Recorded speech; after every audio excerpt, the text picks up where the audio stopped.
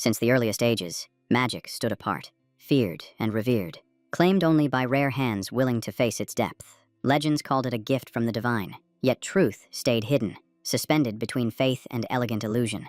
Magicians were nearly unseen among the people, until history shifted inside the Burial Empire. A mage crowned king for the first time. Many thought magic would fade, but fate moved another way. Deep underground, a dungeon breathed quietly, torches trembling against stones soaked in shadow. Crouched low, the guard mocked magic, saying only frail, low beings relied on such power. Before him lay a youth bound by unbreakable shackles, escape stripped from every possibility. His wrists were tied, skin torn and weary, white hair spilled across stone. His name was Yang. Irritation edged Yang's voice as he told Crone nothing had changed, answering the stare with a bitter smile. Confused and hostile, Crone demanded meaning, sensing deceit behind every word. Yang recalled childhood beliefs, magicians born low, thinking Crone once only warned him. Back then, he was told to hide his gift, or face exile and disgrace within the estate. Now Yang saw jealousy instead, and when spoken aloud, the overseer froze in shock.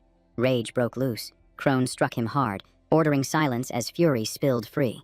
Yang fell to the floor, drained. As Crone claimed, power decided everything. A boot pressed down on Yang's head. Crone vowed to erase him completely. With cruel eyes, Crone said death was desired, steel drawn with cold resolve. Claiming mercy as kin, Crone promised it quick. Yang stared wide at the blade. Wind rushed through halls. Flames shuddered as hurried steps cut the dark. A servant arrived breathless, announcing urgent orders from Duke Hillen. Teeth clenched, Crone turned away. Furious his end for Yang was delayed.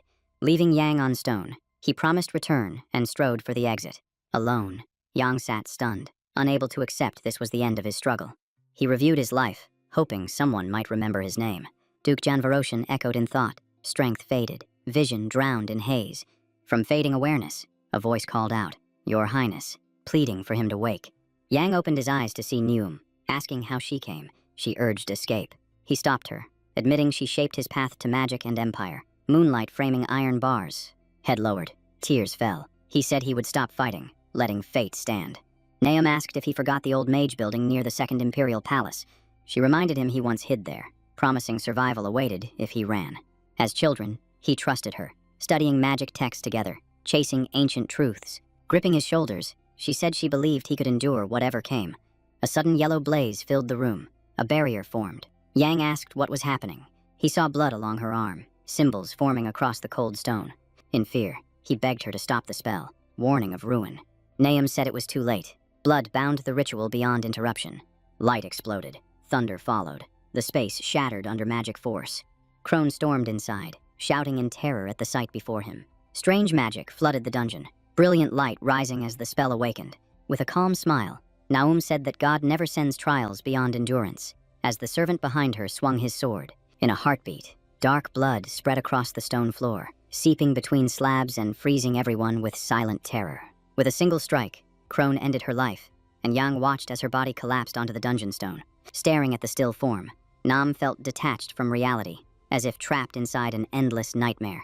Raising the stained blade, the servant warned the young man to pray he would never see daylight again. Blood stained the floor once more, this time meant for him, though the hero did not know it was only the start. Yan's thoughts echoed with her final words about God, hardship, and belief, now sounding disturbingly prophetic. Memories shattered through his mind, recalling how he once rose as an emperor ruling a vast empire. He remembered time with Naum in a hidden magic mansion, before ending in this dungeon without knowing his crime. His final image was her smile, erased in seconds, leaving only a painful afterimage behind. Wrapped in magic, he drifted in weightless silence, sensing his body fade as his soul reshaped itself. Facing his reflection, he saw a younger version of himself from long ago, stunned by the impossible sight. Sunlight filtered through pine branches, washing the forest in warmth and an unnatural sense of calm. Within the woods stood a grand mansion, its wide grounds lined with gardens, fountains, and blooming paths. The Count's harsh voice thundered through the corridor, striking stone walls with sharp authority. Staring at John, he shouted that the boy could barely walk and ordered him up without hesitation. Nearby, the Countess and the boy mocked him, saying he was kept only out of pity for his mother. The lady asked if the Count called him his son, but he cut her off, warning her not to speak before Sir. Struggling to rise, Jan felt dizzy and confused, asking the Duke where he was, only to be ordered up again. Standing at last, he scanned the unfamiliar room. asking who they were and why their stares felt so cold.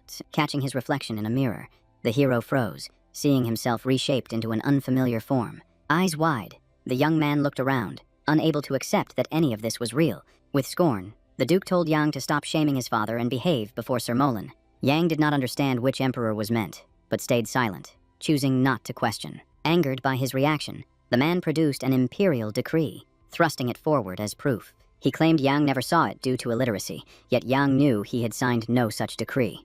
Stunned, he stood alone in the corridor, wondering who replaced him and whose body he occupied. His eyes widened at the date, confusion crushing him as his understanding of life collapsed. Reading the decree marked 1100. He realized this moment occurred 98 years before his birth. Suddenly, the document was torn from his hands, leaving Yang frozen as events rushed forward. It was Chell, snapping that his brother wasted time studying papers he could not read. Walking away, the Count said he must summon the central administrator for the ceremony. Behind them, maids whispered that this was unprecedented, wondering what Yang would do now. Glancing at his watch, he grasped that it was the year 1100, and the emperor was unknown to him. In the mirror, he saw a stranger's face, disbelief striking as reality twisted against him. He imagined the girl holding the watch, time reversing violently as his mind searched for meaning. Remembering Neum's spell, he understood her magic had rewound time, casting him into the past. Outside, summer ruled, sunlight flooding the mansion and framing a carefully kept green garden. Before him sat a plate of meat and vegetables, steam rising with a rich and tempting scent. Yang cut a piece, tasted it slowly, and felt how distant it was from the food of prison. The Countess and Chell stared at him in shock, eyes wide, as if reality had suddenly shifted before them. Wiping his mouth, the young man felt lost. Prison hunger had trained him to eat slowly and sparingly. Smiling calmly, Malin raised his wine and remarked that such behavior showed proper table manners. Noticing the goodwill, the Count asked Molan to speak with the Emperor, and the knight promised he would. With curiosity, Malin noted philosophy was in fashion and asked Yang for his thoughts on the subject. As if recalling something, he turned to Chell and asked which philosopher he preferred, leaving him flustered. Chell strained to recall a single name, but his thoughts tangled and came up empty. Watching closely, Yang realized Molan was testing the family's education.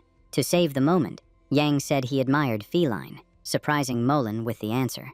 Yang added that the sage's humanist views shaped a ruler's path, clearly pleasing Molan. The Countess ate in silence as the Count joked that the praise sounded almost too easy. Growing serious, Malin said such intelligence would draw attention from emperors and barbarians alike. Hearing this, Yang assumed they meant the night barbarians, feared neighbors beyond the borders. Only one land was called Brack, where clan warriors stood against the empire's edge. Lost in thought, Yang asked if the family had truly signed peace with that warlike clan. His father's hand on his arm pulled him back, cutting through his heavy thoughts. Smiling, the Count said Yang would become a symbol of peace, though Yang recalled his grim future. Hiding his doubt, Yang smiled and agreed, even as his heart resisted. Outside, the mansion stayed serene, while inside tension cracked the family calm. Chell shouted at Yang, claiming blood alone made nobles and accusing him of humiliation. Yang answered evenly, saying exile would have claimed Chell if blood truly mattered. Furious, Chell seized a vase, shouting in outrage as he swung wildly. The vase slipped free, smashing across the tiled floor as shards scattered. Yang watched in silence while Chell screamed insults about his mother and demanded obedience. Rage swelled in Yang, resentment burning for the disgrace his mother endured. His eyes lit strangely, and for the first time he desired revenge. Calling Chell arrogant, Yang released magic, yellow light flooding the room like sudden fire. Blinded and shaken, Chell shielded his face, stunned by the sorcery. He collapsed, staring wide, witnessing magic and Yang's power with disbelief. His mind rejected it, insisting this had to be madness or a dream. Yang coldly warned Chell to mind his words about their mother. He added that such a tongue could be silenced, threat heavy in his gaze. Terrified, Chell cowered, begging Yang to stop and stay back. A sound at the door made Yang turn sharply, sensing intrusion. Molan entered calmly and suggested tea, ignoring the chaos. When the door opened, Yang's magic still filled the room, thick with tension and light. Molan froze, stunned by a sight he had never witnessed. Soon the Count and Countess arrived, but Molan stood speechless, shaken. Bursting in, the Count demanded answers, his voice heavy with authority. Chell trembled on the floor, struggling to rise, fear stealing his words. Stepping closer, Yang patted his brother's shoulder and smiled, saying he only meant to warn him to be careful with the vase. He then turned calmly and told Chell to stand up, while Chell kept staring in shock and disbelief. Extending his hand, Yang offered help, as the others watched in tense silence from the doorway. Losing patience, the Count ordered Hannah to take John to his room, saying he could endure no more. The dark-haired maid rushed forward at once, silently accepting the command, too afraid to protest. As she guided him away, she scolded him for acting clumsy and strange, lacking noble dignity. Hearing this, Moline stiffened, sensing danger and realizing the situation could turn ugly. They moved slowly through the second building's corridors, smaller and plainer than the main estate. The room inside was modest, only a bed and wardrobe, wooden walls bare of decoration. Opening the door, Yang saw at once how plain it was. Nothing here resembled noble living. As he stepped inside, the girl suddenly spoke, and he turned back, puzzled by her tone. She said she carried a letter from his mother, explaining he cried daily and begged to send word. Feeling pity for the boy whose body he wore, Yang understood he lived trapped like a prisoner. Calmly, Yang told Hannah he would not cry again, and said she need not worry anymore. Suddenly, she asked about his food, leaving Yang confused by the sudden change. Bowing deeply, she explained her 5 siblings survived on what Yang gave, asking for mercy. Unsure of his duty, Yang stayed silent, weighing choices and their consequences. After thinking, he agreed to share his food, but only under one condition, shocking the maid. Smiling, he asked Hannah to help him when he needed it, and she agreed without hesitation, saying she would return that evening. She thanked him sincerely and left Yang alone. Once the door closed, Yang grabbed his head, cursing quietly at the mess he faced. Knowing magic returns one to their origin, he questioned why he woke so far away. Thinking deeper, Yang realized he stood in a time before his birth and needed answers fast. He knew only the Imperial Palace Ministry of Magic could reveal the truth. He struggled to imagine entering such a guarded place, yet knew failure meant losing everything. Suddenly, a warm glow filled the room, like a setting sun touching the walls. Raising his palm, a small flame formed, heat spreading through the quiet space. Closing his fist, Yang sensed this body could wield magic and endure its force. He realized this body carried immense potential, destined to become a powerful mage. Remembering his past as emperor, he noticed they shared the same name, unsettling him deeply. Confused, Yang struggled to accept such coincidences could truly exist. Hannah's voice came from outside, offering food, and Yang told her to leave it there. Afterward, he opened the door, saw the tray, and sighed at how much had changed. Bread and milk sat on the plate, and Yang saw part of his meal had been taken. Even so, he wondered if such a small dinner could truly sustain him. He recalled lunch with Mayor Mullen, remembering abundance he now deeply missed. Even then, he noticed no ghoulie fruit was served and realized its absence. That fruit sustained burial for centuries, saving countless families from famine. Once seen as a weed with poisonous seeds, safe use later cut deaths by 85%. Holding the tray, Yang realized this discovery lay 50 years ahead, unknown to all. He thought that teaching proper use of gulu might have spared the empire from famine. He entered the Count's office, where news came that advisors from the capital would arrive the day after tomorrow. Yang answered seriously, promising to act properly and not shame the Brock family before such figures. His father then said a package had arrived from his mother, stunning Yang into wide-eyed silence. From the desk drawer, the Count produced a small white cloth bag, a gift meant for his adopted son. He explained it held a few coins and a letter, then advised Yang to ask his teacher to read it aloud. As Yang examined the bag, the Count added that good behavior would earn a meeting with his mother. Yang agreed politely when a servant entered quietly, calling the Duke with urgent news. The Count gave no reply, keeping his face cold and steady while hiding clear excitement. He rose abruptly and left the office, leaving Yang alone with paper rustle and candle scent. The door slammed, and later voices behind the wall stirred Yang's curiosity and unease. They mentioned a cold boy, making Yang stare at the door, confused by the meaning. His focus shifted to a tall stack of papers on the table, drawing him closer. He chose several sheets and began to examine them, hoping for clues. Interest grew as he read easily, despite being seen by others as illiterate. Comparing records, he saw numbers that clashed badly, hiding something deliberate. Yang realized it was double accounting, proof his father skimmed taxes meant for the treasury. The act felt too bold, and he suspected this was why Sir Moline came from the capital. A door creaked open, and Yang's heart raced at the fear of discovery. Eyes wide, he panicked, focused quickly, and prepared to use magic. He cut the lights at once, plunging the office into darkness to avoid exposure. The Count entered, asking in surprise why the lights failed, scanning the room. A servant followed, saying the lamps were recently changed and likely faulty again. When candles were suggested, Yang suddenly cried out, drawing startled attention. The butler apologized, claiming he tripped, and the Count ordered the papers gathered neatly. The man then noticed John, shocked he was still present in the office. The Count moved fast, pulled the curtains wide, and sunlight flooded the room. In full light, he stared at Yang for answers, but Yang stayed silent. Yang stepped back and stood humbly while his father fixed him with a cold gaze. In Yang's hands remained the coin bag from his mother, held like a shield. The Count noticed the papers had shifted, and suspicion flared at once. Angrily, he asked what John was doing there, and Yang replied calmly that he was not dismissed. Sitting down, the Count said the unearthly clan demanded a letter signed by John, surprising him. He called the barbarians troublesome and asked John to write to them, with teacher help. He then dismissed his son, and Yang left obediently, avoiding further suspicion. The door creaked shut behind him, the echo lingering in the space. In the hallway, reading the letter, he heard the Count question why expensive paper was used. Jan read that his mother was well under Durga's care and asked gently about him. Walking on, he studied every line closely, searching for meaning beneath the words. The letter said she welcomed his new family and asked a favor if he reached the distant desert.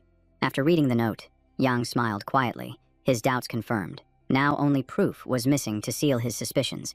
By evening, when moonlight hushed the sky, envoys from the capital arrived, and the Brock estate hosted them with solemn formality. Bowing deeply, Dagor thanked the Count for the honor, saying it pleased him to share the same ceremonial table.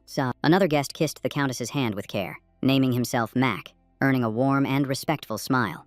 In the garden, a small pond gleamed with lilies, stars mirrored on its surface like spilled starlight. At dinner, Sir Mullen praised Jan's attire, and the youth replied he long awaited this meeting and wished to hear of the capital. Smiling lightly, Mac asked what stirred such curiosity, interest flashing clearly in his eyes. Yang asked what people truly ate at court, wanting to understand how nobles and royalty lived. Calmly, Dagor said the capital held nothing special. The rich ate well, the poor endured. He added nobles lacked variety, prompting Yang to ask what kind of food he meant. Yang proposed an idea, asking what would happen if a useless food could feed the poor. The table fell silent, guests frozen, stunned by the unexpected thought. Smiling, Mac suggested sharing the idea with the prince himself, confident it would please him. Startled, Yang asked who he meant, never hearing of a prince interested in food. Dagor explained the empire had His Highness Gale, known for valuing gifted minds. Yang recalled Gale Varoshan, the one who led the magician's rebellion and fell in defeat. He realized these envoys served that man, here seeking advantage for themselves. They smiled and promised friendship with the prince, while Yang chose caution and calculation. Setting down his glass, Milton remarked time passed quickly and suggested resuming later. He politely asked if his request offended, and the Count agreed to hear him. Milton asked for a private walk, and the Count asked if he meant January. Agreeing, the Count offered Chell to join, though Chell feared staying with his brother. Dabbing sweat from his brow, Chell stepped into the garden, masking tension and fatigue. Mac replied they had nearly arrived, noting Chell's exhausted state. Sensing Milton's gaze, he suggested Chell rest, seeing his condition worsen.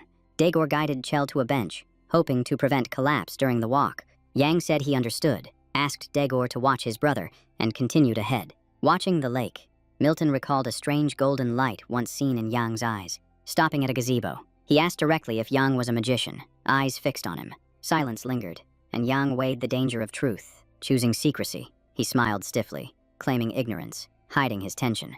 Milton spoke warmly, saying Prince Gale welcomed magicians, as magic could reshape nations. Yang asked if that was the only reason for such interest, doubt coloring his tones. Confused, Milton asked his meaning, and Yang hinted his power was not the sole motive. Studying his reflection in water, Yang shifted topics, saying the guest had other questions. Milton stayed silent, hesitation clear, as if fearing to speak. When Yang mentioned investigating stolen taxes, Milton grew visibly tense, calming him. Yang admitted he also needed something, proposing a serious mutual deal. Shocked, Milton asked if Jan truly meant Brack's double accounts, papers that could ruin a family. Smiling, Yang asked what Milton would offer, since such crimes could reach him as well. He was reminded that adoption was unfinished. Delaying it spared him duty and forced military service.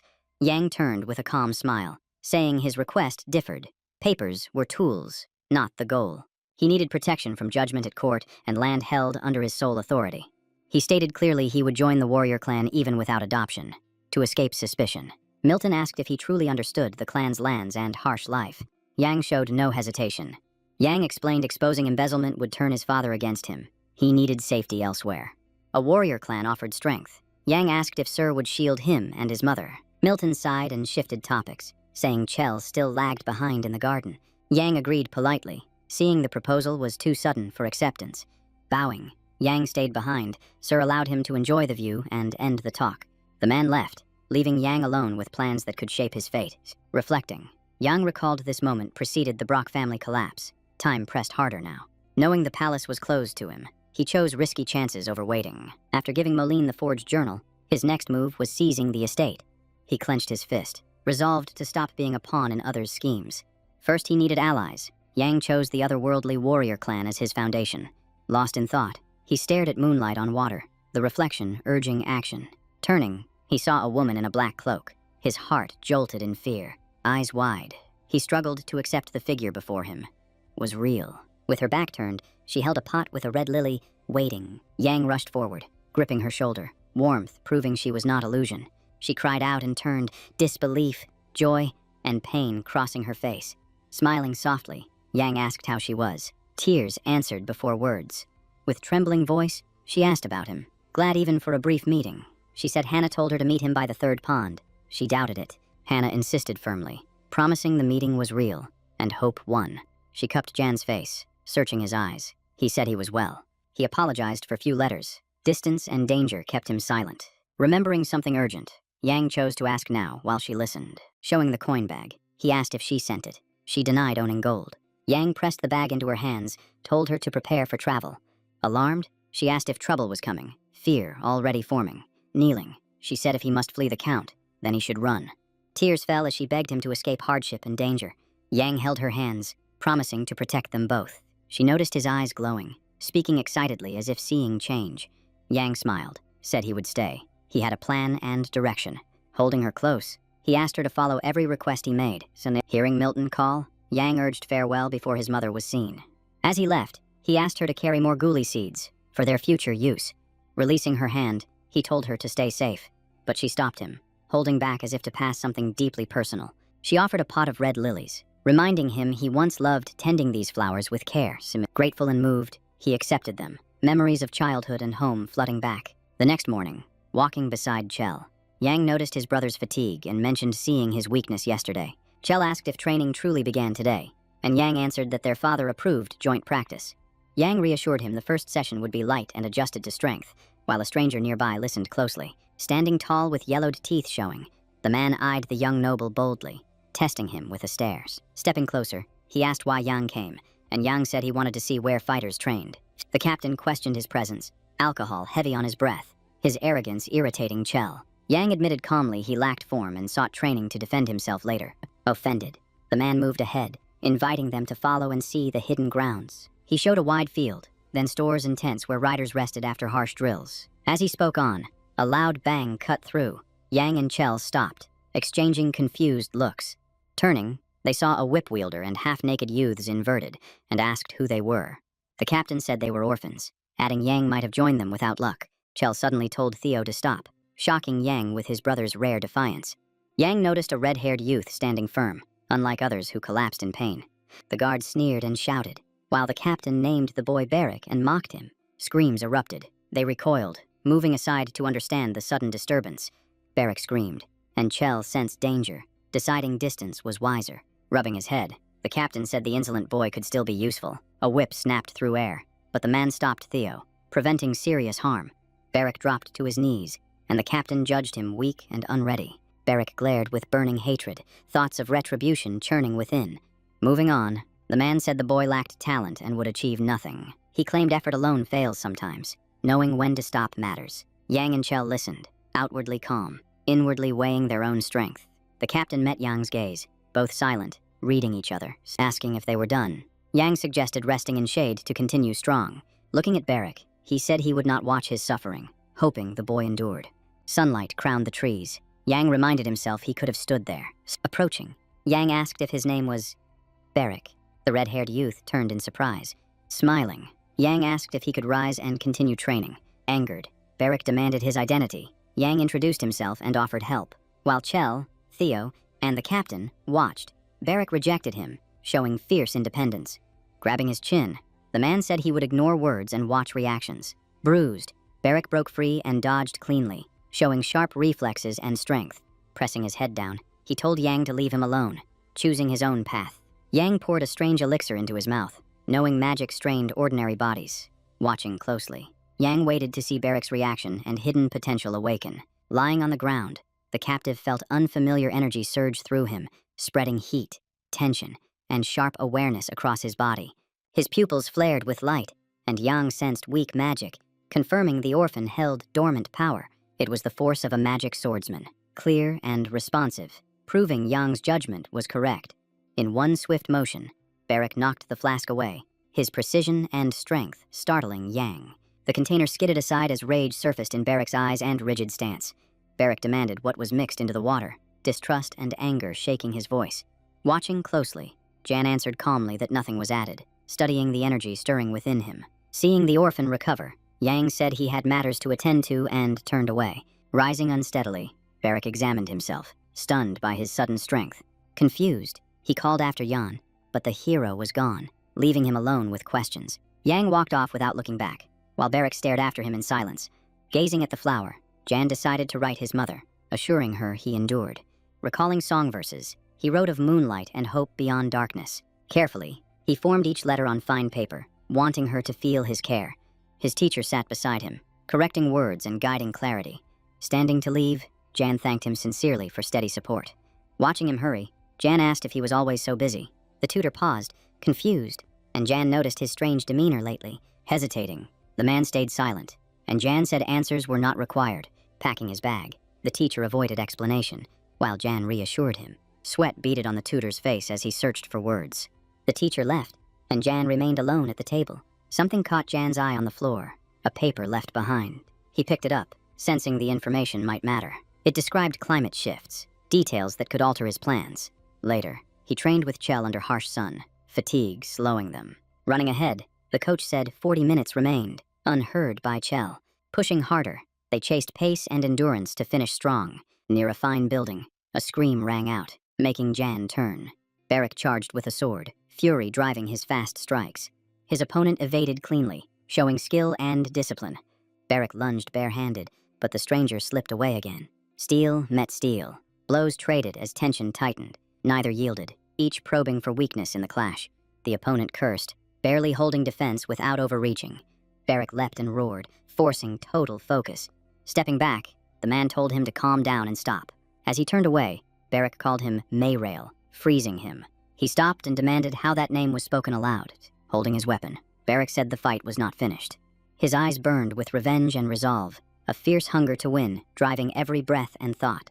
Confused, Merrill asked if the boy sought death, testing his resolve and readiness for consequences. Stepping in, he drove a brutal kick into Barrick's stomach, dropping him before he could react.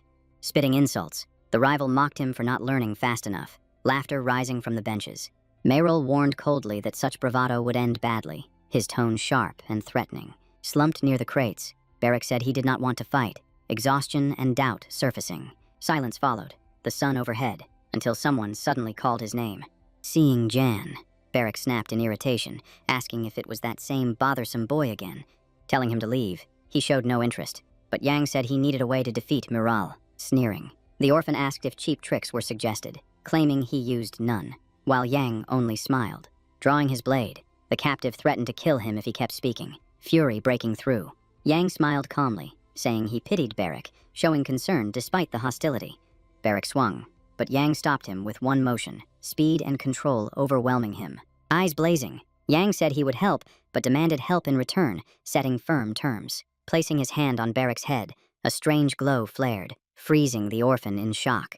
Power surged through Barrick's body, energy filling him as a slow smile formed. Magical light spread outward, brief flashes sparking like distant lightning. Releasing him, Yang stepped back, watching closely for Barrick's response.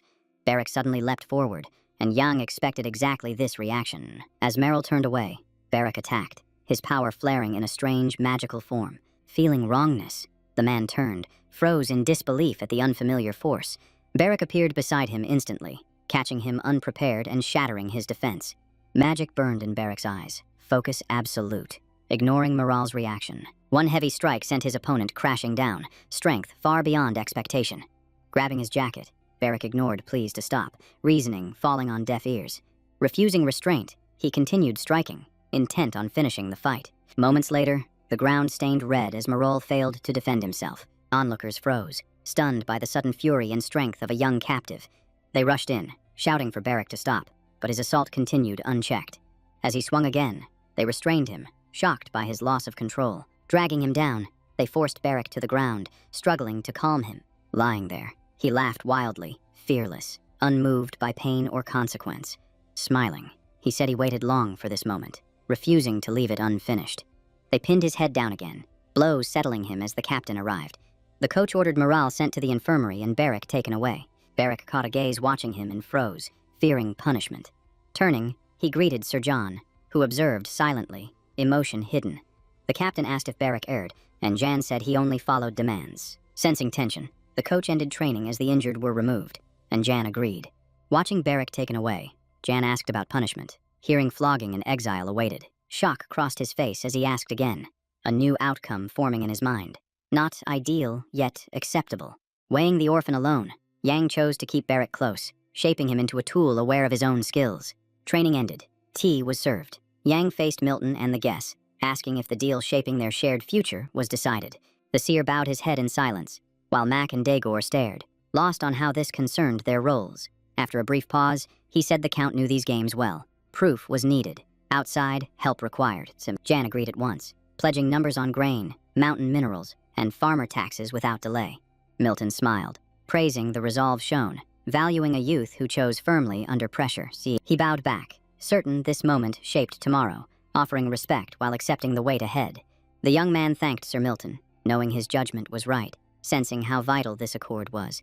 Spotting the matching brooch and paper mark, he sensed a hidden pact binding them quietly. Sipping tea, Yang stored every detail, planning moves while accounting for unseen schemes. When it ended, he walked alone, measuring his future, his chances, his need for strength. Without warning, hands seized his jacket hard, leaving no time to react. The stranger dragged him around the corner, strength crushing any thought of escape. A servant heard noise in the garden, dismissed it as background sound, blind to the danger. When asked, the other servant laughed it off, refusing to take the sound seriously. They blamed wild dogs, while behind the wall Barrett pinned Jan with fierce resolve. Calm and steady, the hero remarked on the strange greeting, asking how the orphan came here. The boy stared without blinking, silent and tense, eyes burning with unstable intent. Barrick finally spoke, saying he argued all night, yet the senior butler allowed him free access.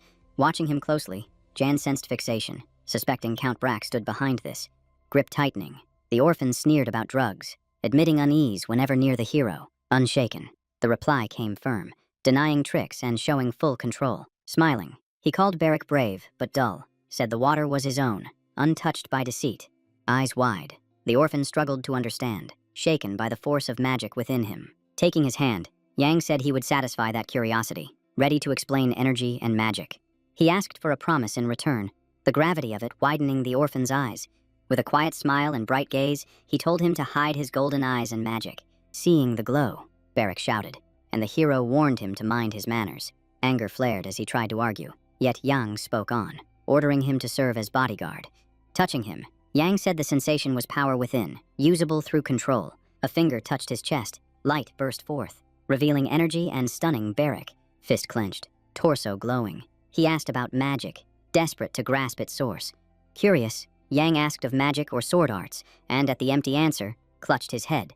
He promised full answers, urging focus, as the boy leaned in, ready to learn. Yang explained that some souls find resonance, and that force is known as magic. He added that Barrick held potential, yet his skills blocked energy, limiting growth. Yang urged him to use those skills, and the orphan asked if they truly sealed his power. He said their path must link body and soul energy to unlock true strength. Barrick rushed forward, eager for guidance, but Yang pushed him back, demanding attention. The orphan pressed on, asking what was required, while the hero warned him to be certain, because protection would be constant and everywhere. The boy saw no issue, saying he had no home or kin, and the hero calmly added that death was possible, which the boy accepted. Smiling, they sealed the pact with a handshake, confirming shared duty and intent, ready to move forward together. Feeling the grip, Yang sensed Barrick's stubborn and careless nature, the very trait that forged strength and survival in combat. Recalling their first meeting, the hero knew he fit the swordsman path, as true strength shapes rare character and skill. Remembering how the orphan fought, he knew such fighters reject defeat and deny enemies any opening through sheer will. Barrick's burning stare revealed fearlessness toward death, the kind that stands firm even when hope thins. Standing still with joined hands, Yang knew a warrior unafraid of death holds unmatched danger and resolve. Slowly, power returned to the orphan's body. a strange glow spreading as energy and potential surged again. Watching the flow settle, Yang realized Barrick could now express the strength expected of a swordsman. Gripping tighter, the hero offered friendship, promising shared trials, shared defense, and mutual survival. At lunch, Yang heard the Count scolding from the doorway, the tone sharp, yet he walked in unshaken, letting the lecture fade. He sighed inwardly, focusing on plans ahead and the weight of coming tasks. As the Count talked and drank, drowsiness crept in, until the ring caught Yang's eye, sparking surprise. He had never noticed Durgi's taste for gems, yet the ring never left his hand, stirring suspicion. He briefly thought it a wedding ring, then dismissed it, as the stone was plain and lacked brilliance. Studying it closer, he sensed the ring served no beauty, but carried another purpose entirely. A strange sound echoed, familiar from the Count's office, when the same ring had been present. Unease grew as he wondered what Durgi concealed, and what secrets clung to that ornament. Catching his stare, the Count snapped for him to eat, while the Countess and Chell stayed silent. The Count asked about the new friend, while the young man repeated Barrick's name, unsure why it mattered. He explained seeing Barrick train with his brother, believing their paths would never cross again. Curious, the Countess asked what followed, and Jan said the orphan attacked another person. Offended by the idea, she questioned such friendship, and the hero replied that it was his choice. Smiling, he accepted his new mother's advice on study, agreeing and recognizing its value. The Count spoke coldly, saying failure to read and write in 3 months would cost Barrick his life. Elsewhere by the fountain, Milton and the tutor spoke quietly, sorting details and future moves. The sister asked if the task was manageable, and the man bowed, pledging timely success. Feeling watched, he turned sharply and caught unfamiliar eyes fixed on him. Holding the paper, Yang asked for the teacher, learning he had spoken with the sir, raising doubts. The man excused himself, claiming brief words, though Yang noted the long absence. Taking his hand and passing the paper, Yang spoke of fading imperial control and his father's stalled conflict. Smiling, he asked how Durgi would react to a capital official meeting his son's tutor in secret. Lowering his head, the tutor called it idle talk, asking if ignorance was truly so hard. Tension lingered as Yang said he could overlook it, but only under one condition.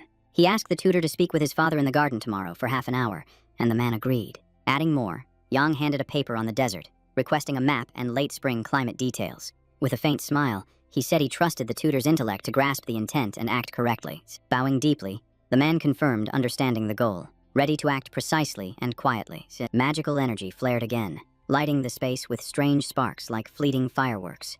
Yang spread his fingers, gauging the ring's width, memorizing size, weight, and every fine detail. The glow reflected the ring's shape as he judged the stone, then noticed flaws in proportion. Facing blank pages, he struggled to capture the ring with perfect scale and precision. Choosing action, he moved the pen fast, sketching curves and edges to mirror the original. Hannah entered suddenly and called his name, breaking his focus for a brief moment. By then, Jan had finished, and she saw the drawn ring and notes beside it. Studying the page, she said it matched the Count's ring, impressed by the likeness. He agreed, explaining his father never removed it despite disliking diamonds, which raised concern. He praised the maid's sharp eye, noting her skill in spotting what others missed. Still, the choice of diamond puzzled him, questioning why such a stone became a key. Thinking deeper, Yang realized diamonds resist electricity, revealing a crucial function. He recalled the desk's hidden drawer using electric protection, making the ring a bypass tool. Smiling, he thanked Hannah for the insight and asked for a replica ring with a rubber layer. The next day, the tutor entered the Count's office, ready to distract him as planned. Smiling politely, he said the talk would take time and thanked Durgi for agreeing. He led the Count out, and the man followed without suspicion or protest.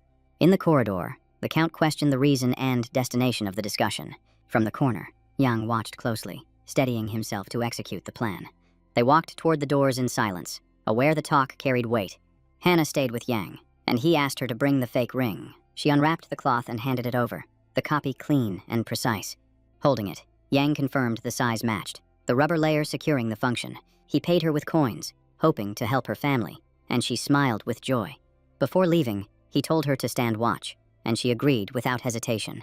Turning back, Yang asked if Barrick was ready, testing his resolve and focus. The boy hesitated, asking why he had to do this, concern clear in his voice. Yang held his hand, explaining the guard must block all entry to the office. Eyes burning, Barrick said he would succeed, ready to face the duty. Yang warned him failure would ruin everything, stressing the weight of his role. Inside the office, Yang approached the desk and noticed a strange bowl on top. Feeling along the mechanism, he found the slot and inserted the fake ring.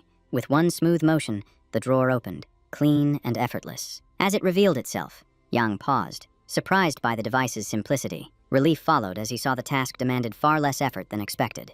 Inside lay letters from otherworldly warrior clans, written in an unfamiliar tongue, and taking fresh paper, he copied them carefully, planning to study them later. He briefly considered that adding a date and seal would grant authority.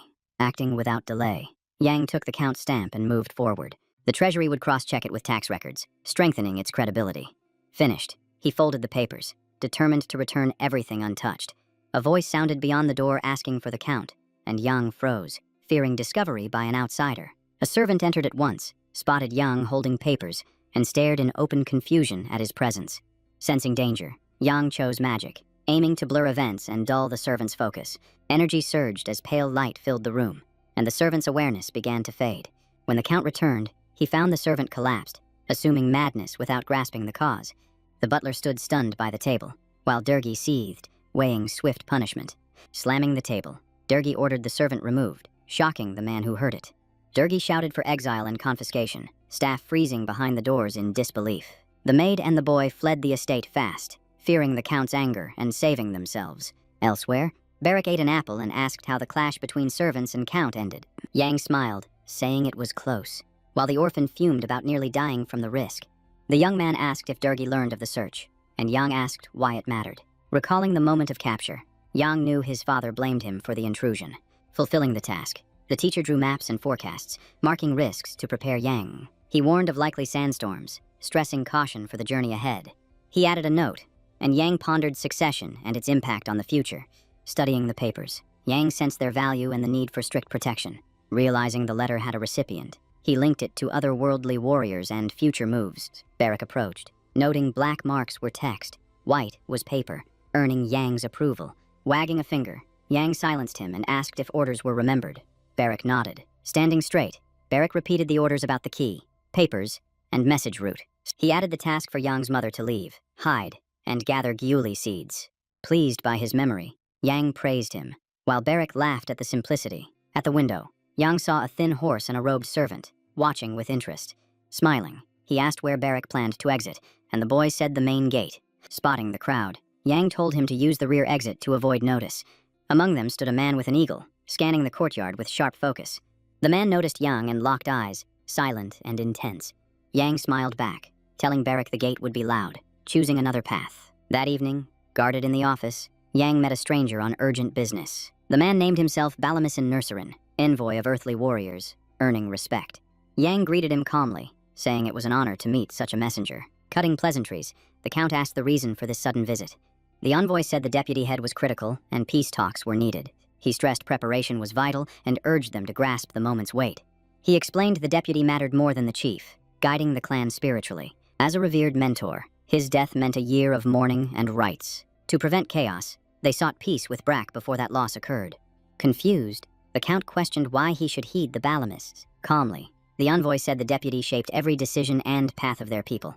From ancient days, he guided the clan's path, earning deep reverence, his gaze alone granting authority and approval. Without delay, he demanded Yang face him directly, meet his eyes, and prove the weight of his intent. Enraged, the Count shouted about insults to his bloodline, citing promised imperial documents, while Balaam replied he never received them.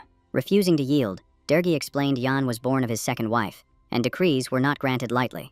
The guest questioned this with doubt, asking if such papers truly proved lineage, his tone edged with disdain. Fixing his stare on Yang, he said only the deputy's righteous gaze could confirm blood and truth. As the Count fumed and Jan stayed calm, Balami grasped the scheme, yet questioned the register entry and its aim. At the same time, the hero considered peace failing if the deputy died now. Weighing a new registry, watching his father, the young man tried to read Durgi's thoughts and foresee his next move. Smiling, Durgi embraced him, saying the situation was clear, signaling readiness to proceed. Pressing his shoulder, the Count warned of coming changes and suggested delaying talks until morning. Turning to his son, he smiled and said the butler would escort him, restoring order. Calm and formal, Balami thanked the Duke for hospitality, showing respect and future intent. As he turned to leave, the guest added that he expected a just ruling from Durgi for the Emperor. Entering the carriage, the Count bristled at the sudden visit, irritated by the urgency. Deciding the youth was kin to the clan chief, he ordered documents prepared and told Yan to arrange a fitting welcome. Bowing low, the hero agreed to fulfill every task, accepting his father's command. The gates opened wide. The carriage surged ahead, wheels echoing against stones. Bathed in moonlight, the young man noted how fast his father moved, sensing firm resolve. Night silence settled, and the hero exhaled. Relieved, the Count was gone, leaving him alone with the envoy. He set the table, smiled, and offered food, noting the road's toll and the need for rest. Servants stared at the spread, as Yang asked a favor and the envoy listened closely. Steady-voiced, the hero requested an escort to the clan deputy, stressing security. The guest replied that only Yang was promised. Others were excess weight. Smiling, yet puzzled, Yang asked what burden he meant, seeking clarity. Barrack stepped out behind him with a pack, saying he was ready to help and obey. At the shout, the envoy burst into laughter, startling everyone nearby. Meeting his gaze, Yang asked why that remark caused such laughter, noting his odd reaction. Growing serious, Bellamy said the hero spoke nonsense and carried too much confidence. He added that Yang was no different from their warriors, a claim that confused the room. Studying him, he asked if Yang truly meant dragging two people unable to endure desert thirst. Calmly, Yang replied that his partner lacked wit but had strength, and aid was always needed. After tense thought, Bellamy lowered his hands and agreed to consider, under one condition. With a sly smile, he said Barrack must defeat his men to prove worth. When darkness fell, they moved to a clearing, moonlit ground set for a deciding duel. Steeling herself, Sue said youth had its cost, then granted a 5-minute head start. Eyeing her with disdain, Barrack asked John if he truly had to fight a girl instead. As she warmed up with ease, the boy muttered, noting no crowd came to watch. Meanwhile, the hero warned Barrack that carelessness would bring regret. He knew no one came because the strength gap was vast, and all expected Sue to win. The warrior suddenly spotted a glowing window in the mansion and shouted in anger, losing focus before the fight began. Yan answered calmly that the glow marked Nurserin, god of death, an omen that struck the orphan silent. The boy flared up, yelling that no one could belittle him, while the hero worked to steady his rage. Time for preparation drained away, and the hero said victory required only defeating the opponent. Wanting to help, he invoked magic, his palm glowing softly as power gathered again. The light mirrored in his eyes, pressing confidence and victory deep into his ally's thoughts. Grasping his hand, Yang told the orphan to listen closely, promising the path to triumph. Confused and tense, Barrack held on, trusting his master who claimed to know the way. Clouds slid over the moon as Sue loudly asked if her opponent stood ready to fight. She raised the timer, set for 5 minutes as promised, and prepared to begin. Smiling, she said knocking her out within that time meant victory. Otherwise, shame awaited him. Pulling her hair back, she declared that 5 minutes was enough for a flawless win. She showed a rubber band, mocking that even defeat would not make her cry. Snarling, the orphan promised pain and regret for agreeing to face him. He burst forward like lightning, dust exploding as distance vanished fast. With long strides, Barrack closed in while his opponent stood calm and still. At striking range, he hurled his fist, intent on crushing her confidence instantly. Rising on her toes, Sue said he would cry instead, slipping aside in one smooth motion. Shock hit as his punch cut air, despite every calculation being right. Using speed and small frame, she dodged cleanly and spun past him. Turning fast, the orphan saw his plan fail, disbelief cutting through his confidence. She darted in to counter, faster than he expected. Enraged, he swung wildly, yet every strike met empty space. Realization struck that her speed matched the impossible, leaving him shaken. She flashed from side to side, teasing him with fleeting presence. Dropping low, she planted her palms, muscles tightening, breath held. Balanced on her hands, she flipped and struck his face, sending him reeling back. Teeth clenched, he cried out, barely slipping away from another jaw-crushing blow. Shaken, he stepped back, fighting for breath and balance. Blood spilled from his nose, wiped away fast as he forced himself onward. Sue mocked him, asking how such clumsy moves could ever win. She wondered how he would last 5 more minutes when he already faltered. Barrack smiled back, saying he would not suffer and still had time to win. In the silent clearing, the fierce clash continued, Yang watching without moving. Without emotion, he saw his partner falling behind, strength draining as expected. Sue pressed the attack, while the orphan crouched and retreated under pressure. The exchange went on, the girl dominating as the boy struggled to stay upright.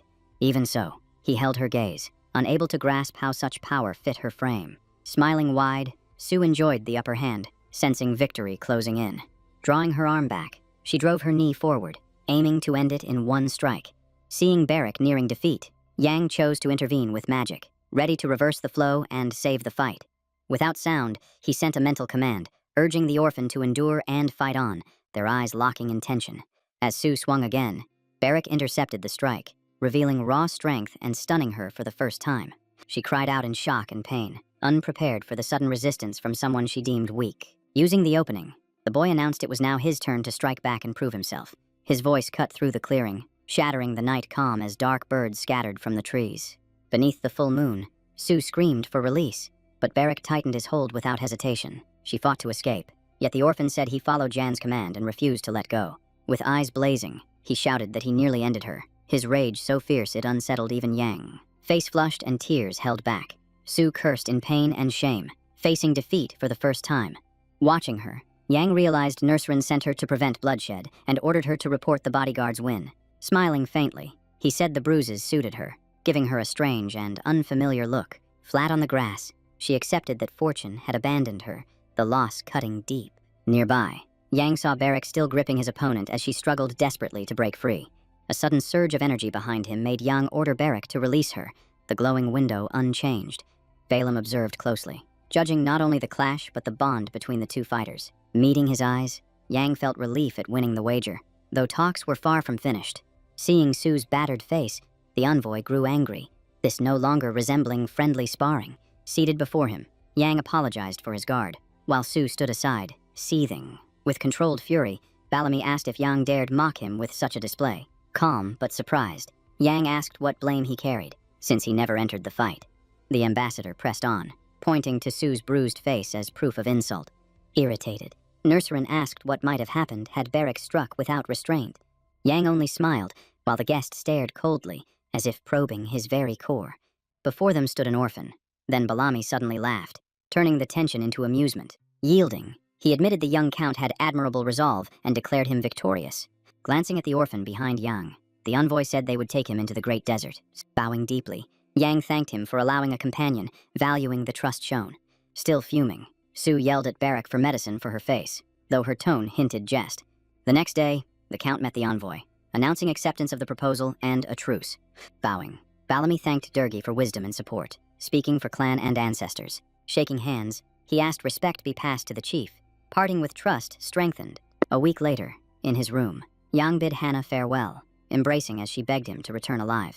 She wept against him, promising Alan would cook for his return, her words weighing on him. His expression hardened as he asked her to listen closely, warning what followed would change her fate. Leaning in, he whispered that she must quit the estate while he was gone, leaving her stunned. Shaken, she asked why, and he said only that it would save her later. Holding her shoulders, he thanked her sincerely, while Hannah tried and failed to protest. Knowing he had cut ties with the estate, Yang chose to depart without delay. Under the bright sun, he walked toward the gate with resolve, ignoring all attempts to stop him. Eagles circled the clear sky, wide wings cutting the air as if escorting the caravan and signaling a turning point.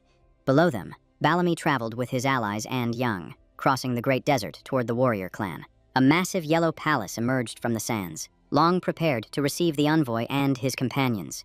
Seated upon his throne, Chief Kokanir greeted the visitors, stating his readiness to hear terms and judge their worth. Raising his hand and bowing, the count spoke for his house, while the hero stood nearby, silent and watchful. Wasting no time, the commander proposed immediate talks and urged sealing a truce to secure alliance. Durgi examined the document with care, knowing a single error could cost honor and trust. Drawing a small vial, he said it held a blood kinship potion meant to prove Yang as his true son. Yang pricked his finger first, then the count followed, their blood merging inside the vial. As the ritual ended, the vial glowed blue, confirming blood ties through ancient sorcery. Bellamy leaned in to whisper to Kakanie, yet the chief revealed nothing, his face unreadable. At last, he said the first advisor Vincent must judge it. Only then could the rite conclude. Remaining composed, the Baron agreed, though he questioned why faith lay more in a shaman than blood.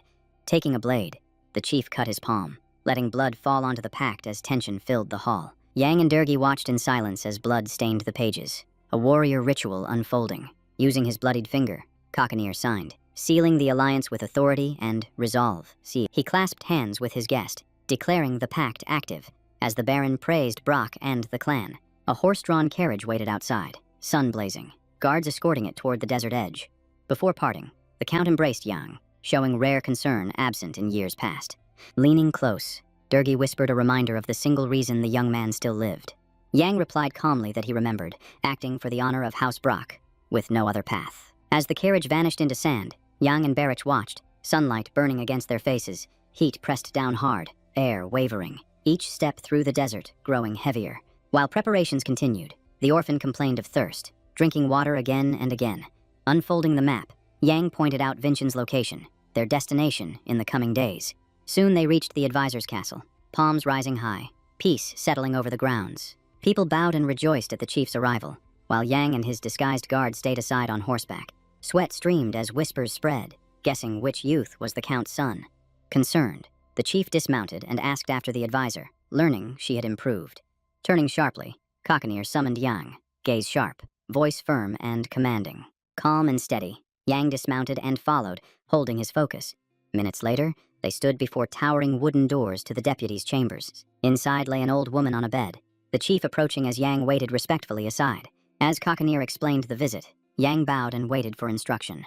Taking her hand, the chief helped Vincent sit, honoring her age and wisdom. Seated, she whispered in her tongue, the chief listening closely and nodding. Turning back, he said she would speak in her language, and he would translate. Fixing her gaze on Yang, the old woman said she must judge his worth and called him closer. With slow, steady steps, Yang approached the bed, sensing fate near.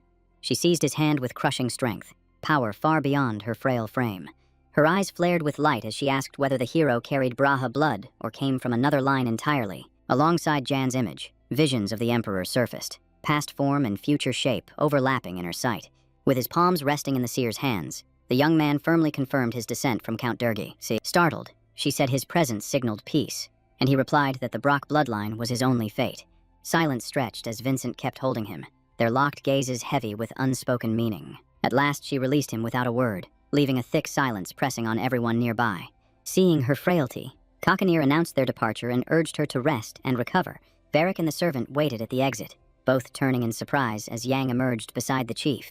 The captain strode ahead with purpose, Yang following, his thoughts drifting far from the present. Unexpectedly, the man ordered that the young man and his guard be housed with the clan, showing trust. Turning back, he declared a welcoming feast that night and demanded their presence without excuse. Without further words, the chief departed, leaving the unsettled hero watching him go. Barrick rushed over at once, shouting with excitement, eager to know what the chief had said. Yang repeated Cockanier's words plainly, and the orphan brightened, relieved by the outcome. That evening, the feast unfolded as promised, food, music, and laughter filling the hall. At the set hour, Yang and Barrick entered with full cheeks, then were called out and turned in surprise. The chief smiled, asking if they had rested, with Sue beside him, fully recovered. The guests thanked Cockanier for his hospitality, and he invited them to sit close in clear favor. He praised the desert map Yang provided and asked permission to keep it permanently. Turning calmly, Yang said they could use it freely, as that was its purpose. Lighting a cigar, the chief said Count Brack raised at least one worthy son, honoring the house. Yang's attention fixed on the roll in his hand, alertness rising as he studied it. After a moment, he recognized Garuda leaf, shocked by its forbidden nature. Watching it burn, he recalled its use as a stimulant with extreme effects on soldiers. Memories surfaced of Durgi scheming to acquire the plant, risking everything for profit. His thoughts sank into the past and his mother's parcel, longing tightening in his chest. He recalled a strange note among the gold, shocked that his illiterate mother had written. The letter asked him to bring those leaves, which felt wrong since she never smoked. He realized it was his father's plan, meant to shift blame onto the woman if caught. Cockanier's voice snapped him back, and Yang raised his head, hiding his stirred emotions. Catching his look, the chief warned sharply not to stare at Garuda, leaves meant only for warriors. He added that interest here was tolerated, but nowhere else would questions be allowed. Smiling, Yang said he understood, noting the leader's sharp awareness. Thinking ahead, he knew stirring smuggling rumors could shatter fragile reconciliation. He then felt a piercing stare from one of Cockanier's servants and grew uneasy. Curious, Yang quietly asked Sue about the man, hoping for insight. She said he was Boomer, cousin to the chief's stepmother, overseeing clan provisions. Yang's unease grew as the man refused to look away, tension rising each moment. A servant approached the chief carefully, calling to him without disrupting the feast. Leaning close, he whispered in Cockanier's ear, and the chief's face hardened with sudden intensity. Rising abruptly, he followed the servant toward the exit in silence, offering no explanation, and no one stopped him. Watching them leave, Yang assumed the chief rushed off because of Vincent's condition, dread tightening in his chest. Sue stepped closer and said it was the healer, since no one knew how long the old woman would last. The young man asked calmly if there was truly no cure, shocking her with such a bold question. Sitting beside him, she said there was one method, uncertain in result, requiring a Silesque flower. She added the plant never withers, and Yang's eyes widened at the words. Remembering the red lily in his room, he realized it matched the flower she described. Stunned, he grasped the chance, knowing that flower could save Vincent. Night faded, dawn rising over the sands, fire-colored skies greeting a tense new day. In the desert center stood the town of otherworldly warriors, wrapped in myth and secrecy. The first advisor lay unconscious since nightfall, healer and chief waiting anxiously nearby. The clan debated finding Silesque, recalling the last failed expedition, leaving Kokanier uncertain. Seeing the guests inside, the leader snapped, asking why Nurserin brought Yang here at all. Yang stood with Balaam at the entrance, silent, tension thickening the air. The advisor declared the young man knew where to find Silesque, stunning the entire room. Elders and leaders stared at Yang, waiting for proof. The silence heavy. Older warriors whispered doubts, dismissing the flower as legend. Kokanier sneered, asking if Yang truly knew its location, anger flashing in his eyes. He slammed the table, shouting that the boy had no right to meddle in clan matters. Furious, he rose and ordered Yang returned to his quarters immediately. Yang refused to retreat, speaking of a flower that never wilts, hoping to sway them. He asked if Silesque was red, and Kokanier froze at the detail, voice shaking. The leader asked if Yang had truly seen such a plant. After a pause, Yang said it might be on his father's estate, but he had conditions. He stated Brock belonged to the Boreal Empire, and the Emperor knew of the peace pact. Firmly, Yang demanded safety and respect, not as a guest, but as an imperial envoy. Smiling coldly, Kokanier stepped closer, eyes hard. Near his face, he asked mockingly if he could pose one question. Grabbing Yang's neck, he asked if the Empire would send troops should he die here. Holding steady, Yang said armies were uncertain, but his death would bring severe consequences. Locking eyes, he said the soul of the Imperial Palace lived on through him. Scoffing, the leader told him not to insult him with such claims. Deciding to settle it, Kokanier dragged Yang toward Vincent's chamber, beads swaying at the doorway. Seeing this, the old woman rose weakly, the healer supporting her shaking frame.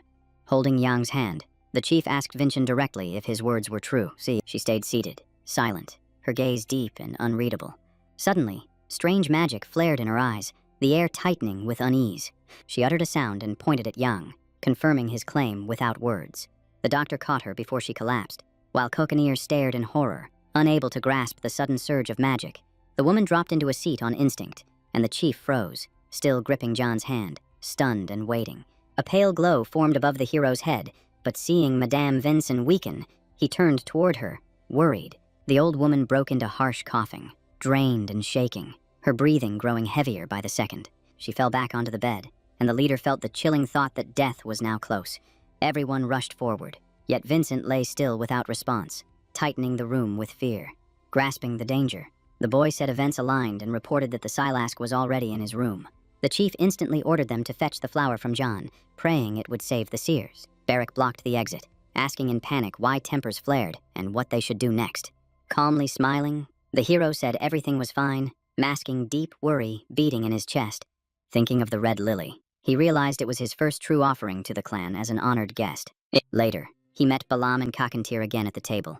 The map spread wide, the plant nearby. Bowing deeply, the chief thanked him, knowing their advisor would have died without his help. The hero replied firmly that what he heard was insufficient. More routes were needed for the remedy. Careful not to dismiss the effort, the chief said Yang still helped greatly and asked about more Silesque. After a pause, the young man said he could promise nothing, as the plant was rare and elusive. Touching the flower, he said the pot was his, yet he forgot how to grow it, knowing only one helper, available in a month. He thought of his mother left in the great city, while the chief asked why aid would take so long. Smiling, he explained the journey would take several days, but demanded Kokanier agree to his request. Lighting a cigarette, the leader spoke gravely, telling the young man to state his desire openly. Jan declared that talks with the Brock family must prioritize him, not his father, Count Durgi. Wary, the leader asked if he truly meant to remove the Baron, and he answered that power chooses the strongest. Understanding dawned, and the chief grinned, sensing the plan forming around the county. He explained the difficulty, noting Jan lacked troops and control over grain to lead talks. Yang froze in disbelief, having expected acceptance without resistance. Closing his eyes briefly, he chose to reveal what would happen next, trusting truth to persuade them. He said the Imperial Palace would soon send the Inquisition over treason tied to unpaid taxes. Shocked, Kokanier asked again if this was real, and how such perilous knowledge was obtained. The hero explained he learned it from central officials who arrived early to inspect him. The leader asked what followed if the Brock family fell, and whether Jan himself faced danger. Smiling faintly, he admitted that though Durgi was his bloodfather, documents denied that tie. Hearing this, Bellamy and the chief stiffened, grasping the weight of his claim. Folding his arms, the hero said the Empire could not charge him with treason, as he was no family member. Remembering the Baron's lavish estate, he said he could seize leadership if events favored him. Realizing they had sent a son without legal ties, Cockatier saw how the Count deceived them. Repeating himself, the young man stressed he was Durgi's son and hoped for the leader's wisdom. The leader stared, smoking in silence, doubt and anger mixing with sharp interest. Suddenly, he asked whether Yang had shared everything or still concealed something. Rising from the table, the young man said he knew trust was thin, yet chose full honesty. Pointing at the map, he said when his father died and land stood leaderless, the clan must gather warriors to invade. Speaking evenly, he said the heavenly warriors faced no threat. Imperial troops would stay out. Sliding the token, he promised no clash with desert elites. Failure still meant a safe return. The hero spoke firm, follow him alone. Support from the chief would seal it. After hearing him, Cockatier saw no losses ahead, yet the alliance gain stayed unclear. He turned to Jan with a searching stare, waiting for proof strong enough to decide. His palm pressed on the map. He vowed that ruling the county would make it thrive. He said any warrior clan aiding him would learn unity power and earn privileges. Locking eyes with the chief, he said conflict was over. Cooperation had arrived. He claimed 2 leaders would guide a peaceful age, blades meeting as allies. Bellamy stepped in from behind, warning of a serious issue not to ignore. If Verga demanded aid against the palace, refusal was impossible under their pact. Smiling, Yang said he held a way out. A clean break without harm. Cigar burning. The man weighed the offer, inhaled slowly, silence stretching. Thinking of the gold note, the youth said his father set a future-bound task. Next year he must return with Gurut leaves, smuggling the goods inside. Hope in his eyes, he said Garuda tobacco was illegal, a fact that mattered. He asked whether this alone justified breaking the old agreement. Cockatier laughed, calling it useful, yet far from enough to end the pact. He asked for proof. Yang said none direct, but Vincent could confirm. The chief glared and demanded an oath to God. Yang agreed without pause. Cockatier laughed hard, easing the strain that weighed on everyone. He once thought all Braki fools. This one felt rare and sharp. Arms folded, the hero waited. The leader asked if only clan support was needed. After a firm reply, he agreed to handle it. Crossed swords sealed the bond. He then asked leave to question motives, wanting the truth behind it all. Gathering thoughts, Yang prepared words of danger and future triumphs. Eyes on the map, he said he would head to the capital, his family county. The chief watched closely as Yang said Brock would be his sole refuge. Slamming the table, Cockatier sought clarity now, no confusion later. Facing Bellamy, he said the clan would not bleed for Jan. Jan agreed calmly. The leader, surprised, wondered if the youth feared death at all. He answered steady. Fear meant nothing. He had survived death once. Remembering before, he said his life had ended. A second chance followed. Cigarette in hand, the chief smiled, seeing courage under pressure. Hands met. Cockatier said he respected Yang resolve deeply. As the hero left, a call stopped him. He turned back.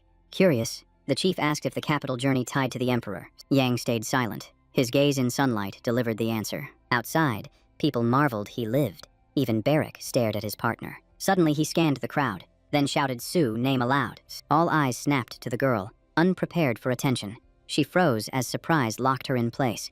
The hero stepped closer and asked for help. She hesitated, unsure what role he meant.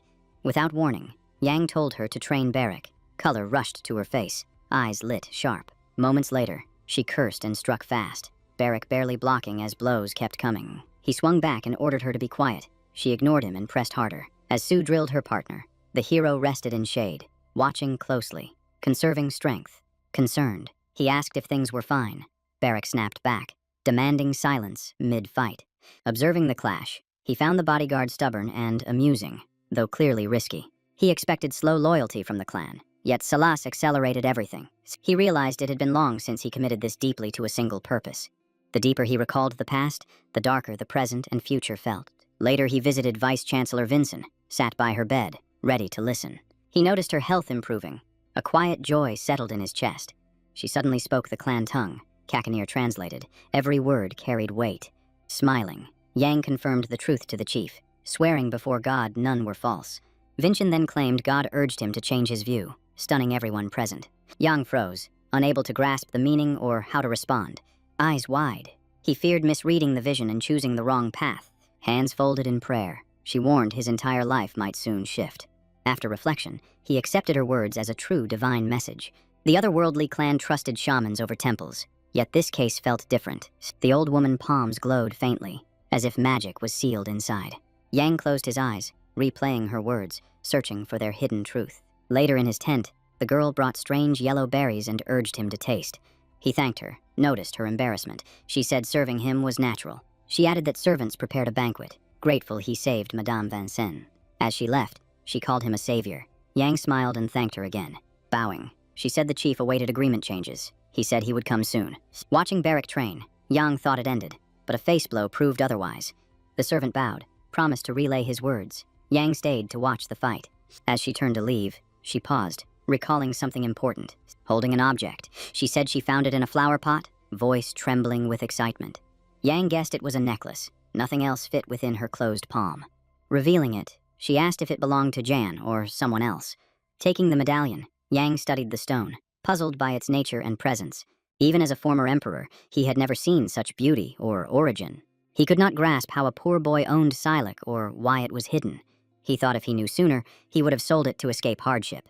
Looking at the lily, he assumed the jewel was hidden by its former guardian. Remembering fragments of the past, he knew only a distant stranger held answers. He recalled Hannah and his mother, replaying words and actions, forcing the fragments into one clear truth. Studying the stone, he hoped the ornament would not disrupt his plans or divert his path. Barrack suddenly stepped in and asked what he was doing, interest clear in his eyes. Choosing silence, Yang hid the jewelry and asked about power from Sue. Barrack answered they stood equal. Fastening the chain at his neck, he said it was time to meet the clan chief and his deputy. He noted he should question Barrack about the desert warriors and their rumored feats. Knowing Barrack dreamed of unmatched strength, Yang saw how distant that goal remained.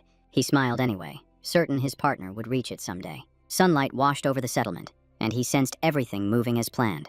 He shifted focus to the next critical step, one demanding careful preparation. Far away, panic erupted in Brack County. A butler burst into the Baron office, shattering calm.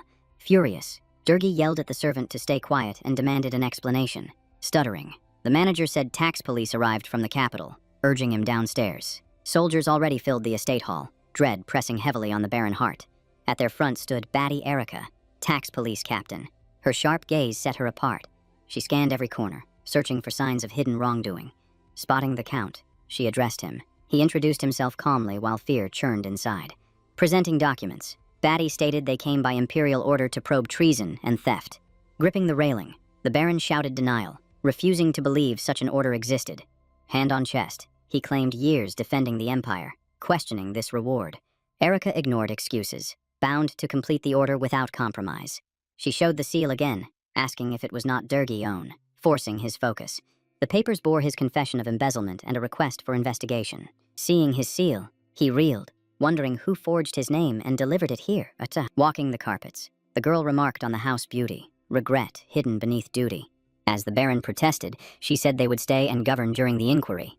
Batty added Durgi and all staff must obey, regardless of protest. Ascending the stairs, Erica ordered a search of the top-floor study. Someone suddenly seized her arm, urging her to follow, claiming knowledge of a secret. Realizing strangers knew the study location, the Baron sensed his schemes were exposed. Anger flared. He doubted Molin, yet suspicion tightened its grip. He questioned how his seal was taken, concluding a traitor lurked close. His former secretary lay comatose. Then he recalled Molly meeting Jan alone. A smiling boy surfaced in his mind. A cold fear struck. His son might be the source. The thought horrified him, unable to accept betrayal from his own blood. Enraged, he screamed the young man name, echoing through the estate. The next day, a Braca messenger reached the otherworldly clan, flag raised, seeking the leader. Cockandeer asked in shock if Durgi himself begged aid, the move unexpected. The messenger said the Count was denounced to the Emperor, a treason inquiry underway.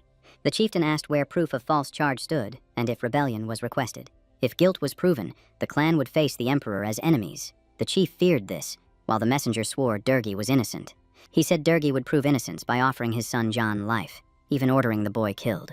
Hearing that, the chief struggled to believe a father could trade his child for survival. The messenger stared back, confused himself, unable to explain his master-twisted resolves. After brief thought, Cockandeer said he understood, yet delayed judgment and withheld any answer. The messenger pressed John Matter again, but the chief dismissed him and ended the discussion. He added that John was a peace hostage, and the clan would not slay one who lived among them. Gripping his sword, The messenger said the count anticipated this and gave orders regardless. With a thin smile, the chief agreed and allowed him to proceed, curious how it would unfold. Soon after, the hero entered the hut, saw the warrior, and knew the matter concerned him. Pointing at the messenger, Cockanier said the knight came to kill the young man by his father order. Smiling calmly, Jan said he expected nothing else from Durgi cruelty. Confused, the warrior asked why the chief called Yansur and what truth lay beneath. With a quiet smile, the man said he gave the murder location and refused further words. Sensing something wrong, the messenger felt lost, unsure how to act. Jan's calm composure and the chief's strange stance unsettled him deeply. Teeth clenched, he tried to grasp their hidden plan unfolding before him. Drawing steel, he chose to fulfill the count command despite doubt. As he struck, Beric stepped in, blocking the blow and taking the impact. Shock crossed the warrior face, realizing his enemy had prepared and waited. Behind him, Jan's voice rang out, saying he must defeat the bodyguard first. Smiling, Jan said he would wait, trusting Beric to endure and execute the plan. Outside, they moved into the street, tension thick, a hard battle ahead. Standing firm, the warrior readied his weapon, prepared to meet the condition. Their eyes locked, both resolved to fight through the end. Beric eager to prove Su training. Nearby, in shadow, the chief and Yang watched silently, each weighing the outcome. The crowd mocked the orphan and doubted him. He waved them away without a word. Cheers for Knight Braca echoed, irritating the man and fueling his anger. Demanding a head start, the bodyguard said he would fight at full force, provoking fury. The orphan surged forward, speed kicking dust high and forcing defense. Countering swiftly, he said this was his craft, yet the strike was endured. Enraged, the knight asked why he fought so wildly and without grace. Beric smirked, taking the insult as proof of his strength and resolve. Saber swings cut past faces. Each miss carried lethal risk. Suddenly, a precise strike pierced Beric's body, blood spilling across the ground. The bodyguard coughed, stunned, barely standing as pain weakened him. When he fell, the opponent struck him repeatedly, stopping any rise. Unable to see clearly, Yang shouted for Beric to stand and resist. Through agony, the orphan clawed at the ground, his body refusing commands. Gritting his teeth, he gathered his will, lifting his head, refusing to yield while breath remained. Rising suddenly, he struck the warrior before he could react, the blow landing fast and leaving the knight stunned and humiliated. The insult ignited pure rage, and the knight focus narrowed, his only thought now to end the boy swiftly. Beric wasted no breath, closing in with bare hands, hammering blows into the knight face without pause. Cursing under his breath, the opponent locked eyes with him, calculating how to crush the orphan next. Reaching for the weapon at his belt, he accepted fists would fail. Steel was now his only answer. The clash turned brutal, attack and defense blurring together as the crowd watched in tense silence. Shouting to steady himself, Beric felt the enemy relentlessness, and his will to fight only hardened. He charged again, but the knight met him head-on, saber carving wide arcs through the air. The knight roared back, proving through sheer force that he would not yield an inch. Blood suddenly stained the ground, and the onlookers recoiled, sensing the fight had crossed a deadly line. Red streaks spread across the stone as pain cries rose, the mood sinking into grim dread. The blade drove into Beric's side, and his pale clothes darkened instantly with flowing blood. Seeing the steel buried in him, Beric judged the strike skilled, yet refused to see defeat. Teeth clenched, he shouted that this was the enemy end, and the crowd froze at the claim. Voices argued among the spectators, some saying the knight held back, others calling it a cruel show. Grabbing the blade lodged in his body, Beric forced it deeper, stunning everyone who witnessed it. Pain overwhelmed him, his vision rolled back, and he collapsed hard with the weapon still inside. His fall shook the knight resolve, unprepared for such reckless defiance from a wounded foe. Sheathing his sword, the knight turned toward Jan, ready to finish the true mission. He said time was gone, declaring Jan must die to prove Durgi innocence. Jan stood silent and unblinking, accepting the weight of the moment and the coming strike. As the blade swung, Beric surged from behind, sword raised, shifting fate in an instant. Feeling danger, the knight twisted aside, spared only by chance as the blade missed him. The strike shattered stone, and the knight stared in shock at the bodyguard's strength. Confused by Beric's survival, he glanced at Jan, judging the boy's battered state. Wounded and pierced, Beric sat upright, gripping the weapon lodged in his flesh. Blood poured freely onto the ground, yet he held firm, refusing to release the blade. With a harsh pull, he freed the sword and declared the fight unfinished, vowing to stand for January. Startled by such resolve, the knight cursed and readied himself to end it decisively. Hatred burned in Beric's eyes as he recalled how death had stalked him his entire life. They collided again, steel crashing loud, echoes rolling across the heated ground. Seizing the enemy sword, Beric strained with all he had, fighting to tear it free. The effort paid off. The weapon slipped loose, and he shifted aside, ready to strike. Planting his foot, he gathered power for the final blow meant to end the fight. Leaping upward, he knew growth demanded risking everything, holding nothing back. Blood soaked his hands as he gripped the blade, fingers shaking, resolve unbroken. One decisive strike split the warrior down, the crowd gasping as blood scented the air. Silence fell as Beric lowered his weapon, standing only through sheer will. The night lay still, and Beric breathed hard, barely upright after the brutal struggle. Sweat streamed down his face, strength fading as pain and exhaustion consumed his body. Saying he could not continue, he collapsed hard, his weapon slipping free beside the fallen enemy he defeated. The crowd stood stunned, admiration spreading fast. Even Sue failed to hide her shock. Watching closely, the chief told John he now understood why he chose this bodyguard and the talent within. He added that the youth carried the seed of a true warrior, one who could surpass many later. Aware of his friend's strength, Jan only smiled quietly, pride burning deep inside. Bleeding heavily, the orphan lay still, gripping the wound as breath weakened and awareness faded. Inside Count Durgi Castle, tax inspectors searched for treason while soldiers guarded every corner. Guards sealed the doors near the Countess and Chell as the Baron paced, restless and strained. A sudden noise outside drew his attention. He spun toward the window, alarmed. Sue sat on the sill, smiling lightly, noting how shaken he looked. He asked where Knight Nurserin was, since she should have arrived with him. She only offered a bag, said it was from Cockanier, then turned away. He grabbed her, demanded what the chief said and whether she killed Jan. She stayed silent. In a blink, Sue leapt down and vanished, leaving Durgi stunned and helpless. He opened the bundle, anger rising as confusion locked him in place.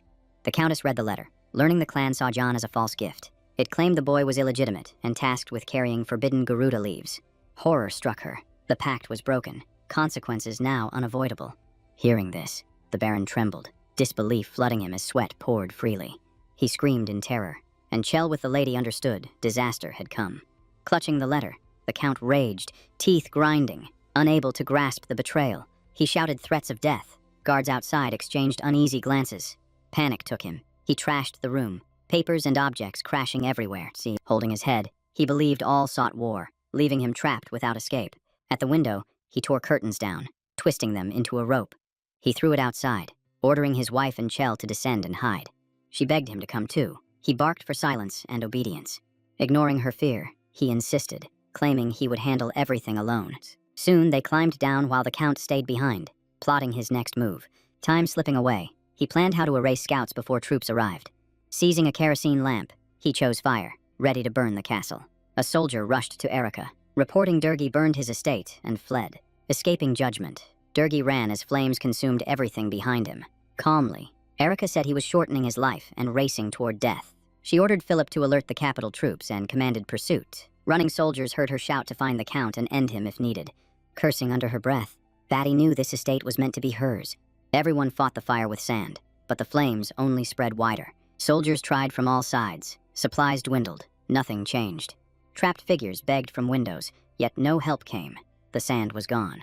Philip stepped up and asked Erica for orders, the scene collapsing fast as people screamed in pain. She paused to think, weighing options, each second cutting away what little choice remained. Batty finally said coldly that these people would have died with the Count. Saving them meant nothing now. Walking away, she ordered the fire contained, but all strength redirected to hunting the escaped Durgi. Flames roared as soldiers searched. Cries from the burning estate deepened the terror of the night. Staring at the blaze, the inspector burned with rage, her dream reduced to smoke and ruin. Far away, the Baron rode hard through the forest, thrilled to escape and leave enemies behind in fire. He recalled sending letters through the butler, one to the other worldly clan, one to the first prince. The last letter went to Theo, his final hope to slip free from the tightening trap. In a clearing, he dismounted and called out, refusing to accept he had been abandoned. No reply came, and he denied the thought that the night betrayed him at the worst moment. Then a familiar voice reached him, his eyes widening with shock and hope. Turning, he saw the warrior and troops emerge from the brush, relief flooding him. Anxious, Theo asked about the clan, the estate, and Jan fate, hoping the boy was dead. Durgi said the clan betrayed them. They must stall until the prince answered to survive. He proposed seizing the estate before the capital army arrived, using terrain knowledge. Smirking, he claimed his soldiers unmatched, victory assured without doubt. Remembering the tiger seal, He swore his men were trained for strength and resistance, ready for orders. The soldiers bowed and moved out without hesitation. Certain victory meant command. Theo awaited battle to prove his power. Swinging his blade, Durgi ordered the inspection force wiped out to reclaim the estate. The fighters advanced unaware they were already seen by the heavenly warrior's eagle. High above, the bird weighed how fast to warn its master, sensing grave importance. Wings spread wide. Hatred for the barren axe drove it forward with the message. Hidden in a tree, Sue watched the burning estate, knowing she would soon report to Kakanir. Back at the clan, the doctor fought to save Barrack, a candle burning beside his sword, saying she would fetch medicine. The medic asked Jan to stay close, the state critical. Kakandir's voice sounded at the door, asking how long until Barrack recovered. The doctor said 3 or 4 months were needed. The wound severe, yet he endured. She added any normal man would have died. The orphan's survival stunned everyone. The chief worried. Without this warrior, Jan's strength and future looked fragile. Jan answered calmly that as long as Barrack will remained, victory was still possible. Placing a hand on his chest, he chose to use magic to hasten recovery. Yellow light filled the room. Energy surged through the body, yet Barrack stayed unconscious. Feeling it insufficient, Jan pushed harder, focusing power through clenched resolve. The doctor returned with Kakandir, both freezing in alarm at the glowing scene.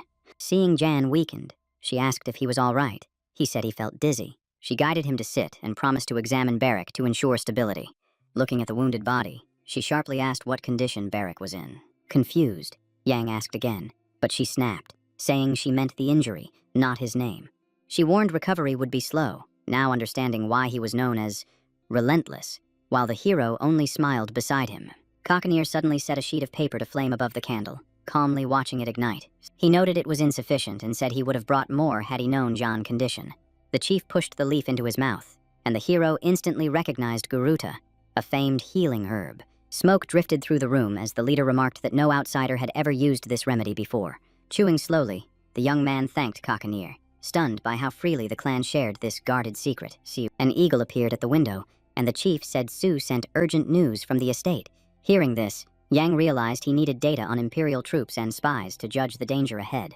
Feeling Garuda effect, he removed the leaf, sensing strange energy spread through his body. Lighting another, Kakanir said a few days remained and urged the youth to rest and recover. Yet the hero admitted he could not stay idle. Uncertainty and inaction gnawed at him. Barrack remained unconscious. The doctor hovered nearby, and the hero sank into thought. Seeing his exhaustion, the doctor chose to intervene, knowing rest was vital. She laid Jan beside his partner, then left, and he slipped into deep sleep. Night deepened, moonlight bathing the room where they recovered from battle. Waking suddenly, the hero felt disoriented, his head ringing and vision unsteady. Seeing Barrack nearby, he turned, but the bodyguard lay silent and unmoving.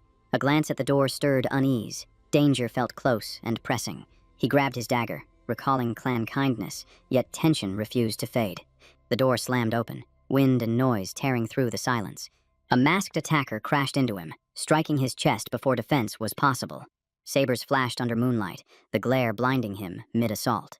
The enemy seized his throat, crushing his breath with tightening grip. In a harsh voice, the attacker mocked him for plotting and daring to interfere. Fingers tightened as insults followed, calling Yang worthless and weak. He said the boy was just like his father Durga, the name snapping Yang alert. Raising his dagger, the stranger declared death and prepared the killing strikes. Choosing magic, Yang body flared, essence flooding with raw power. A violent blast tore through the room, energy shattering the stillness. Hearing it, clan members rushed with lanterns, tracing the sound to Jan room. Alarmed, Kakanir feared an attack on Jan and Barrack, Sue guiding him fast. Entering the wrecked chamber, they asked what happened, Jan pointing to the attacker. Furious, the chief ordered aid for the boy and demanded the man identity. He studied Jan, baffled how he fought alone without skill while Barrack slept. As the doctor tended Jan, the chief questioned the explosion source. No fire visible. Removing the mask, a servant froze, staring at a familiar face. Turning to Kakanir, he trembled, struggling to reveal the truth. The commander waited, anger and urgency clear in his gaze. It was Boomerth, and the order came to send him to the dungeon for interrogation. Regaining sense, the criminal felt sand strike his face and screamed in pain. A sudden voice reached him, asking if he had come alone. Fear locked his body, and any thought of escape vanished. Chained without mercy, he was dragged to the square and forced before the chiefs, ringed by silent clan warriors. On his knees, the captive thrashed and begged to be freed, shouting innocence while despair spilled into curses. Unmoved, Kakanir asked if he truly attacked Lord John. the question stunning Boomer where he knelt. The leader glare hardened, eyes burning with judgment, mercy clearly absent for betrayal and cowardice. Trapped at last, the villain clenched his jaw, rage boiling at his own exposure and helpless state. Bowing his head, he said excuses were pointless, claiming that if seen as family, questions should not exist. Lifting his chin, he warned them to watch John closely, claiming the boy carried an unsettling power. Before the hero, he added that golden eyes and a violent blast made the youth deeply suspicious. Weighing the words, the young man saw avoidance. Boomer spoke only of him while hiding true intent. With respect, Yang asked permission to speak, and once allowed, pressed forward with his reasoning. He revealed the attacker spoke of Durga, the name igniting fresh anger within him. He continued, saying his plans were labeled schemes, and someone sought to block the clan alliance. The idea of a link to the Count chilled him, doubt and fury burning in his stare. A letter from his father office surfaced in memory, questioning future leadership within the clan. Fixing his gaze on Boomer, he asked if the letter to the Baron exposing secrets came from him. Realization struck the suspect hard. His shock clear as hiding no longer held meaning. Yang wondered why the first advisor was mentioned, sensing deeper consequences for all involved. Suddenly, the villain bit down on his tongue, ending any chance of further confession. Accepting guilt, Boomer met their eyes, knowing silence or death were his only paths. Servants shouted that his tongue was gone. The chief ordered more cloth forced in and dismissed it. Yan stated firmly the villain controlled the food, and Madame Vincent suffered through his hidden acts. As Kakanir reflected, the hero explained Boomer sought deputy power, while Durgi aimed to profit. Without a word, the leader rose sharply, the young man reading the decision in his movement. Stepping closer, he asked about Madame Vincent. A warrior answered that she rested in her chamber, mutilated. The criminal tried to speak, only broken sounds escaping unheard. Turning away, the chief ordered the deputy room sealed from all without his command. Seizing the traitor by the hair, he dragged him across the floor, ignoring muffled cries. From behind closed doors came brutal sounds, as if judgment itself was being carried out. After time passed, Kakanir emerged, hands and clothes stained, his face cold and resolved. Outside, he ordered the body fed to vultures and the family brought before him. As the corpse was removed, the chieftain stepped toward Jan, authority heavy in his stride. He asked directly about the explosion, demanding clarity on whether the youth caused it. Choosing honesty, the hero said simply that he arranged it, offering no detail. The commander said he knew such people were called magicians, and the young man bowed, refusing lies. Meeting Kakanji gaze, he promised full truth later, when the moment allowed. He added the chief might struggle to understand him, shaped by another world and time. Silence followed, the leader eyes sharp with caution, resolve, and measured trust. After a pause, he announced a change of plans, and Yang asked what was decided. The chief explained he once planned to take him to Brasha estate and grant full support. Once Durgi chose deception over loyalty, every move shifted, forcing him to abandon old plans and wear a new face. Learning the Count planned to kill Vention behind a false pact, the leader resolved to hunt him down and end him personally. Jan replied calmly that he understood the scheme, then revealed a single obstacle capable of collapsing everything. The tax police would block any lone strike on the Baron, branding it treason and answering it with execution. He added that gaining control of the estate would let him aid Kakanter, their combined strength reaching the same goal. Among the clan halls, the chief said help was inevitable, while the man clarified that he was formally asking for it. With a grin, he called him a demos and said unity was the plan, moving forward as one force. He extended a blood-stained fist and waited, while Jan froze, unsure what the gesture demanded. Understanding it was a ritual, Jan smiled and accepted, choosing the clan way and shared action. He struck Kakanter's hand in return, sealing their pact and confirming loyalty for what lay ahead. Entering Barrick's chamber, he saw him awake at last and asked about his state, relief clear in his voice. The orphan retched and could not speak, yet Yang knew survival alone was reason enough to smile. Weak and nauseous, the warrior accused his meal of tainted drink, drawing sharp anger from the doctor. Stepping closer, the hero studied him, unsettled since mage swordsmen usually healed far faster. Fever shook the orphan, cold skin slick with sweat, leaving doubt about how soon strength would return. He asked if Barrick remembered his parents, and the answer came that they were long dead. Seeing no sign of mixed blood in his lineage, the young man questioned the cause of such slow recovery. As the doctor prepared a compress, the bodyguard kept asking about returning, and Yang said it would be tomorrow.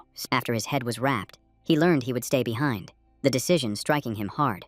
He sprang up shouting demands for reasons, pain cutting him down, told his illness was the cause. Rising again, Barrick insisted he could walk tomorrow, but John refused to bend. Promising many battles ahead, he urged rest, while the bodyguard simmered with anger and hurt. Tears fell as the orphan accused him of betrayal, yet the hero only smiled, unmoved. Gripping his shoulder, the bodyguard cited training, and the reply came that conscience mattered more. He asked if Barrack had forgotten mastering his power alone, holding his gaze without flinching. He recalled the fight where Barrack, pierced through the chest, kept swinging, pain unable to stop him. Shocked, the young man doubted it was his own doing, the memory feeling impossible. He pressed John again, and the answer confirmed every word as truth. Bellamy burst in and asked Sir to step outside briefly, his urgency clear and private. See, an eagle had arrived carrying Brock's letter, one that threatened to reshape every plan.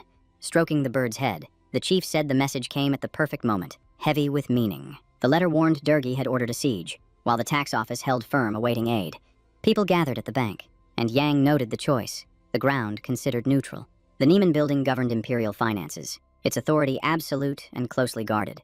Every region held a branch, and its fall would shatter the entire system. For that reason, Durgi's police could not strike there without harming all allied lands.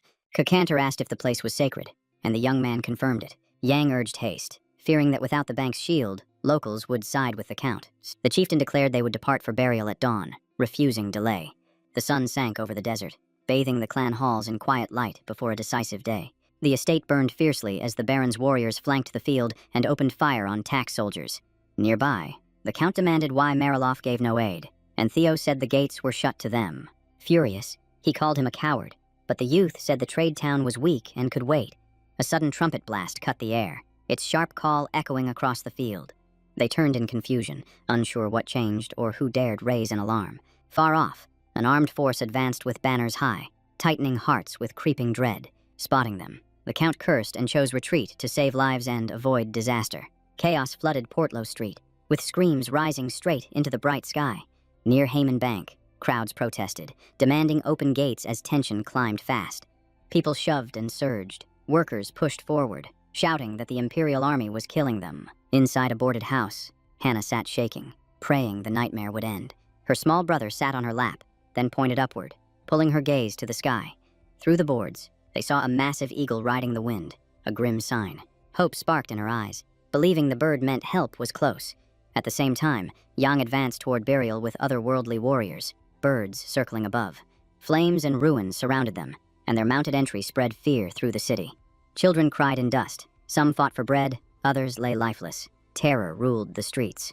Surveying the wreckage, the leader admitted the crisis was worse than imagined. The young man answered calmly that this was exactly what he expected from his father's rule. See, when someone noticed Kakadir's shadow, he screamed, drawing eyes to the unknown fighter. He fled shouting that barbarians invaded, urging all to run, feeding the panic. People scattered in fear, believing the clan came to strike amid their misery. Mugarun bristled at the cries, but Kakan told him to stay focused on their goal. A boy sobbed on the road, then widened his eyes at a rider, sensing rescue. Kakandir instantly ordered a careful advance, seeing the child in their path. Among smoking ruins, the boy stared in shock, unsure who they were or why they came. A hand reached for him, and fear surged as he failed to grasp what followed. Sitting beside him, the hero told him to rise, offering help and no harm. As the hero neared, the boy's father rushed in, shouting and checking if he lived. Seeing him, the man asked if he was Janos, and the hero asked if they knew each other, learning he was once a stable boy. Recognizing him, the young man felt relief Janos lived, then asked about the city. Silence fell as passers-by watched, trying to understand who these newcomers were. Another man questioned the stable boy, asking how he knew the stranger and why warriors came. Calmly, he said it was Janos, and the other asked if he was truly the count's sold son. Janos said the tribe came to save them, hoping all would see they came in peace. Soon, the young man, the chief, and the others halted at the estate gates, judging the scene. Barrack coughed suddenly, revealing himself and pulling the group's attention. Hearing this, Kakadir asked why the sick man came, and the hero said leaving him meant worse trouble. Suddenly someone shouted, "Who are you?" lifting a sword and demanding answers. Waving the blade, the stranger asked why the barbarians came, bracing to defend the house. As Kakadir reached for steel, the young man halted him, signaling this moment was not for bloodshed. Yang stepped ahead, naming himself Count Bra's son, saying desert warriors stood with him to settle matters civilly. Spotting a shadow at the window, he declared loudly they came in peace, hoping the inspector would listen. Catching Erica's stare, he widened his eyes and offered talks, showing readiness to settle without force. With dusk falling, they entered the hall and waited beside the chief for the tax leader. A girl's voice sounded behind him. He tensed at once, sensing the talk ahead would be harsh. She entered and said Sir Molan had spoken of him, then named herself Captain Batty with calm authority. Startled, the hero asked if the old man led her. Erica replied partly, but decisions were hers. Confused, the young man asked what was happening, unable to grasp why the city felt so tense. She answered evenly that problems existed, soon resolved, and embezzlement had already been confirmed. A blood-marked sword rested nearby as she added they must deal with the Count's soldiers. She then asked why Yang was here, hinting he came to watch his father's execution. Cockadier and the hero stayed silent, their gaze weighing her words, judging how far trust went. Smiling, the young man said the estate was his home, and he feared for its people. He added the otherworldly clan stood with him, coming along to prevent harm. Erica pushed back on her heel, mocking his claim and doubting his true intent. She said all new barbarians and Braki were sworn foes, so Yang's story rang false. She pointed at him, calling him proof, an illegitimate child sold into the desert. The young man closed his eyes, choosing silence, knowing words would only worsen things. Batty was caught off guard, expecting anger, yet he stayed composed. Yang bowed and apologized, admitting his family's situation looked strange to outsiders. Noting her arrogance, he asked if lawkeepers only took those of low birth. The captain flared with rage, barely holding herself as she parsed his meaning. Cockadier rose sharply, demanding she listen, naming himself Lord of the Great Desert. He warned her to mind her words, hinting consequences would follow disrespect. He said if Durgi's crime was proven, execute him quickly. They came to judge the domain. Erica leapt up, shouting if the chief had lost his mind, defying all propriety. Claiming imperial authority, she said his words insulted power, demanding he know his place. He coldly repeated she should watch her tongue, saying she lived only by his restraint. Clenching her fists, she turned on Yang, shouting, "Do you also want to have your head cut off along with your father?" She said all knew he was a count's son. No one would blame killing him. She sneered that he should not overstep, calling him utterly ordinary. The young man stared at her, baffled and worn down by such venom. Watching clouds beyond the window, he said calmly he knew his place. He explained he was not truly of the Brock family, but held the clan's favor alone. He said as tax inspector, her role was to judge crimes and enforce law only. His words drew more insults from her, while Cockadier barely held himself back. He tossed a scroll down, stating the clan had a peace pact with the county, unrolling it with a sneer. The inspector called it insolence, angered by lost control. He said the pact bound them to help Durgi, yet, as a criminal, they were free to aid her. The leader added that Yang acted as their link, saying they wanted Erica to name him county governor, leaving her stunned. Smiling stiffly, she asked what she just heard, doubting her ears and weighing the meaning. Still shaken, she asked again if the clan truly wanted a bastard ruling these lands. John only smiled and narrowed his eyes, showing calm confidence and quiet dominance, calling them insane. Erica voiced open outrage, saying such an idea defied all sense. She saw the cruel truth. The boy's only fault was blood ties to Durgi, making judgment painful. With rebellion spreading, she knew Yang as heir could calm the masses and restore control. His pact with the barbarians also promised border stability through their protection. She concluded that only the emperor could grant a title, and this choice exceeded her authority. Yang smiled and said that until royal approval, no one but her held real power. Batty studied him, discouraged, weighing the fallout of every possible choice. She realized power was vacant, and others could seize it and strip her rights. Yielding slightly, she said she understood his aim and admitted it was logical, yet refused it. She stated firmly that the Countess and Chell fled, and she must crush resistance and impose imperial rule. Sitting calmly, the hero said he would help capture Durgi, honoring his word. He added he would restore order after the tax force and army, urging her to finish quickly and leave. Furious, Erica warned him not to deceive her, suspecting loyalty to her father. Meeting her gaze, he promised to deliver the Baron himself. Proving his oath, she departed, shutting the hall doors, leaving tension and silent thoughts behind. In anger, she planned to wait for the imperial decree, then legally cast him out. Elsewhere in the forest, warriors led Durgi through dense growth, moving cautiously. The Count asked how far remained, and Theo said Mariloff barred gates, forcing a path to Havan's border. Clutching his gold bag, the man sensed danger and chose to wait quietly, hiding fear. Above them, an eagle drew near, wings cutting air, unseen by all. The bird struck, wounding a soldier, blood spilling as panic erupted.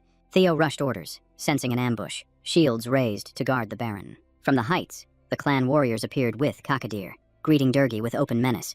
The chieftain said he wished to see how far Durgi had fallen, pride on display. Shaken, Theo tightened defense as the Count froze behind him. A sudden leap from above smashed into a warrior, barely blocked by a shield. His body burned with old wounds, yet he advanced, refusing retreat. Closing in, he smiled and asked if the enemy remembered him. Yang called out about Barrack, but the fighter answered calmly and pressed on alone. Stepping into view, the hero greeted his father with confidence and strength. The Count stared in horror, stunned to face his son as his true foe. Theo gasped the name and lowered his shield in shock, opening a fatal gap. Blood spilled across the ground, terror gripping the remaining soldiers. The shield was stained. The enemy fell. The fight ended in clan victory. Entering the hall, the hero said he brought Durgi, fulfilling his promise. Erica stared in disbelief, realizing the Count stood captured by the powerful young man. The man lay helpless on the ground, bound and silenced, the sight shattering any image of a mighty baron. Yang reported the soldiers and Captain Theo arranged in the yard, asking if she believed him now, her reply cold but conceding his worth. As servants dragged Durgi toward the dungeon, the hero reminded them the promise was kept. The inspection should leave after judgment. Batty shot back that the boy crossed lines. The Emperor order remained unfinished and she was still in control. Her mission demanded the Braca bloodline erased, the Countess and Chell missing, her presence here still necessary. Silence swallowed the street. Her voice struck stone walls. Yang asked if she truly believed Mary already fled abroad. As she departed, Batty told the youth to search the settlements and stop somewhere to recover strength. With the chief beside him, they watched her go, weighing risks, knowing every choice could twist the ending. She approached the warrior and ordered body identification first, then locate the Count family to restore control. The inspector added that success required obedience, stressing every move must follow orders without deviation. Philip bowed and left at once, grasping the weight of failure and the cost a single error could bring. She chose to hide the Countess and Chela until the imperial edict arrived, keeping them beyond reach. Smoke wrapped the mansion, while the clan and Jan continued quiet talks of what came next. Turning back, Bellamy said Erica seemed to await a decision, the hero agreeing without hesitation. Cockadeer stepped in, warning that if she ruled the land, the clan warriors would lose their investments. He fixed the young man with a firm gaze, asking for a plan to hold the city steady. Respecting the insight, the youth answered calmly. Time was the key, and he knew when to move. He understood that time meant opportunity, and opportunity meant victory was still possible. He added that a letter would take 15 days to reach the Emperor, tilting events in their favor. The leaders stunned. Remembering Erica's words about destroying the Brock family completely, the hero repeated them without pause. Smiling faintly, the youth saw the real motives behind the inspection staying, the hidden aims now clear. They believed the Countess and Shalom were nearby, hoping to find them and finish the task. If the escape became known, pursuit would follow, so Yang chose to find them first and set the trap. The chief smiled sharply, understanding the bold plan and respecting the balance of risk and care.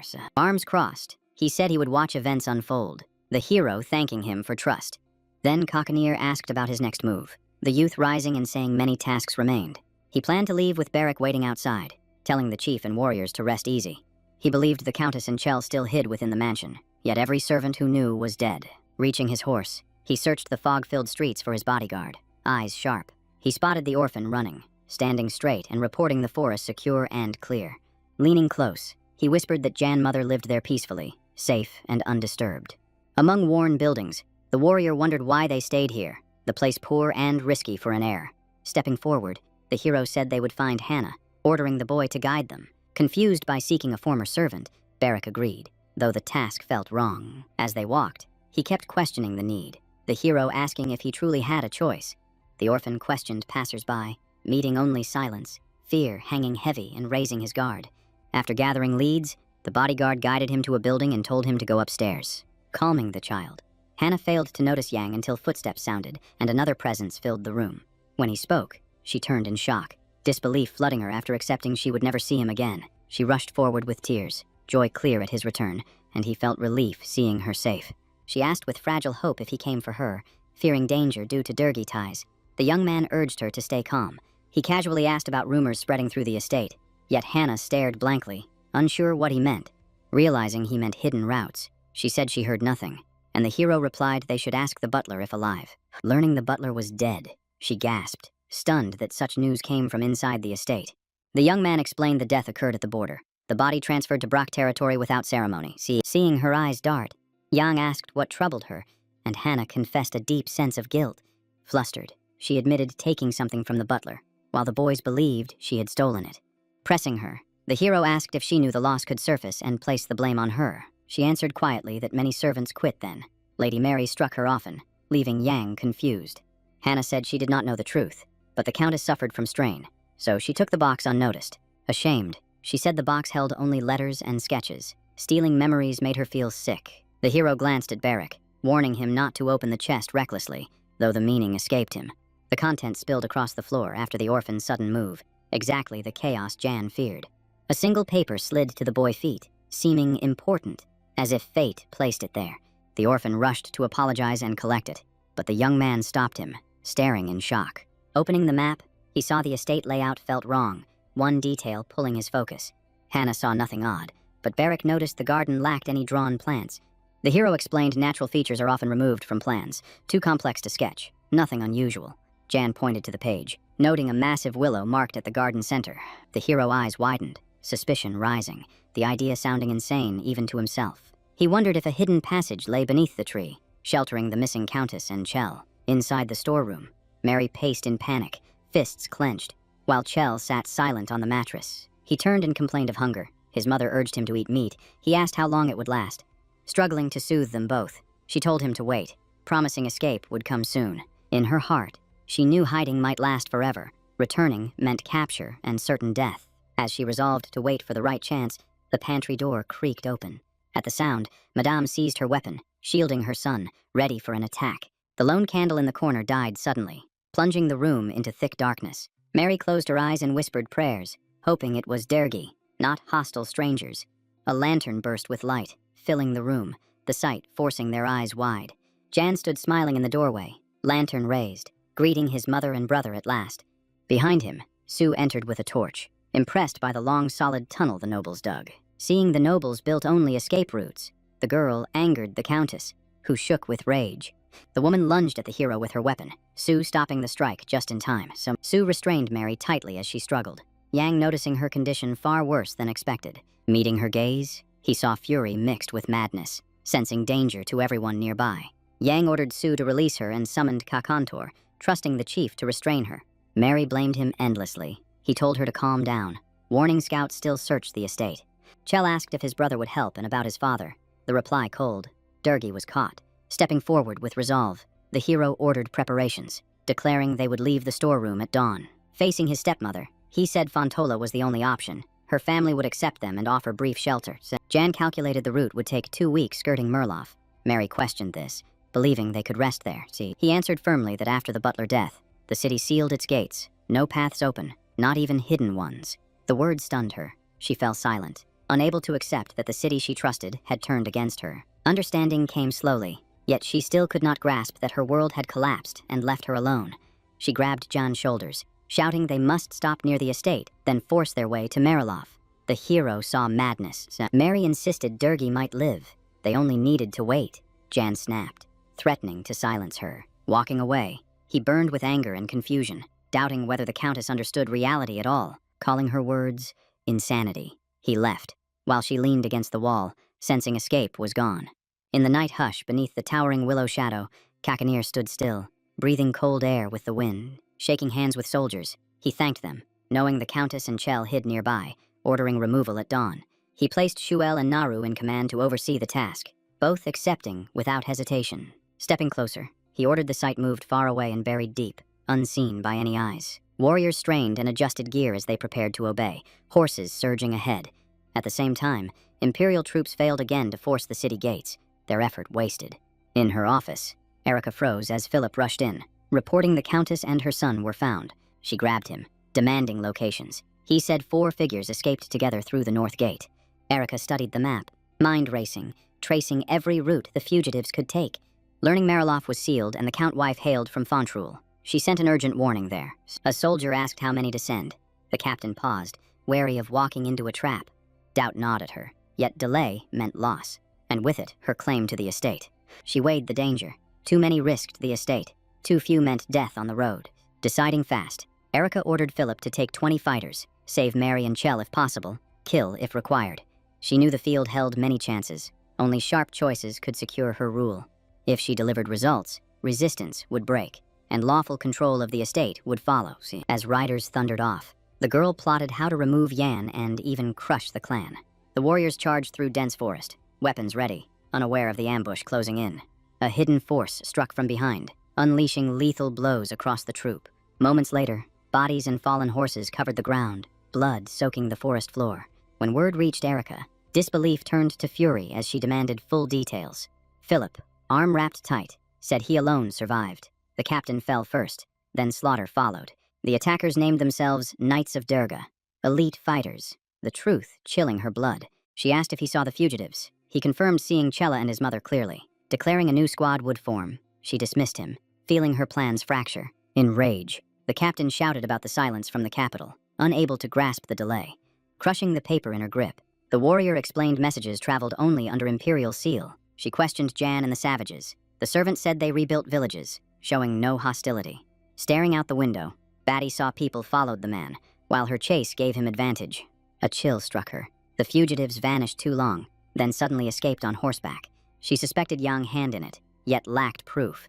The thought of betrayal gnawing at her. Furious, the captain barked orders for Philip to summon the stable chief, and he rushed off to obey.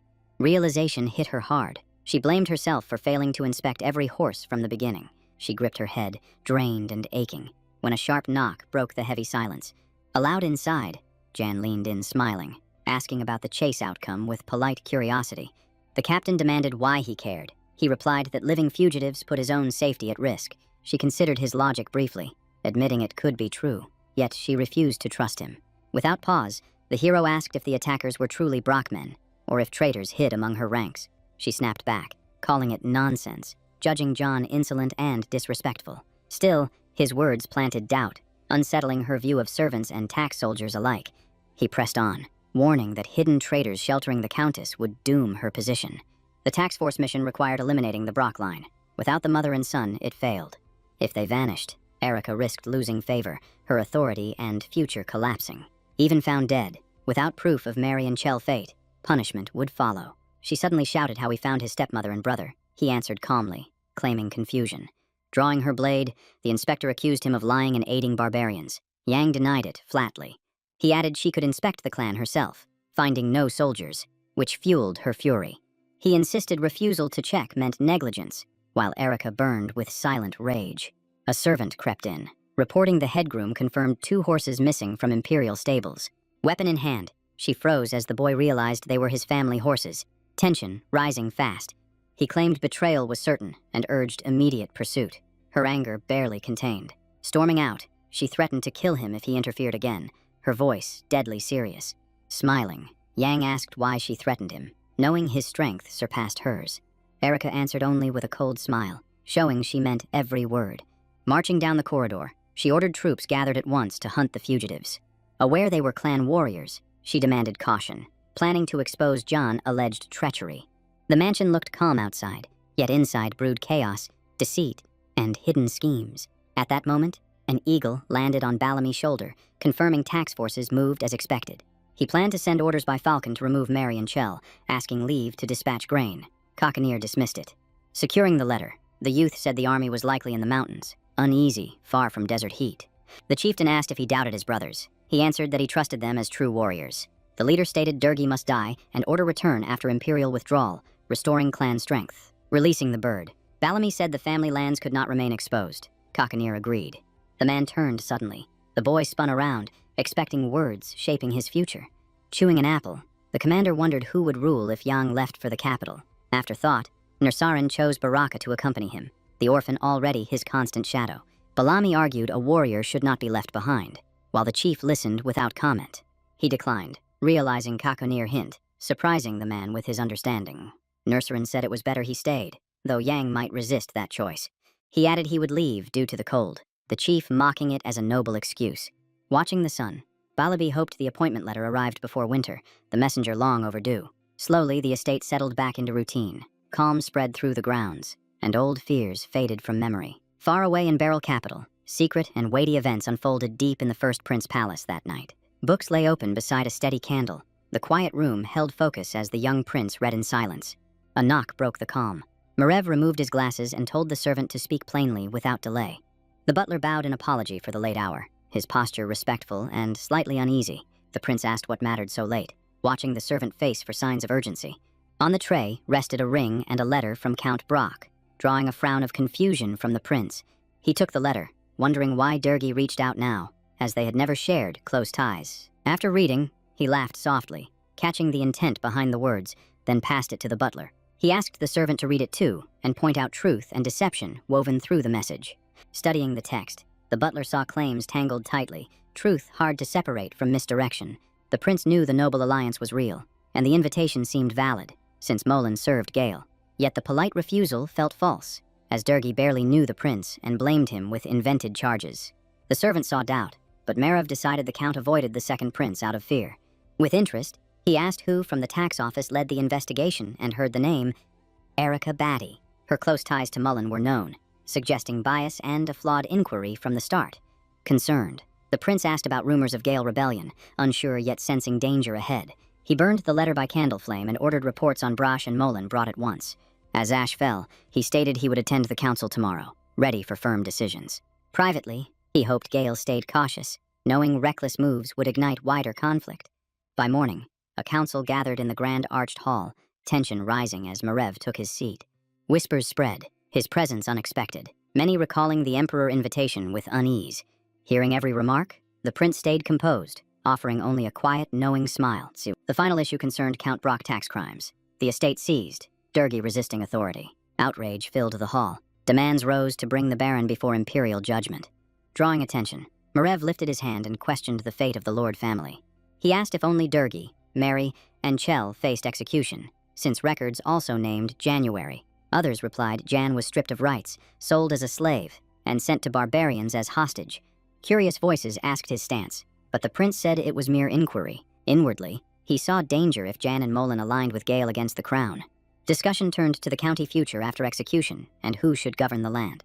Crossing his arms, the prince warned locals might reject a ruler sent from the capital. Past clashes with tax forces made foreign control risky and damaging to trust. He added the land bordered otherworldly clans and asked who knew their ways. Silence followed, shared glances showing the depth of the problem. The Minister of Magic finally spoke, breaking the stillness with her concern. Smiling calmly, Wesley asked if the prince had any solution in mind. Meeting her eyes, he returned a quiet smile, hinting at thoughts kept hidden. He suggested delaying the appointment to avoid mistakes and gain time. She argued delay was worse, and the prince answered he would name a temporary ruler to test. The Master of Magic reminded them the tax police captain held full authority, and her mission in that land remained unfinished. Setting documents aside, Marov said the people already saw her as a killer, tasked with 3 executions, yet 2 escaped and trust collapsed. He stressed the order came from the emperor and demanded swift action, calling it a matter of imperial honor that weighed on all present. Acknowledging both sides, the meeting head asked if anyone else had proposals before deciding this matter. Doubt spread through the chamber, tension thickening the air and pressing on everyone seated inside. Raising the gavel, the judge declared all had spoken and proposed ending the session with a single decision. As the ruling settled, Marev and Wesley locked eyes, their hostility clear and unresolved. Far away in Brack County, the Imperial Army withdrew with banners raised, leaving scars and whispered stories. Some claimed the troops searched for the Countess and Chella, others branded them traitors and urged silence. Many cheered loudly, cursing the soldiers as tyrants and wishing they would never return. From the balcony, Erica watched the retreat and heard the crowd roar with joy and hatred. She hoped her forces would return victorious and restore her grip on power. Without warning, a heavy blow struck her shoulder, and she looked up in shock, lost and afraid.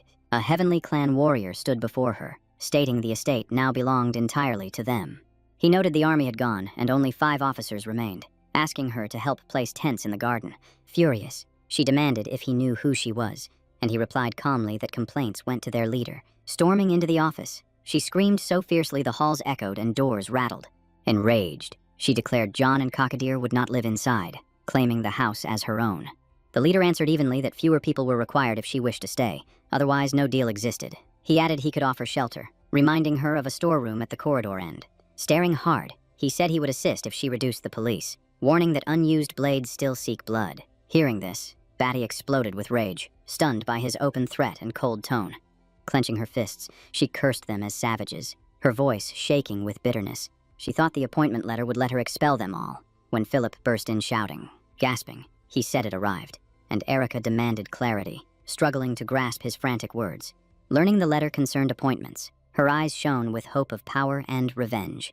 She leapt in joy, vowing to descend at once and claim her authority before all. Her heart raced, thoughts consumed by control and long-denied freedom. Philip stopped her, urging caution, and placed a tray with an envelope in her hands. She froze completely, while the hero behind her grabbed his head, the leader confused by her stillness. Unsure of his mistake, Philip asked the commander if he had erred, expecting praise. The sun blazed overhead, flooding the estate with light, yet no one noticed the beauty outside. Opening the letter, Erica's hands trembled, her eyes darting as disbelief took hold. The chief remarked such a document could not arrive by pigeon, and Yang agreed, growing alert. The message named Romandro, Melina, Maka, and Dagora as temporary rulers, denying her authority. After reading, Batty shook with fury and despair, her ambitions crushed instantly. Seeing this, the leader seized the letter to verify it himself, distrusting her reaction. She protested sharply, demanding it back, but Kakadir read on without pause. Realizing it bore the Imperial Council seal, his interest sharpened at its weight. He handed it to John and asked him to read aloud, so all could hear the truth. The young man scanned the text, interest sharpening, his face shifting as the message revealed its weight. He then declared the ruler selection delayed, with interim officials from the capital taking command. Asked what followed, he answered that leaders would rebuild, govern, and submit clan reports. As a warrior blocked Eric at the door, Kakanir sensed their rank eclipsed hers completely. Seeing herself chase the Durgi like a servant, Batty knew her ambitions were unreachable. She had expected triumph, not exile from power, and questioned how events collapsed so fast. Yang stepped closer, urging a private, calm talk, wary her unstable mood could spark recklessness. Holding the decree, he smiled, saying he could preserve her power if she executed the Durgi family herself. Stunned, Batty doubted he could voice such cruelty, her eyes clouded with disbelief. Yang went on, proposing they ignore the letter temporarily and uphold the old order facade. 2 weeks remained before Romandro arrived. The Count had to die before plans shattered. They also needed to block any meeting with Durgi, with Yang urging her to seize control. Turning away, he said the clan could deliver punishment. Only the outcome truly mattered. Leaving, Erica softly said she would consider it, silent outwardly, burning with resentment inside. At the doorway, she met Sue and felt trapped, pressure closing in, options fading fast. Spotting her, Kakadir asked why she was there, sweat exposing her fear and turmoil. She opened her arms to show the injured pigeon, and the chieftain smirked about palace messages. Irritated, he scolded her for constant trouble as she apologized and freed the note.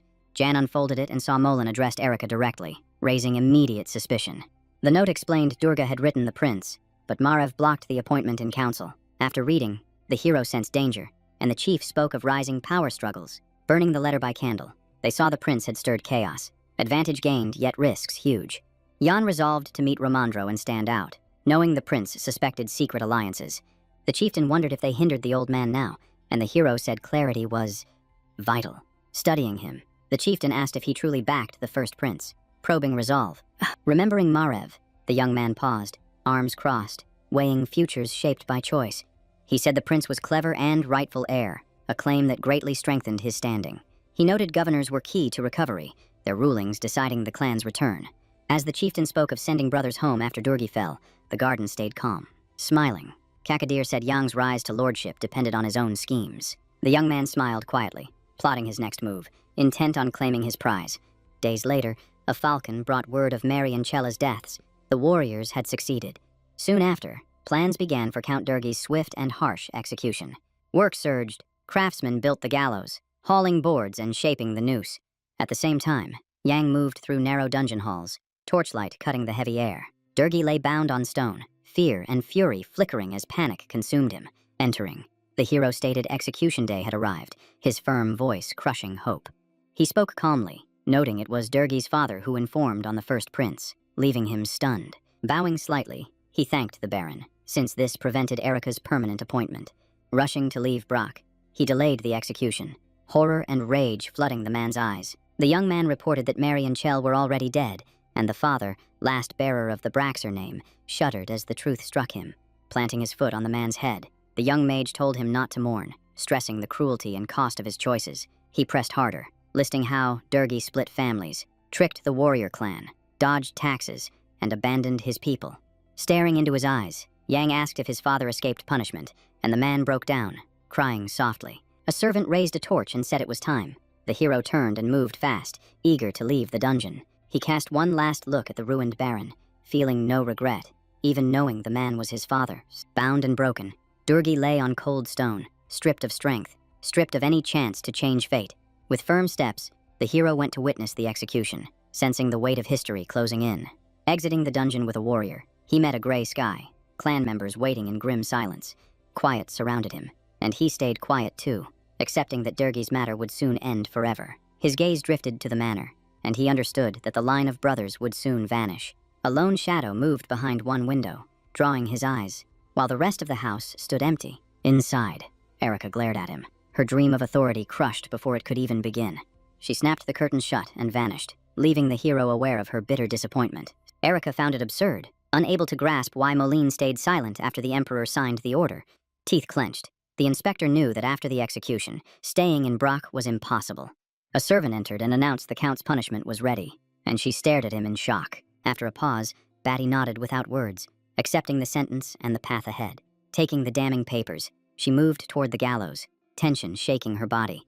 Dark clouds hung low. Bare trees stood still. Dry leaves cracked underfoot in shared mourning. The crowd gathered by the structure, and Erica stepped forward to read the sentence, silence falling hard. She then ordered the condemned man brought to the center of the platform. Durgi climbed slowly in chains, shaking, drained, fully aware his end had arrived. A warrior shoved his back to hurry him, the Count helpless before the furious crowd. The crowd murmured loudly, noting how stripped of luxury he looked worse than a commoner. Voices shouted about the Countess and Chell, unaware they were dead, hoping outsiders would leave. In the square, people exhaled together, believing life would finally return to normal. The Count was led beneath the noose, the crowd freezing as tense silence spread. Trumpets suddenly blared, their sound marking the execution's start, hearts pounding across the square. Unrolling the scroll, Erica named herself, spoke for the Emperor, and read Durgi's crimes aloud. The first charge named falsified tax records, and the people saw how deeply they were deceived. She read that the mine produced 60,000 tons of coal, half hidden on paper, faces burning with rage. Stones and rotten eggs flew, fury boiling from years of crushing taxes. Some had sold homes and bled in fields, now shouting truth at him despite his blindfold. Finishing the scroll, Erica declared all bearing the Brock name in the Burial Empire condemned. The warrior stepped close and removed the blindfold, forcing the man to face the crowd. Hearing the order to erase his entire family, the condemned froze, stunned beyond belief. At the gallows, chants of joy rose, death closing in, fate already sealed. Hatred filled the crowd, aimed at the man who stole their last bread. The Count listened, anger surging, shocked by defiance he had never faced. In the crowd, he locked eyes with Jan, who stared back without blinking, cutting deeper than anything. The plank snapped under the Count, the rope cinched tight on Durgi's neck, breath broke into choking pulls. The sentence moved forward, the gallows held firm, death closed in with each strained second. Erica announced that any hand unhappy with the Count could throw a stone, becoming the Burial Empire's base. Sensing the end, the Baron sobbed openly, tears fell, fear swallowed him, hope vanished completely. From the distance came an otherworldly clan, Cockanier leading, stride steady, faces set with resolve. The leader gripped a massive arrow catching the light, a clear sign of the Brock line's end. He raised the heavy weapon to finish it. Tension locked the crowd, every chest held still. With a hard motion he launched the arrow. The crowd recoiled, frozen between dread and awe. It cut straight for Durgi, air screaming softly, the man hanging still, breath nearly gone. The arrow struck and stayed. The body rocked slowly. A cry rose, then silence pressed down. The arrowhead showed through his back. Blood spread across the ground. Spectators stiffened in shock. The damage ended him. The Count had no escape. Life drained away before watching eyes. The chieftain watched blood fall from the hanging body. The sight settled his long hunger. The clan shared quiet approval. They had waited too long. Now, the task was finished. Word raced through the city that Durgi Brock was dead. The Emperor's order fulfilled. Cockanier released a deep breath and squared his frame. A burden finally lifted. Jan stood nearby. The leader asked if the youth endured it well. Such scenes scar hearts. He saw stones and eggs near the corpse. Noted the boy threw nothing. Hands would have sufficed. Speaking plainly, the hero said he felt odd. Memories stirred of words Durgi never spoke. He thought the Baron should beg pardon from the real Jan, not him. Guilt belonged elsewhere. Looking forward, he knew history had shifted, and the fate of the body he inhabited changed. Once, that life would be sold far away, fading like sand, unseen and forgotten. The chief asked calmly if the end brought relief now that revenge stood complete. The boy looked up, smiled, said it did, then added that his true beginning had arrived. The weight around them eased. People sensed that with the tyrant gone, a new era rose. Crossing the blood-marked square, Batty asked Philip for news of central reinforcements. He admitted Mary and Chell were lost. The inspector bristled, asking where it occurred. Tracks ended at the forest edge. A palace order warned failure meant recall to the center. Erica heard it and stared, mouth open, certain someone toyed cruelly with her. The youth added all provincial troops were returning. The girl breathed out, anger held tight. Doubt gnawed at her. Could a small scouting unit manage alone if fugitives slipped free? Philip glanced at the captain, asked if a letter came from Sir Melina. She echoed it.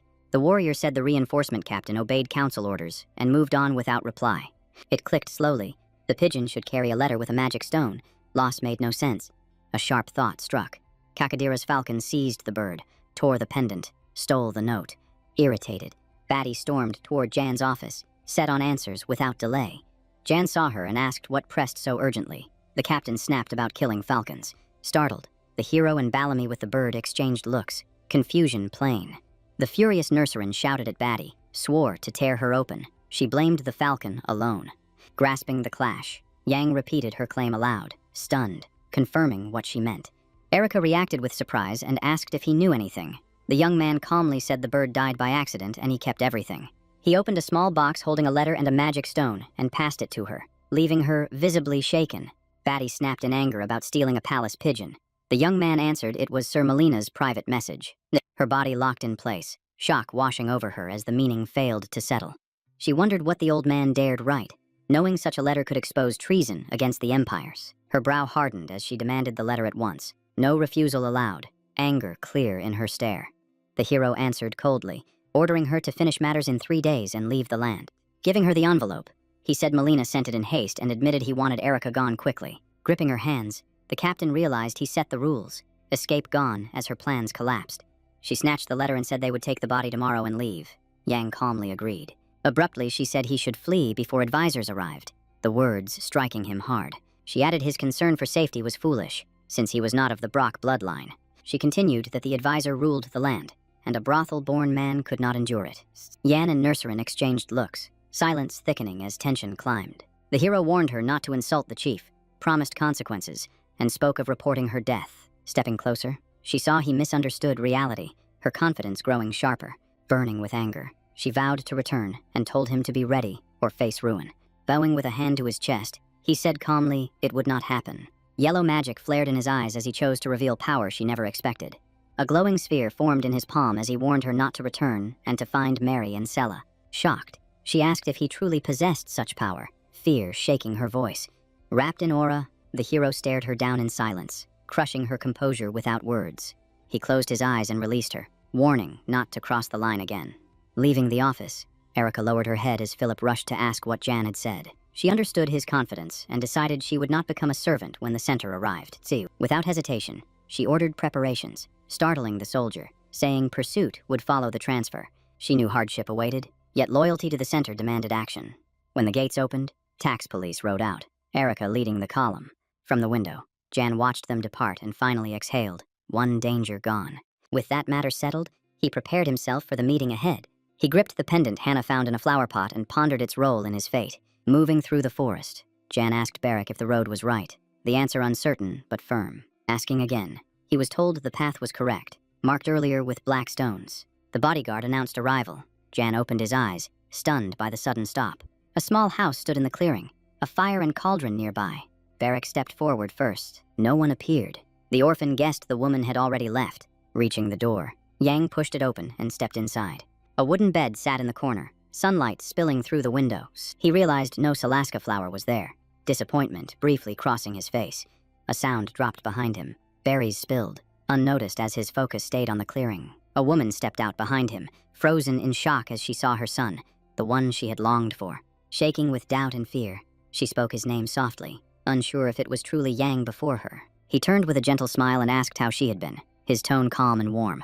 Crying out in joy, his mother rushed forward, wrapped him tight, tears falling as she thanked him for returning. She fussed over his thin frame and worried aloud, until Barrick cut in, saying that was simply his build.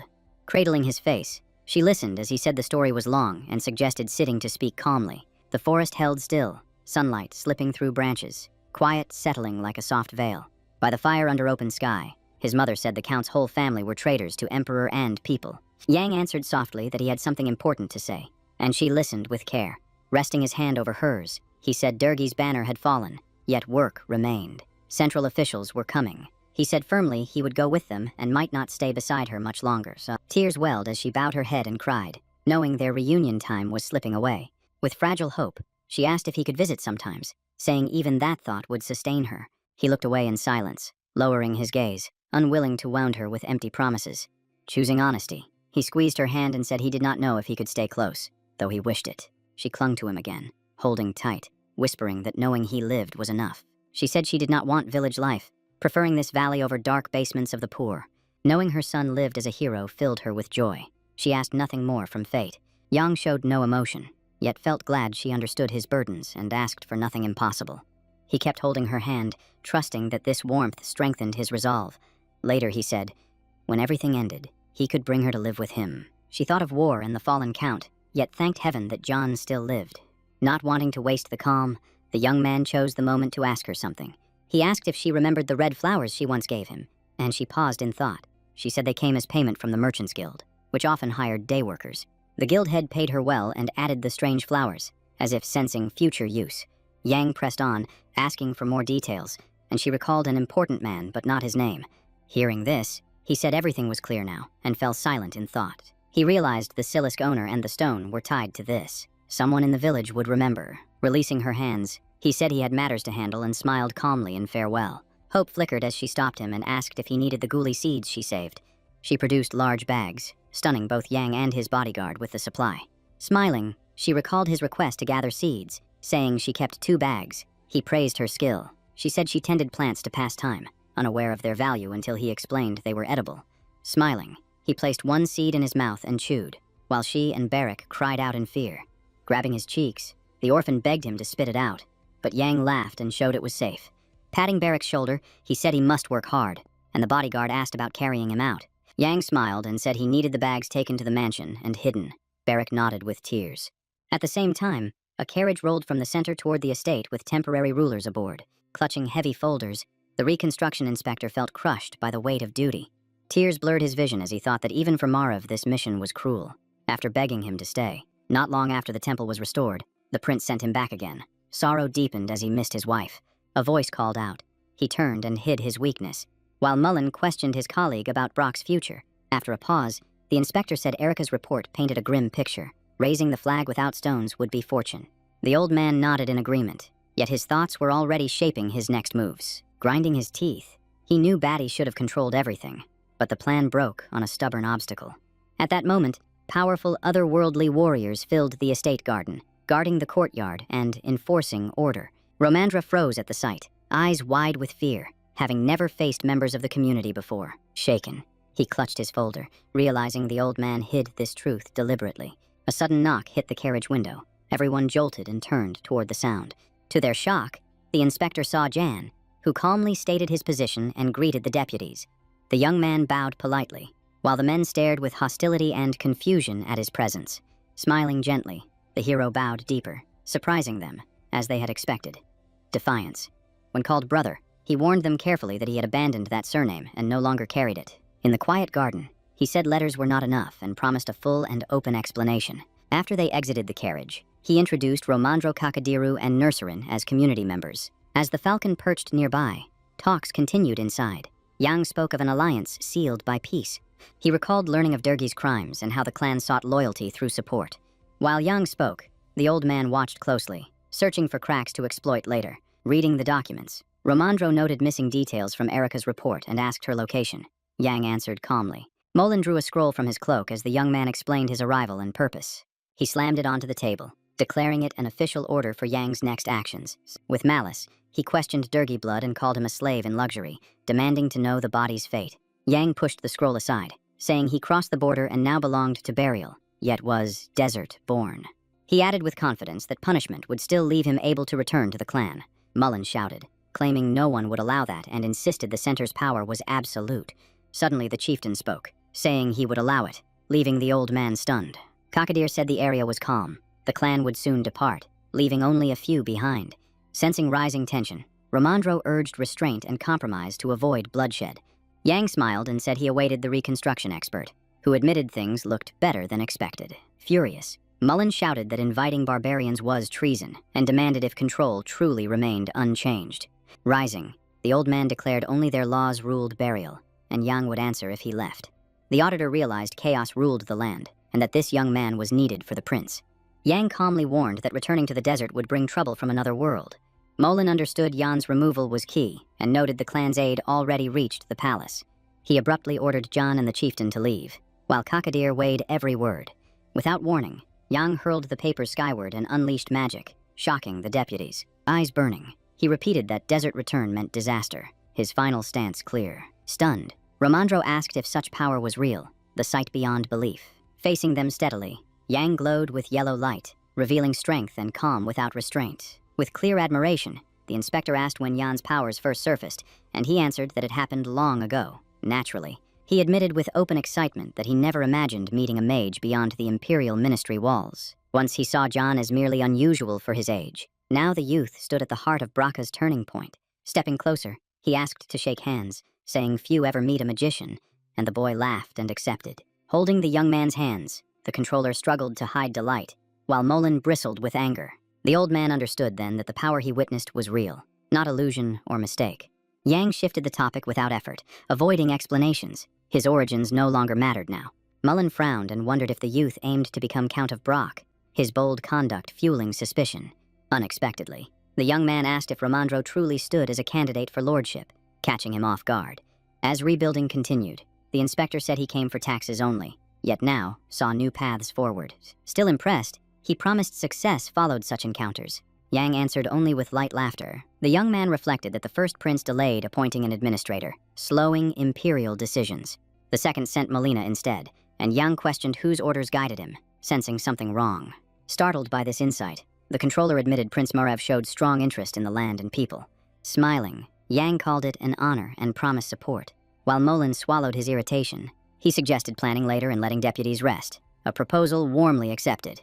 Clan envoys and officials left the office, groaning about 2 weeks in a cramped, jolting carriage. Suddenly, the hero heard his name and turned sharply to see who called him. Melina stayed behind, intent on a serious talk, his dark tone heavy with threat. Sensing danger, Kakadir paused at the door and watched Yang, who told him to go. Once the door shut, only the two remained, tension filling the room at once. Gripping his knee, the old man asked bitterly why the youth complicated his own life so deliberately. Confused, Yang said he acted honestly, exposed his father, gained freedom. The accusations felt strange.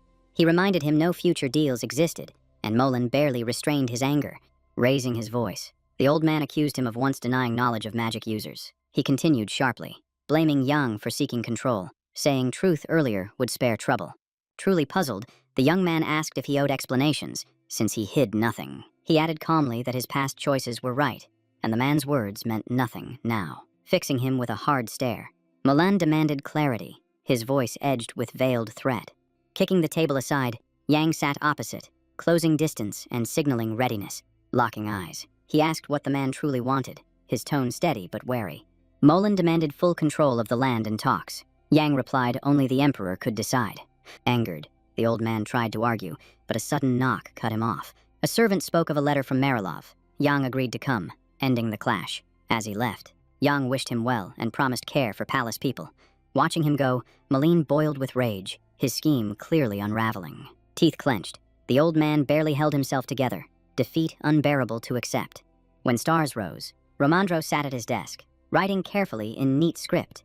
He continued until a servant arrived with dinner, breaking his focus. Lifting his gaze, he welcomed him in, deciding the note could wait for food.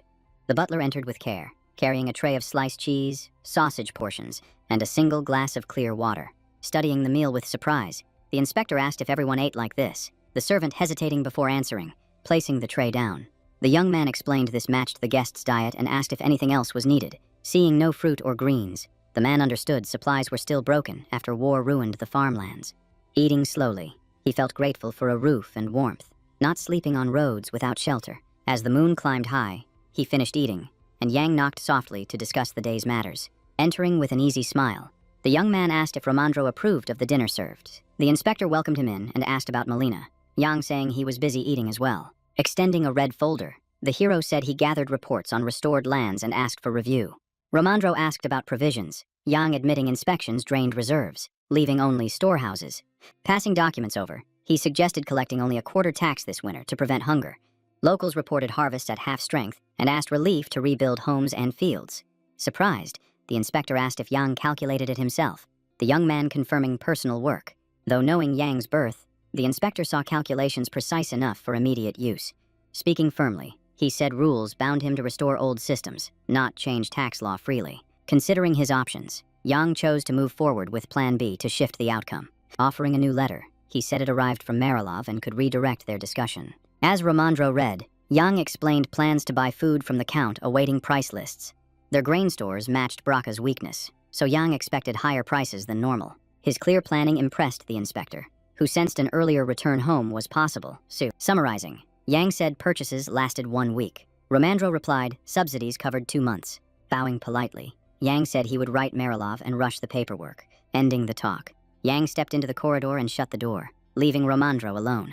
He reflected on the exchange, sensing trust forming, yet knowing the balance stayed fragile. Turning to Nurserin, Kakanir, and Barak, Yang announced a serious issue needing action. Barak stepped forward with his blade, Yang stating Ramandro would not change objectives. The chief asked if this was expected, Yang admitting hope failed and Plan B would start. The orphan asked about subsidies, Yang replying the sum was around 3,000 gold coins. Facing the chief, Yang said early contact with the neighboring county was now required. Walking the hall, the leader noted Ramandro's kindness and asked Yang's true opinion. Agreeing, Yang said Ramandro acted unlike Molin or Lord Gale sent by Marev. He once thought Jan backed the first prince, yet hostility revealed careful acting. Moving through dark corridors, Yang said winning Ramandro meant the plan would hold. The commander admitted surprise at respect toward mages within the empire. Yang decided leadership was possible and ordered Nurserin to watch Molin closely. Turning back, Yang asked if the task was done, the orphan confirming stones were planted. After parting, each returned to duty as deep night-covered streets under full moon. Elsewhere, deputies argued, Mac asking Dagor what path remained without answers. Dagor snapped for calm, yet his partner kept shouting, unable to settle himself. They knew only allies would rule next, stunned by the young man's negotiation skill. Fueled by anger, Mac argued that Yang was sharp, backed by the clan, and had already won the inspector's trust. He suddenly proposed replacing Erica with someone else, but Dagor dismissed it, recalling her dangerous temperament. She craved authority and served Prince Gale. Denying her the post could trigger chaos no one could control. Molin listened in silence, saying nothing, his stare dark as he buried his rising fury. Turning away, he said whoever opposed them would not stop and would soon become a serious danger. Holding a wine bottle, he said there was no retreat left, only one path forward, stunning Mac. Pouring the drink hard, the old man said the obstacle must be removed or everything would collapse. He stressed that if the mage stood against them, they must act before his power grew. Mac agreed, saying failure to control the youth would damage Prince Gale's interests. Molin thought coldly that without the boy, the otherworldly clan would leave and stop meddling in Brac. Then Ramandro would stand alone, unable to wield his new authority fully. Raising his glass, the old man said the bastard must not block the prince's long-awaited designs. He added calmly that patience mattered. They should watch events unfold before striking. Though all agreed, none knew they were being overheard, every word captured by a hidden listener beneath the table. Hannah wore a device in her ear, hearing their plans and grasping their cruelty. East of Brac stretched a vast desert, while west of Marilof the clan had settled, expanding its reach. The land bordered Haven, a trade kingdom, once allied with Brac through friendly counts. At the gate, guards stopped a carriage and demanded to know who sought entry. The driver said he carried an imperial expert from former Brac, confidence clear on his face. Hearing this, the guard ordered the gates opened, granting passage without delay. Inside, Ramandro asked if relations had long soured. John confirmed, noting Marilov avoided conflict. Recalling letters, he saw the county stayed alert, tracking shifts around its borders, passing the buildings. The hero thought that without imperial arrival, seizure attempts were likely. Clear skies hung over the calm castle, gold trim shining, yet the mood stayed strict and restrained. Bowing, Count Carlo Marilov welcomed them warmly, ready for serious discussion. Ramandro introduced himself as an imperial expert, stressing his official purpose. Seeing the Baron's puzzled gaze, the controller introduced January. Bowing deeply, the hero greeted Carlo, thanking the neighboring county. Carlo noted the youth resembled Durgi in no way. Yang accepted it as praise and raised food talks. Ramandro explained Brac's poor harvest and uncertain recovery, prompting the request for aid. Listening, the Baron said no other issues remained. Ramandro added recovery moved faster than expected. He admitted Yang's message alarmed him and said they could not strip their last reserves. Passing papers over. The list showed goods and prices, and the inspector examined each line closely. He suddenly asked for private talks, saying caution and secrecy were required. Laughing. Carlo found it odd Romandro valued a young man's presence in serious matters. Noting this, Yang thought perhaps the center truly held no prejudice. As they left, the Baron ordered lunch prepared so talks could continue at ease. Holding the papers, the expert simmered with anger. Jan carefully asked to review the list. The man agreed and handed them over, letting Yang study each item and cost. The young man read closely, judging how well the offer met Brock's true needs. They found no wheat, no corn, no roots at all, and what remained cost 5 times the norm. Romandro grabbed his head in shock. Even after war losses, Marilov's prices felt excessive. Yang set the papers aside and turned with a counteroffer that could shift the talks. Smiling calmly, he said that with trust, subsidies could be spent far more efficiently. The controller stared in confusion as Yang rested a hand on his shoulder, urging careful listening. Hearing the idea of hiring Marilov workers, Romandro froze, unable to grasp the intent.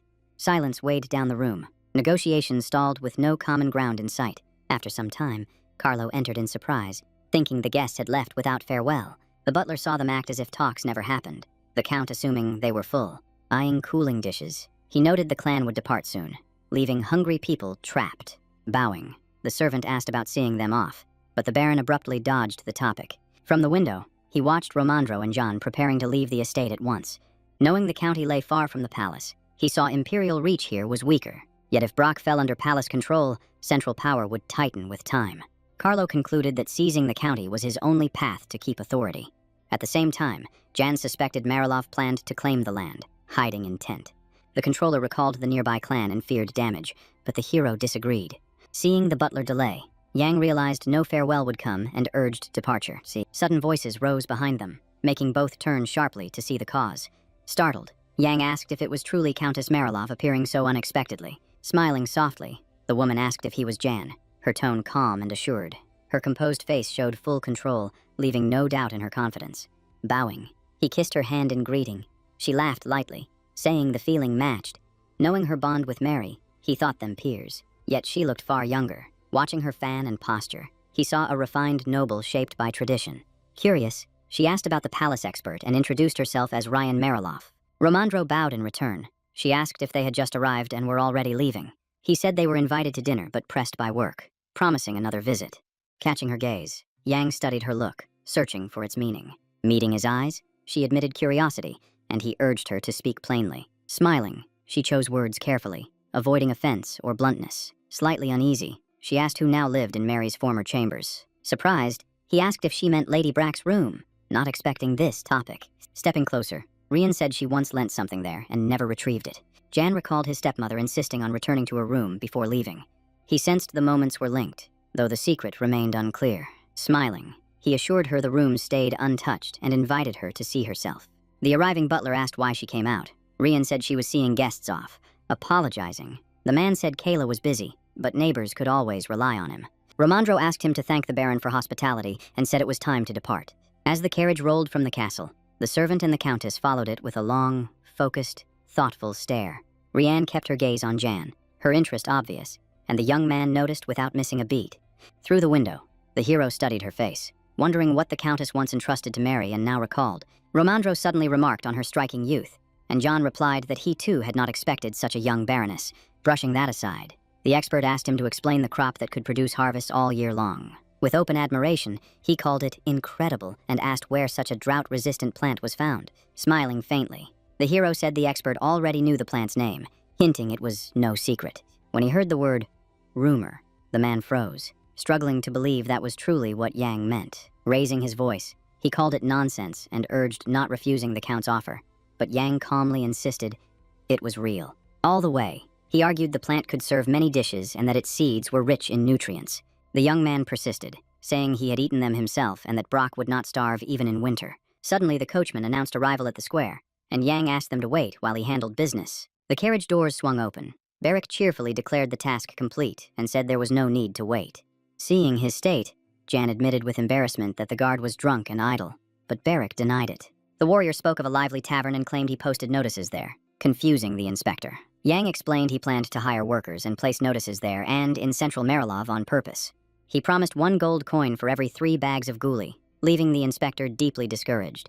Offended, the man asked if this was serious, and Barrick said the reward was far too generous. Yang judged the price fair, believing such payment would truly motivate the people. More importantly, without limits, peasants would start growing ghoul, and the time was not right. He asked about Marilov's agriculture, and Barak answered that conditions were worse than last year. Battles in brew-tainted rivers, traders raised prices, and daily life grew harsher than before. Thinking it through, Jan decided that if enough seeds were gathered, the county would approach them first. Romandro stayed tense, unable to grasp why collecting poisonous plants for gold made sense. Passing rows of houses, the carriage turned toward their home county of Brock, nearing the castle. Night fell as they arrived, finally able to rest after the long and draining journey. In the dining hall, the cook greeted them, saying Romandro had gone too long without food. At Jan's order, goulash, soup, butter-fried grains, and honeyed seeds were prepared. Trembling, the cook said he only followed orders and begged punishment fall on him, not his daughters. Alarmed, the inspector asked if the doctor was present, but Yang smiled and said he had gone home. Furious, the man shouted he was told to wait, but Yang laughed and urged him to eat without fear. Staring at the spoon, the expert hesitated, distrustful of the strange dish and wary of poison. At last he decided to try it, masking doubt as he tasted the food. Suddenly the spoon slipped from his hand, his body jolting from the unexpected reaction. Grabbing his head, he cried out that it was unbelievably delicious and rich. Turning to the cooks and servants, Yang told them to try it too, stunning everyone. Smiling, he confirmed the order, while the staff stood sweating with nervous tension. Hannah's voice rose behind them, quietly asking if she could taste the honeyed ones. Yang handed her a plate. She thanked him and studied a seed with interest. She bit down and declared it a true delicacy, freezing everyone in shock. The young man leaned in, eager. She answered without doubt. The flavor was deep and pleasant, stirring hunger across the table. Still unsure, the others pressed on edibility and safety, wanting a taste. The young man waved them on with steady confidence. One grain at a time, they chewed slowly, senses sharp, weighing texture and flavor, searching for the strange hidden note. Realization spread fast. It was truly gula. Amazement followed that it had always been there. Yang only smiled quietly. As shouts rose for more seeds, pride settled in his chest. His small find suddenly mattered to everyone. Seeing how trust moved through the estate, he chose the servants first, knowing bonds would carry the seeds forward. Word traveled. The cursed plant revealed its worth. Fear faded, usefulness replacing old rumors. During the meal, the inspector wondered about the discovery. Yang answered simply, calling it pure luck. He declared a greenhouse must rise at once. Winter would not starve them, his words filling the hall. Inwardly, he planned seedings and cold prep together, while gathering fruit from Brock and Mariloff lands. Romandro carefully asked to report this to the Imperial Palace. The hero gave calm approval, swearing honesty. The expert pushed for more. Yang replied evenly, supplies remained limited. Noticing servants chewing too, he addressed all, ordering strict control until the storehouse recovered. The maid and cooks answered with silent smiles, ready to obey, no dispute in their eyes. Night swallowed the castle. The full moon climbed, pale light washing walls and tower crowns. At the same time, Prince Marif studied a flower, then walked to his father's chambers to confirm the summons. By the bedside, he asked evenly if he was called. The emperor answered, yes, worn and tired. Turning, Clay said he wished to see his son. Time had stretched their silence, his voice low. He noted how long it had been, duty consuming the days. Marif agreed without argument. Silence followed. Marif realized his tone had been sharp. He softened his gaze, holding respect. Seeing his father turn away, he asked carefully what troubled him. The emperor looked drained. Clay took his son's hand, aged fingers closing, and asked quietly about Gale and his affairs. Shock held Marif still, the question unexpected. He could only stare, words failing him. He finally said he knew nothing, asking why this came now, since it never had before. Clay explained a recent dream, seeing Carolyn, the prince's mother, dark-haired and radiant. She rarely came to him, yet this time she asked for Gale, her words etched clearly in his mind. Marif moved to object, but Clay dismissed it as a dream, unworthy of delay. Thinking fast, Marif stayed silent, a faint smile hiding his stirred emotions. Servants lined the corridor with the butler as the prince emerged, all bowing deeply. He turned to the maid, asking calmly if the chambers were tended well. She answered with certainty. His tone darkened as he asked why Clea suffered nightmares. The menace in his voice shook her. She froze, confused and gasping, forcing herself not to show fear. His anger flooded the corridor, the air turning heavy, his presence unbearable. The maid collapsed, clutching her head and crying. Marif passed without a glance, stride firm. He warned that hearing this again would mean execution for all assigned to his father. She swore to remember, tears falling. the butler silent as Marif walked away. Along the way, he asked if business was done. The manager replied a report awaited, rubbing tired eyes. Marif asked for a summary, refusing to read again. In the corridor, the servant leaned close and whispered. Marif listened without interruption. When it ended, Marif cried out in joy, stunned by the weight of the news. See, the truth was clear. The bastard John wielded magic, seized Brock territory, and rebuilt it alongside the clan. Captain Eric was driven out, while the inspector rode hard, chasing fugitives who vanished without a trail, binding his long hair. The prince burned with anger, calling it lawlessness, insisting no crime go unpunished. He spun back, ordered the manager to his office, footsteps striking sharp through the corridor. The sky rolled like a dark sea, night still and calm, moonlight and windows faintly staining the ground. Morning in Marilov buzzed, streets whispering if Brock now traded ghoul for coin. Rumors racing fast. Young men frowned, unable to grasp why the county wanted weeds, unaware the plant was edible. Watching ahead, the merchant judged harvest would last long. Nearby fields cleared, forest next. In Brack, builders hammered and talked seeds, stunned that 3 bags earned a full gold coin. Some muttered Jan had too much coin, baffled by moves that defied common sense. One worker scoffed at paying for grass. His partner shrugged, calling it honest work. When Jan inspected the greenhouse site, rows of ghoulie bags stopped him cold. Asking the count, the servant answered, "Furin." Supplies stacking far faster than expected. The gardener argued growth hinged on watering and soil. Hannah proposed river silt as aid. Whirling around, the maid snapped at the expert to stop eating ghoul. Seed stock came first. Drawn by noise, the hero turned toward the clash, silent, eyes sharp and focused. His mind drifted, until Barrick the guard broke in with a question. Barrick mocked lightly, asking if Milton weighed on him, saying the old man stayed quieter than a rat. The young man answered seriously, admitting the thought, offering no further detail. He noted that since palace arrival, the man never left his chambers, yet the bustle of subordinates showed he worked in shadows, planning quietly. Recalling the listening stone hidden under Milton's table, he said it must be reclaimed soon. He told Romandro to invite officials to lunch, Barrick asking what if they refused. Turning, Yang spoke firmly. They should be warned it was wiser to attend. At that time, the guard was to retrieve the device unseen from the office. Later in the dining hall, Milton questioned the sudden meeting, such urgency unheard of before. Smiling, the hero spoke of reunion and news. Dagor pressed to skip pleasantries, arms crossed. Jan stated calmly the news was not as grand as expected. He said he found a new crop, one that could carry them through winter cleanly. Milton asked if he meant ghoul. The hero confirmed Sir was correct. The man shot back that rumors made ignorance impossible. Gold was paid for weeds, not only in Brack, but also Marilov and beyond. He asked if Jan knew whispers claimed it was money laundering from land sales. Hearing this, the young man rejected the gossip as foolish nonsense. He said if it were true, land would not be restored, nor reserves shared, acts that angered officials. Locking eyes with them, he denied knowing the source and ordered punishment announced. Mac and Dagor froze, shocked by words they deemed outrageous. Milton snapped, asking if Jan truly knew the plant. Jan answered calmly that he did. The old man insisted it was poisonous and prolific, a weed meant for destruction. The hero countered that the seeds were rich and nourishing, the fruit a true blessing. Yang reached out, asking whether Mr. Moline himself had failed to speak sooner and stand in support. He recalled that nature gives without favor. Hunger knows no class. If Gola feeds people, gratitude is owed.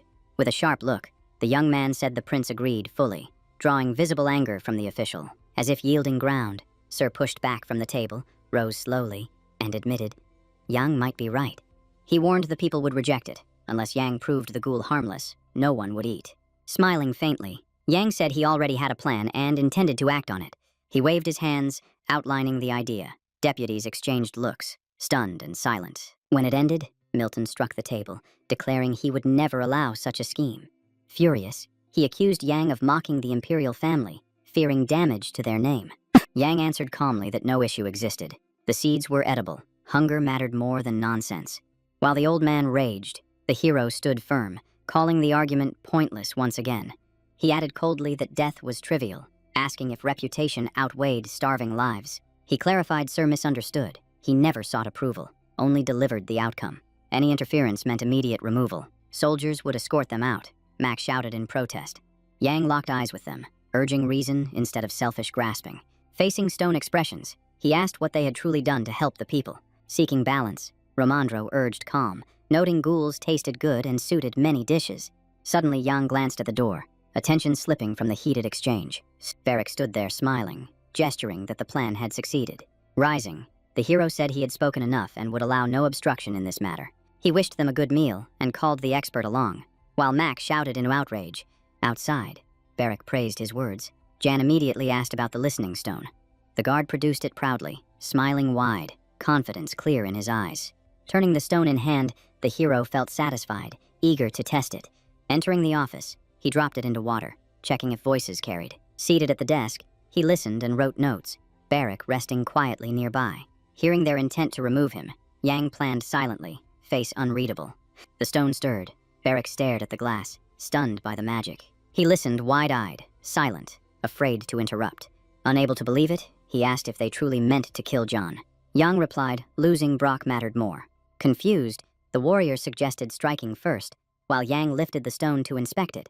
Yang said they would wait, find weaknesses, knowing the officials hunted timing too. Smiling faintly, he knew an assassin would come that night. Chance too tempting. Memories surfaced of his past as emperor, when many sought his life. Rising, he told Varric to focus. The warrior replied he was always ready, leaving the stone and letter behind. Yang ordered tighter watch on Moline's group. Elsewhere, rebuilding continued across the county, Romandro directing work with confidence. Builders called out. He chewed grains and sighed, saying lunch escaped him again. The workers stared, puzzled by what he ate and pulled from his pocket. Another youth approached, asking about guli seeds, leaving them stunned. The man leaned in and whispered he heard of guli from a friend, yet others nearby still doubted him. Yang chose to turn every rumor into fuel, spreading word fast, hardening trust in his new goods. Long before this, the Imperial Palace tested countless crops, searching for a true replacement. Results proved gulu seeds rich and flavorful, fit for farming without danger. That truth drove Romandro, the palace inspector, to oversee harvesting and storage himself. The man asked John if it would succeed. John smiled, saying the emperor only knew rumors from letters and Molina. After careful thought, the young man chose to reveal his findings to earn trust and respect. On the streets, people claimed the seeds improved skin and blood, saying they were absent only because Gola never grew in the capital. As builders debated collecting them, Yang and Varric watched quietly, the guard passing along news. In taverns, whispers claimed the emperor ate Gola for long life. Yang said the rumors were enough. Time to move. At the greenhouse, guards now protected seedlings once treated as worthless weeds. Under cover of night, thieves slipped inside, moving between rows, faces hidden beneath dark hoods. As they walked, one thief claimed he was right about growing them. The other agreed without doubt. They filled their hands with fruit, talking of palace value and selling it in the center. A spear-carrying guard lunged forward, freezing them in fear, punishment flashing through their minds.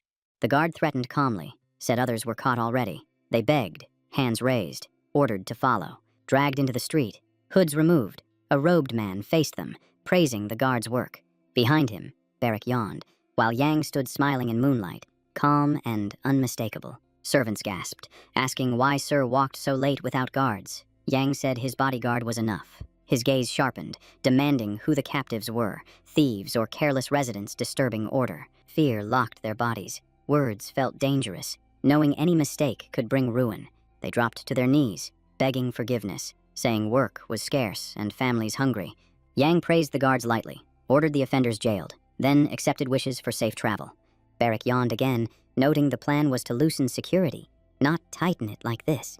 Yang answered evenly, saying other lands lacked rulers. Here, chaos would breed danger. Passing through open gates, he said a safer method must be found to protect people and crops. Under moonlight, Varric studied him, wondering how he ruled chaos with such calm. Later, carrying bags through the night, they knocked on doors in Bruch, handing out seeds for winter. When no answer came, Yang struck the wood harder, resolve clear in every knock. A tired man stepped out, child on his back, asking who visited so late. Yang lowered his hood. The man froze, then sensed the visit carried good intent. Yang raised a finger for silence. Children slept inside. The man nodded and held still, nervous. He asked what was wrong, fearing trouble had found his home. Yang offered a small bag, explaining the seeds fed well and grew strong when planted right. Shocked, the man listened as Yang said the food was filling, not a miracle as rumored. Opening a larger sack, Yang explained supplies were controlled and carefully distributed. Learning the man raised 5 siblings alone, Yang chose him first to face the cold. Tears filled the man's eyes, words failing as he grasped this chance to endure. Yang held his hands, explaining one seed yields many fruits. Eat some, plant and share the rest. The man bowed deeply in thanks. Yang waved and moved on, helping the next home. Moving through the streets, he admitted he barely knew the bodyguard's habits, yet trusted him without doubt. Startled, the hero asked if Barrack was half asleep. The tired warrior answered he wished he was, but stayed alert. As they walked, Yang stated the Empire still controlled ghoul growth, yet reserves were clearly shrinking. He turned and asked if seed distribution was wise. Would people see aid or something unsettling? After brief thought, he answered that every step was planned. People would see care, not tyranny. Crossing the village center, Yang believed his intent was clear, urging haste. Many homes still waited. At another door, a woman greeted them warmly, children wide-eyed, gladly taking the gifts. Yang passed her a seed bag, asking for silence, explaining calm distribution mattered. They then visited a young man with a broken leg, who accepted. Gratefully, winter survival assured. Families welcomed the grain sincerely, joy rising as hunger no longer felt inevitable. Elders smiled and thanked him, seeing a leader who guarded the village future. Suddenly, Barrack sensed a stare, turning sharply toward a shadow near the next building. Daegor watched quietly from concealment, tracking every move, careful not to be seen. Peeking once more, fear crept in. He withdrew fast, slipping into the alley and gone. He hurried to his allies, reporting the man was handing seeds directly to residents. With one sharp motion, he burst into his chambers, tension thick in the air. Waiting eagerly, Mac pressed for details, listening closely for meaning. Lowering his hood, the man paused, choosing words with care, face unreadable. Stepping closer, he reported Yang's nightly distribution of gulu, shocking Mac with its intent. Turning to Milton, he said the boy was strange indeed, yet clearly acting for the people. The old man thought the credit would go to Romandro, securing trust from palace and crowd. Swirling wine, he mused that a dawn departure could have changed everything. It could have ended the boy forever, yet caution saved him. Back in his office, Yang noted the full restoration of Gilsum village. Romandro asked about guli supply. Yang answered calmly. Stock moved fast, but would stabilize. The expert asked if charity would continue. Yang confirmed distribution would last 3 days. The inspector warned the pace was brutal. Noting magic explained Yang's endurance. Yang replied evenly, asking if the meeting could end. Ghoul supply issues were settled. Raising a hand, Nurserin reported contact from the Great Desert with vital regional news. News followed of advisor Vincian's failing health. Yang stiffened, urgency flooding in. Recalling the old woman and Silisk, Yang knew a careful plan was required. Balami reported cultivation halted, remaining roots reserved for survival. Romandro asked for clarity about the advisor and plant. Yang and Nurserin exchanged looks. Crimson sunset bled through the window. They decided to brief the inspector fully. After hearing it all, the man repeated the facts, weighing their impact on land and people. Cockanier fixed his gaze on Yang, saying the verdict was forced by Brosh's crisis, asking about funeral customs. Tapping the table, Yang replied he knew the clan ways, laws, rites, and traditions. He stated that when a chief or advisor died, isolation lasted a full year. The chieftain declared they could not stay. Vincian's age left little time. Yang asked if Romandro had palace news. The answer came, no, yet hope remained. Hearing the hero planned to seek the first prince's reply, he weighed the risk, measuring every consequence. Hands clasped, the inspector stated he sent only one report, as ordered, detailing the estate's condition. He added calmly that Yang's magic had to be confirmed. Its impact mattered to the entire empire. Confused, the hero asked if the crown truly wanted the new Margrave cut from Melina's circle and the second prince. Yang admitted he shared Mylov's stance and remained at odds with the old man, as already noticed. Hand to chest, he earnestly asked Romandro to recommend him as count, saying it would secure Prahe. The request stunned the man, thinking it madness, far too bold for someone ordinary. Yang reassured him, saying refusal meant exile to the desert, palace control, and forced servitude. Calling it the only path to protect himself and Brock, he met the inspector's doubt with firm certainty. Seeing the ghoul bag on the table, the man understood Yang stood at the heart of renewal with real results. Setting his hand on the papers, he chose honesty, hiding nothing from the ambitious young man. The prince misunderstood John's ties to Molen, missing key details shaping the situation. Remembering Yang's account, the expert knew he used the old man to shield himself and the county. That move opened the Margrave seat to his ally, yet Captain Erica's claim complicated matters. He also believed Yang's magic qualified him for ministry service, a chance to show his worth. Gale believed the hero could counter conspirators using strategy, strength, and influence. Calmly, Yang said if that was the reason, he could explain all, leaving the inspector unsure how. In his chambers, the man vowed to brief the first prince personally, noting letters lacked security. Clenching his fist, Yang declared he could prove Molen stood on the opposite side. He fixed his allies with a fierce stare. promising loyalty until death and beyond, even reduced to ash. He said his ideals and vows to the people would stand. Romandro was shaken, while Nursaren and Kakandir smiled, seeing resolve, not words. Studying the papers, the inspector agreed to deliver everything to His Highness. Rising, he proposed ending talks for the day. Yang thanked him sincerely. Nearly forgetting, Yang asked if anyone in the capital handled Celeste for production. The expert answered uncertainly, unsure he could find a flower unknown to him. Knowing the plant was obscure, Yang considered how hard burial retrieval would be. Departing, the man urged rest. Yang clarified they would meet again tomorrow. Alone with Barrick, Yang suggested leaving early. The guard asked if fatigue hit, leaving the office under fading sunlight. Yang felt his eyes shutting. As moon and stars rose, they returned to the village center, people greeting Yang warmly. Spotting a familiar woman, he asked why she stayed awake. Preparations were light today. From behind, he warned her not to trouble the gentleman, saying he hid from palace eyes. She gasped. Villagers lined up, urging him to bring more seeds, grasping winter's stakes. After distribution, Yang waved Barrick on, continuing to ensure no one was missed. Seeing Barrick's focused stare, Yang asked what drew such attention. Barrick reported 3 attackers. Yang sensed a trap demanding swift tactics. Knowing speed mattered, they moved faster toward the estate. In dark streets, strangers trailed them quietly, tracking every step. Yang and Barrick advanced steady and calm, shadows following, waiting to strike. The attackers halted and shouted, demanding to know which one was Yang, scanning faces to confirm their target. Yang turned calmly and asked what would follow if it was him, gauging distance, timing, and survival odds. Stones burst from nearby walls, fragments flying wide, throwing the scene into sudden disorder. Caught between foes, Barrick struck fast, his blows snapping toward their faces with brutal precision. A blade flashed close to his side. Instinct saved him, his body twisting away in time. As they closed in, he weaved and countered, each move sharp, showing trained combat rhythm. Yang shouted a warning from below. Attackers above. Barrick lifted his gaze, bracing to respond. While blocking one strike, another enemy dropped from above, saber raised, intent clear. Barrick shifted at the last breath. The blade smashed ground, stone and dust bursting outward. Without pause, Yang chose offense, stepping in with planned movement to shield himself and Jan. The attackers slipped back just as cleanly, their coordination revealing disciplined training. Watching closely, Yang saw professionals, aware of Barrick's strength, likely hired by Molin's circle. As Barrick pressed forward, he shouted to leave at least one attacker alive. Yang answered back in agreement, unease growing as enemy behavior broke expectation. If they knew Barrick, they knew Yang had magic, yet none targeted him directly. From the opposite side, more figures advanced, weapons drawn, encircling Yang from multiple angles. Seeing the trap close, Yang accepted it, knowing action was the only path forward. With exit sealed, he understood the scale. Strength and focus would decide everything tonight. Their leader stepped out, bat in hand, ordering Yang to stay quiet, voice heavy with threat.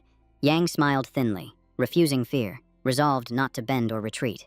Mana surged, light wrapped his body, fire formed in his palms as he named himself. Studying the crowd, Yang grasped the delay. They had gathered numbers for the strikes. Facing them all, he asked why they risked their lives so cheaply. The leader spat death wishes, boasting of the price on Yang's head. With that, he charged, weapons swinging, Yang holding fire steady, timing the response. As the club cut air, Yang stepped in close, ready to unleash magic. The fireball swelled brighter, heat rippling as he prepared the finishing blow. In one motion, Yang drove it forward, light smashing into the attacker's face. Power surged. The man froze in terror, mind-breaking before resistance formed. Light consumed his vision. Yang held firm, dominance absolute. Screaming, the attacker staggered back, face scorched, fear crushing him. He collapsed, shrieking as Yang advanced again, control unbroken. Another man rushed in, weapon raised, yelling as he tried to turn the tide. Yang slipped past each swing, balance steady, reactions sharp. With one strike, he disarmed the foe and drove fire into his core, ending the threat. The man dropped, choking and crying out, strength gone. Yang studied them. They looked like locals from Brock, yet they shouted for him not to ask. Realizing his grip on the city was weaker than believed, Yang dared them to try again. Some froze in fear, others lay broken. A few mocked him as a child. As one lay at Yang's feet, the rest surged forward once more, choosing risk over retreat. Standing still and scanning the street, the hero saw his bodyguard arrive as stones cracked and bounced from the walls. Barrick surged straight into the attackers, cutting off their advance and shielding Jan by force. His eyes burned hot, resolve set, confidence firm, no trace of hesitation or fear. Blow after blow fell as he demanded to know who dared strike at night, blood spraying across stone. Lifting his stained blade, he questioned who had planned this ambush in the dark lanes. Cutting through foes with ease, the warrior fumed at being dragged into combat instead of rest. Watching closely, Yang asked if any would live. Barak wiped his face and said they would. Yang gripped Barak's shoulder, praising his skill and trusting his strength without doubt. Flooding the street with magic light, Yang reminded him to spare one attacker. Momentarily stunned, Barak admired the glow. Yang snapped, asking if he was listening, leaping forward, saber swinging. Barak shouted that he heard him and promised no mercy. Thinking the hero unhinged, the attackers broke and ran, panic replacing intent. Barak intercepted them, strikes landing hard, blood scattering as weapons fell away. A few escaped, but seeing Barak's fury, they abandoned any thought of Jan's bounty. From the side, Yang wondered why they called Barak a monster. He was only defending life. Barak smiled wide, eyes blazing, soaked in blood yet savoring the clash. Afterward, Yang laughed among fallen foes, wounded yet standing above them. Walking through bodies, Yang heard Barak say one attacker lived for questioning. Facing the captive's ruined face, Yang considered how to use him later. Turning aside, he admitted the feeling of having seen this man before. He asked Barak if the face seemed familiar. The guard dismissed him as a scarecrow. As the man covered his face, a ring flashed, catching Yang's eye and suspicion. Yang stared as something strange unfolded, surprise widening his eyes. An odd shimmer spread, like magic twisting flesh and sight. The captive screamed, his features warping as Yang and Barak watched. Barak muttered in shock. The face was ruined beyond recognition. Nothing remained. It resembled poison used by killers, destroying identity to hide masters. Nearby lay the wounded leader, hearing Yang order survivors taken to the mansion. Beyond the street, the village slept quietly, unaware of the violence. Elsewhere, deep night held the official's office as men argued over outcomes. Tense, Mac feared Chan survived. Degor insisted all was under control. Snapping, Mac accused him of calm blindness, demanding a backup plan if Petrio failed. Molan cut him off sharply, warning servants might overhear and report. Grimly, the old man said the leader was highly capable, a serious threat. Once captain of the Royal Guard, faithful and precise, age had not dulled him. As they spoke of striking Yang and Barich, an unseen guest moved fast toward them. The orphan advanced down the corridor, unnoticed, tension trailing him. Hearing sounds at the door, the officials fell silent and turned. Fear thickened the air as they sensed control slipping away. Fixing on the door, Mac asked shakily who stood there, expecting good news. The door creaked open, revealing the blood-soaked figure of John, the bodyguard sent to fulfill the young man's orders. Barak snarled as he asked whether the one they waited for was truly Petrillo. His smile twisted and cruel. The stunned managers froze, unable to grasp the sudden collapse of their expectations. Stepping inside with a saber and blood-splashed armor, the warrior ordered them forward, Degor leaping up and shouting that the boy crossed limits. Pressing the sword tip to the official's shoulder, he ordered silence, warning that Yang demanded obedience. Shaking with fear, the man cried that he served the palace, yet the blade near his throat pinned him still. Barak stated coldly that borders meant nothing here. Origins carried no weight. See, by morning, villagers found a sealed field stained with blood, believing it happened as Yang returned from the palace. A girl screamed in horror, asking how such a thing could occur. The young man whispered that he sought the same truth. In the dungeon, chained tight. Barak wiped the melted face of the criminal as Yang asked if his name was Petrio. The captive lowered his head, silent, while Yang noted that was the name everyone used. The man screamed in agony, Barak muttering that he was only cleaning wounds and the pain was survivable. Lost in thought, Yang said nothing, replaying the ambush and its aftermath in his mind. During the search, even identifying tattoos were gone, proof the man erased his identity. Yang asked bluntly if the criminal understood his condition. The doctor replied he had less than 3 days. Saying death was near, Yang demanded his name, offering counsel status in exchange. Silence answered. The prisoner lifted his head, tears forming, pain and shame indistinguishable. Yang met his gaze without words, weighing his next step carefully. As he turned away, Yang said he would not torment a dying man and left him alone. Outside, a warrior from the otherworldly clan waited, fighters who never forgot vengeance. See, Yang wondered the stranger's name, hoping no kin remained, for that line would end. He ordered Barak to keep constant watch on the prisoner. The bodyguard obeyed without question. Barak continued cleaning wounds with cloth, the captive screaming as his face slid like tar. Walking toward the exit, Yang heard the screams yet forced his thoughts ahead. He moved through the dark dungeon corridors, heavy with pain and lingering fear. Suddenly a voice called his name with excitement, stopping him cold. Romandro appeared, anxiously touching his face, asking if he was unharmed, having heard of the attack. Yang answered calmly that he and Barrick were fine, the inspector noting his strength as a mage. Barrick remarked on fighting bandits. Yang added that 2 attackers lived, one silent, one unconscious. Yang revealed a spiked ring and asked about the poison, explaining how the face dissolved after contact. Examining it, Romandro said the signs matched dabarphine, an extremely potent substance. He explained it was used to erase identity. Yang stared at the ring in shock. Romandro asked about Molina's people. Yang replied they still claimed ignorance.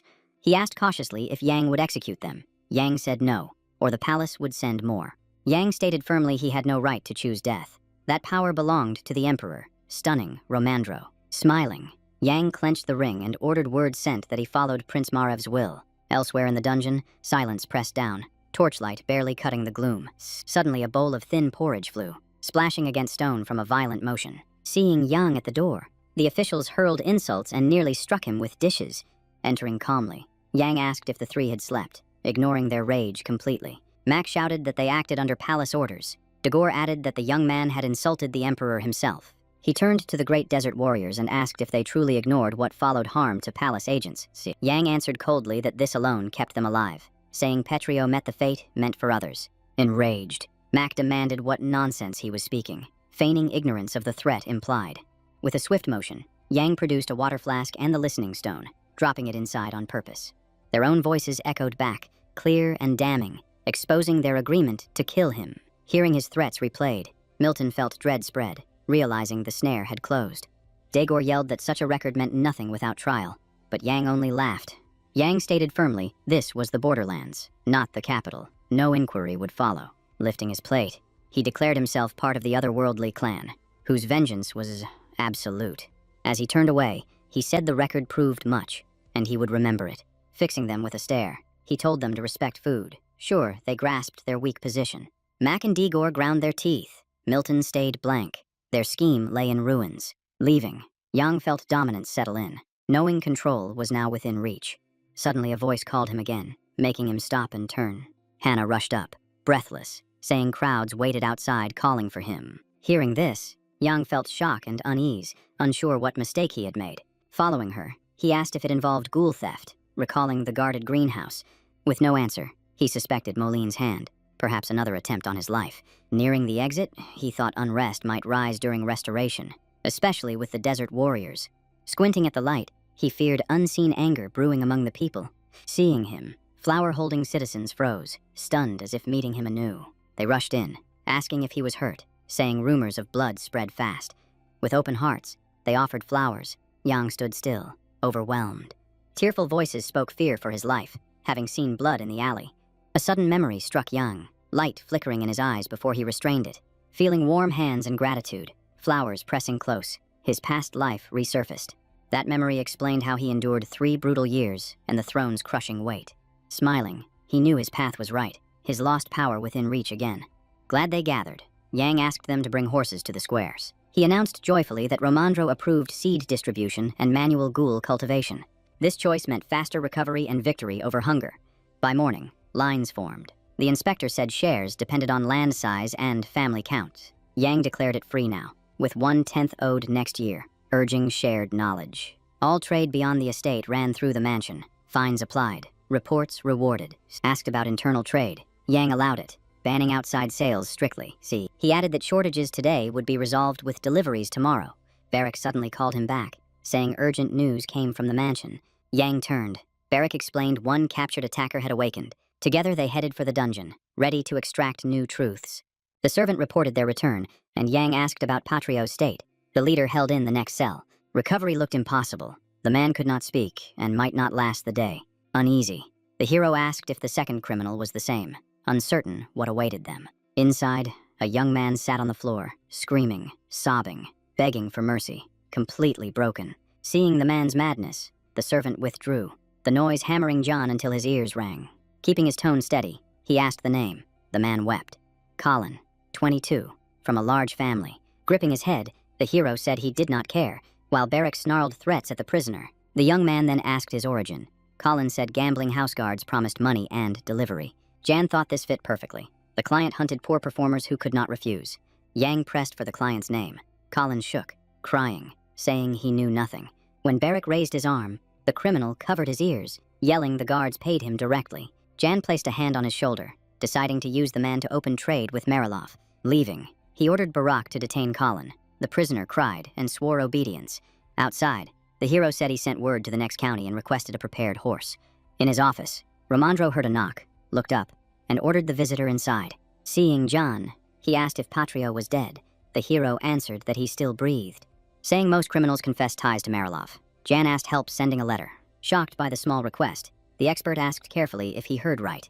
Confused, he guessed Jan needed an excuse to write, and said it openly. Catching the insight, Jan smiled, saying that was close, but not the full reason. Laughing, the man agreed to help, respecting the young hero. He showed a letter, saying he planned to send advice to Prince Merev. Handing it to John, he asked his thoughts, knowing the weight of coming events.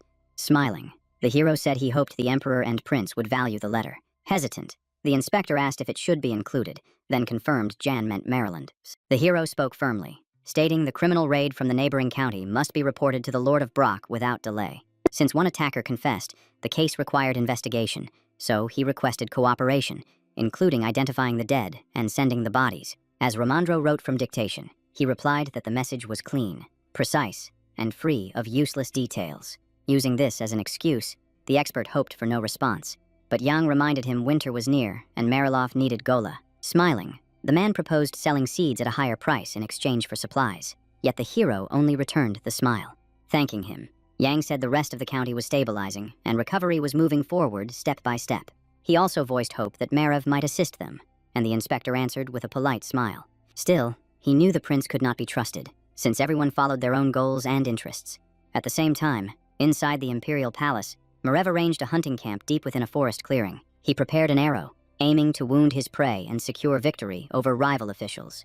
Startled, the beast fled as his shot missed, vanishing into the dense undergrowth. Other administrators stood behind him, watching with visible irritation as the attempt failed.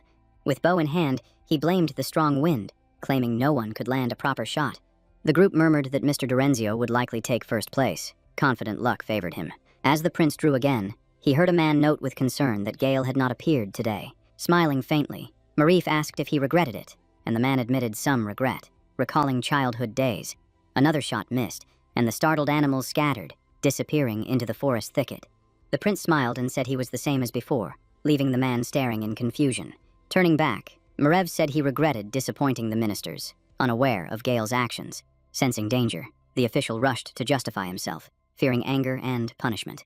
Leaving them behind, the prince ordered the hunt to continue while he went to rest in the tent. Inside, he sank onto the sofa, then questioned the servant about his business at such an hour. Reporting a border letter, the servant said it would make a fine gift for Marov in hard times. Taking the note, the prince read carefully, silent, examining each line with focus. After finishing, he laughed openly, amused that Braj believed goulash could stop winter famine.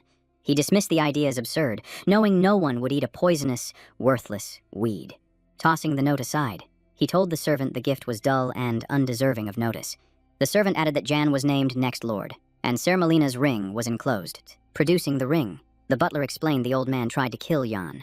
Petrio led the raid, and failed. Hearing Jan wanted to hand them over, the prince smiled, spinning the ring slowly. He expected this outcome ever since learning Jan arrived with an otherworldly warrior clan.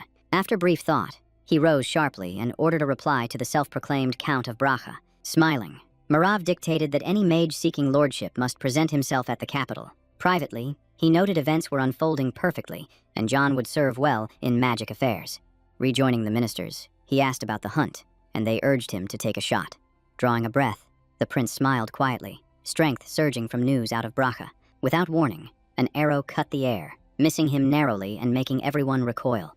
The shot struck a deer cleanly, dropping it instantly, shocking the watching officials. They turned in disbelief, staring at the fallen animal in the clearing. Marov stood with his back turned, silent, judging the scene and knowing who fired. Tension rising.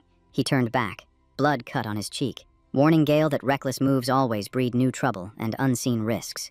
Behind him on horseback sat a dark-haired youth, wide grin steady, posture sharp, confidence clear in every motion. Apologizing for his delay, the second prince said he rushed here and asked if his appearance offended anyone. He slid from the saddle, saying urgent affairs slowed him, while ministers assured him they had awaited him eagerly. Marav scanned the clearing in silence, calm and measured, weighing faces and waiting for the moment to reveal itself. Soaked in sweat, The ministers claimed the heat demanded water and rest after the exhausting hunt. They moved fast toward the tents, seeking shade, breath, and space to plan what came next. Only Gale and Marev stood alone in the clearing, watching closely, probing each other without words. Noting his brother came despite heavy duties, the prince asked if thanks were due, the reply citing a tight schedule. Locking eyes, Gale questioned his brother's focus on borderlands, pressing for the reason it mattered to the Empire. Molina's reports ended without warning, yet Romandro's letters kept arriving, detailing shifts along the border. The second prince realized this earlier when the meeting was cut short, wondering if Marev saw it too. Drawing his bow, the first prince questioned this sudden concern, surprised such matters ranked high for him. Facing forward, he said he knew not Gale's intent, but urged abandoning Braca to avoid border threats. The second prince only smiled at the letter's recommendation, certain his chosen course was correct. While firing, Marav explained the contender was a mage, already established and allied with otherworld warriors. His second arrow struck the dead deer cleanly, precision undeniable, authority earned without words. Smiling at his brother, he said he had no objections. Ordering the succession rushed to save time. Soon both princes joined the ministers, whispers rising that rumor alone might sway Bracha's fate. When the county was named, the princes exchanged sharp stares, each grasping its weight. The chair announced a letter had arrived from a restoration expert, recommending a territorial lord. As the hall listened, it was revealed the candidate was John, bastard son of the executed Dergi. Ministers erupted, demanding how a criminal's son could rule and why bloodline punishment mattered. Some argued he should be a slave, others countered that he accused his father and cut all ties. Gripping the table, Marev stated the report showed the boy fulfilled every duty expected of a lord. Gale watched his brother intently, eyes burning, measuring intent, guile, and possible fallout. He continued, saying John of Braca forged alliance with desert warriors and earned the people's trust. He proposed granting him Viscount rank, ministers trading tense glances at the bold move. Murmuring spread as they saw no grounds to resist, backed by the prince and Romandro. At that moment, the Minister of Magic whispered into Gale's ear, shaping the discussion's edge. Gale listened, smiled faintly, stayed silent, knowing her counsel mattered, yet his plan stood ready. The hall filled with debate over what followed if John ruled and whether he deserved the seat. When his brother said taxes meant peace, Gale snapped his fingers, seizing the room. Laughing, he said it was well-spoken, sarcasm heavy, opposition clear beneath the tone. Turning to the Minister of Magic, the prince said, "Wouldn't it be better to put the boy back in chains and make him work in the palace, especially if he had abilities useful for service?" Smiling, Wesley agreed with Gale, noting even novices earned over 100 gold coins. Palace costs ran high. Marav glared, asking if she wished to enslave one closest to God, as she tried to protest. He slammed the table, declaring John must be made lord, his deeds worthy of the title. He counted the taxes Jan could yield, Desmit Dolari, 000 yearly, asking if that satisfied everyone. Giving his brother a hard look, Gale said if John broke terms, should slavery return, knowing Marev planned ahead. The Brock territory could only afford that sum if it passed all taxes forward, otherwise the balance would collapse. If not, Wesley would seize the land, and even if Yang paid, crushing debt could follow. The meeting head called it smart, saying payment would legitimize the youth and silence unrest. Others agreed, knowing many would resist a ruler carrying a criminal's bloodline. Marev realized his scheme succeeded, yet kept his face still, hiding any satisfaction. Relieved, the ministers agreed it was time to appoint Yana as lord to restore order. Nearby, Gale and the Minister of Magic kept whispering about the bastard's rise. She spoke sharply into his ear, while the prince listened, smiling, weighing her words. Marav closed his eyes, focused inward, as his brother wondered what he was planning. The first prince did not care if Yang fell into debt, only that his brother's allies stayed powerless. Smiling faintly, he trusted the youth could govern Brock wisely and win the people. The next day, an imperial carriage stormed the estate, shocking residents and servants alike. Seeing it, the people and Hannah panicked, rushing to summon the hero, sensing fate shifting. The instructor reported a palace carriage arrival, and the hero asked if it concerned Molina's arrest.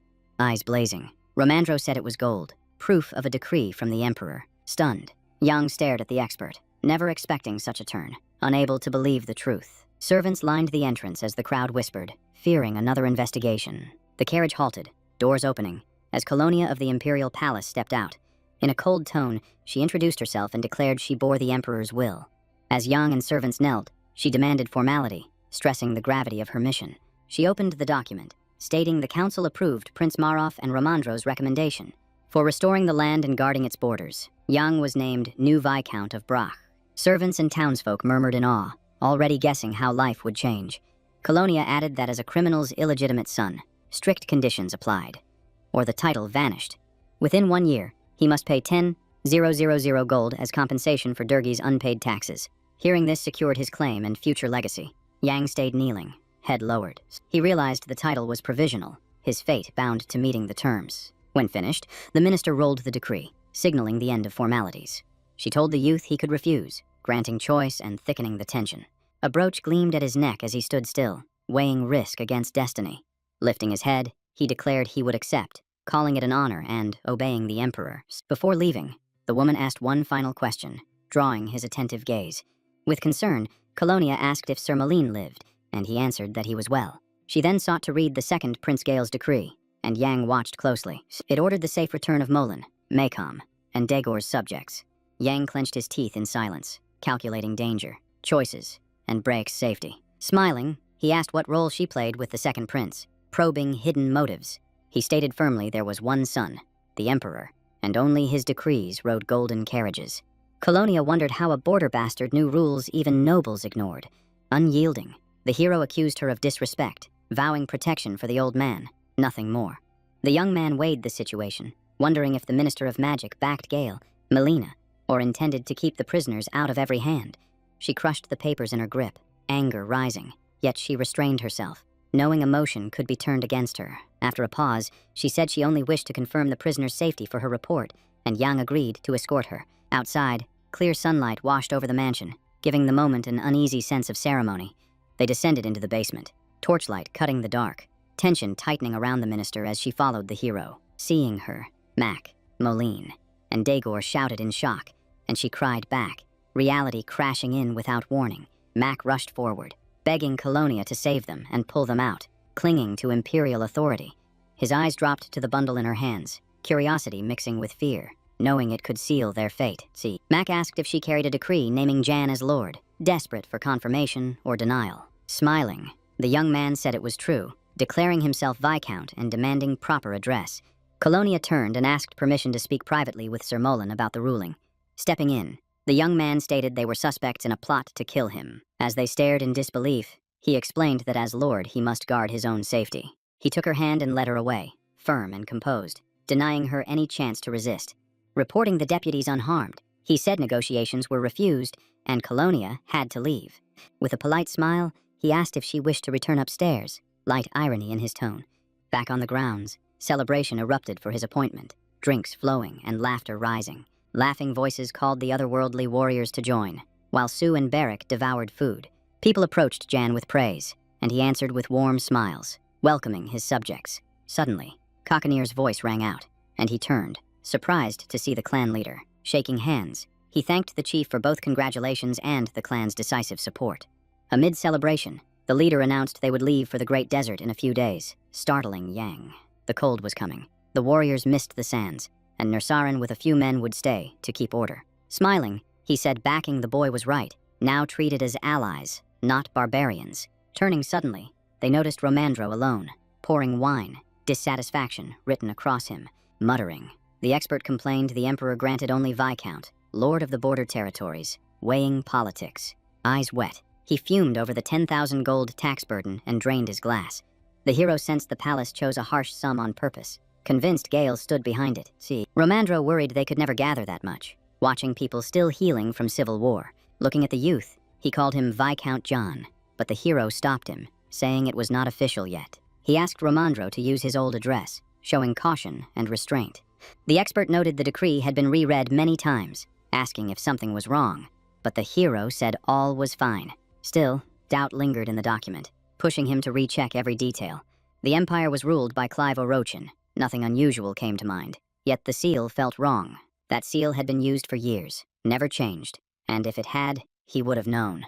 He questioned why a symbol unchanged since the empire's dawn had suddenly shifted. Studying the decree, one answer emerged. The imperial seal had been altered. Even with time gaps and chaos, the change felt abrupt and unnatural. Such a shift could not escape notice from one seated on the throne overseeing all rule. A voice called out, snapping Yang back from thought, his focus returning to those around him. Romandro sensed the young man's dark mood and voiced concern, asking if something heavy weighed on him. Confused, The hero asked what he meant, but the expert said he only noticed the change. Smiling, the instructor suggested that after receiving the appointment letter, neighbors should be informed. Realizing he meant Mariloff, the hero agreed gladly, confirming his instinct for diplomacy.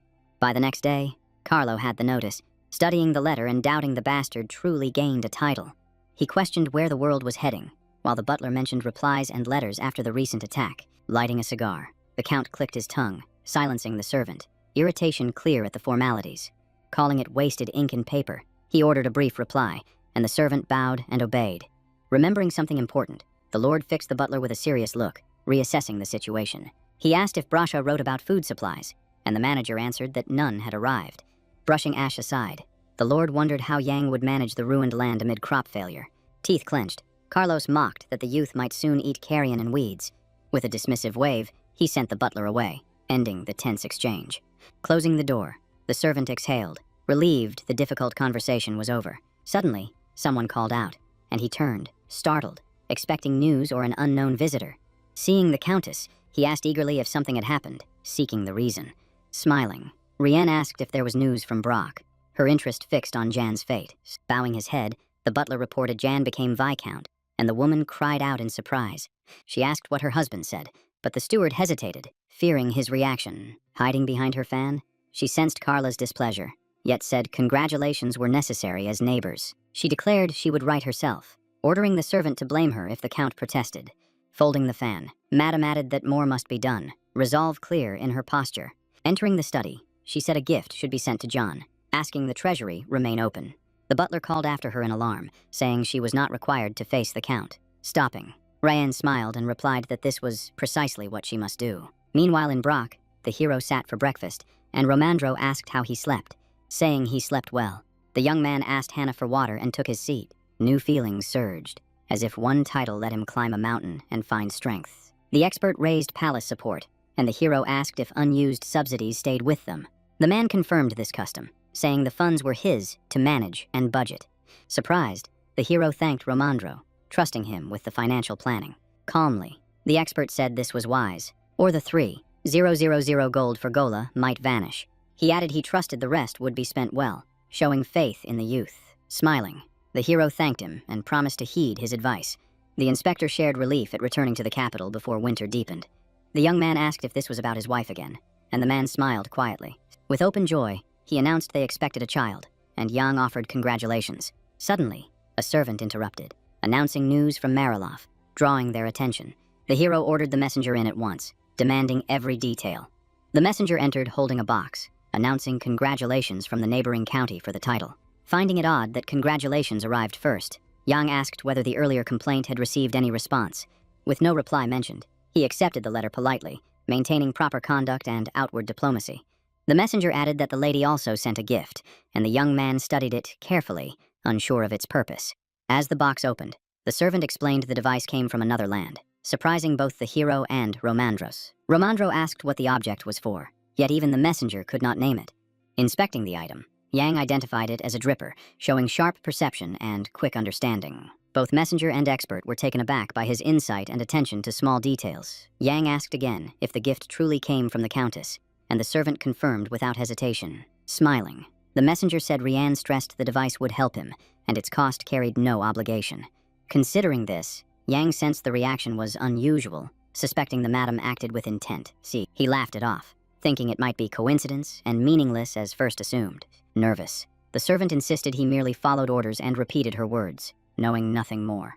Romandro added that the Countess had distinctive tastes, fitting her habits and character. Privately, Romandro expected pressure from Marilov over the ghoulie, but not such a move. Studying Yang and the gift, he wondered how the young lord would respond. Suddenly, the hero asked for time and chose to write a reply to Rienne himself. Curious, the expert asked what he planned to say, and Yang replied that he liked the gift. As he left, he added that he hoped to meet her someday and understand her intentions. The dripper was a recording device that pierced material with each press of its handle. Many dismissed it as useless, yet it became the foundation of future machines and later, a national project. Yang questioned whether this was mockery or recognition of the device's value.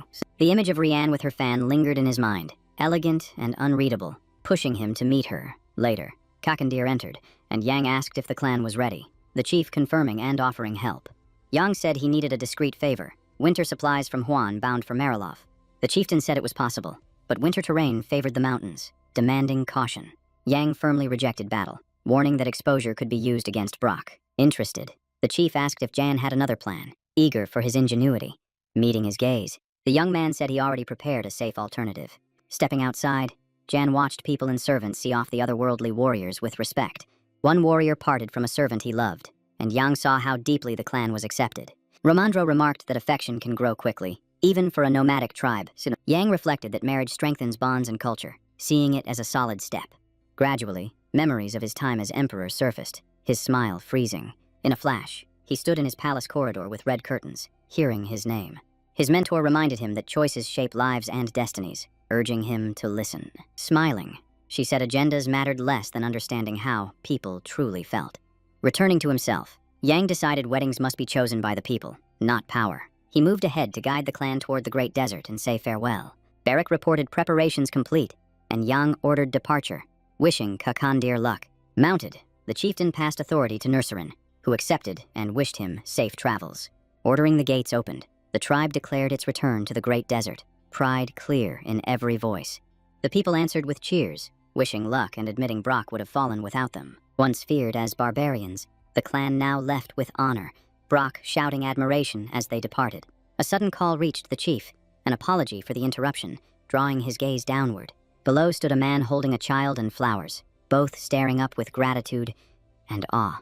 The boy offered a small gift with trembling hands, looking at the chief as something divine. Kakandir's hard expression eased into a faint smile, touched by the child's gesture.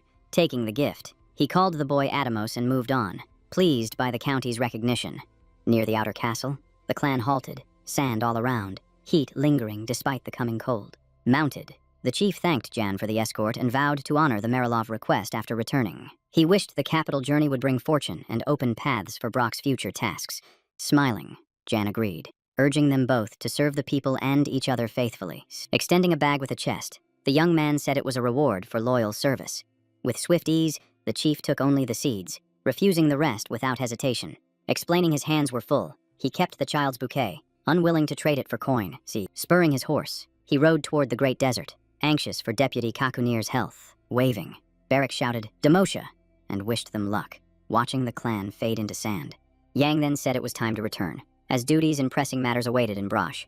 Crossing the dunes, the heroes agreed to first tend the Guli, then restrain Marilov. As they traveled, warriors noticed Kakunir's high spirits, surprised by their leader's mood. Asked if it showed, he replied that the warrior felt the same joy. Turning back, the chief said he never expected the empire to earn the clan's respect. Smiling, Kakandir said Yang differed from imperial fools, his wisdom rewarding the clan. Through him, they learned of the Celesk, saving the deputy who stood near death. They uncovered Durgi's border schemes, enabling the clan to build vital connections. Most of all, the desert map ensured safe passage, avoiding unseen dangers. Returning after the peace rite, one warrior carried a branch bound with red ribbon. A sudden command to halt rang out, and Kakanir asked why they stopped. A clanwoman warned the wind shifted, the sandstorm arriving sooner than expected. She said the guiding branch was drained, but the wind signaled danger from the north. Kakandir realized they might need to return to Brack and delay their homecoming. Deciding fast, he ordered the clan east, choosing to bypass the storm. Behind him, Yang froze in shock, confused why they rode toward the storm's heart. Unsure, he asked if east was wise instead of the safer southern path. At his words, every head turned, noticing the lone voice at the rear. Thinking Yang new to the desert, his concern amused them as noble ignorance. Laughter broke out toward the young man and his guard, mocking their first sands. They boasted that guides passed knowledge through generations, and Yang watched in awe. Warriors shouted for silence, and the chief turned, fixing Yang with a hard stare. After a pause, the leader asked who held the map, assuming it was Yang. Holding the map, the young man said it was drawn by a famed explorer of the Burial Empire, obsessed with desert study. Reading it calmly, he said the sandstorm would rise from the northeast, confidence steady as he sat mounted. Riding east meant disaster at the storm's core, and the old route failed, so south was the only path. The chief seized the map, ordering it handed over, stressing its value to everyone present. Passing it to Nurserin, he commanded translation, noting it was written in the burial tongue. The assistant said the map detailed rainfall, heat, and humidity spanning 100 years. Hearing this, Kakanir stiffened, caught off guard, thoughts turning towards science and progress. Balaam added that the clan learned this alone, and the map even marked a newly found oasis. Turning back, the chief asked where John acquired it, the others watching him closely. Jan answered evenly that his mentor gifted it, making Kakunir doubt a mere teacher held such data. Jan added the man became a teacher by force, yet studied the Great Desert for many years. The leader reflected that the Empire's technology far surpassed theirs to create such work. Watching the mounted youth, he noted Jan's sharp mind for understanding it, deciding he needed watching. That day, the knowledge led them safely to settlement, sparing all from the sandstorm. Studying Yang, the chief admired his composure, breadth of thought, and courage. He believed such talent should not stay in Braca, as the youth could shape the Empire's future. Moving through the mountains, Kakunir eagerly awaited news of John's fate in the capital. Elsewhere, Colonia entered Gale's office to report on Brock, masking unease and confusion. Learning Molina and his men were jailed without torment, the prince frowned in thought. Anger flashed when he realized Jan knew palace etiquette and court rules in depth. As Wesley sorted papers, the minister said Jan's face shifted at the charter, even Romandro unaware. Lifting her gaze, she said firmly that Marav and the boy were clearly connected. The prince cautioned against haste, saying a bastard might know basics, not deep etiquette. Unshaken, the Minister of Magic said this explained why the first prince made him lord. Even with magic, Jan's knowledge alarmed many, and Marav's trust made no sense. Gale pondered in silence, his brother's motives growing darker and more troubling. At last, he thanked the minister, saying the order stood regardless, and dismissed her. Alone with Wesley, they sat quietly, each lost in private thought. The woman in red shoes stepped closer, eyes bright with challenge and anticipation. Sitting on his lap, she asked if she should kill Yan, voice calm and cold. Gale replied with sarcasm, asking for ideas, as she explained the ceremony could be exploited. Hearing this, Gale stayed silent, thinking carefully, hiding doubt and intent. He rose suddenly and moved for the door, saying he was going to his brother's. He stopped short, body stiff, memory striking, eyes fixed with doubt. Turning back, he asked why Yang spared Molina despite perfect opportunity. Wesley said the man was a palace envoy, and his death would bring investigators. The prince smiled slyly, agreeing outwardly, while his thoughts drifted elsewhere. Confused, she asked for another reason, and Gale whispered he did not know. Touching her face, he said she was unfit to be Minister of Magic, hinting otherwise. Thinking it through, Wesley sensed he meant she should be his lover, not a court ally. Left by herself, she replayed Gale's strange words, unease growing as meaning slipped through her grasp. She called after him, but the doors closed, leaving her alone with doubt and a sinking weight. The carriage cut through the streets, Gale forcing his thoughts into order, stripping away emotion. Wesley suited him as a lover, yet as a partner, she rushed too hard, pressing when restraint mattered. An investigation team explained sparing Molina, yet Gale felt his brother's shadow was the true reason. Had the official died during the clan's action, punishment would come as armies, not inquiries. That choice belonged to Marav, and John, sensing the balance, chose caution over impulse. The second prince knew Molina lived not by John's mercy, but by his elder brother's will. Nearing the palace, he counted allies, knowing the old man was a key military pillar. He gripped his shoulder, trying to halt the flood of doubts clawing upward. In a flash, he ordered the carriage turned, abandoning his original destination. Smiling thinly, he said the visit was not for his brother, but for his father. Clive sat in his chambers, hoping his son would arrive, ready for a long-awaited talk. At Mariloff's estate, servants moved non-stop, orders flowing through busy halls. Reaching the count's door, the butler knocked and entered at his master's call. Bearing letters, he asked about the night's chill, and Carlo said the air felt fine. Bowing, the steward promised to tend the fire and explained the notes arrived last evening. Carlo scanned the pages, then froze when he spotted a seal from Brach. Seeing it answered his congratulations, he asked why it was sent, hearing the countess ordered it. Reading on, he noticed a letter addressed to his wife, the odd script tightening his brow. The envelope named Lady Rian Marilov, instantly stirring suspicion. Carlo demanded why it was personal, the butler saying John replied to the countess directly. From the message, Carlo saw she liked the gift. Learning the servant chose the old device himself. He asked if they met before, hearing they spoke only briefly at the farewell. Suddenly, the countess appeared and snatched the letter. Furious, he read it. She asked why he examined her note, and Carlo coldly told her to read it fully. Seeing John pleased, Rian hesitated, unsure whether to rejoice or worry. Carlo ordered dinner prepared, venison steak named, and the servant hurried to the kitchen. As he left, she noted her tastes forgotten, and the butler apologized at once. Thoughtful, Rian approached Carlo, resting a hand on his shoulder, voice kept soft. Holding him, she spoke of goulash and braise, while Carlo snapped that John lived like a beast. Calmly, She said the boy wished to thank them and visit, asking if she should go herself. Angered, he told her to stop, citing hunger complaints and an incoming trade house. He ordered patience and silence, ending all plans, and Rianne obeyed. She knew Brock's troubles weakened agriculture, dragging their own lands down. Inns and amusements thrived instead, and she saw the balance break completely. She noted dangers within and beyond their borders, warning him without raising her voice. She asked when merchants would arrive, and he said about a month. Leaving, Rianne noted the road took a month or more, mountain passes slowing all travel. Closing the door, she wished the merchants would hurry, as people waited desperately. Stepping into the corridor, the Countess drew a deep breath and closed her eyes, gathering resolve for another difficult exchange. She suddenly sensed a presence, noticed a nearby servant, and immediately called him over. Turning at once, the young servant listened closely to every instruction, nodding with clear obedience. As she departed, she ordered the windows cleaned, reminding him that guests from Havana would arrive in a month and everything must shine. Her command stayed in his mind, sharpening his focus as he prepared for the honored visitors. The words echoed along the long corridor, bouncing off stone walls and arched ceilings. In Jan's office, documents covered the table, each demanding review, verification, and careful signature. Reading Lady Marilov's letter, the young man realized he knew nothing of her origins or family. Nursarin asked if he meant her maiden name, and John admitted he knew only that she had been married 3 years.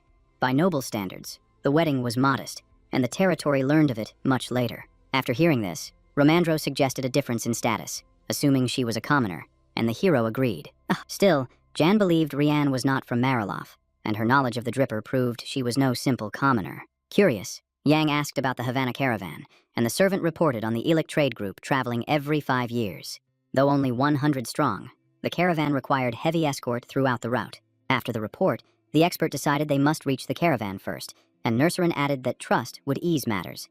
The warrior stated firmly that in crisis, they could rely only on themselves. Yan was about to explain the plan when a sharp, strange sound erupted, freezing everyone mid-sentence.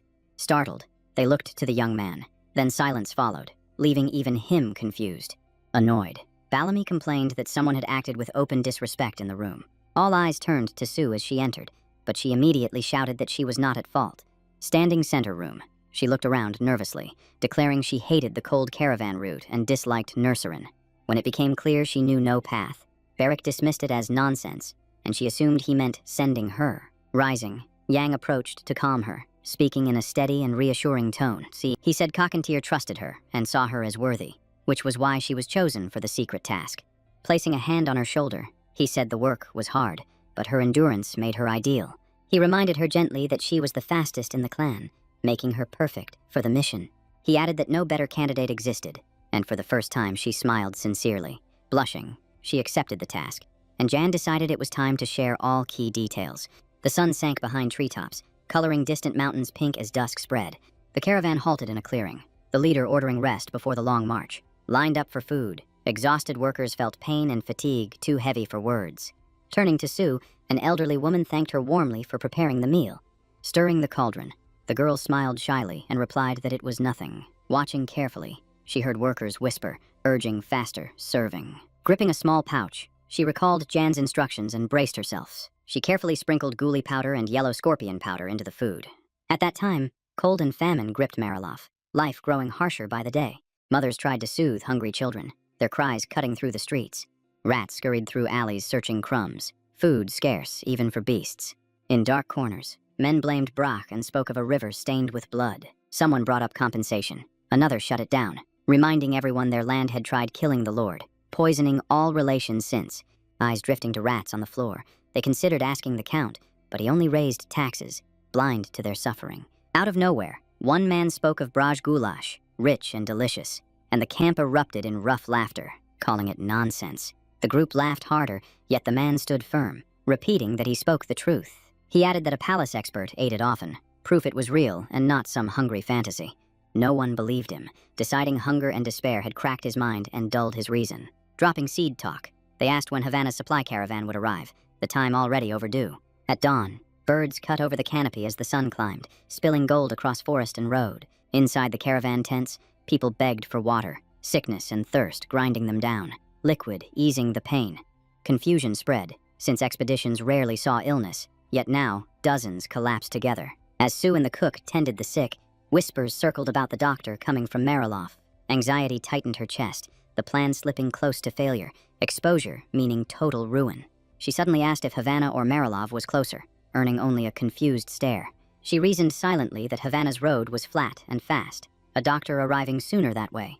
Twisting in pain, a boy begged for warm water, his weak voice scraping with misery.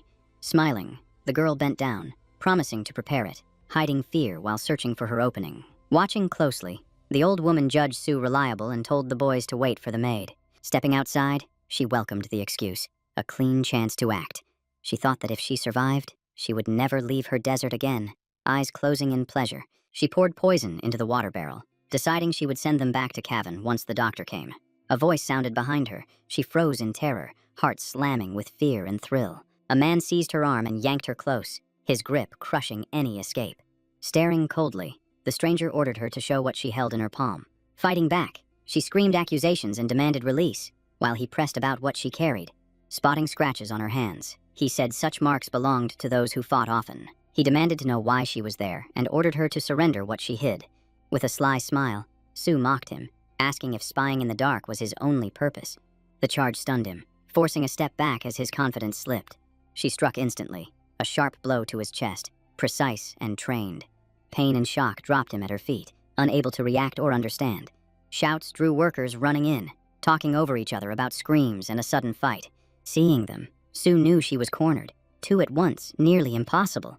Rustling bushes broke the tension. A woman emerged, asking where she was. Weapon raised and hair wild, Captain Erica demanded answers, scanning the chaos. Seizing the moment, Sue yelled that they were robbers, igniting panic and shifting blame.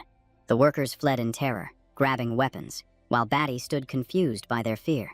She tried shouting her rank as Imperial Captain, but no one listened, and torches fell. As men scattered from Erica's group, Sue hid in a tree, watching from above. She thought that in darkness no one knew friend from foe. Many would fall, the rest hers later. Laughing up at the stars, she vowed aloud to Cockanier that she would soon return to her clan. An empty cart rolled into Marilov with several sacks and a few young men, townsfolk staring in open confusion. Inside his office, Carlo crushed the documents in his hands, furious that Havana delivered only this. Rage took over, seeing just 3 men and an empty cart. He refused to hear any servant's excuse. The butler tried suggesting a bandit attack, but Carlo slammed the table and dismissed it as nonsense. The manager then reported visiting the camp with a guide, finding most men wounded or unconscious. The caravan leader was hurt the worst, fled back to Havana immediately, abandoning everyone else. Hearing this, Carlo swept papers and ink away in one motion, unable to restrain his fury, shouting loudly. He cursed his fate, raging about eating thin porridge alone while chaos erupted, the butler staying silent, slowly regaining control. The Baron leaned over the table, breathing hard, fists clenched, thinking ahead. He suddenly asked about prices in Chiron, and the manager answered that flour cost 6 silver coins per bag. Seeing no better option, the Count ordered a list of those needing supplies and preparations for a trade group.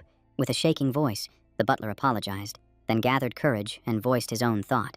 He asked why they would not seek help from Brach, and Carlo shot him an icy glare. Stunned, Carlo demanded he repeat it. Shocked a servant dared make such a suggestion. The butler explained Sharon was colder, snow would arrive early, transport would soon slow to a crawl. Persisting, he added they could acquire guli, already eaten in a nearby county. Carlo slammed his palm down, declaring it nonsense and swearing he would not buy weeds for pigs. Refusing to waste coin on worthless goods, he cut off the discussion and dismissed the idea entirely. With a sharp wave, he ordered the servant out and demanded exact prices from Chiron again.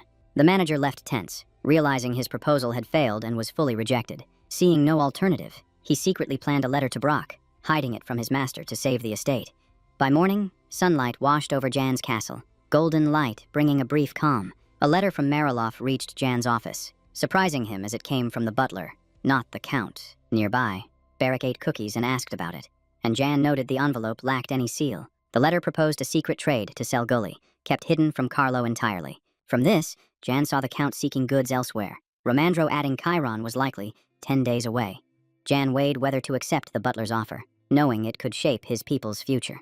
He firmly told Barrick to follow him to the dungeon, planning a talk with the prisoners. Turning suddenly, he asked the warrior for a cookie, and Barrick handed it over, confused. They descended slowly into the damp dungeon, torchlight flickering across stone and iron bars. Reaching a cell, Jan and his guard stopped and studied the prisoner curled inside. Colin sat shaking from cold and fear, exhausted, looking broken after days in confinement. Watching him, Yang noted the youth was barely holding on and could not last much longer. Extending the cookie, he said that if Colin ate it, he would be freed immediately. Afraid of poison, the criminal hesitated, doubting the offer and sensing a trap. Still, fear won, and he ate the cookie, hoping obedience might save him. Sitting beside him, Yang told him to listen carefully and speak to no one, promising mercy. He explained Colin would be sent to Mariloff, joining merchants bound for Cold Shirin. There, he must disrupt the deal by any means, ensuring the group stayed away 2 full weeks. Paralyzed by fear, the prisoner wondered how he could stop merchants without strength or power. Yang locked eyes with the man and stated failure meant death, leaving no escape. Magic flared in his gaze as he warned the poison cookies would trigger instantly. Gripping his face, the criminal shook in panic, knowing only survival mattered. Yang pressed on, describing blood turning corrosive, flesh dissolving, sinking into soil. When tears fell, the hero leaned close, touched his shoulder, offered a narrow chance. He vowed the spell would be lifted, Colin freed, memories erased completely. Staring deep into him, Yang asked if he could do it. Choice already gone. The broken youth collapsed, eyes drowning in terror, knowing retreat was impossible. Across Mirloff streets, merchant rosters formed, travelers signing for Chiron. Seeing Colin listed, the butler objected, citing crimes and no place in caravans. Fear surged at failure memories, yet the servant accepted him for stubborn drive. Teeth clenched, tears hidden, he chose survival at any cost or certain death. From bushes nearby, workers debated if the youth would endure or fall. They agreed Colin would pass, accepted already, or die forgotten as carrion. As talk spread, Clark observed quietly, noting Mirloff's changes since last year. Watching in silence, he resolved to inform Ryan before matters spiraled. With firm strides, he crossed the manor halls toward the Countess' chambers. He knocked hard, calling out urgently, demanding her attention at once. Without pause, he warned through the door of a suspect joining the caravan. Ryan, eyes on papers, called it fortunate, wished Clark safety, trusted him fully. Gazing ahead, she believed his role would profit her plans greatly. So after a beat, he answered calmly, urging trust in fate and small turns. His voice faded along torchlit halls, stone swallowing sound and light. Night descended, snow burying peaks, a vast white silence under cold wind. At the mountain's base, the caravan camped, tents raised, fires fighting snow. Through dim snow, Colin moved toward supply wagons, torch clenched tight. Firelight shook as dread wrapped him, death seeming to pace beside him. Jaw set, he sought forgiveness in thought, knowing failure meant the end. His hands quivered, flame brightening, shadows leaping, fear growing sharper. As he acted, a sudden call halted him, terror locking his body. He turned to Clark, questioned sharply, answered with a weak excuse. Clark closed in, seized the torch, demanding reasons for the night prowling. Eyes cold, he accused Colin of arson and greed for stolen gold. Shock froze the youth, stunned by his name known and blame cast. In a blink, the torch slipped, striking earth beside the supply wagon. Fire surged fast, chaos blooming as Clark watched with icy calm. Confusion swarmed Colin's thoughts, fear gnawing deep like slow venom. In one swift strike, Clark pierced his back, draining strength into darkness. Voices neared suddenly, tension spiking as footsteps rushed closer. Merchants stormed the scene, flames rising, blood dripping from Clark's blade. Clark spoke firmly, claiming Colin burned the gold wagon, fought back, and had to be stopped to protect everyone else. The crowd cursed the dead youth as mad, hauling sand to smother flames while his body lay still. Clark watching without a word.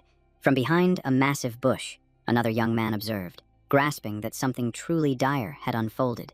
Confused, yet convinced, he assumed Clark followed the plan and rushed to inform Jan and Ramandro. At the same time, panic erupted in Mariloff as the butler sprinted to the Count with grim news.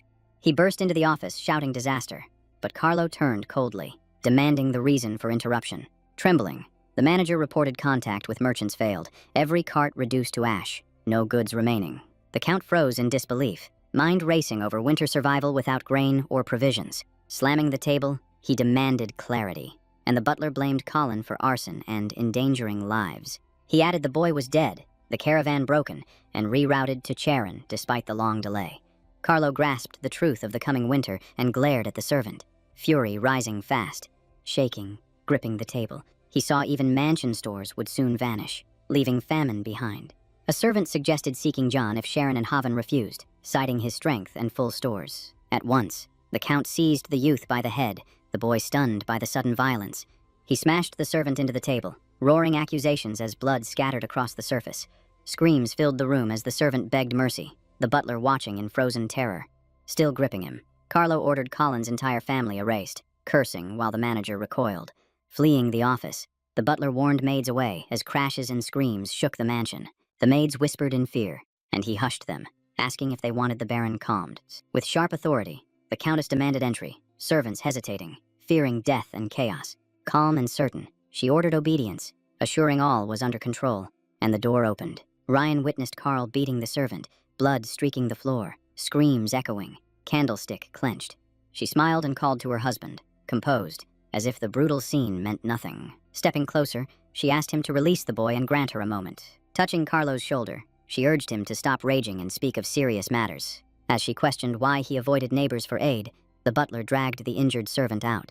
She proposed sending envoys to negotiate with the Lord if pride stood in the way. Carlo paused, anger tearing at him, yet her words carried weight despite his boiling heart. Startled, he asked if she meant to go herself, and she smiled, requesting his consent. In a sudden motion, he grabbed her hair with a bloodied hand, crushing her escape. Holding her tight, he snarled, asking if she planned to abandon him with endless troubles. Meeting his stare, she calmly asked what Carlo would do if she truly wished it. He roared that she must never consider it, his voice filling the moonlit mansion. Outside, winter ruled, bare trees circling the estate, light snow resting on the roof. Ryan chose to visit John regardless, and he bowed, asking if the journey was hard. Shielded by her fan, she noted their long absence and asked if he was truly a Viscount, his joy evident at her visit. Near the castle, she said they failed to congratulate him properly, and he answered warmly not to worry. He reminded her they had sent a gift and asked if she regretted parting with it. Smiling, she replied she hoped the gift placed Yana in an awkward position. She explained she wanted another surprise, but the Count insisted this would help, leaving no room to argue. The hero reasoned they handed him the dripper just to silence him, and he felt sure Rian was true nobility. Walking the corridor at an unhurried pace, the Countess finally chose to reveal why she came to Brock. Folding the accessory, she stated she wished to inspect Lady Marie Chambers to recover a missing item. Startled, the man widened his eyes and thought, could it be that Rian had not come for the ghoul, which was so necessary? Laughing softly, she reminded him that his stepmother Yana never returned what she once borrowed. Near the doors, the Viscount told her to act freely, as he never touched those rooms and nothing changed. Gesturing to leave, he offered an escort, but she replied that showing her the room was enough. Still, the hero insisted on staying close, while Rian studied him in silence, gaze sharp and heavy. Inside the room, draped in covers, Yang asked plainly what the Countess sought there. When told he could help if informed, she refused firmly, saying the item must not be touched. Apologizing, she asked him to leave her alone inside, promising to call him when done. Turning to go, Yang agreed, though the secrecy made little sense to him. Outside, he murmured orders for a servant to watch Rian, and the youth bowed and complied. Inside, old bed covers slid to the floor one by one, dust rising in a long, untouched space.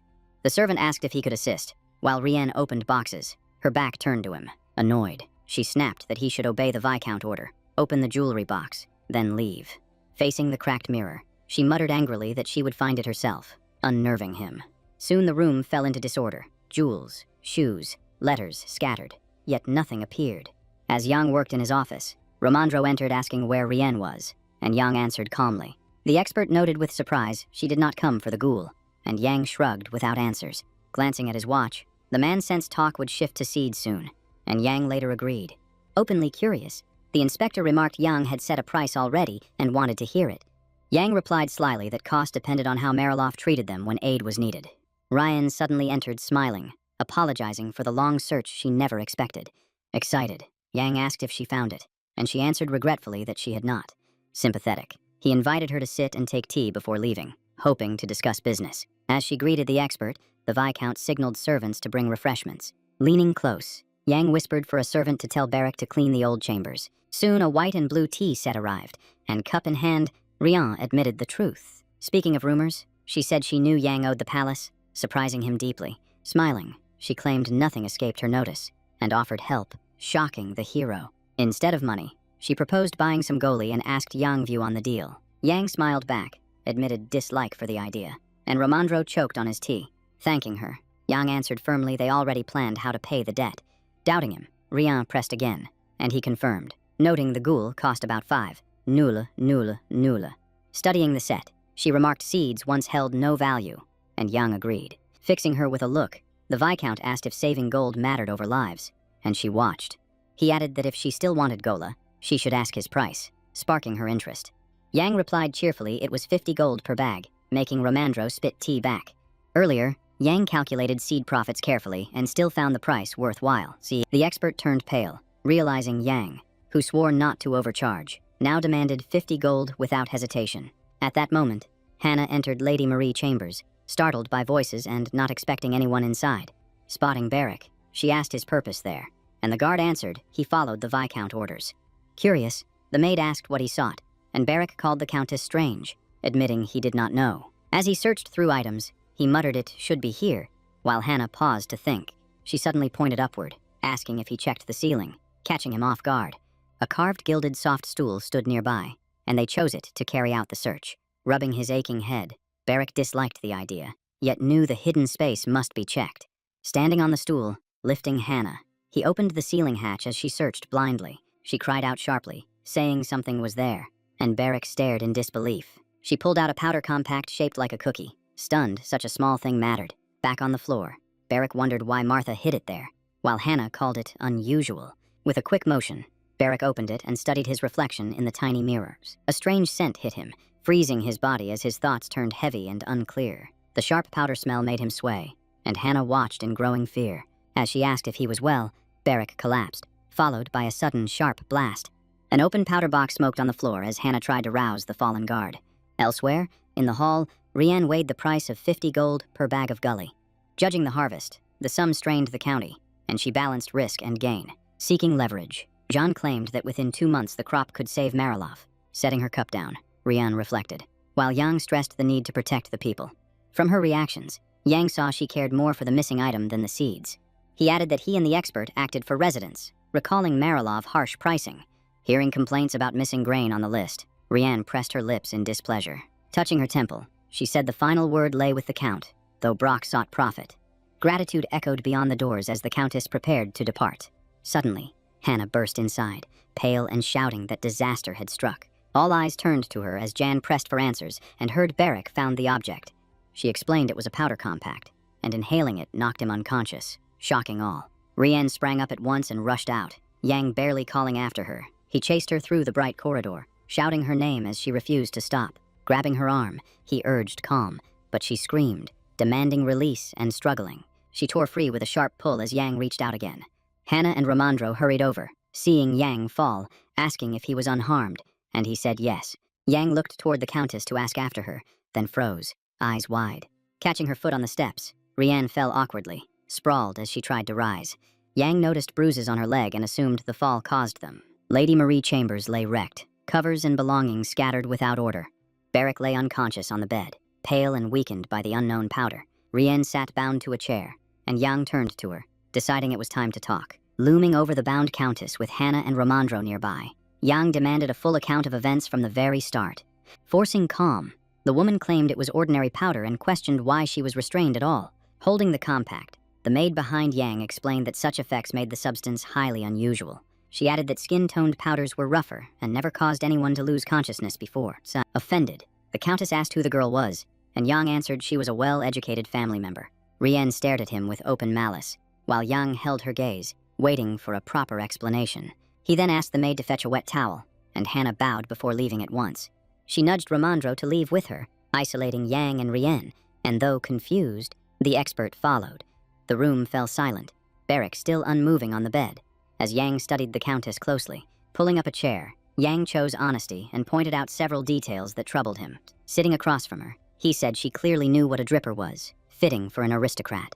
He pressed that she understood its value, and at this, Rian bit her lip in tension. Staring into her eyes, Yang compared facts and traced her origins through careful logic. Speaking plainly, he asked if she came from the distant Rajan Mountains beyond the county. Doubting himself, he asked if she belonged to the Dara people, and she snapped back with anger, realizing she knew their appearance. Yang felt his theory confirmed as Ryan shifted uneasily. She finally confessed she was born near the mountains, befriended that people, and had a dryad mother. Shocked, Yang understood she was half fairy, stranger than any guess he had formed. He recalled such beings as mystical, cruel guardians who consumed loved ones to avoid loss. Unable to accept her mother ways, Rian cut the tree and fled, leaving her father unburied.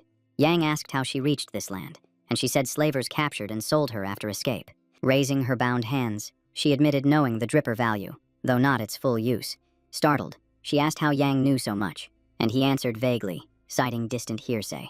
Night settled outside, stars rising, and Yang asked if Carlo knew her truth. She said no. After hearing her story, Yang wondered why she hid her past from her own husband. He then asked if she truly intended to help him carry out his plans. Noting his reaction, she asked if gratitude was due, and Jan said it depended on intent.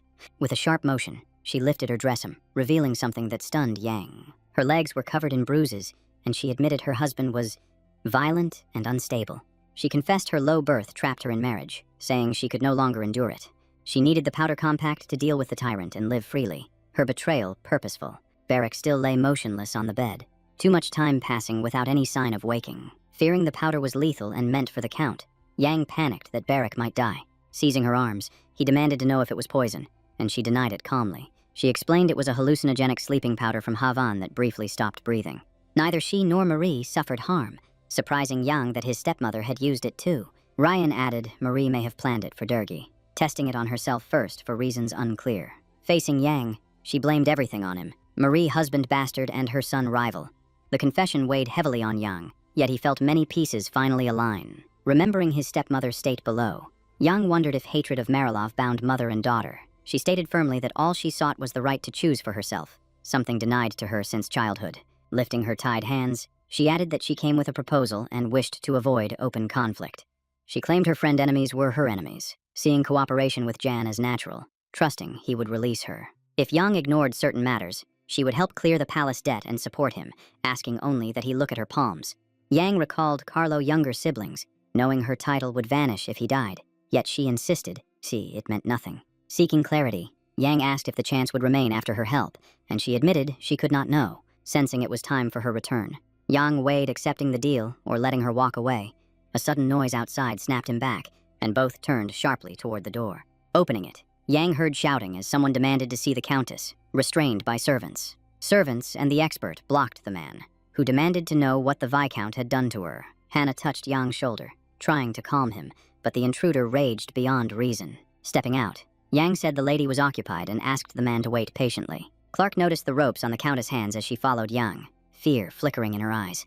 Teeth clenched, face flushed. Clark filled with resolve and chose to act without hesitation. Hearing a threat about worms, he sneered, demanded meaning, and charged straight at Yang. Swinging wildly, he tried to strike, but Yang blocked him easily and met his stare. Calling on magic, Yang formed a fireball and drove it into Clark's chest with force. The impact drained Clark's strength, his footing slipping as he collapsed toward the floor. Witnessing the sudden clash, the Countess screamed in shock and terror. Inside the room, Barrack slowly stirred, sensing noise though his eyes stayed shut. Clark lay defeated on the floor as Rian rushed to him, Jan, Hannah, and Romandro surrounding them.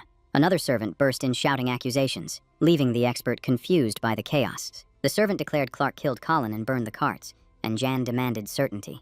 Turning away, the Countess shouted her hatred for Marilov, but Yang corrected her calmly. She accused Jan of attacking instead of thanking him, and he replied he only defended himself. Clark merely unconscious. As night settled, Yang asked how she knew of Colin, and she explained the gambling house aftermath. Yang pressed about Carlo actions, but she said the old man did nothing and likely knew nothing. Thinking this through, Jan could not grasp the Count's indifference toward his own domain. He ordered Clark carried to his room, and a servant lifted the fallen man without protest. Yang and Rian watched in silence as they left, each lost in private thought. Seeing her distress, Yang asked if her bond with Clark went beyond duty. Understanding his meaning, she said it was not as he thought, refusing to face him. Unsure how to respond, Yang agreed softly and fell into silence. Turning back, he asked her to recount everything fully, seeking final clarity. Untying her hands, he accepted her aim but worried she would never receive gold after Carlo's death. He warned that discovery by the Count would ruin him, as he allowed her path forward. They needed a way to move Marilov gold without placing the Countess in danger. She smiled knowingly, agreeing, while seeing beyond his words. She believed Yang aimed to sell her Gola at any cost to gain reward and fame. As the moon rose, Carlo paced the courtyard with servants, waiting anxiously for his wife. The maids stared at their master back, shaking with fear as pressure and rage rolled off him. He kept a calm mask, yet cold spread through his blood. All knew his cruelty when plans failed. Hooves suddenly thundered outside as a carriage arrived, carrying the Countess back home. Spotting his wife, Carlo turned sharply, anger rising as his control thinned by the second. Smiling and holding a bag, Ryan apologized for staying late in Brashi, saying she had much to explain. She offered the gift, leaving him confused and tense. Snapping in fury, he demanded answers at once, his voice shaking the maids nearby. Without pause, she said she sold Clark for goulash to avoid famine, delayed by seed price disputes. Asking if he wished to taste it, she ordered it served and suggested dinner discussion. Soon, soup and salad arrived with red wine, prepared using the seeds she brought. Realizing she traded a servant for plants, Carlo guessed 15 gold value but pressed for truth. Calmly, she said the price was 50 per bag, accepted as humanitarian aid. Calling it nonsense, Carlo eyed the goulash, found it decent, and chose to try. After tasting it, surprise replaced anger as the flavor caught him off guard. Chewing slowly, he admitted it was good, while Ryan sat beside him, smiling quietly. She added the capital rumors were true, and seeds sprouted a month after planting. Carlo then questioned what kept her so late with the Viscount and Brash. She replied that he might have noticed she was arranging matters through January. Earlier, she understood Jan's hints and asked if he wanted her to persuade Carlo. Jan demanded more, chasing profit, saying Mariloff had no choice. Roads closed. She listened. After hearing him out, she called the plan solid and agreed for a compact and Clark's safety. Pouring wine, she continued the prepared story meant to calm her husband. After the deal, she searched Marie Chambers, found nothing, and assumed it lost in war. Confused, Carlo asked why she wanted to trade her belongings, and she said they were hers. A servant entered to clear dishes, but Carlo snapped, ordering him out at once. As he turned away, barking orders, Ryan seized the moment and dusted powder into his glass. Smiling sweetly, she met his gaze as he turned back and spoke coldly. He warned there would be no second chance, threatening to cripple her if she returned again. She knew he would never see her again, soon feeding worms beneath the soil. Raising her glass, she told him not to worry, dreaming of long-delayed freedom.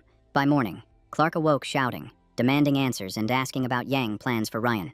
Yang stepped closer to speak, and hearing his voice, Clark froze and listened. Slamming his fist, Clark begged mercy for Ryan, asking Yang not to harm her.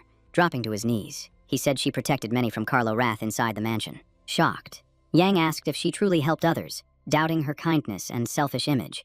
Showing mercy, Yang told him Ryan had returned home, leaving Clark stunned. Yang added Clark was a guarantee in dealings with Marilov and told him to wait. Realizing he was only a pawn, Clark looked broken, eyes heavy with pain. Watching the doors in silence, Yang noted Clark's submission and drifted into thought. He worried about Ryan's fate and actions, unease tightening around his heart. A memory flashed of him escorting her to the carriage, warning her carefully, knowing her husband's rage was real. His eyes lingered on her bruised leg, concern rising as he almost spoke about her condition.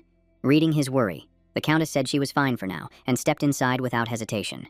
Turning back, she said she waited many winters for this moment, asking if a few days could stop her. With that, the door slammed shut, wheels rolled, and the carriage pulled away, leaving him alone.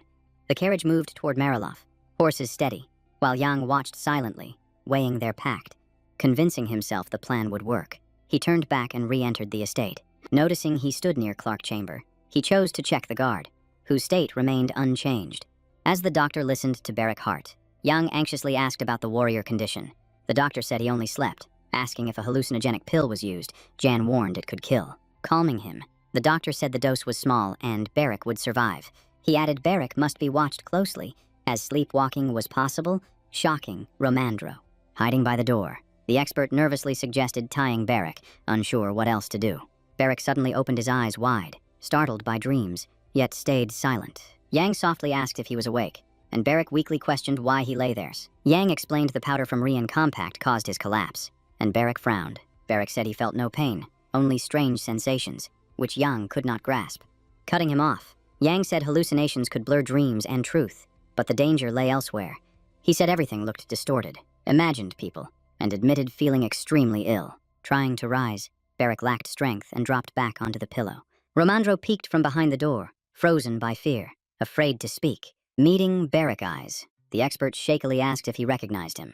Grinning wildly, Barrack called him a dog, making Romandro scream in terror. Barrack leapt from the bed toward the inspector, who begged unseen warriors to stop it. Observing calmly, the doctor said Barrack's strength was fine, and Yang noted his swordsman training. A week later, a letter arrived from Marilov. Carlo asked to buy more gulu, signaling success. Yang wrote back politely, thanking the Count, shaping each letter with care. After review, The expert said 100 bags would sustain the county. Yang added they would not sell any bag below 50 gold coins. Reading this, Carlo learned Jean forgave old conflicts and suggested renegotiation. Grinding his teeth, the Count knew he must bargain. The price was painful. Days later, the Marilov couple arrived at Brock Estate, carriages filling the yard. Watching from the window, Jan sensed urgency. While the expert said today would decide all. In the hall, Yang thanked Rian and Carlo for coming. Romandro seated beside him. Carlo awkwardly asked if they disturbed him. Yang replied their matter came first. He asked why they came, clearly not for goulash, sounding amused. Tapping the sofa, Carlo said Brock calculated exact seed needs. Citing the large order, they questioned the high price, doubting its worth. Yang answered the price stood firm, the product lasting long. Romandro listening closely. Yang added this was not wild gulu, but cultivated by locals, justifying a fair price. He studied the numbers hard, then asked if the man knew these seeds sprout anywhere, yet die the moment snow arrives. He pressed that this would be the only major deal. Later, Marilov could survive on his own. That meant one choice: sell more guli or raise the price to increase profit. He glanced outside and said the weather felt wrong. Soon, large harvest would fail. That was why prices soared.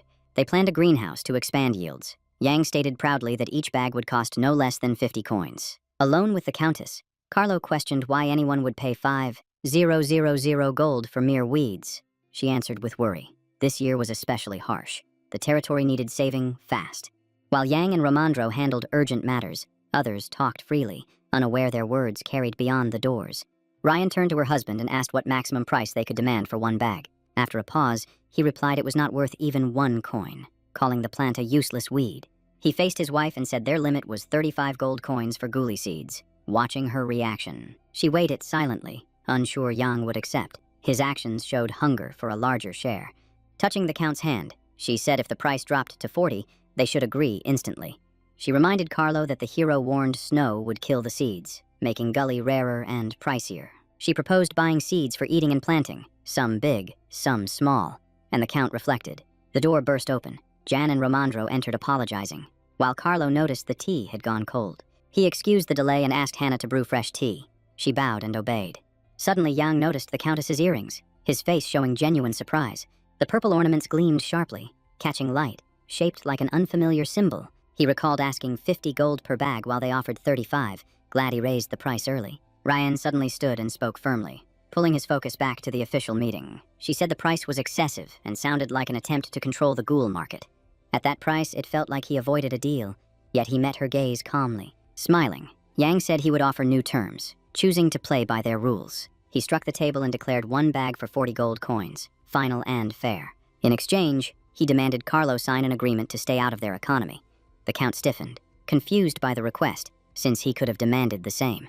Dark thoughts surfaced, wondering if the youth planned theft with barbarians, recalling the warrior guard, calling John a fool in his mind. Carlo smiled slyly, knowing he could alert the capital. Deciding Braca's economic freedom meant independence. Carlo agreed, but countered with 30 gold coins. Yang reminded him the price was 40. The Count raised it to 31, but that cut was refused. Under pressure, the Baron offered 32, then 33 coins, trying to break him. Yet Yang stood firm, grinding his teeth. The man burned with anger at how unyielding the young mage remained. He barked out 35 and refused further terms. Ryan saw his nerves pushed to collapse. Jan finally yielded on the price to diffuse tension. Romandro smoothly shifted to contract terms. Talks resumed as the Baron asked to replace fresh with a week after harvest, demanding schedule clarity. Accepting the advice, he proposed rewriting the contract to define the fruit's average diameter. Sensing the Countess tiring, Yang suggested she rest briefly in another room.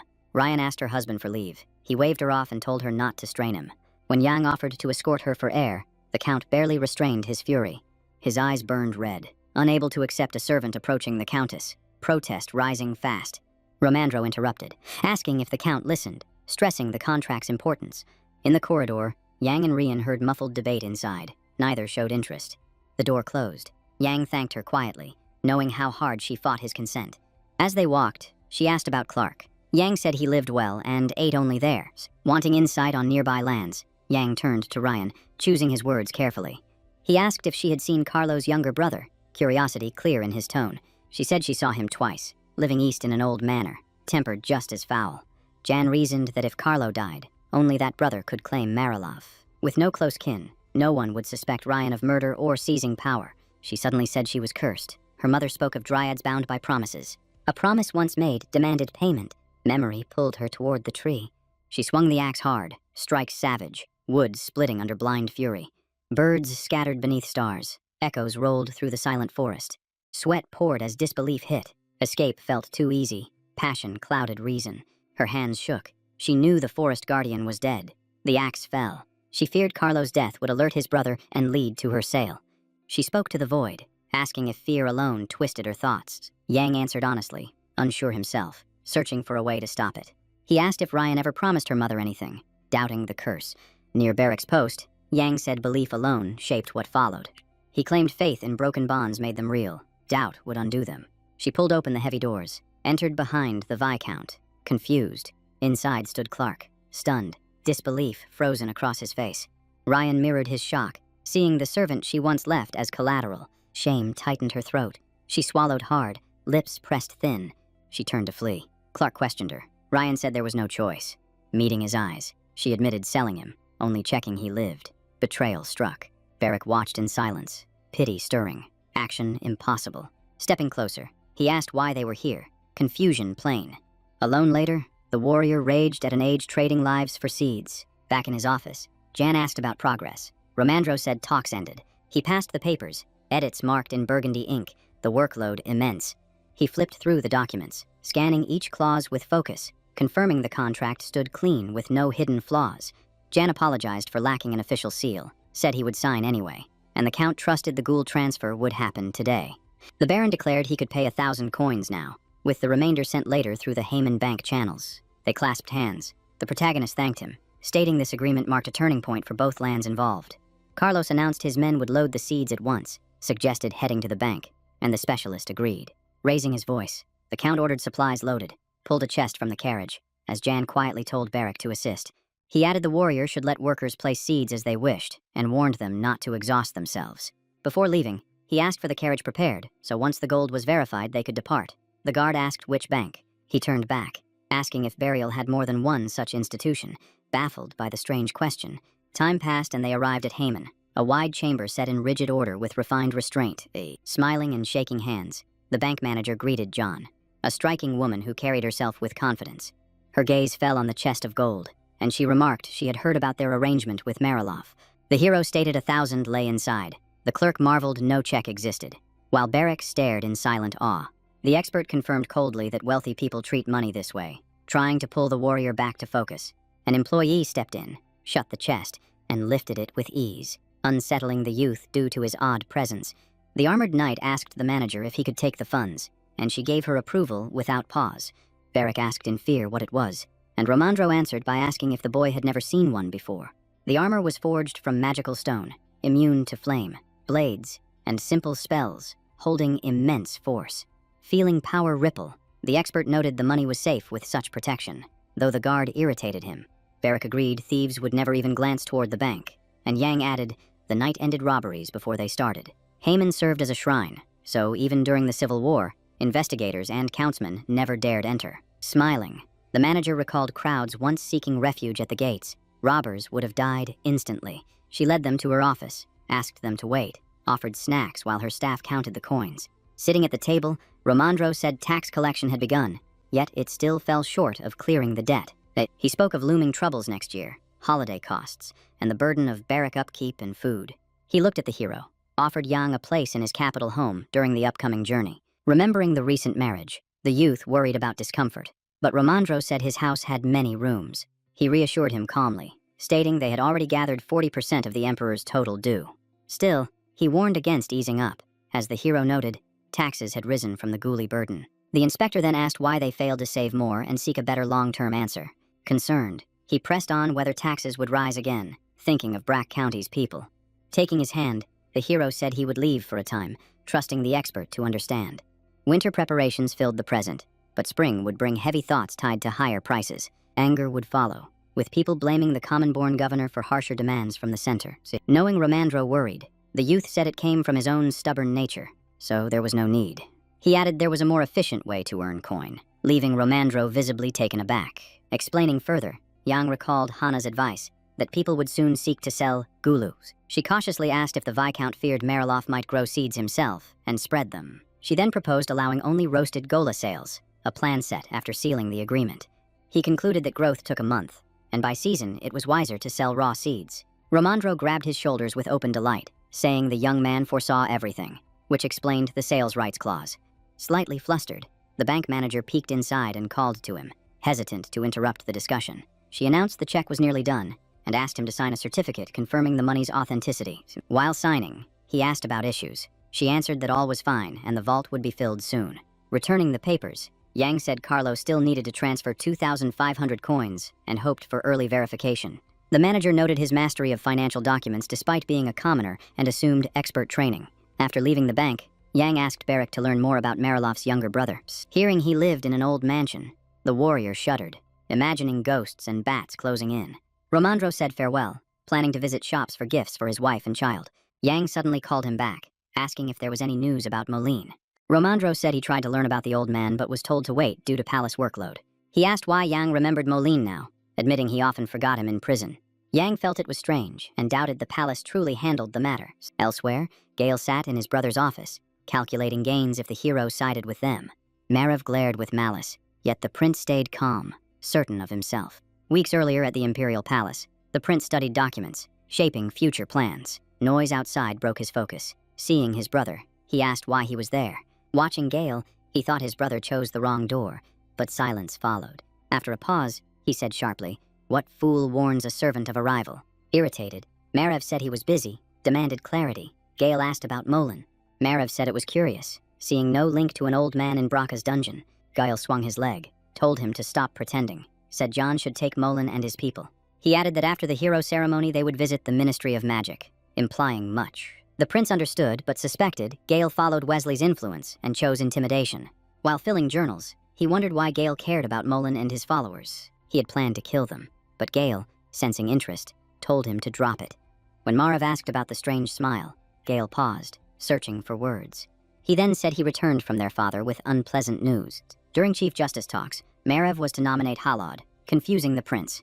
Gale produced a glass vial, saying the Ministry of Magic created it recently. He called it the Elixir of Truth, gray liquid, forcing honest speech. Marev froze, shocked by the implication, unsure if poisoning was suggested. He slammed the chair aside, rose gripping the desk, rage draining strength. He demanded if Gale meant to use it in court, stunned by casual magic use. Gale calmly said their father approved and watching the oaths would be interesting.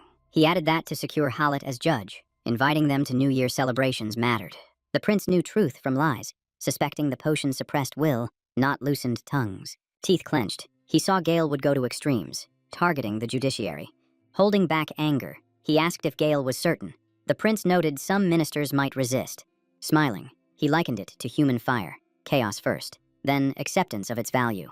By declaring Hallett would stand at the front of the chaos, he pushed Marif deeper into fury, the tension cracking the room. He rose from his seat, hoping his brother would finally think straight and choose a path that served them both. Burning with anger, the prince said it was pointless to pretend Gale offered a choice. The potion was their goal regardless. Crushing the papers in his grip, he resolved that if it came to this, he would kill Molina and abandon the judge candidacy. Facing his brother, the prince said this, thinking was exactly why he despised his methods and reckless decisions. Stepping closer, he said choosing a man with such a clean name only to quit now would waste everything they built. He added that Marev treated people like tools, spoiled by privilege since childhood, a claim that stunned the prince. He slammed the table hard, papers flying, shouting that Gale understood nothing about who he really was. Bowing with cold courtesy, the prince said farewell, hoping no grim news would soon come from the Ministry of Magic. Alone at last, Marev trembled with rage, hating his younger brother while knowing he lacked the power to act.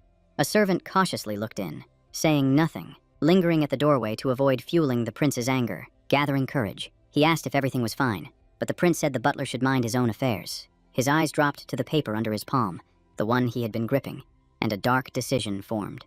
To release his fury, he tore it apart in sharp motions, imagining Gale shredded with every piece.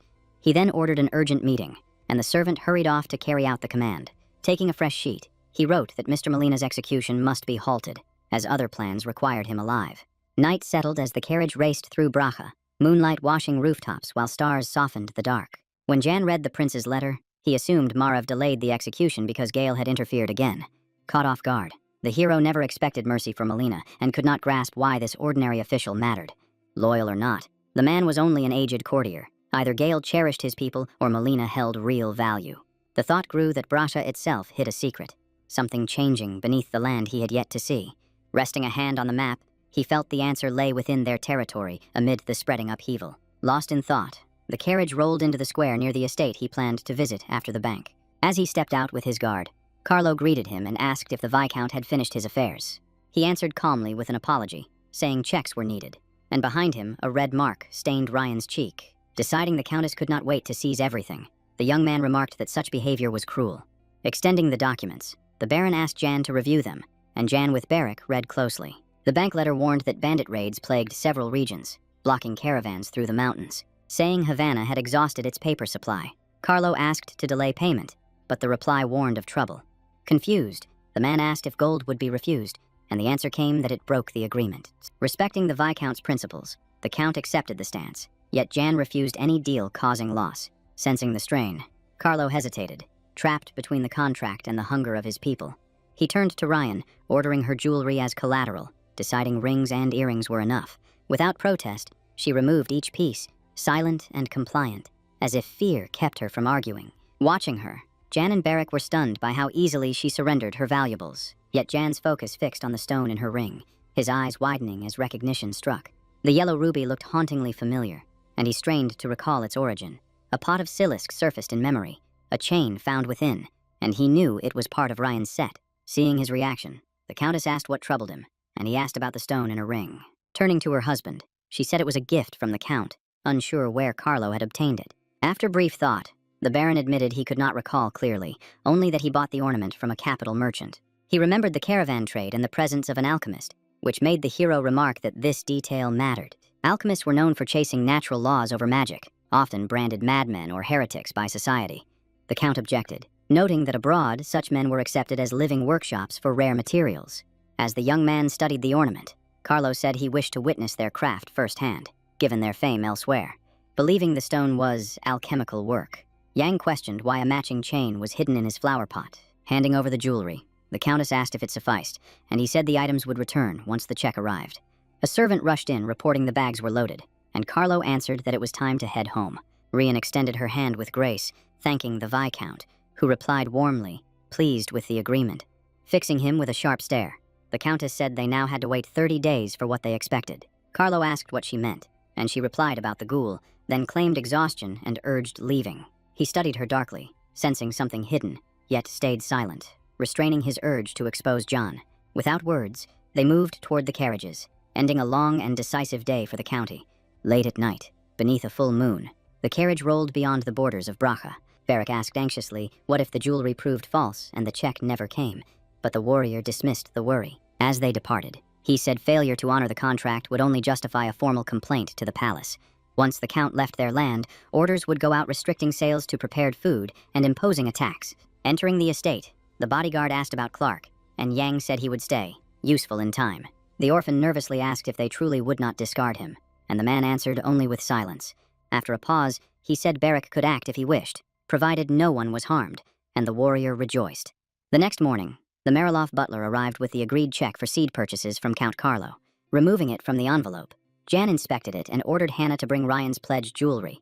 He invited the servant to sit and wait calmly, and the man bowed, thanking him respectfully. Suddenly, Jan asked if the servant's name was Salmon, startling the old man at the memory. The servant cautiously admitted rewriting the letter many times, thinking that might explain it. He had secretly sent messages from the estate, agreeing to any terms, yet events unfolded otherwise.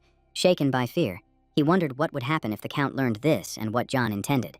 The Viscount said they needed a butler, but the man replied he was born in Marilov and wished to die there. See, understanding. The young man smiled and offered another role as a teacher, stunning Salmon further. As Hannah carried in the jewelry bag, they discussed that Carlo's permission would still be required.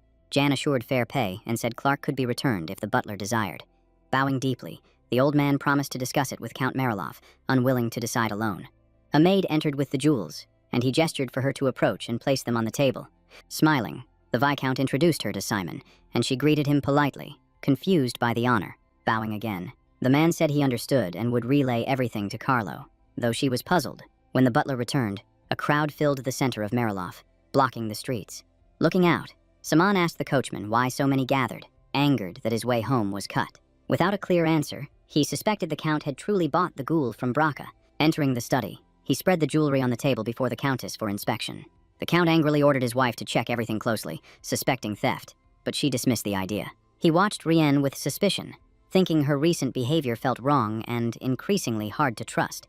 The farewell exchange between his wife and Jan felt strange, stirring unease about what connected them. A servant broke his thoughts, saying the young man announced their deal, and Carlo realized he had blocked trade with Brack. Anger flashed in his eyes as darker possibilities formed, twisting into ideas he could barely grasp. What if Braj had sold seeds inside his lands for years, while he remained completely unaware? Calling the young man a scoundrel, he smashed the cup, shards scattering as Carlo burned with fury.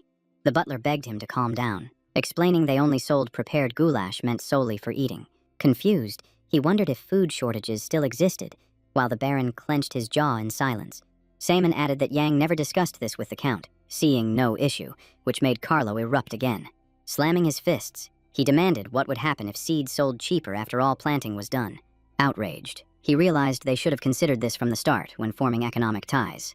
Trying to soothe him, Rien said there was still time and they did not know the young man's true aim. The butler then said the hero asked his help training servants, and the Count asked him to repeat it. He added that good pay and Clark's return were offered, but he sought Carlo's approval first. She knew this concerned her, yet could not grasp if Jan wanted a trade or when this would end. After listening, Carlo ordered a new message sent, choosing to take control of the situation. Eyeing the broken cup, he ordered a dinner invitation sent as thanks for the seed trade. Still angry, Carlo said he would issue a warning.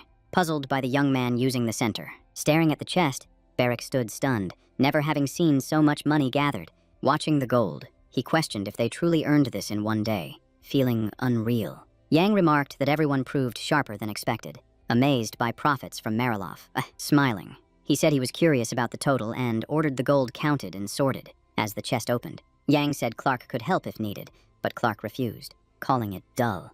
While counting, the bodyguard hesitated, then decided to ask his master something important. He awkwardly asked whether Yang would take him to the capital or leave him guarding the estate. Hearing this, Yang fell silent, realizing he had never considered the question before. Sitting beside him, he said the choice was barracks, whether to go or remain behind. Barrack asked what he could learn there, and Yang said much, as palace archers were skilled. Surprised, Barrack wondered if they surpassed the unearthly clan, and Yang said comparison failed. Pretending to recall the source, Yang paused, then chose to joke instead. With a serious face, he said even northern elites fell short of Imperial Guard captains. Barrack laughed, saying Yang could not lie, and Yang apologized, amused by being obvious. Inside, he hoped it came soon, recalling Atan's heirs defeated by Imperial Guard captains. Still stacking gold, Barrack asked how many leaders there were, and Yang said usually 3. Barrack agreed the palace was vast, but Yang said skilled people filled the entire capital. After a pause, Barrack decided firmly that he would go to the capital with him. Smiling, he said settling there could raise his level and asked Yang's view. Yang agreed simply, already planning big things and trusting his warrior. He thought joining the Central Army fit him, as the Empire could not lose such talent. Hannah entered with news from Mariloff, and Barrack remarked the Count had too much free time. Opening the envelope, Jan expected trade terms and found it odd that Carlo had not confronted him directly. Seeing the dinner invitation, he told his bodyguard to come along, and the warrior clearly brightened. The maid dropped a bag on the table, told him to count it too, and Barrack's face shifted instantly. As the warrior counted, the maid offered to prepare dinner clothes, and the Viscount agreed. Suddenly recalling something important, Hannah turned to him, and he focused, ready to listen. Spotting the chain on Jan's neck, she asked if he would wear it before the Count and Countess Mariloff. Confused, he said yes, and she replied that she would find a way to conceal it. Remembering Jan's suspicions about Carlo, she feared the matching jewelry might be noticed, but he dismissed it. Still insisting on caution, the maid pressed on, and he finally agreed to hide the pendant. On the way, the Viscount said Clark would join them and asked her to prepare him, which she did. Knowing Clark was Madame's only friend in the manor, he felt bringing him back ensured her safety. Barrack suddenly shouted that he was done counting, then froze, clearly shaken. With 11 hours left before Count Marilov's death, they arrived at Karl and Ryan's home and sat. Watching Barrack eat eagerly, the Baron asked why he came, and Jan said he trusted him completely. Internally, the Count recalled telling Jan to come alone and bitterly regretted it. Eating slowly, Jan noticed the Count enjoyed the goulash and seemed pleased with both meal and deal, lowering his head. Carlo admitted it was his favorite food lately. Better than nothing. With a sharp tone, he said Jan allowed seed trade, meaning commoners would soon know the taste. Jan replied calmly that good things should be shared and thanked the Count for the purchase and taxes. Since Carlo invited them, Jan announced Clark's return, and the Countess nervously sipped wine. Had he known Clark's value to Mariloff, he would never have accepted him. But nothing was written. Choosing not to object, Carlo slapped the table and moved to another subject. With open hostility, he asked how John dared approve ghoul trade right after their agreement. Saying they would remain neighbors, he warned that repeating this would cause problems. Yang failed to grasp the accusation, as he never targeted buyers from Mariloff. Resting a hand on the table, he asked why he should refuse neighbors wanting seeds. Because of their agreement, he could allow it, believing the union established peace. Carlo stared in silence, anger visible as he searched for a response. Agreeing reluctantly, he said Jan's immediate consent after the deal could be misunderstood. So Jan explained this was why he came, proposing promotion of goulash and banning its sale. They could handle it themselves, but lacked manpower, since supply follows demand. After listening, the Count drained his wine, and Ryan warned him not to drink too much. Setting the glass down, Carlo declared raw seed trade illegal in his territory. Staring hard, he hoped Jan would do the same in Brack, and Jan agreed to issue the decree. Standing up, Carlo said he had work and asked his wife to host Jan. Alone with the Countess, Jan watched her eat skillfully and stayed silent. Concerned, he asked if she was fine, and she replied that the food was delicious. He then asked if she used the cosmetics from last time, and she said she had, even today. The weather was pleasant, and the Countess noted Jan brought Clark, whose value exceeded gold. Thanking him, she said taking the servant back without payment would be wrong. Remembering his attention to her ring before, she decided to offer it to the Viscount herself. Still, the Countess wondered why Jan cared so much about an artificial stone born from an alchemist's error. He admitted he owned something similar and pulled out a chain hidden beneath his shirt. Seeing the pendant, Ryan asked to inspect it closely, and he agreed, hoping for answers. Handing it over, he said he had worn it since childhood, yet the stones felt made by the same hand. As she examined it, a servant outside covered his mouth in shock, barely holding back a cry. When the meeting ended, the butler ordered the table cleared, and servants rushed through the hall. The young servant stood frozen while maids hauled dishes away, sighing at how much was eaten. Noticing his strange state, someone asked what had stunned him so deeply. He said Jan and the Countess were not close, only meeting briefly, which confused the old man. Tense, he confessed seeing Rienne touch the Viscount's neck while they were alone. Hearing this, the butler stiffened, grasping what would happen if the Count learned the truth. A maid dropped a plate, shattering it, and the servant's words echoed through the room. Silence fell heavy over the hall, the tension tightening with every passing second. Suddenly, the maid and another butler shouted at the boy, calling his words madness. She cruelly reminded him how Carlo struck him before, and how only the Countess saved him. They said her mercy kept him employed, scolding him harshly, until Salmon told them to stop. Gripping his head, he ordered silence from everyone, fearing what would follow. He warned that if the Count learned this, neither they nor the lady would be safe. At that moment, Carlo stormed in, demanding what he was not meant to know, and terror spread. Turning pale, the butler could not hide his fear, which rippled through the gathered servants. Stepping closer, the Baron ordered him to speak, but the old man stayed silent. Boiling with rage, the Count demanded why everyone was silent, pressing for the truth. In the dim corridor, Rienne walked alone, thinking of her plan and longing for freedom. Suddenly, the butler called out to her, and she stopped in surprise. Simok, standing before her, he said the Count summoned her at once, offering no explanation. Confused, Rienne asked what was happening and why it was so urgent. His cheek still red, the servant stammered, sweat forming as he searched for words. Choosing honesty, he said Carlo suspected her connection with John, and her eyes widened. Shock froze the Countess, unable to grasp how her husband learned of the plan. Startled, the butler asked if it was true, and she cried that it was nonsense. Pressing on, Salmon questioned her choice, knowing Carlo's nature, but she screamed that it was unbearable. Panicked, she realized what Carlo's suspicion meant and what he might do. Crying, she saw herself trapped in the mansion forever, with no escape. She suddenly ran down the corridor, and the butler chased after her in alarm. Seeing her breathless, a servant asked what happened, and she ordered a carriage or horse. Salmon caught up, saying she could not flee, but she refused to face her husband and chose escape. A Mariloff warrior stepped in her path, blocking her way on Carlo's orders. Grabbing her arm, Punola warned her not to resist and to obey the Baron. She struggled and protested, demanding who he was, but his grip did not loosen. She fought wildly, screaming to be released.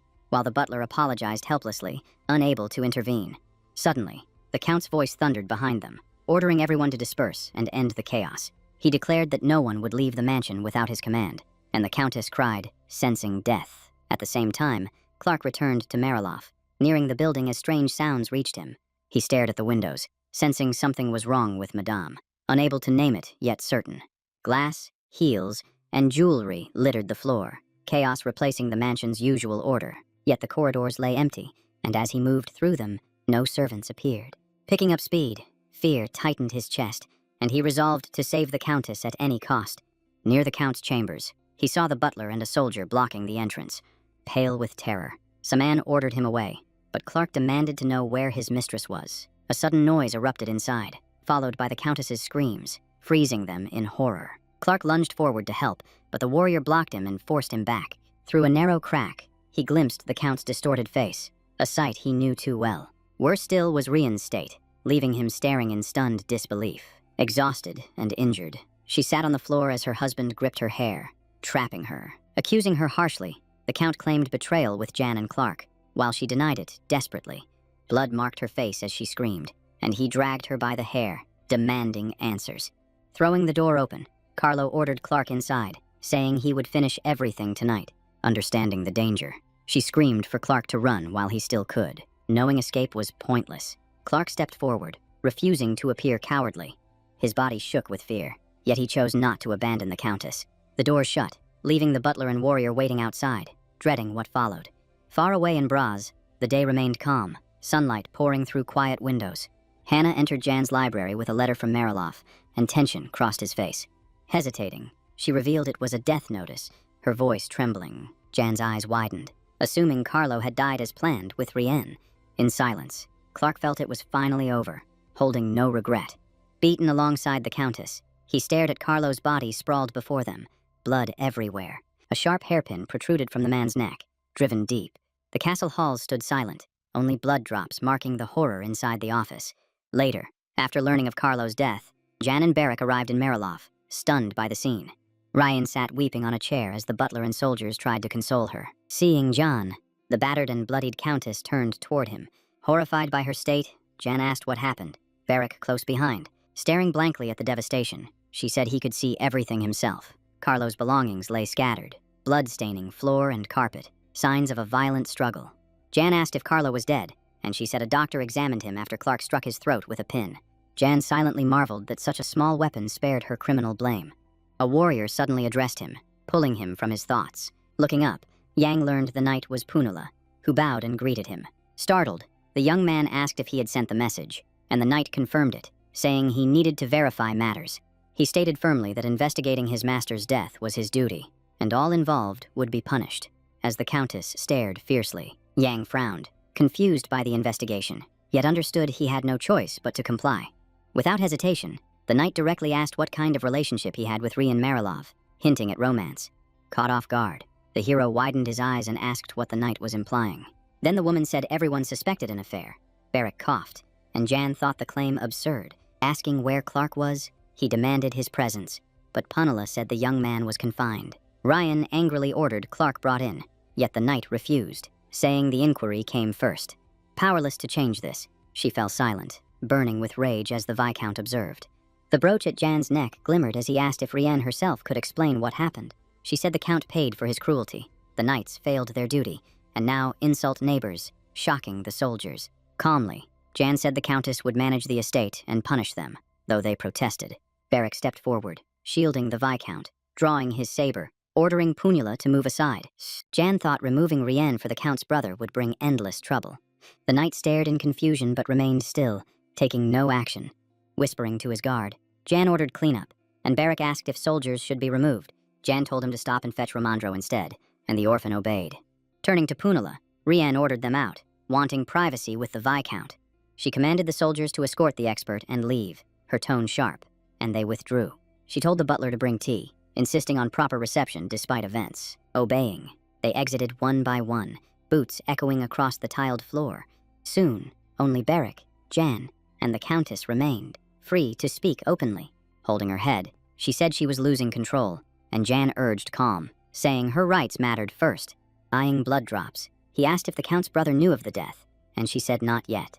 He told her to keep the Count's seal until the palace expert arrived and act normally. Meeting her gaze, he promised support if the knights betrayed her. Suspicious, Rian asked what he wanted in return, sensing a bargain. Crossing his arms, Jan said he did not know yet and considered it carefully. He then asked for a donation, lacking other ideas, and she agreed, standing. As she moved away, she said it would be better than money, since her knights could handle that. Opening her jewelry box, she said she could not offer much but would honor her word. She took out the ring that had drawn his attention, saying it was meant only for him. Showing the ring, she asked if it pleased him, noting it matched his pendant in origin. Confused, Barrack asked if Jan would refuse it, and Jan noted the guard still stood nearby. Reaching for the decanter, Jan said he would take the ring and leave. Sliding it on, he feared it was too tight to remove, yet smiled, saying it was fine. Joking, Jan asked if Rian had a knife to cut his finger, and the orphan ran for help. Firmly, John ordered haste, saying they must act before Marilov's knights did. Clasping her hands, the Countess whispered Clark's name, thinking of his fate. Fixing her gaze on Jan, she asked what would happen to him, pleading for mercy. He studied the battered woman and understood the charge. The killing of an aristocrat, a crime judged severe, punished without trial or mercy. She answered only with silence, bruises staining her face, eyes heavy with pain, disappointment pressing down on her. Ryan's voice rolled through the corridor as she asked about exceptions, but Yang knew none existed. Still, he recalled an old tale, a king once born a slave, whose first kill was his own master. She clung to hope and asked for his help, but he said he would leave soon and could not invite grave trouble. She refused to yield, claiming someone like him could overturn fate, yet the Viscount saw no path to save a slave who killed nobility. With iron resolve, the Countess said he already had. The bastard crossed borders, survived, and rose as family head. After speaking, she froze in sudden wonder, as if a sharp thought struck her, while Rian fell silent. Seeing her odd stillness, Yang moved closer, uneasy, fearing her condition had worsened. Pressing a hand to her chest, Rian swore she would rule this land at any cost and claim it as mistress. The confession stunned him, and she asked in confusion if it truly could not be done. He reminded her she carried no Marilov blood, that only children with the Count could have changed fate. With Carlo dead, she was an outsider, and the rightful heir, his younger brother, would block her claim. To rule, the law itself would need rewriting, an act nearly impossible within the territory. Weak yet unbroken, face and dress soaked in blood. Rian met his gaze with fiercer resolve. She knew clearly that without becoming mistress, true freedom would never reach her. Staring through the window at the street, she felt like a caged bird, craving freedom above all else. Yang could not share her feelings, yet he preferred her rule over Carlo's younger brother. No one could predict Marilov's fate under that man or his warriors. For Yang, Rian stood as the safest choice. Still, while the key of succession stayed with the younger brother, rash moves risked disaster, so he chose caution. He briefly considered seizing Marilov himself, risking Gale's interference while proving his value to Marov. First, he decided to meet the younger brother Carlo and judge the man directly. He told the Countess he would notify her relative of the death, knowing only the man lived on the outskirts, and asked his name. As memory returned, Rian said his name was Dave, a reclusive believer who spent his days praying at the altar. He wore a black cloak, favored solitude, and shared his brother Carlo's cruel nature. Before long, Yang and Salmon reached the younger brother's castle, its presence dark and unsettling. They stepped into the corridor and scanned the area, nerves tight, as no signs of life appeared. Spotting an old servant, they startled him, and he asked their company, learning they brought the neighboring lord. The butler asked if Dave was home and offered to summon him with the news, but told them to wait while he prayed. Hearing this, Yang felt shock, unable to match such faith with the cruelty described.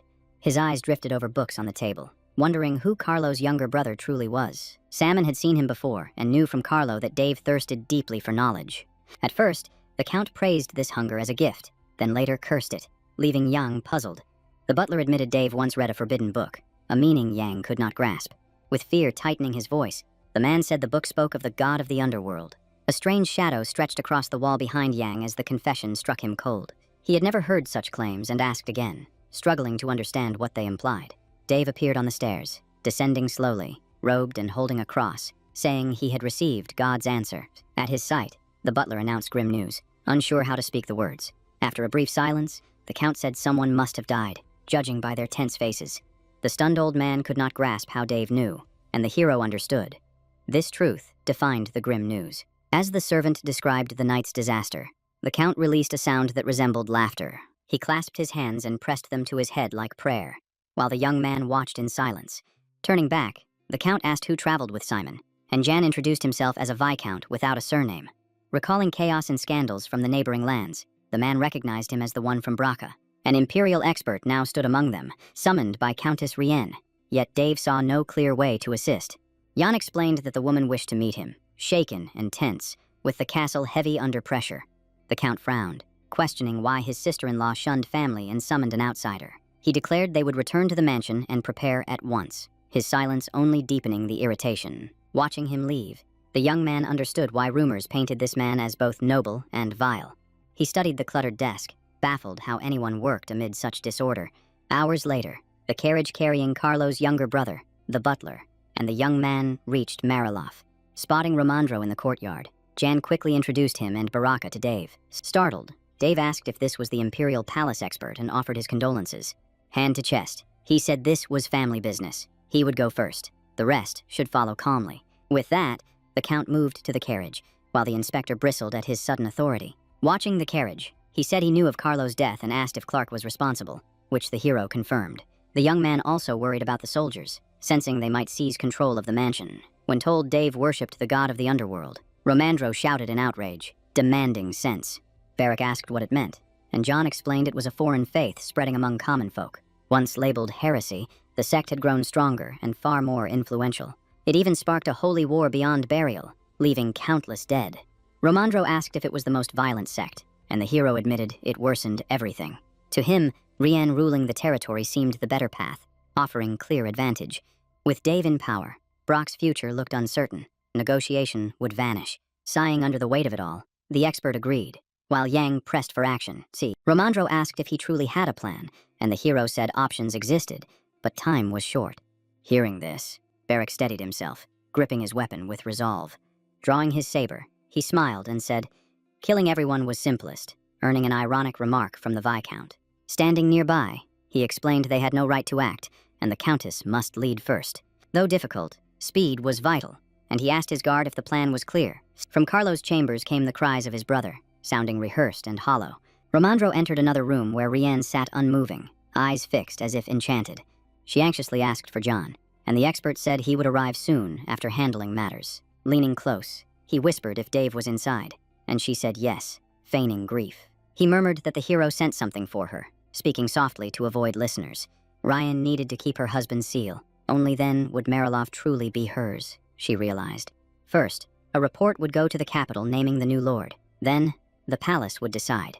Watching carefully, she asked if she must still keep the seal. After his confirmation, she turned it in her hands, sensing the authority bound within. As the Countess examined the seal, the expert stated she had no alternatives. Refusal meant exile from Mariloff. After that, the knights would be dismissed, and Rian asked about the 3 men waiting behind the doors. He stressed order above all. Any death on Mariloff land must enter the report. Otherwise, it did not exist. He asked if she grasped his meaning, aiming for future cooperation that benefited both sides. Ryan answered firmly that she would consider everything and shield herself and Jan by taking responsibility. She asked about Dave, and Romandro replied that the hero would handle it, telling her to trust him fully. She was also required to pay the mandatory fee of $5, 000 gold coins under the law. She had to ensure the soldiers were reduced to half, so the treasury could sustain them. The expert clarified she could refuse, but Yan kept voting rights. Agreement meant a future contract. Cornered, Rianne admitted there were no other paths and accepted every condition set by the Viscount. Suddenly, mention of Clark reached her ears, and she froze, bracing for grim news. Clasping her hands, she asked if there was any way to save the young man. Romandro said there was, but the answer died as the meeting was abruptly interrupted. Dave entered, wiping tears, offering condolences to his sister-in-law for husband and brother alike.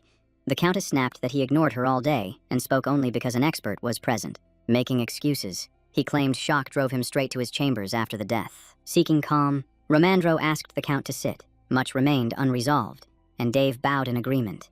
Under the Countess's sharp gaze, he already knew the slave who killed Carlo sat quietly in the dungeon. With eagerness, he urged the expert to raise inheritance in the report and detail all events. The expert then asked directly if Dave believed in the god of the underworld, testing the rumors. Startled, Dave denied it at once, asking who dared spread such claims. Gripping a cross, head lowered, he said he rejected that god, calling it heresy in the Empire. Sensing tension, he proposed a simple succession rite first, then his brother's funeral. The expert objected, insisting the funeral must come first. as etiquette demanded. Romandro questioned Dave further on records and learned he would be the ninth family head. Nearby, Rien stayed silent, detached, focused only on survival and starting anew. Suddenly, an image of Clark appeared before her, holding flowers, dressed in strange attire. She went pale and whispered his name, swaying as awareness slipped away. The expert called to her urgently, and she apologized upon returning, asking what he said. Romandro told her to inform all residents and manage the mansion's affairs. In a harsh voice, Dave cut in, declaring this would not happen. He demanded to know why a departing man handled estate matters and insisted control be given to him. Ryan snapped that the Count was long expelled and would not know where to begin. Told to mind her tone, she lashed back, saying the funeral was not held and he chased the titles. She added he was cast out for heresy, invoking morality, and his face stiffened. Enraged, he lunged at Rien, but the expert stopped him, the strike clearly personal. Calmly, she said his actions proved his Marilov blood, and he shouted she knew nothing. Standing firm, she asked what he could say of his brother who married her, calling him just as mad. Furious, he tried again to strike. Romandro intervened, and the Countess summoned the knights. Asking if they would protect her, she waited, but the warrior said no action until truth was known. Gripping the seal tightly, she said that with everyone speaking nonsense around her, only one path remained. She announced Romandro confirmed her authority until the funeral and ordered the 3 knights dismissed at once. One warrior stared in disbelief, asking what this meant, thinking it was a crude joke aimed at them. A violent crash echoed from the corridor, stones scattering as if the walls themselves were breaking apart. A knight flung the door open and demanded what was happening, unable to grasp the cause. Heavy footsteps rushed down the corridor with confidence, yet the dark passage showed no clear figure. Beric appeared smiling beside a clan warrior, carrying a fallen knight as if nothing was wrong. Furious, Dave demanded an explanation, but the expert calmly said help had arrived to secure Ryan. Confused, Dave asked if this truly troubled him, calling such acts extreme and unnecessary. The warrior screamed in shock upon seeing the bleeding corpse cradled in the bodyguard's arms. Beric explained the knight blocked their way and demanded entry over his dead body, so it ended there. Jan emerged suddenly and stated nothing unusual happened while he was gone. Standing beside the bodyguard, he said he was pleased, then smiled calmly toward the Countess. Seeing Jan, the warrior shook with rage, as Punalu promised the young man would not interfere. From the corridor, Dave shouted demands for answers, while the staff stared in stunned silence. Looking down at the body, Jan said they insulted him and accused him falsely when he came to support Rien. Hand to his chest, Jan said this was his first time facing such claims, and blood settled the matter. Dave asked if innocence was always proven with lives, and Jan said it certainly was not. Smiling, Jan added that in his case, survival was the only way to justify himself.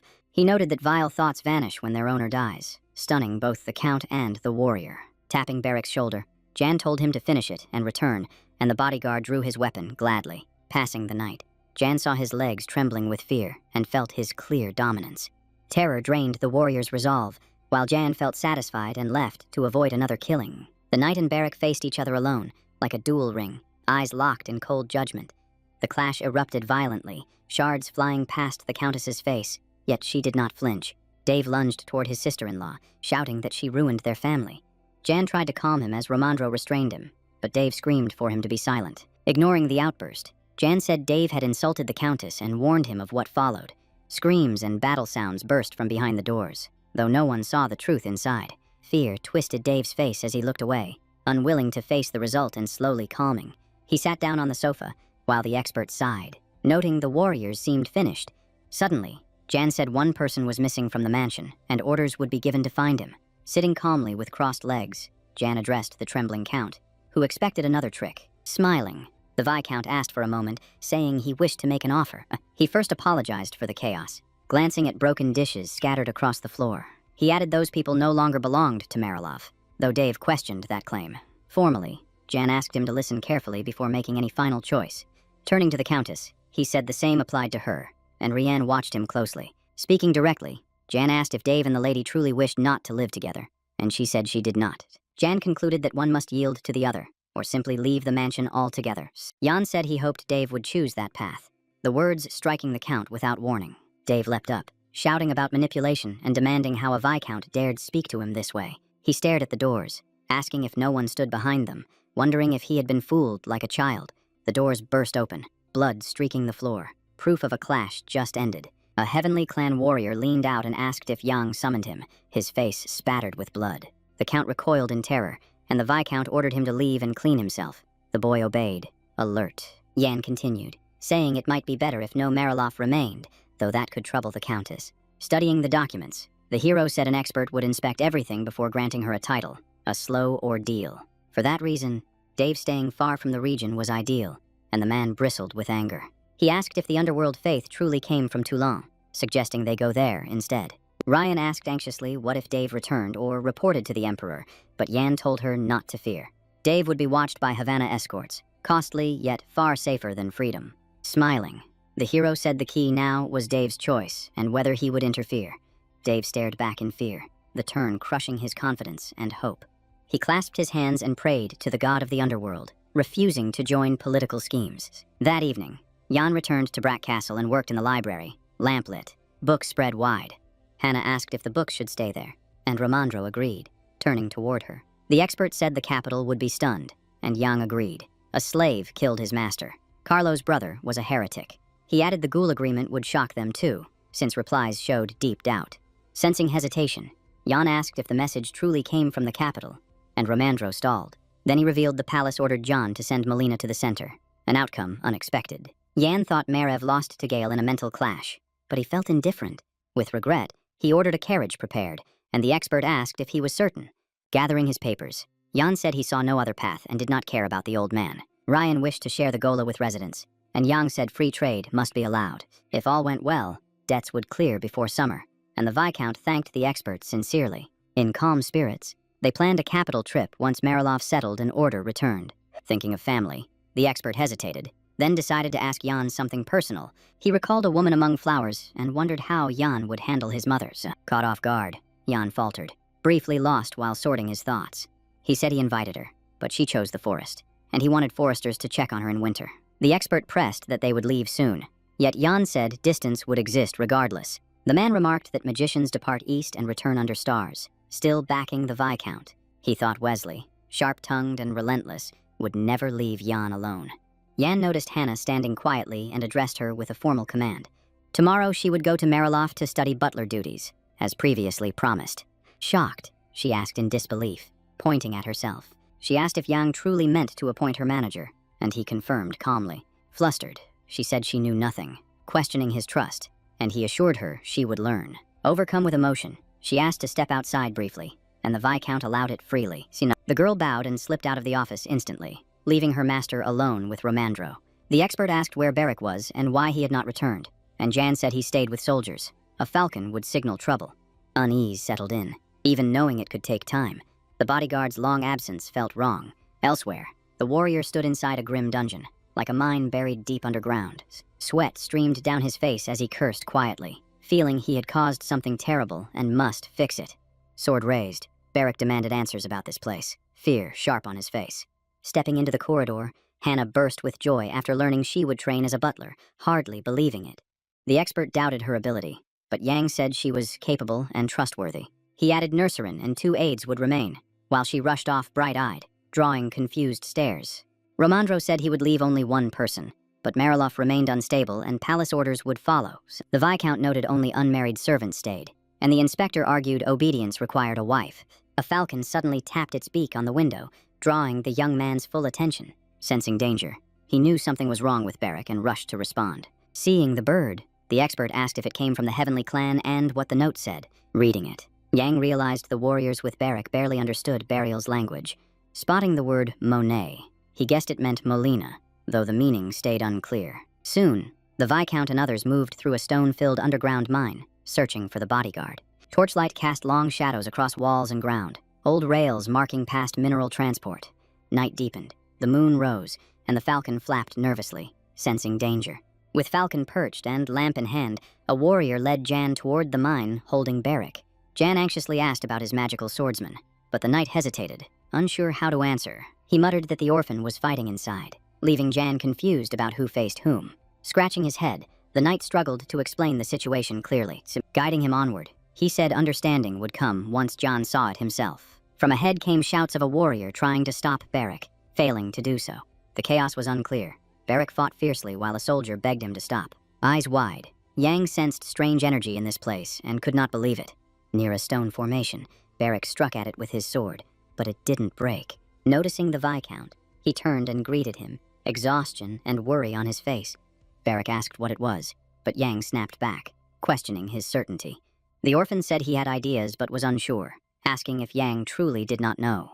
The glowing stone ahead reminded Jan of a magical mineral he recognized. Barrick asked again in shock, and Yang recalled they once used a similar stone to listen in. This mineral held unique energy, able to move souls across bodies and time. It could store voices, track places, hold endless space, and more.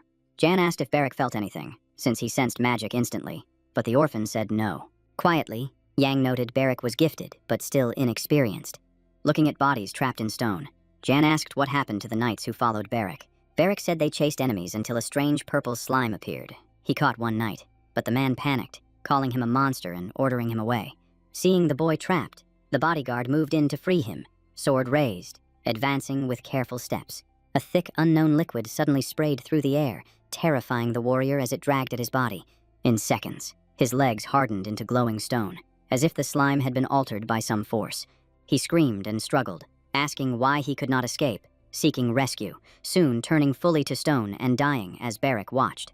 After thinking it through, Barrick said it began as sticky liquid, then hardened, likely changed by an external factor. While the other warriors stood with heads lowered in shame, the orphan cried out from sudden pain. Turning to Jan, he asked why he struck him, but the Viscount urged calm and asked what Barrick would do in his place. He warned the liquid could return, and Barrick might drown in it, speaking from fear of death. Facing the group, Jan said recklessness and blind courage defined them, openly shaming the knights. Pointing at the Heavenly Clan warriors, he ordered them to report everything to Nurserin, despite their protests.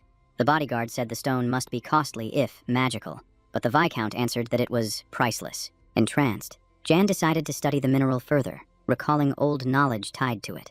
Deep in thought, he ignored the frightened swordsman calling to him, confused by his master's silence. The mine held large amounts of the mineral, shimmering in shifting colors, as if it formed naturally. Forming a plan, Yang decided his ideas were feasible. Action was now required. As he left, he ordered everyone back to the mansion and sealed the mine. While Barrick asked about the body, Jan said nothing could be done now and ordered withdrawal, his plan taking priority. The warriors exchanged confused looks, unable to grasp his reaction or intent. Stepping ahead, Jan realized studying these stones required help from the Ministry of Magic. Only they could assess underground veins, scale, value, and unknown properties beyond his knowledge. Wesley, the Minister of Magic, supported Gale, and Jan knew this, hoping to use that link. He now understood why officials focused on Brock among all borderlands. Even without certainty, Gale saw potential in the county and moved to claim it. Troops were trained to repel barbarians, creating pressure that demanded palace involvement. After tax scandals and discovery of magic stone mines, events aligned perfectly for Gale and the mages. Leaving, Jan ordered the mine sealed, assigning someone to inform the miners. He knew that upon return he must verify everything to confirm his suspicions. Was Milton's arrival chance, or a calculated strike to reach the underground passage? Entering the dungeon, Jan walked a long corridor of cells lit faintly by torches. Resolved, he wanted to face his enemies and uncover their true aim toward Brack. Seeing him, Mac asked what happened and why he came. The prisoners tense, except their leader. Locking eyes with the old man, John said a palace letter arrived, concerning Molina. Still seated with a book, the man calmly asked what it said, showing no concern. In a firm tone, Jan said he was ordered to oversee him, as he would soon depart for the capital. Hearing this, the prisoner froze mid-page, stunned by the thought of leaving the cell. He stared at Jan, doubting the truth, suspecting deception. Studying the lines, he thought of freedom and future. Politics no longer mattered. Watching Molina, Jan thought this explained his efforts, yet wondered why he yielded so easily. Jan read everything in his manner and posture, keeping his expression controlled. Molina and Gale knew of the magic stone mine, which drove their struggle over Brack. Winter settled in, Burial Castle ringed by snow, heavy peaks, and frozen trees, the scene unreal and silent. Watching the blizzard beyond the window, Marev sat alone, weighing the future of the state. Childhood memories surfaced, the queen holding him close as snow fell softly outside. Years had passed. He was now a prince, still loving winter, yet burdened by constant thoughts. A servant broke his focus, cheerfully noting the first snowfall of the year. Turning to him, Marev mentioned the coming new year, and the butler said the main wing was in uproar. The steward spoke daily with Mrs. Delane, who now handled the festival arrangements. Marev frowned at her boldness, puzzled by the noise, but the servant reminded him this was once the emperor's role. Now she oversaw it as the favored one, and Marev asked if his father had approved. Gesturing to the piled papers, the servant said her presence eased their burden greatly. He added that the prince worked late, and handling festivities alone would be impossible. Marev wondered what choice remained, since while he and Gale lived, she could never rise as empress. The topic surfaced many times, but with the princes present, it always faded into silence. No one could claim that place while their mothers lived. No sons existed but them. Gazing outside, he asked when Romandro and John would arrive. No letters had come, only hope for the holiday. Marev then asked about Melina, and the servant said he might arrive before the Viscount. Nothing was confirmed, but likely the administration would send the old man away, and someone would be dispatched. Seeing events align and supervision assured, the prince paused, lost in thought. He turned to the butler by name and asked quietly if there was truly no solution. The manager lowered his head in silence, sweat forming, unsure himself what could be done. He finally said matters would be simpler without the truth potion. No one could interfere then. As Marev listened, he explained results were judged by reports, filled with mage-only terms. Others opposed it as well, but Marev noted the administration had stayed silent. With Melina's staff now present, all that remained was the new year, and sending Jan there would ease gathering information. Marev thought of earlier days, free of secrets and schemes, a simple childhood. Years ago, the Ministry of Magic claimed divine inheritance and remained neutral. One incident shattered that balance, pushing them from the palace center. After Wesley rose as Minister of Magic and gained power, the balance broke like glass. Marev asked for reports comparing the truth potion, and the butler handed over documents. Studying them, the prince struggled to understand. References pointed to a strange mineral. The servant explained it was a rare, high-grade magic stone found recently. Lacking resources to study it fully, Marev asked if its effects on people were tested. The butler said no issues were reported, noting the ministry received 15 kilograms. Marev replied that was little, asking if other stones were not mined in far greater amounts. The butler said Ruron differed, discovered only last year, making it extremely valuable. Its deposit location was unknown, rarely near common magic stone sites. It behaved oddly, said to be liquid that solidified under external magic. Touching it could cause harm, though no such deposits were officially confirmed. More bubbles meant greater magic response, yet its solid form could not be scratched, its purpose unclear. Hearing this, Marev asked how it was processed, and the steward said likely through magic alone. After hearing everything, Marev realized the stones might reveal a mage's true strength and hidden limits. At the same time, Yang explored the mine with a lantern, studying the magic stones and testing their nature. Watching their sheer number and glow, Romandro felt stunned and pleased, eyes wide with disbelief. Overcome with excitement, he claimed the Viscount must have ruled a peaceful empire before, while Beric told him sharply to focus. As the bodyguard calmed him, Yang and the mine manager continued inspecting the strange material. The manager admitted ignorance, saying miners crossed this tunnel daily, yet never noticed the stones. Yang reassured him, saying the vein was recent and the workers bore no fault. The manager asked if Yang truly had no answer, and Yang replied he had several theories. Studying the pile, Yang judged the deposit massive and buried deep within the mine. Regaining composure, Romandro asked if Yang knew the stone type, but Yang said he could not classify it. He had only seen refined samples before, making raw identification difficult. Romandro studied Yang, noting he could not reach the ministry. Then a sudden thought struck him hard. He wondered if this explained Prince Gale's obsession with the territory, though it remained conjecture. With unease, he said discovery would worsen the fight for Brack, and Yang agreed without hesitation. Still, Yang noted one relief. Only they knew of the vein. Secrecy was possible. Their focus shifted to the manager holding the lantern, and suspicion briefly surfaced. Dropping to one knee, the man swore silence at any cost, and Yang thanked him calmly. Romandro resumed examining the stones, trying to grasp their origin and formation. The manager then asked permission to inspect them himself and requested space. They stepped aside, and he drew a small hammer, intent on testing the stone. Kneeling close, he tried chipping a fragment to see its inner structure. Beric warned it was useless, saying even his sword left no mark. Yet the manager persisted. Finding a seam, he tapped carefully, shards scattering as echoes filled the tunnel. Sliding in a pickaxe, he revealed a purple liquid binding the stones, seeping upward. Beric rushed forward, saying it matched what the soldiers saw, then froze as it hardened instantly. Yang demanded an explanation, and the manager confirmed the liquid emerged from below. He added that when Beric touched it, the substance solidified at once. Accused by glances, the orphan protested his innocence, swearing he caused nothing. He swore by the stolen sweets. Yang ignored the theft and ordered him to stay close. Yang asked if the liquid remained unchanged after Beric withdrew, and the manager said it stayed solid. Romandro asked if anyone had ideas about the stone's properties.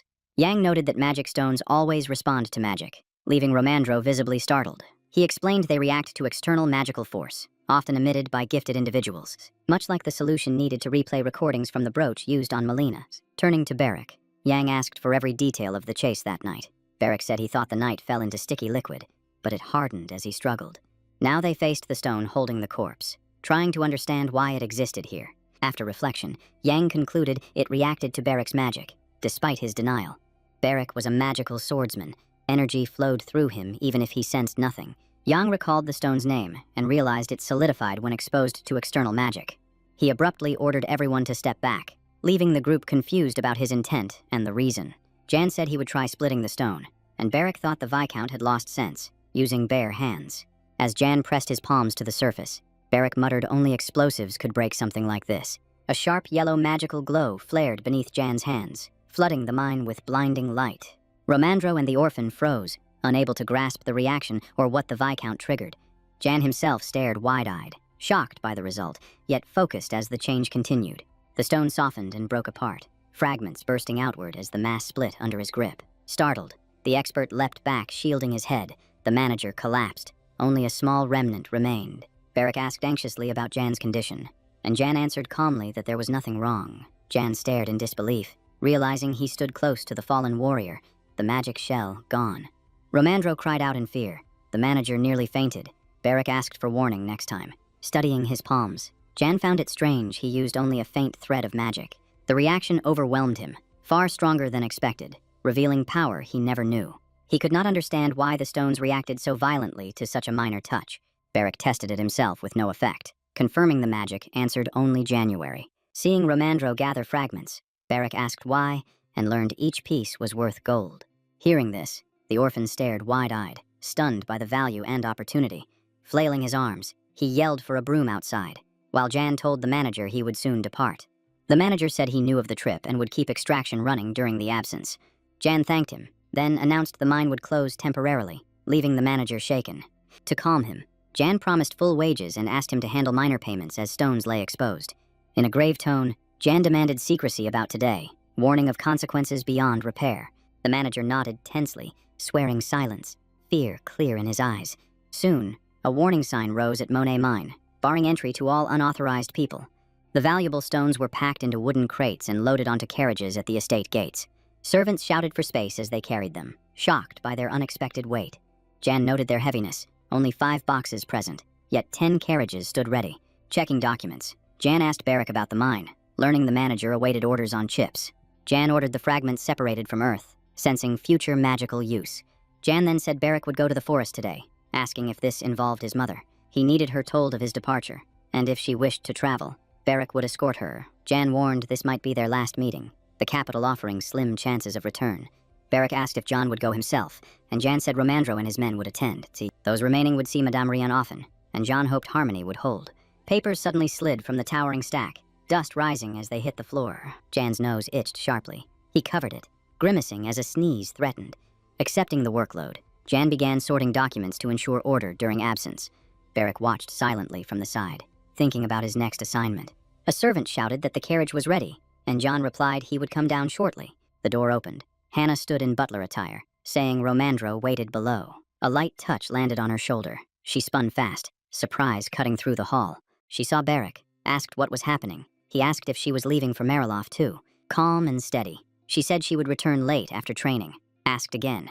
He said nothing unusual. She studied Jan from behind. His dull posture, dark circles. The bodyguard said he looked drained. The manager agreed, said Jan barely ate lately, guessing sickness without proof. She froze mid-step. Thought struck hard. The orphan noticed and called her name. She grabbed her head, recalling the butler must protect the master's comfort and health. She sprinted down the corridor, yelling she must cook well and become the ideal housekeeper. Barrick watched, stunned, sighed, thinking her pace would break her mind soon. Inside the mansion, calm held firm. Outside, clouds pressed low. Cold snow fell. Someone suddenly tore through the hallway, dust lifting, carpets nearly flipping. Hannah burst into the kitchen, shouted at the cook moments before lunch. Startled, Meadow asked if she was leaving. Hannah said she had to go. She fired orders. Prepare rich meals of pork duck beef until the master departs. While running off, Hannah shouted the master looked worn out, needed only healthy food. The maid stared at her odd rush. Madhu ordered village meat for the Viscount. Worry spread. Everyone asked if John was sick, imagining grim outcomes. Word raced through Braca when servants demanded meat for the Count. People said Durgi's illegitimate son ruled now, still fearing for his health. A blizzard roared outside. Fierce wind twisted weather. Trees bent under force. In the carriage, Yang held his ear, confused, silent, listening inward.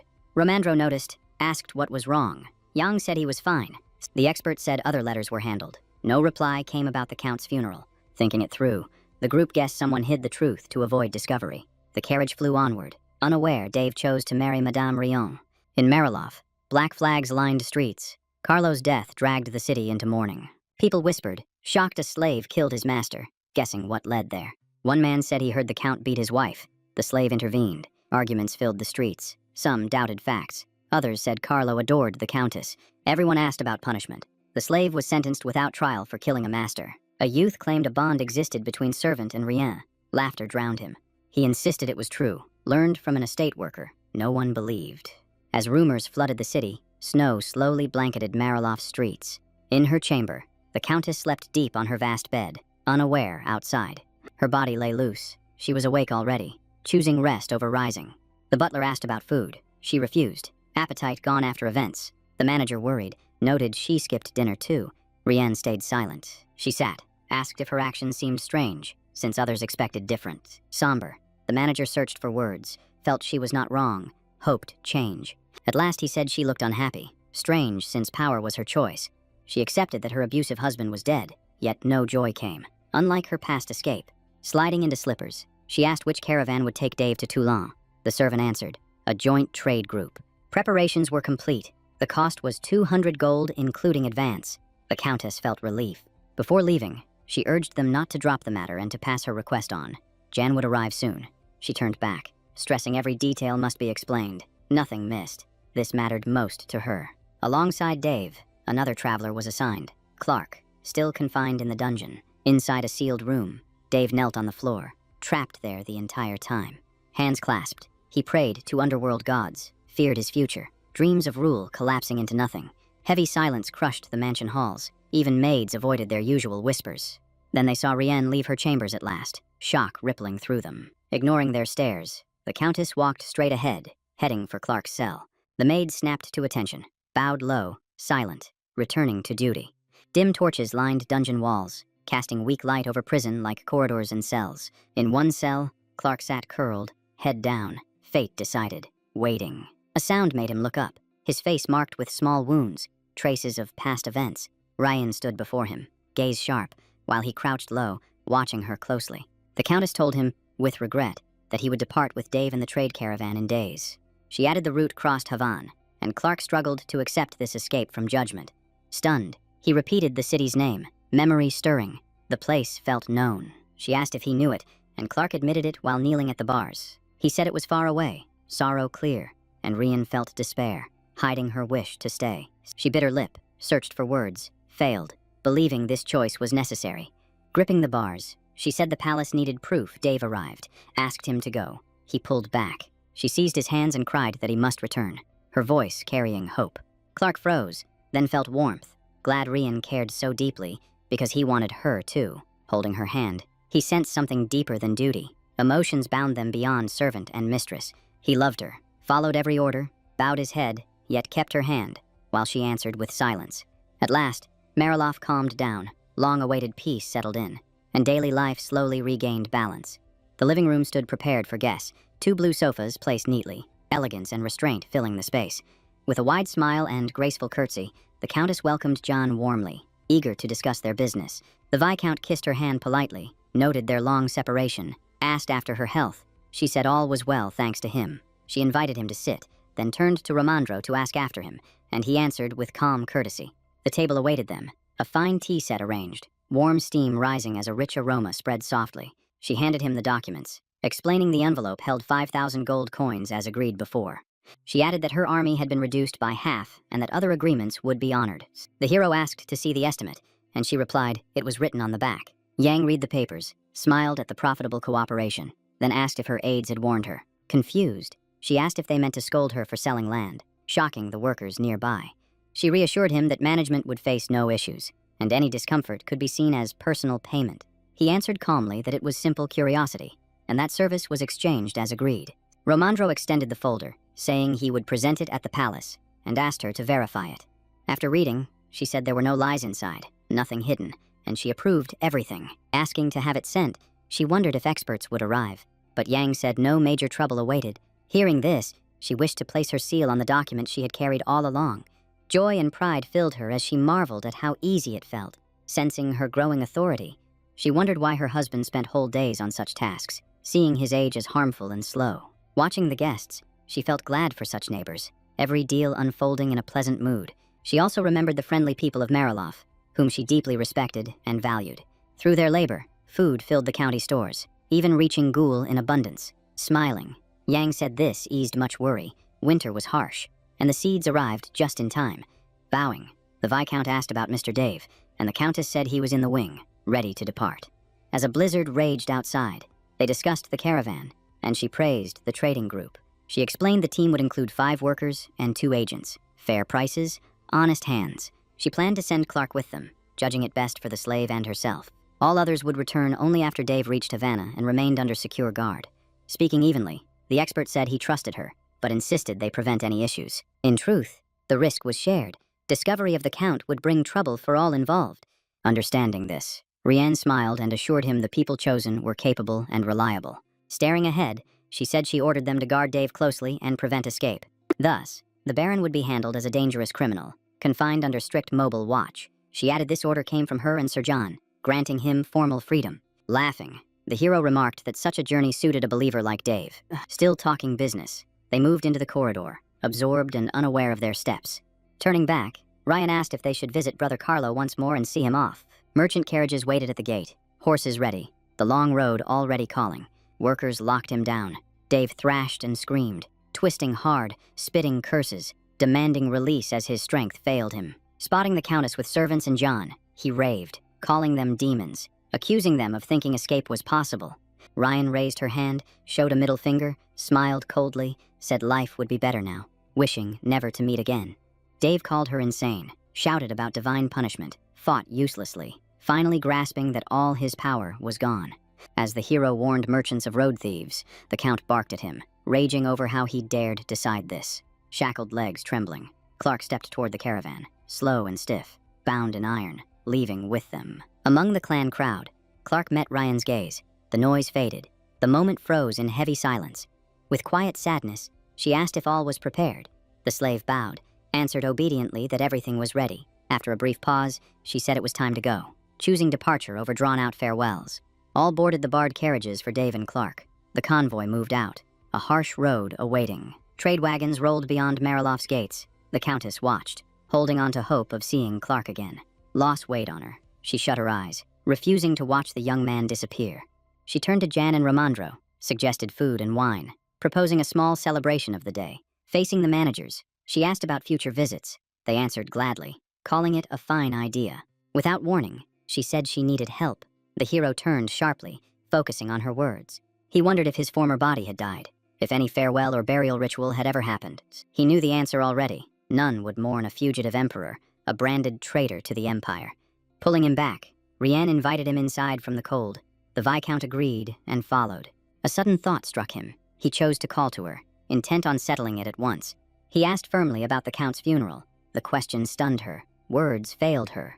Avoiding detail, she said he already knew, clearly shutting down the topic. Night fell. The moon rose. Their carriage headed back to Brack after the long Mariloff day. Romandro eagerly asked how he felt, yet the Viscount noticed the man's face had grown redder. Laughing, Romandro admitted he saw double. The Viscount replied that he had said that 3 times. Still joking, the inspector claimed he was drunk, seeing the Viscount with 2 heads. Later, the carriage halted at the mansion gate, wheels groaning as they stopped. The coachman announced arrival. Jan stepped down, thanked them, told them to rest. Before he reached the door, servants rushed him, shouting in panic, leaving him confused.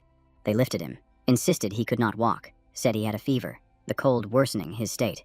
Irritated, the hero demanded answers, unheard, as they carried him through the hall. Something strange on the hall floor caught his eye, stopping him in surprise. Gift boxes filled the center. He asked what they were, certain they had not been there before. coughing. The maid said locals heard of his illness and sent gifts. Yang was stunned. Studying them, he thought winter hardship meant little would come of it. Opening boxes, he saw real offerings inside. Realizing people had found a way, joy surged. He ordered them stacked and moved to his bedroom, instructing staff to say he was healthy. A servant suddenly announced a guest for the Count. He asked who it was. John shouted from the balcony, cutting the maid off before she could finish. Waving wildly, the guard announced his mother had arrived, living long in the forest. She stood nearby in shock, meeting her son's gaze with pride. After waiting so long, she rushed down the stairs and wrapped him in a tight embrace, leaving him stiff and flushed, yet quietly relieved and glad. Tears shining, she said she missed him deeply. While Yang asked how she survived the cold, guessing her life had been harsh, she objected at once, saying she should worry about him instead, and he could not grasp why he deserved such concern.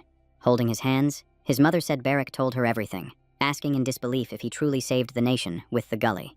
She added that she heard he now ruled the territory, loved and trusted, proven by the many gifts sent to him. Brushing away tears, she overflowed with pride, and the Viscount again realized how vile Durga truly was.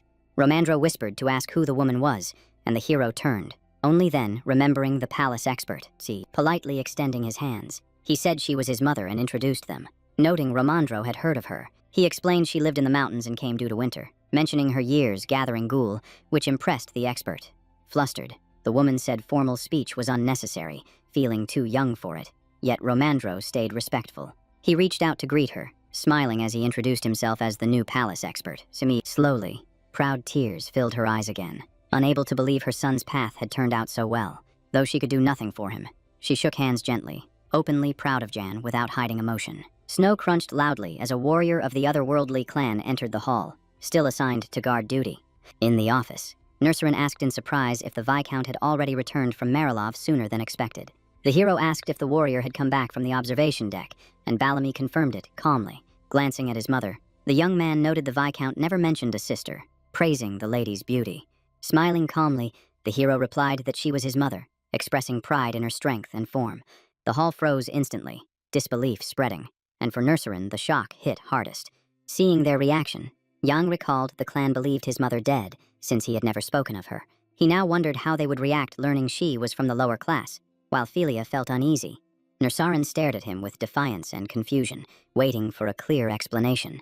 Stunned, the warrior froze with widened eyes, unable to accept that such a young woman was a Viscount's mother. Jan and Philia felt fear and awkward tension, struggling to find words in the heavy silence. Explaining he had reasons to hide her, the hero asked for a chance to explain everything properly. Stepping forward suddenly, the woman cried that she told her son to say nothing, as if fearing punishment. Hands shaking, she begged them not to blame the boy, leaving him shaken by her reaction.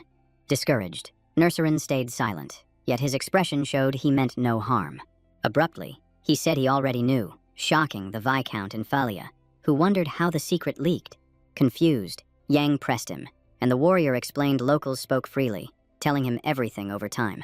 Rumors spread of the Count's illegitimate son returning from the desert with an otherworldly clan, his mother gone before peace talks. At first, he assumed it was part of preparation, since the plan was set before the desert journey. The hero asked if Cockanier knew, and the warrior answered that his chief knew everything he did. He admitted hoping to meet the Viscount's mother before leaving, never imagining it was the youthful Philia, rushing forward. The woman thanked Nurserin for trusting her son and keeping the truth hidden. She earnestly asked him to keep working with her son, leaving Nurserin slightly embarrassed.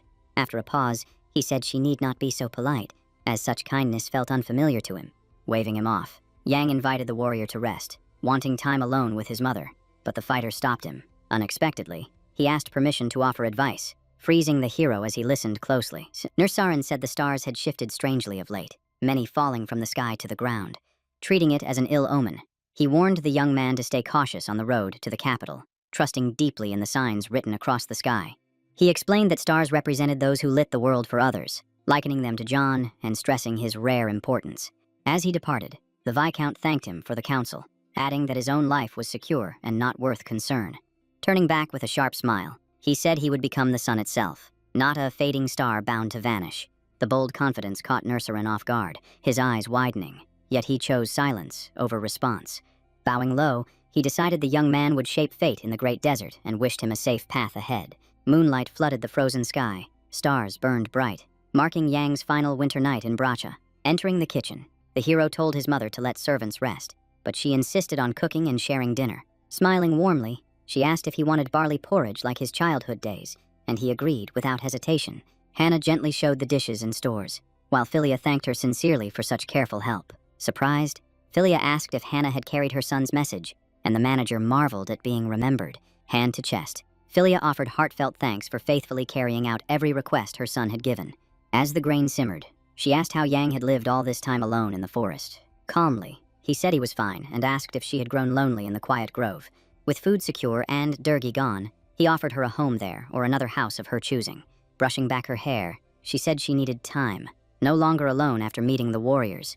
Curious, she asked about the dark-haired man they encountered earlier in the hall. Yang explained he was the younger brother of the otherworldly clan leader Nursaren, a proven and brave fighter.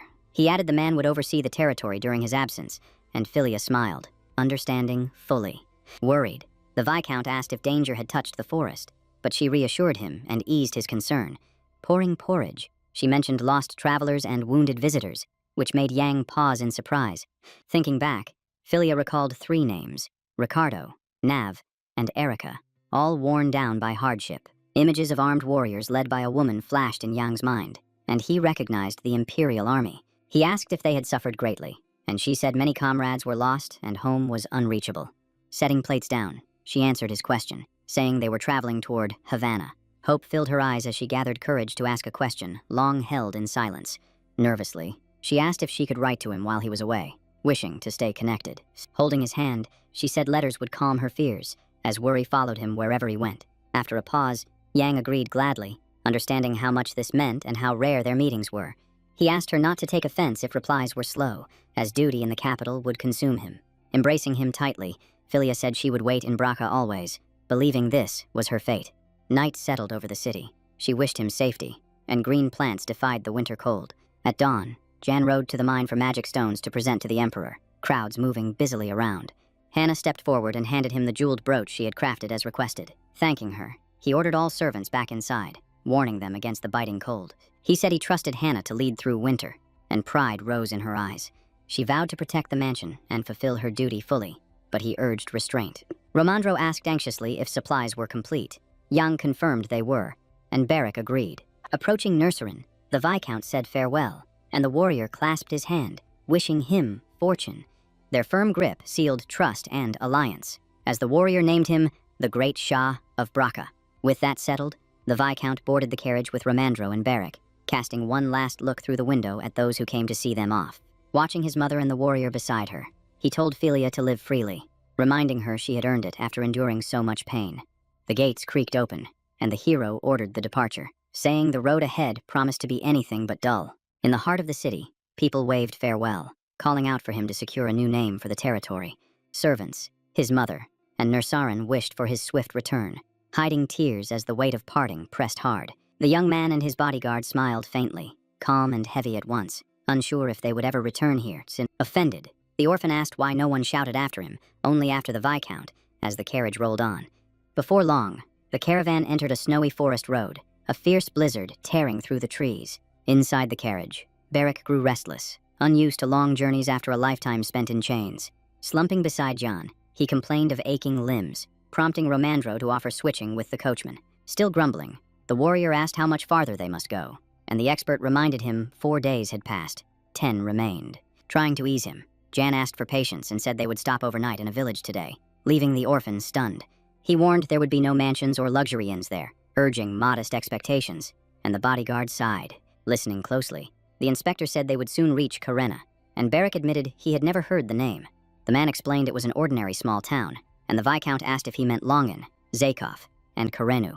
Earlier letters from Count Mariloff warned that robbers had appeared here, attacking travelers and looting freely. Barrack reacted in disbelief, thinking Carlo lied, but the Viscount said official papers were rarely forged. Alarmed, the orphan stammered, struggling for words as cold sweat formed across his face.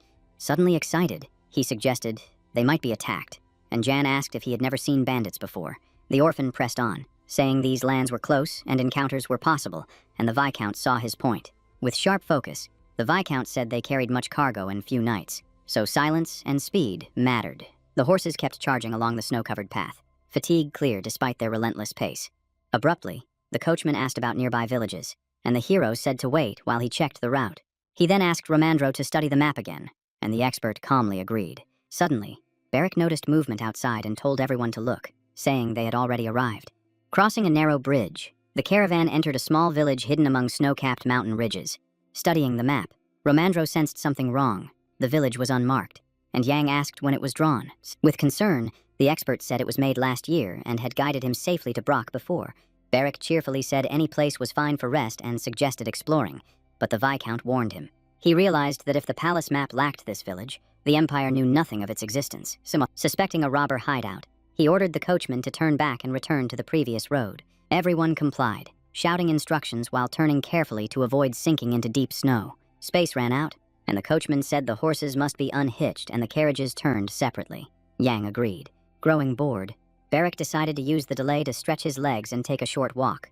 As the hero spoke with the coachman, the orphan drifted away toward the forest, easing stiff muscles. He descended a small slope among snow-laden trees, the winter silence closing around him. A strange sound suddenly broke the calm, and he grabbed his weapon at once, ready to strike. Seeing bushes shift, he demanded his foe step out and stop hiding, seeking a direct fight. No answer came. The movement ceased, and the forest stood still as if untouched moments ago. Without warning, a shadow like an animal leapt from the snow, its true form unclear. Beric drew his sword and lunged forward, stance low and aggressive, blade cutting through the cold air. A small white puppy suddenly stood before him, staring up with wide eyes filled with fear. The warrior froze, eyes widening, expecting a bandit, never a harmless, fluffy creature. Snow clung to the tiny dog as it stood there, tongue out. Awkward and strangely comical, Beric reached down to pet it, guessing it fled the village. Then the puppy spoke with a human voice. Shock locked his body, the world falling silent for a heartbeat. Yet the dog said nothing more. Exhaling slowly, he blamed imagination, until the puppy scolded him for touching its head. Hearing clear words, Beric recoiled, hands flying to his face, convinced madness had caught him. At the same time, the coachman told Jan the carriages were almost turned and ready to depart. He suggested checking the wheels on the ice, but the Viscount said the trip would be short. Jan insisted on resting men and horses, deciding to move slowly while Beric chased the dog. Hearing shouts, the hero turned and called out, as Beric ran back holding the puppy proudly. Lifting the trembling animal, he excitedly claimed it could speak like a person. Assuming nonsense, the Viscount stared blankly, while the expert advised ignoring it. Irritated, the hero told him to stop talking foolishly, but Beric argued that talking dogs existed. Standing firm, he swore he heard the puppy speak. As Yang locked eyes with the animal, leaning closer, he urged the dog to speak again, but it stayed silent, staring back wildly. The group waited in tense stillness, yet nothing happened, only a few harmless barks. Unable to watch longer, Romandro asked for a cigar, while Yang stayed grim and silent. Saying time was short, the Viscount ordered the dog released, but Beric insisted it was amusing. When the orphan joked about eating it, the puppy bit his hand hard to escape that fate. Crying out, Beric dropped it, and the dog vanished into the forest before anyone reacted. Turning back, the animal insulted them all, despite their calm and respectable appearance. Human speech from the beast froze everyone, eyes wide, minds refusing to accept it. Moments later, the puppy vanished into bushes at incredible speed, leaving nothing behind. Beric shouted in excitement, asking if others heard it, while the expert doubted reality. The coachman laughed it off, mocking Romandro, and urged everyone to move on. Curious, Yang asked what happened, and Beric snapped that he only knew it bit him badly. Yang suspected a creature or hidden entity, though the form was far too small. A strange energy brushed his senses, drawing his gaze outward, yet nothing appeared. Seeing his unease, Beric asked what was wrong, and Jan mentioned a foreign presence. Looking around, Beric wondered if the puppy lingered, but the hero ordered him inside. Unease lingered, a dark premonition clinging, no matter how he tried to dismiss it. Nearby, within the snowy forest, unseen eyes watched them closely from behind thick trunks. At sunset, they reached Karina, a village tucked against the mountain hills. Romandro's people unloaded slowly, guarding valuables, each focused on their task. The expert asked Beric about his condition, and the guard said his arm was fine. Angry, Yang scolded his recklessness, questioning grabbing a dog, but Beric defended himself. After arguing, they guessed strange magic caused the animal to speak. Even together, Yang could not grasp how a mage could hide in such a small village. A woman suddenly approached in the courtyard, known as the Quick Pig, greeting them with practiced ease.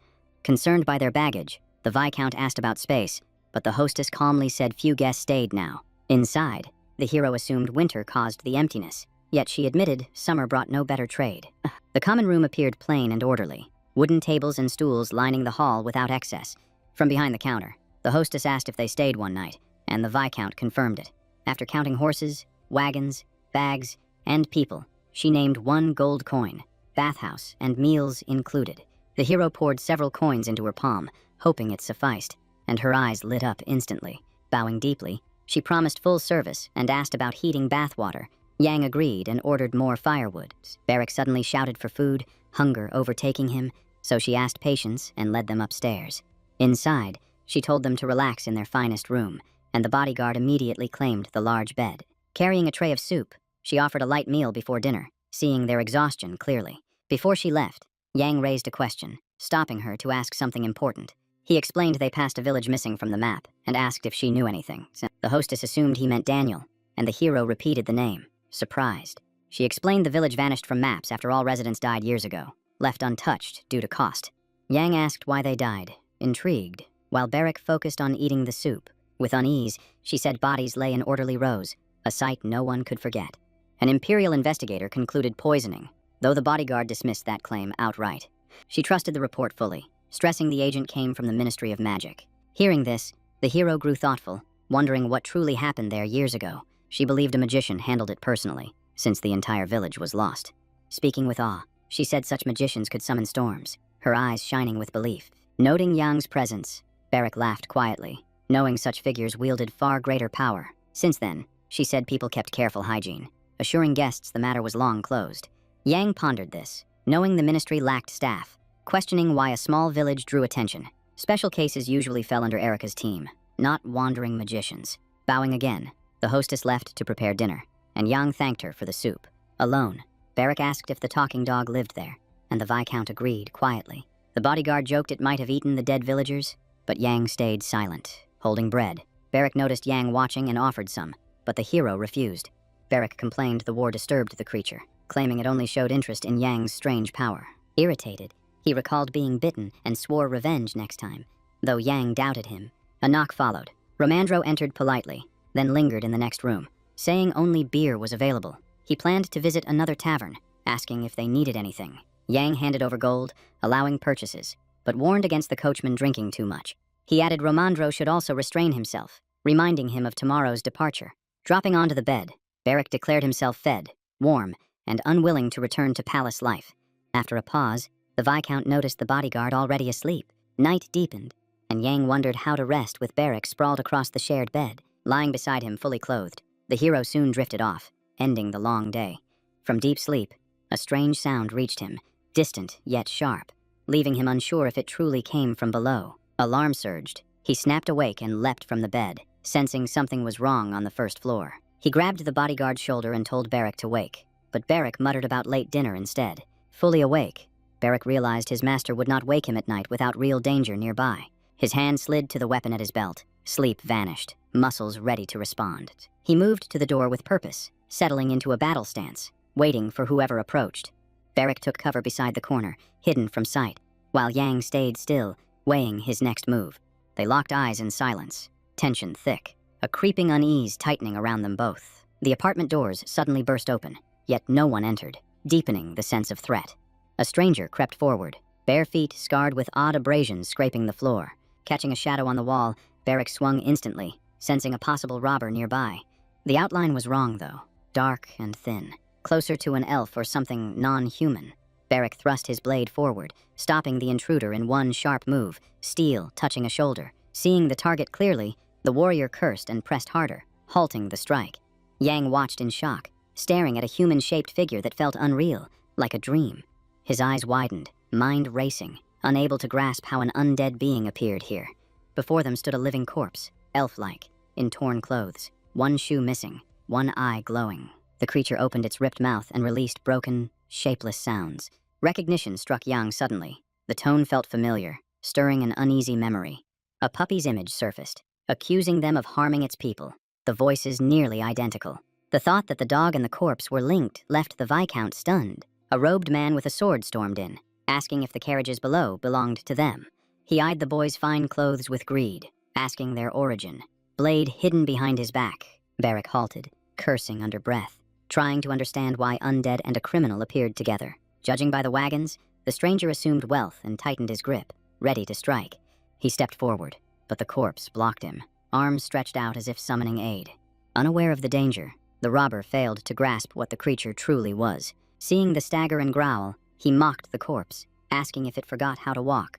Without hesitation, the robber swung his weapon, showing no mercy. Blow after blow crashed into the corpse, strikes heavy and brutal like club swings. The force sent the creature collapsing at John's feet, leaving him frozen in shock. As it died, tears filled its eyes, mouth opening as if to speak, yet no sound came. Its fading pupils reflected the Viscount's face, watching with quiet regret. In its final moments, it saw pure astonishment on the young man's face. The light vanished from its gaze, its second life ending abruptly. Between Beric and the attacker, the corpse lay motionless on the floor, blood spreading. The robber raised his guard and advanced slowly, intent on finishing quickly. Beric struck cleanly, knocking the weapon aside and slashing the attacker's arm. The impact hurled the man sideways, yet he barely kept his balance. Staring at his bleeding wound, the robber heard Beric remark that now he understood being stabbed. With his sword buried deep, the orphan snarled, demanding how the man found them, crimson staining the steel. The hero stood frozen, shock locking his body as he watched the scene unfold.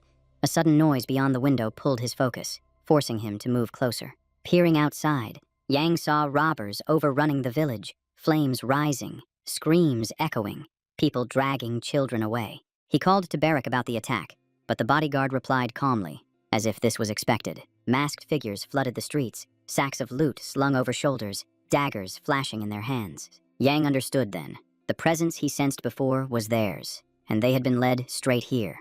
The warrior stretched his gloved hands, calmly setting a plan he had already prepared. With dark satisfaction, he said it was time for the sword to drink again. Yang stared at his companion in silence, shaken by the cruelty he now witnessed. They clasped hands, sealing silent cooperation, and Yang said he wanted answers, ordering a few left alive. Down in the lobby, wooden chairs shattered as bandits tore the place apart.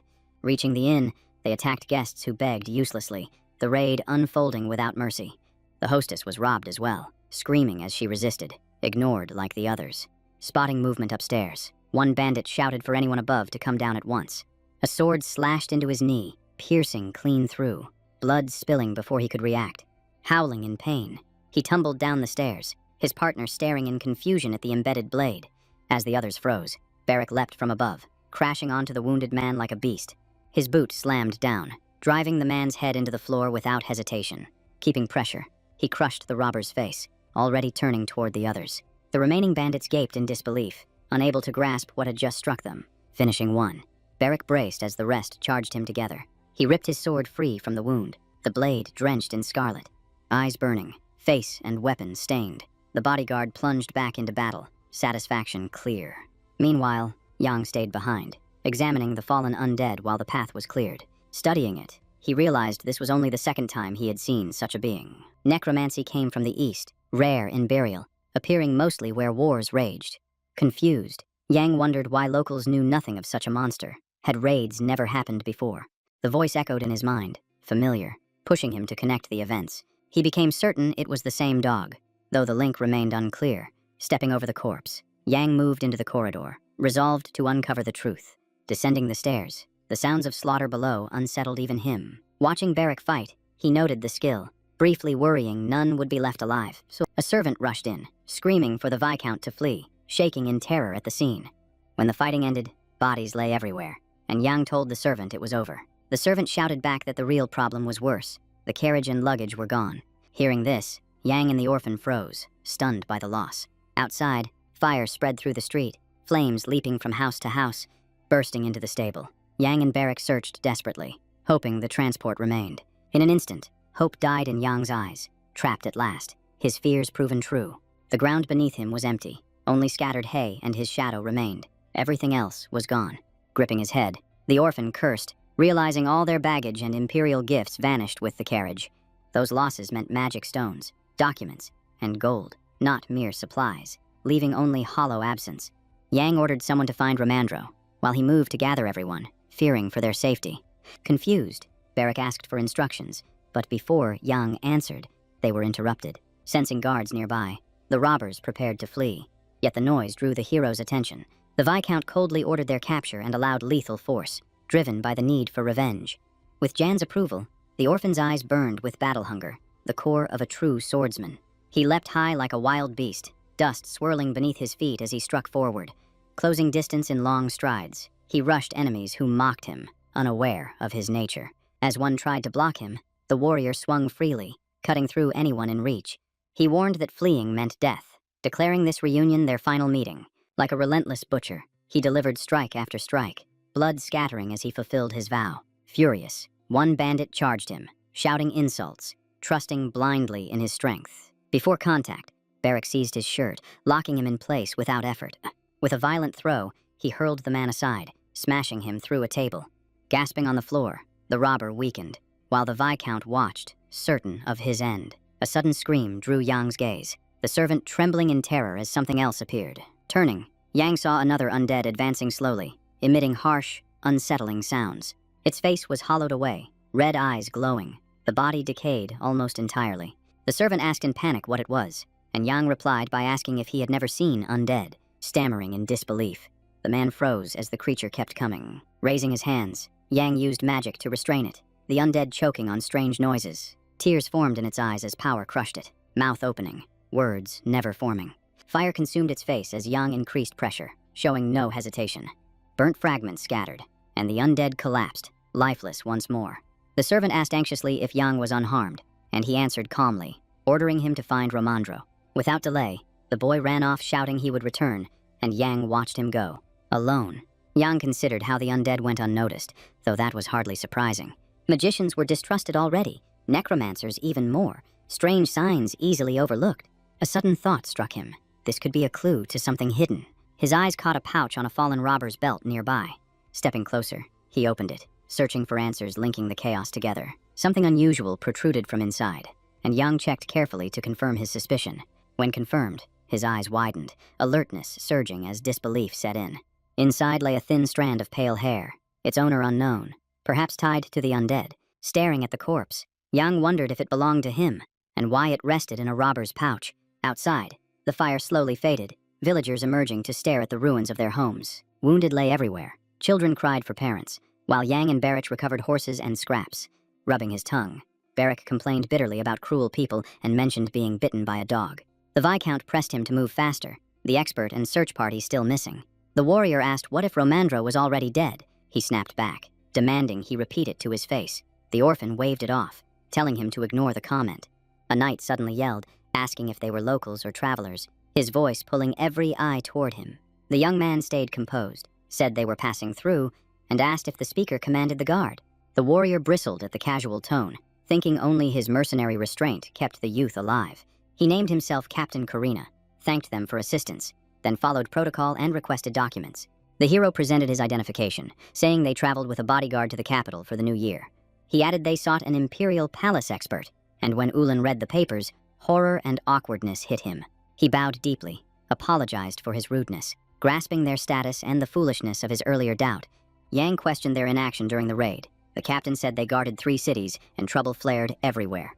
The Viscount sneered, asking if running an inn meant guarding it, since their failure cost him his carriage.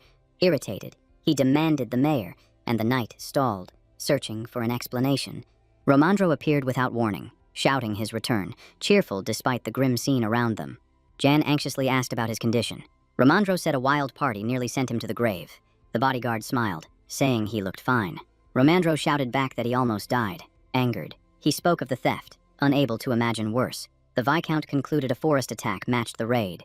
He asked about the others. Romandro said all were fine, except the coachman remained missing. He ordered Clan to gather the robbers' bodies and summoned the mayor, intent on clearing matters. Mounting his horse, the hero said he would ride to Danal and return quickly. The expert asked where that was. Jan explained the abandoned village seen yesterday looked like a bandit nest. Romandro missed his intent. He stated firmly he would find the dog recently sighted, the same one that bit Barrick. He shouted for the expert to handle the aftermath. Romandro watched them depart. Crying out desperately, he begged the Viscount to recover the carriage, lost on the road to the palace. Without looking back, the hero and warrior drove their horses onward, chasing one more mystery. At the abandoned village, the moon rose, stars followed, and the cold cut deep. Barrick shivered, muttering that catching the robbers would end them, wishing they had kept the carriage. The hero raised his palm, magic light forming, saying without the theft, they would not be here. The glow stunned the bodyguard. Yang turned and told him to stay close so he would not fall. He asked how to make such light. The Viscount said it was basic: focus energy and hold it. Asked why they used a lantern before, the hero said simply it was because he brought one. Moving between houses, he recalled poisoning caused the deaths, explaining the lack of battle signs. Still, the place looked too intact for abandonment, unsettling Jan and sparking questions. He stopped short and faced Barrick, the bodyguard ready for orders. At a large 2-story house, the hero told the warrior to enter and check inside. The orphan hesitated. Confused by the choice, the hero offered to go himself. Then Yang explained a dog door was there, meaning the target could be hiding within. Barrick clenched his fist, asked about opening it. The Viscount warned him to enter carefully. The puppy was wary. Ignoring the warning, the warrior smashed the door with one brutal strike, driven by battle hunger. He rushed in, scanning for the beast. Only heavy silence answered. "I'm glad," he said. "There's no one here, which means there are no problems either." The hero only sighed in reply. He scanned the neat room once, then said they should start a full search without wasting time. Keeping the glow steady in his palm, the Viscount moved into the kitchen, his bored bodyguard trailing behind. His eyes caught a photo frame, and he motioned for Jan to come closer and check it. Holding it up, he said these people lived here once, and the dog they sought stayed with them. The blue hair and pointed ears in the image struck him as familiar, matching the same undead figure. "See," a sudden voice called out. They spun around in shock, unready to find anyone else present. A dog stood behind them, scolding their intrusion, calling them rude, then lunging to attack. Barrick mocked her heavy steps, and the puppy snapped back about the criminal's long tongue. Yang calmly apologized for entering and for earlier trouble, stunning the warrior with his tone. The animal bared its teeth and held ground, while the Viscount said he only wished to ask something useful to both. Without warning, the dog's front paws lifted, as if seized by an unseen force. Staring at the light in his hand, the puppy asked how he was tied to the Ministry of Magic. The hero said he was a magician, but had no link here, and suggested they part ways. Yang then asked if the people in the photo were her owners, hinting they came from Astana. The dog jumped in excitement, asking how he knew the city, and he pointed to blue hair and clothing. She spoke of valley folk as calm as clouds and free as wind, certain he understood everything. Sensing her trust and calm, the hero lifted the animal easily in his hands. Bringing her close, he remarked that necromancy traditions there passed through generations. The Viscount sat down, asked for details, and introduced Barrick standing nearby. On the floor, a human shadow withdrew from the puppy, naming himself Hashiran Tokunte, asking to be called Hash. Sitting across each other, the hero asked permission to raise the question troubling him most. In the photo, he saw a boy who seemed to become undead and raid with bandits. He asked if the puppy worked with them, and she flared up, calling it nonsense. Looking again at the mantle photo, he asked if it was her owner. She firmly denied it. Pointing at himself, Hash admitted the person was him, the blue-haired youth with pointed ears. Barrick touched him and asked if it was true, wondering why Hash spoke like a child despite his age. Yang explained Astana people live longer, guessing the young man was near 30. Enraged, the puppy bit the bodyguard's finger again to stop the insults and contact. The hero pressed on, asking how someone from Astana ended up here like this. With a sad look, Kosh said an invitation from the Ministry of Magic once reached their city. His grandmother led the faction, receiving a royal order to bring the boy for burial rites. At first, everything felt new and exciting. His eyes burned with hunger for knowledge. Backed by the ministry, he studied necromancy. The cities felt like another world entirely. The joy faded when Minister Wesley proposed using necromancy on living people. Necromancy belonged to corpses. Anything else broke universal law and bred destruction. Conflict erupted among necromancers. His grandmother and others fled and hid in this village. One day, mages found them, stormed the homes, tearing everything apart, hunting traitors. Kosh lay frozen in fear as they sneered, asking if the Ostankins hid here. Furious over lacking praise for their research help, one mage ordered reports sent to ministers. Seeing him on the floor, they took him for an ordinary child and told him to come along. He stayed silent. Their twisted, hostile faces filled the boy's pupils as they asked if he was a test subject. One robed girl stepped forward and cast a spell, forcing his body into a puppy's form. This was the price of his grandmother's betrayal. The magic was absolute, trapping him as an animal. In sorrow, he blamed himself for resisting the truth, knowing the past could not be undone. Kosh explained that Ruki was the only living creature present, so the spell failed to act properly. The other mages never realized whose body he entered and assumed the boy had died. Afterward, they poured something unknown into the well and vanished from the village forever. Jan grasped the severity. First the village was wiped out, then the crime was carefully hidden. Necromancy warped Hashi's body into undead form, and he watched it rise in terror. From then on, he followed it closely until robbers appeared in the forest and the body vanished. Confused, Yang asked if the criminals took it, but Ruki said they hesitated at first. The robbers were frightened, unsure if discovery would bring guards and punishment.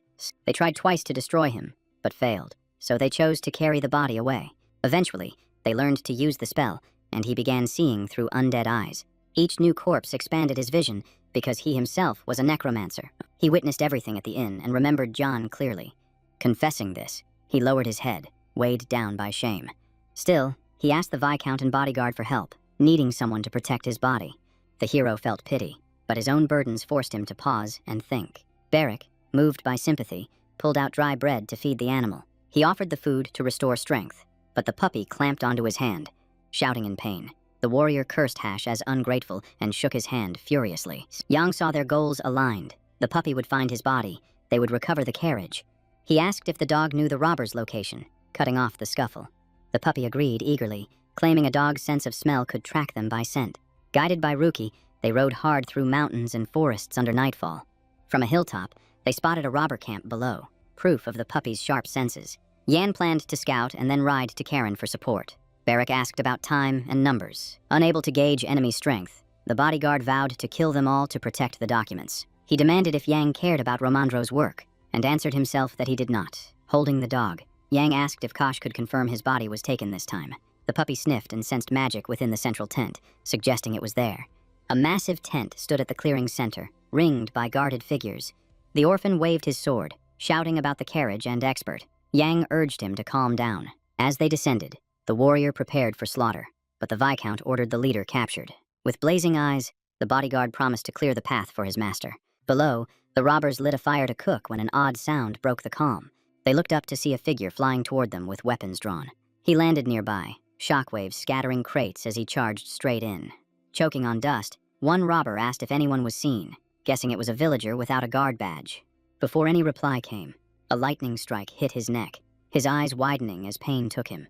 Blood sprayed outward. The remaining robbers locked in shock, frozen by what they witnessed. Screaming, the man collapsed. Beric knelt as voices shouted, asking what he was doing. Refusing to hesitate, another bandit charged the orphan, raising a heavy, sharp axe. Beric rose calmly, unaware of the threat, moving like it was an ordinary stroll. When he finally looked up, the blade hovered near his face, his speed saving him. His sword swept sideways, blocking the strike and hurling the attacker away. Feeling unnatural power, the bandit panicked, unable to grasp why no damage was dealt. Beric vanished in a flash, reappearing behind him, dust marking the path. Near the man's face, Beric asked if he came to Karenu with the others, as if checking for someone missing. The warrior swung again, rage burning in his eyes. Shouting that everyone annoyed him, he struck down another bandit before any response. The rest charged. And the orphan asked if more were hiding, calling them out from tents, raising a blood-soaked blade. He reminded them he warned that fleeing meant death.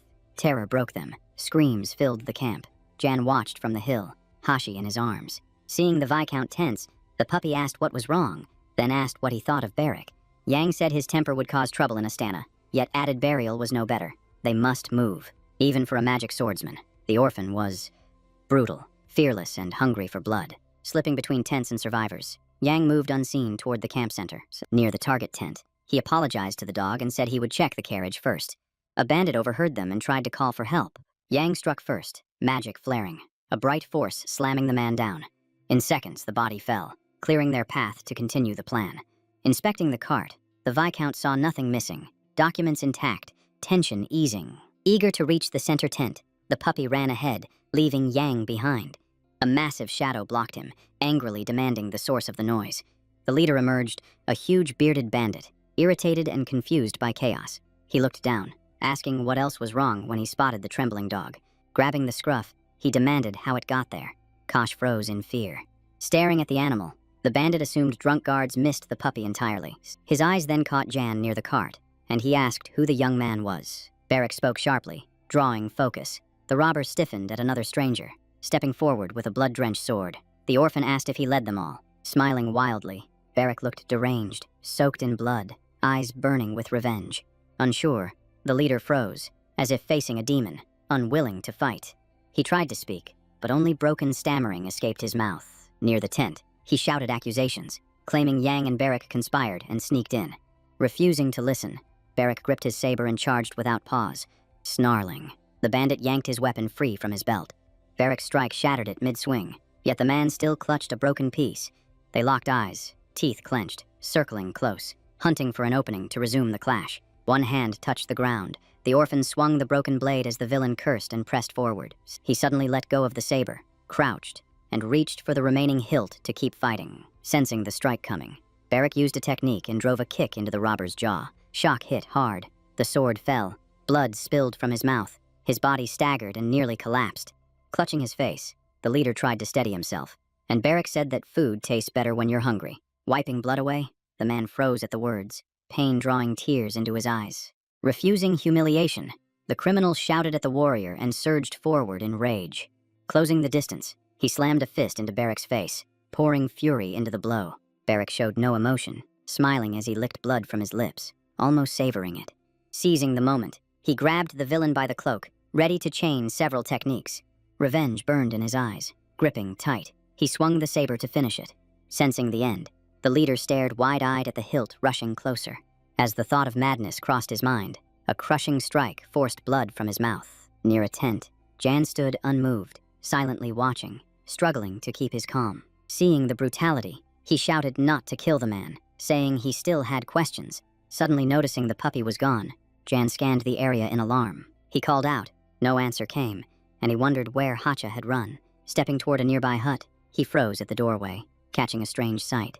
An unconscious undead sat on a throne-like chair, a dog before it, ignoring the hero. Ears drooping, the beast finally understood death, a concept spoken of so often before. Looking at his body, he knew only burial remained, the natural end. Listening, Yang asked if Kosh was ready. Warning that dust meant no promise, the soul stayed.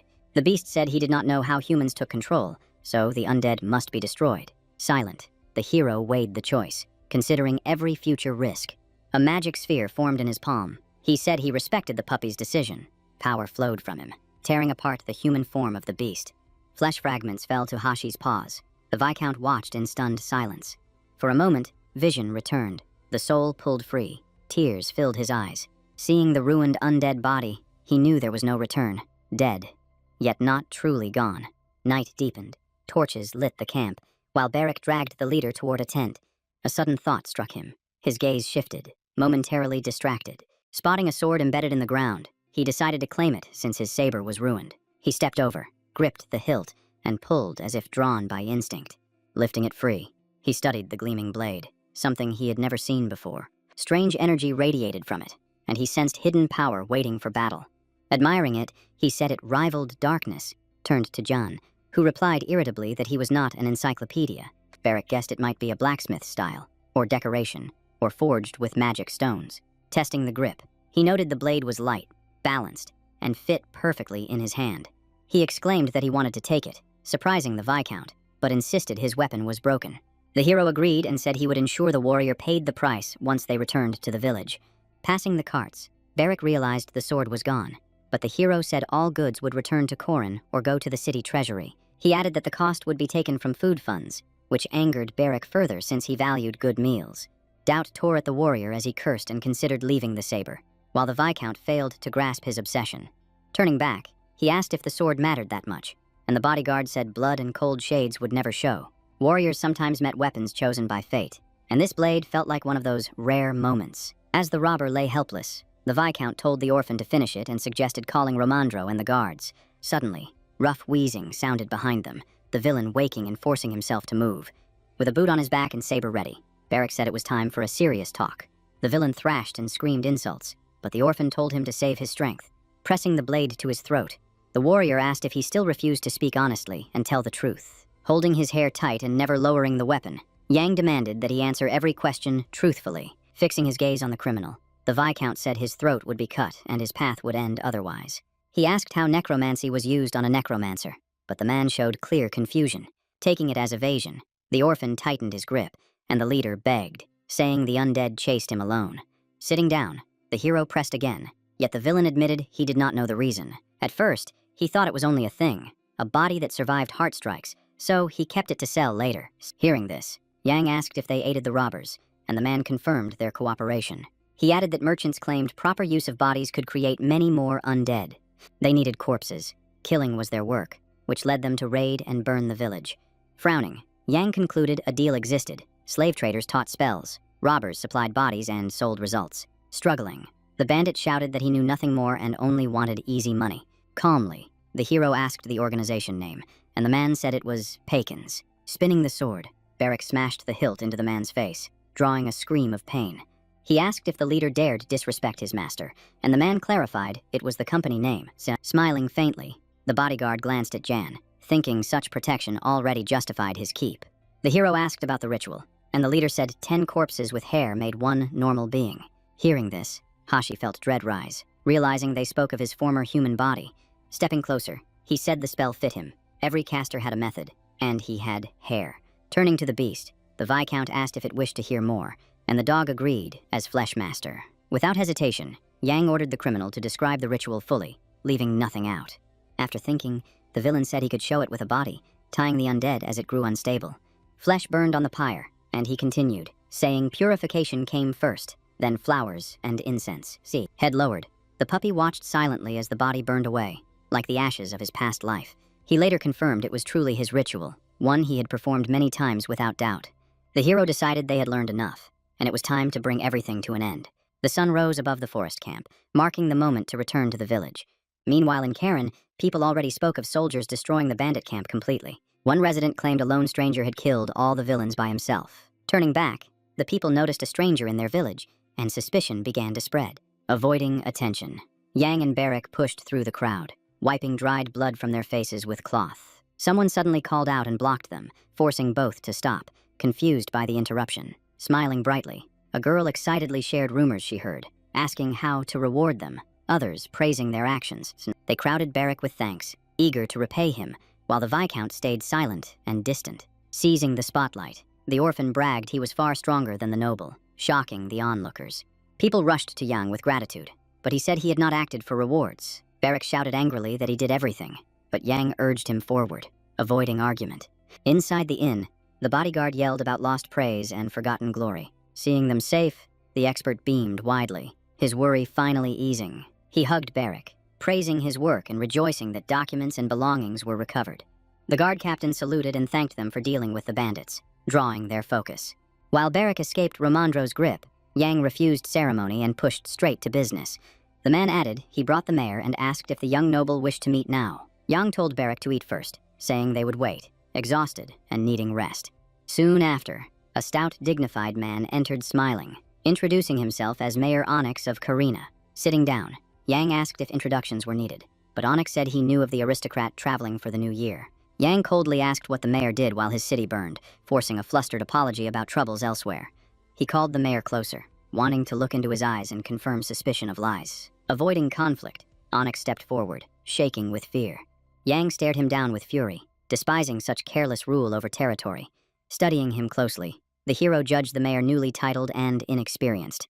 He bluntly said the man smelled of alcohol, stunning and humiliating him. Laughing nervously, Onyx admitted he drank to calm himself before the meeting. Yang silenced him and asked about the legal fate of robbers under Karena law. The answer was death, the highest sentence for bandits and murderers alike. Rising, Yang said he had more questions for the bandit leader and asked to see his cell. The mayor stammered, and Yang asked if his request caused concern. Bowing deeply, Onyx said all was fine and promised to prepare horses and coachmen.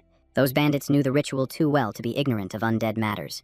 Yang resolved to question the leader himself and end this story completely. After Yang left, the mayor and knight finally exhaled, impressed by the young man's sharp mind. The commander said John was busy with holiday duties and would leave at sunrise. Karen believed they were deeply involved in warfare, Barrick's strength convincing him. The mayor replied such power was expected among magic users, especially inheritors.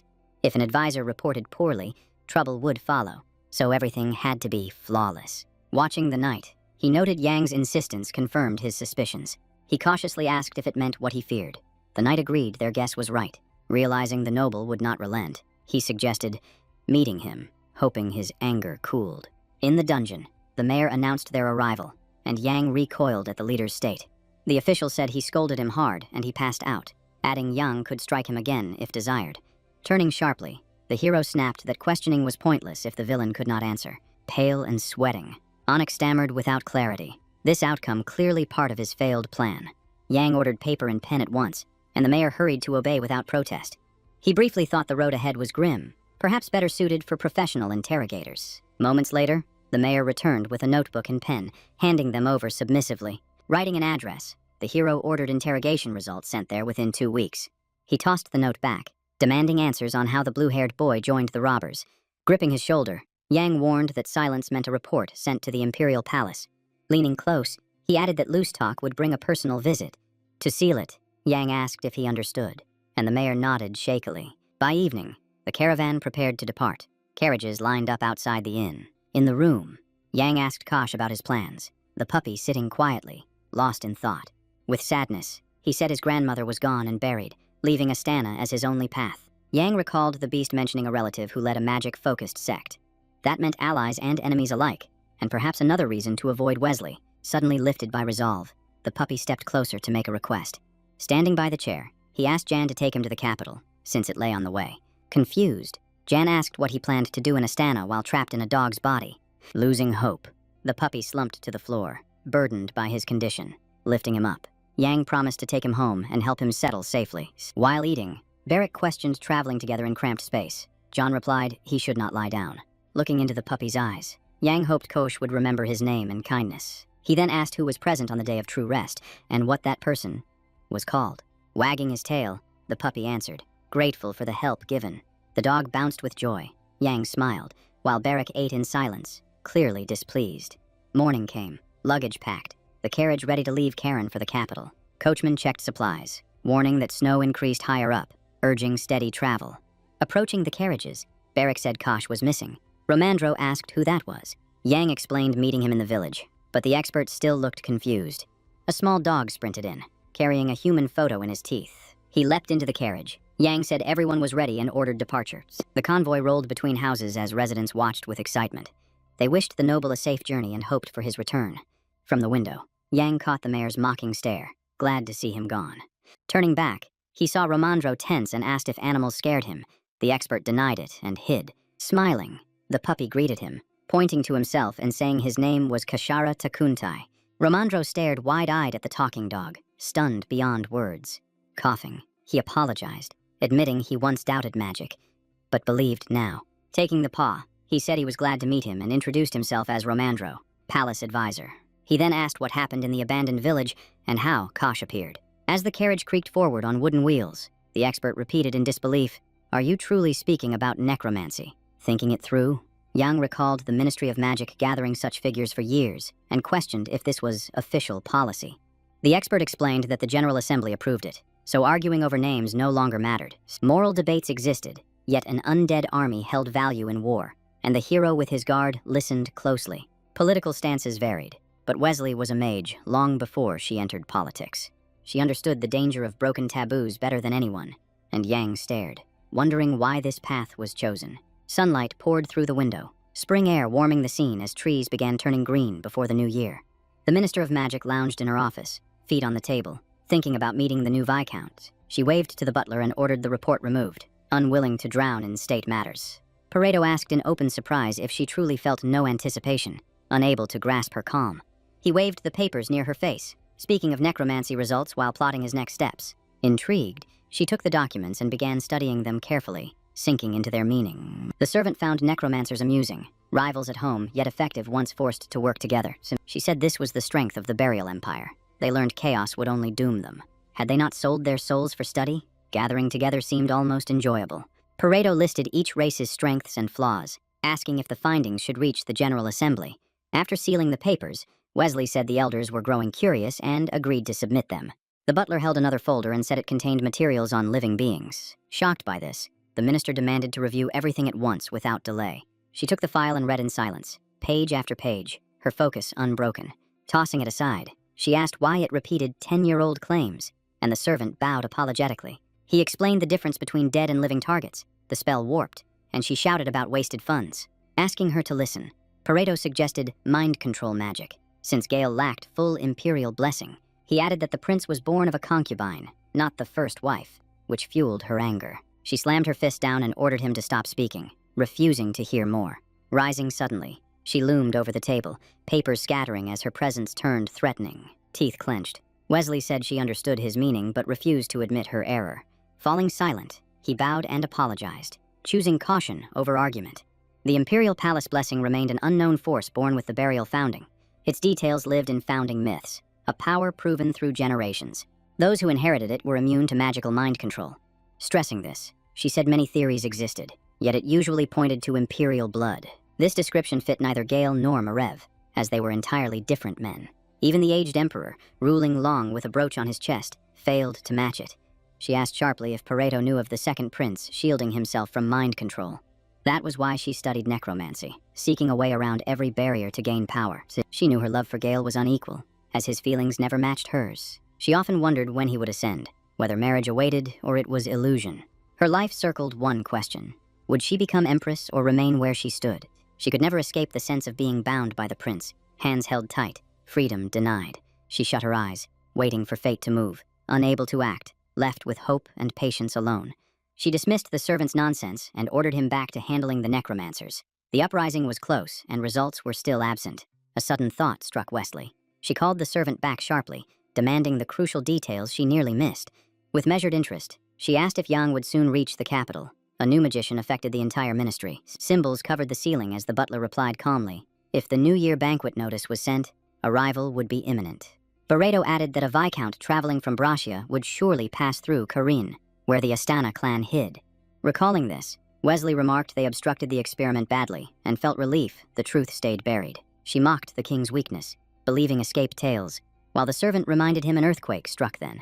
They agreed Gale must notice nothing. If knowledge reached him, suspicion would ignite instantly. She reviewed the documents again and asked if any department pursued January at all. The butler admitted interest was scarce, unsurprising since the majority backed Marev openly. Pushing away future worries, she instructed Barreto to start preparations for the coming magical ritual. With a sharp smile, she hinted that perhaps a newcomer would appear sooner than expected. Far away, the hero slept deeply beside Hash and the bodyguard, blind to the world around them. The carriage crept toward burial, wheels groaning from weight and the harsh mountain passage. Yang woke confused, the haze lifting slowly as he tried to grasp his surroundings.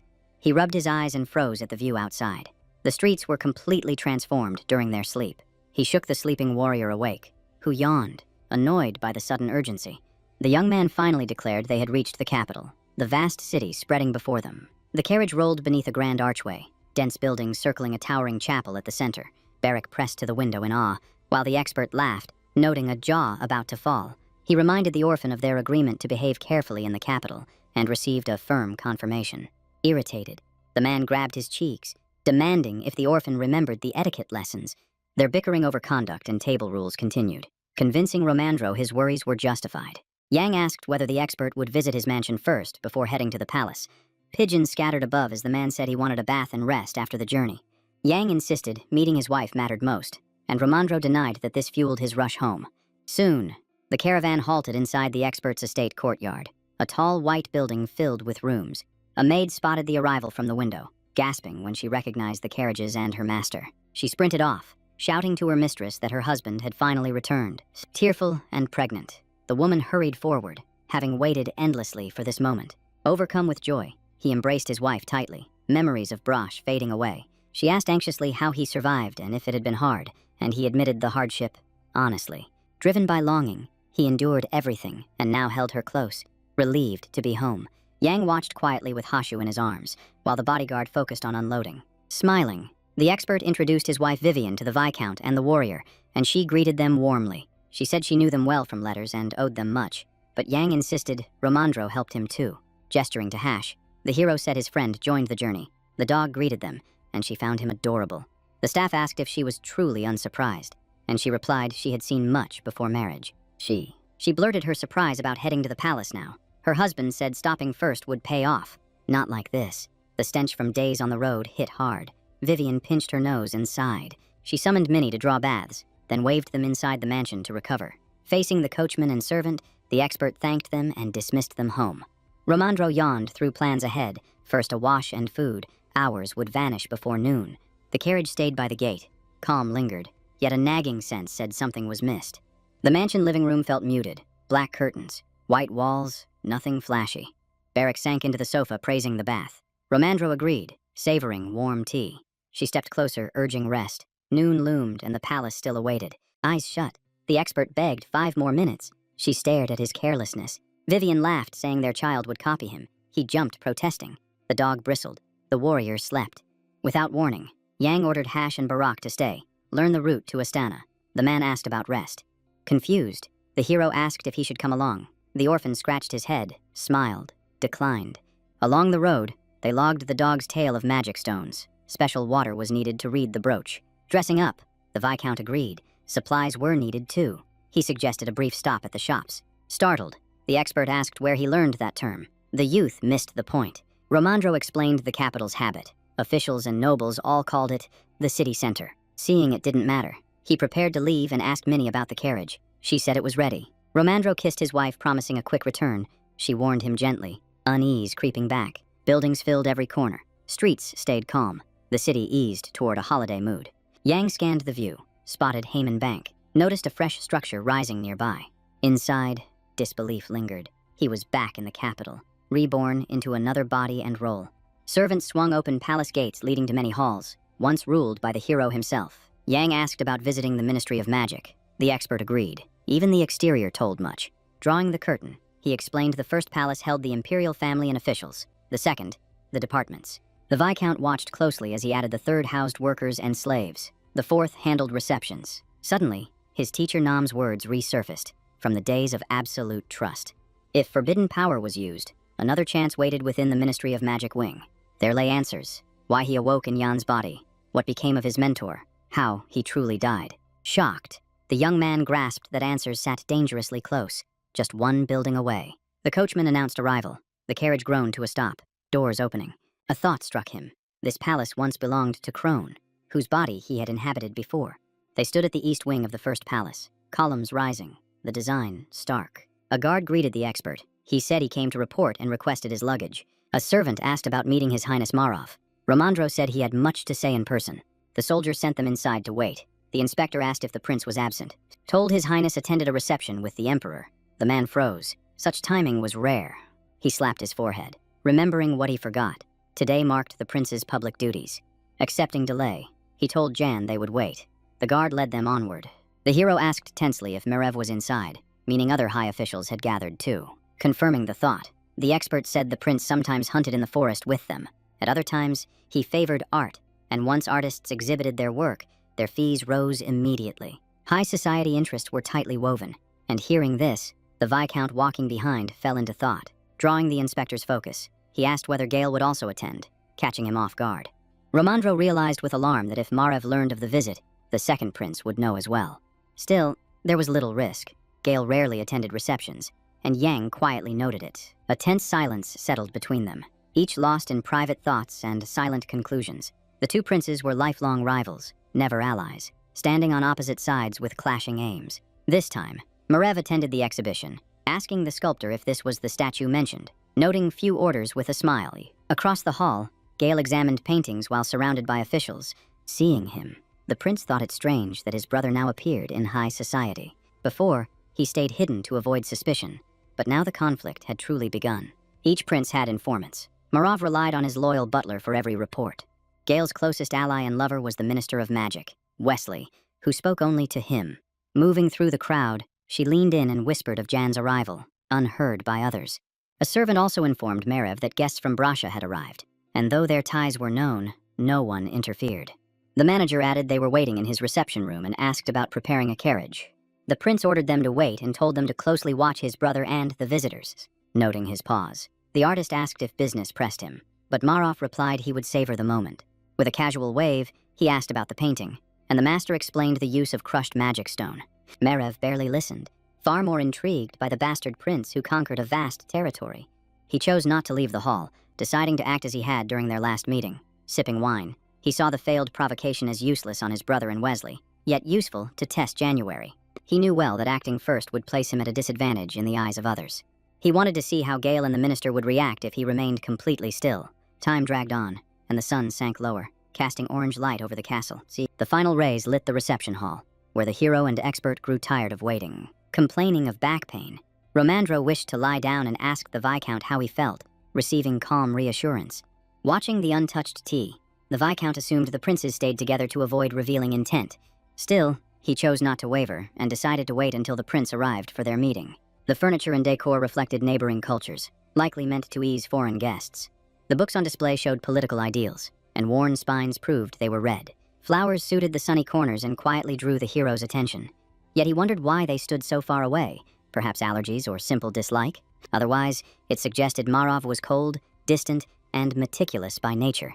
A knock sounded, and the butler announced Prince Marev's arrival, urging the guest to prepare.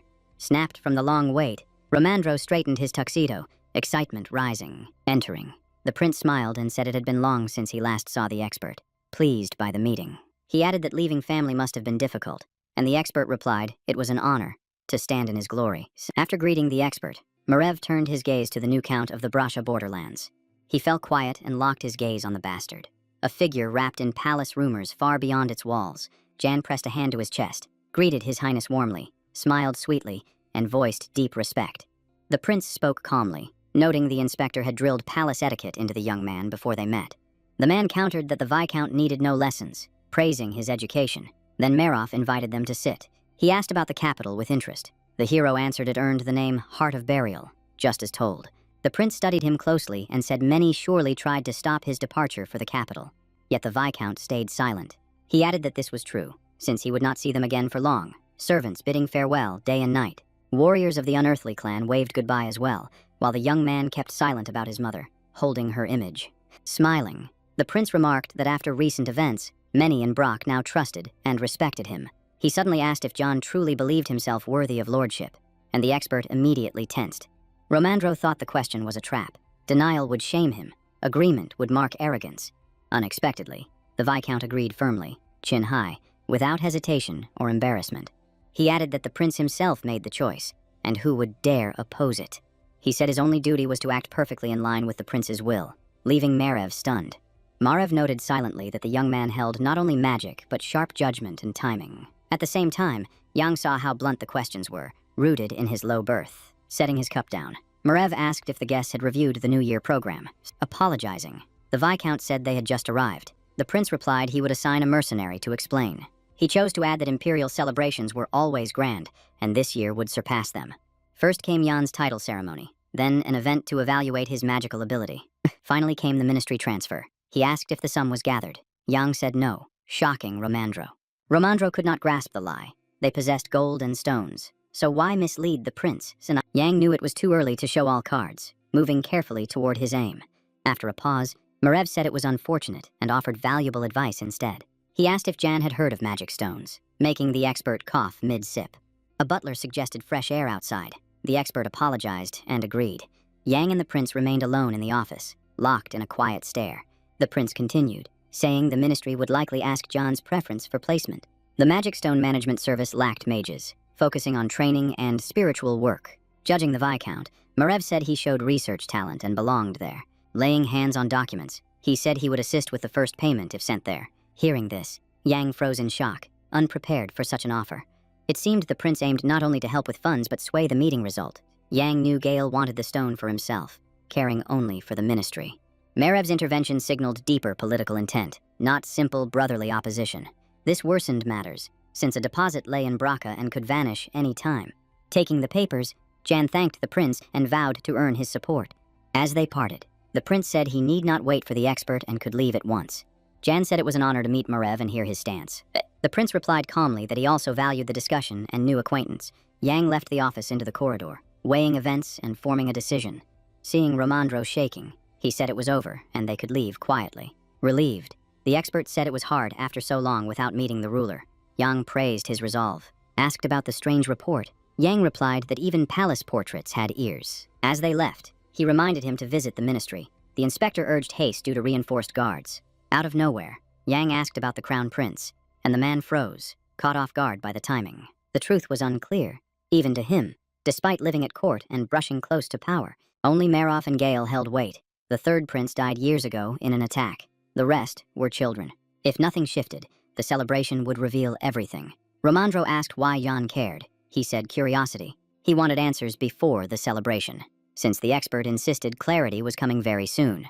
Mara Varoshian, blue-eyed and blonde, matched the most common features of the imperial bloodline.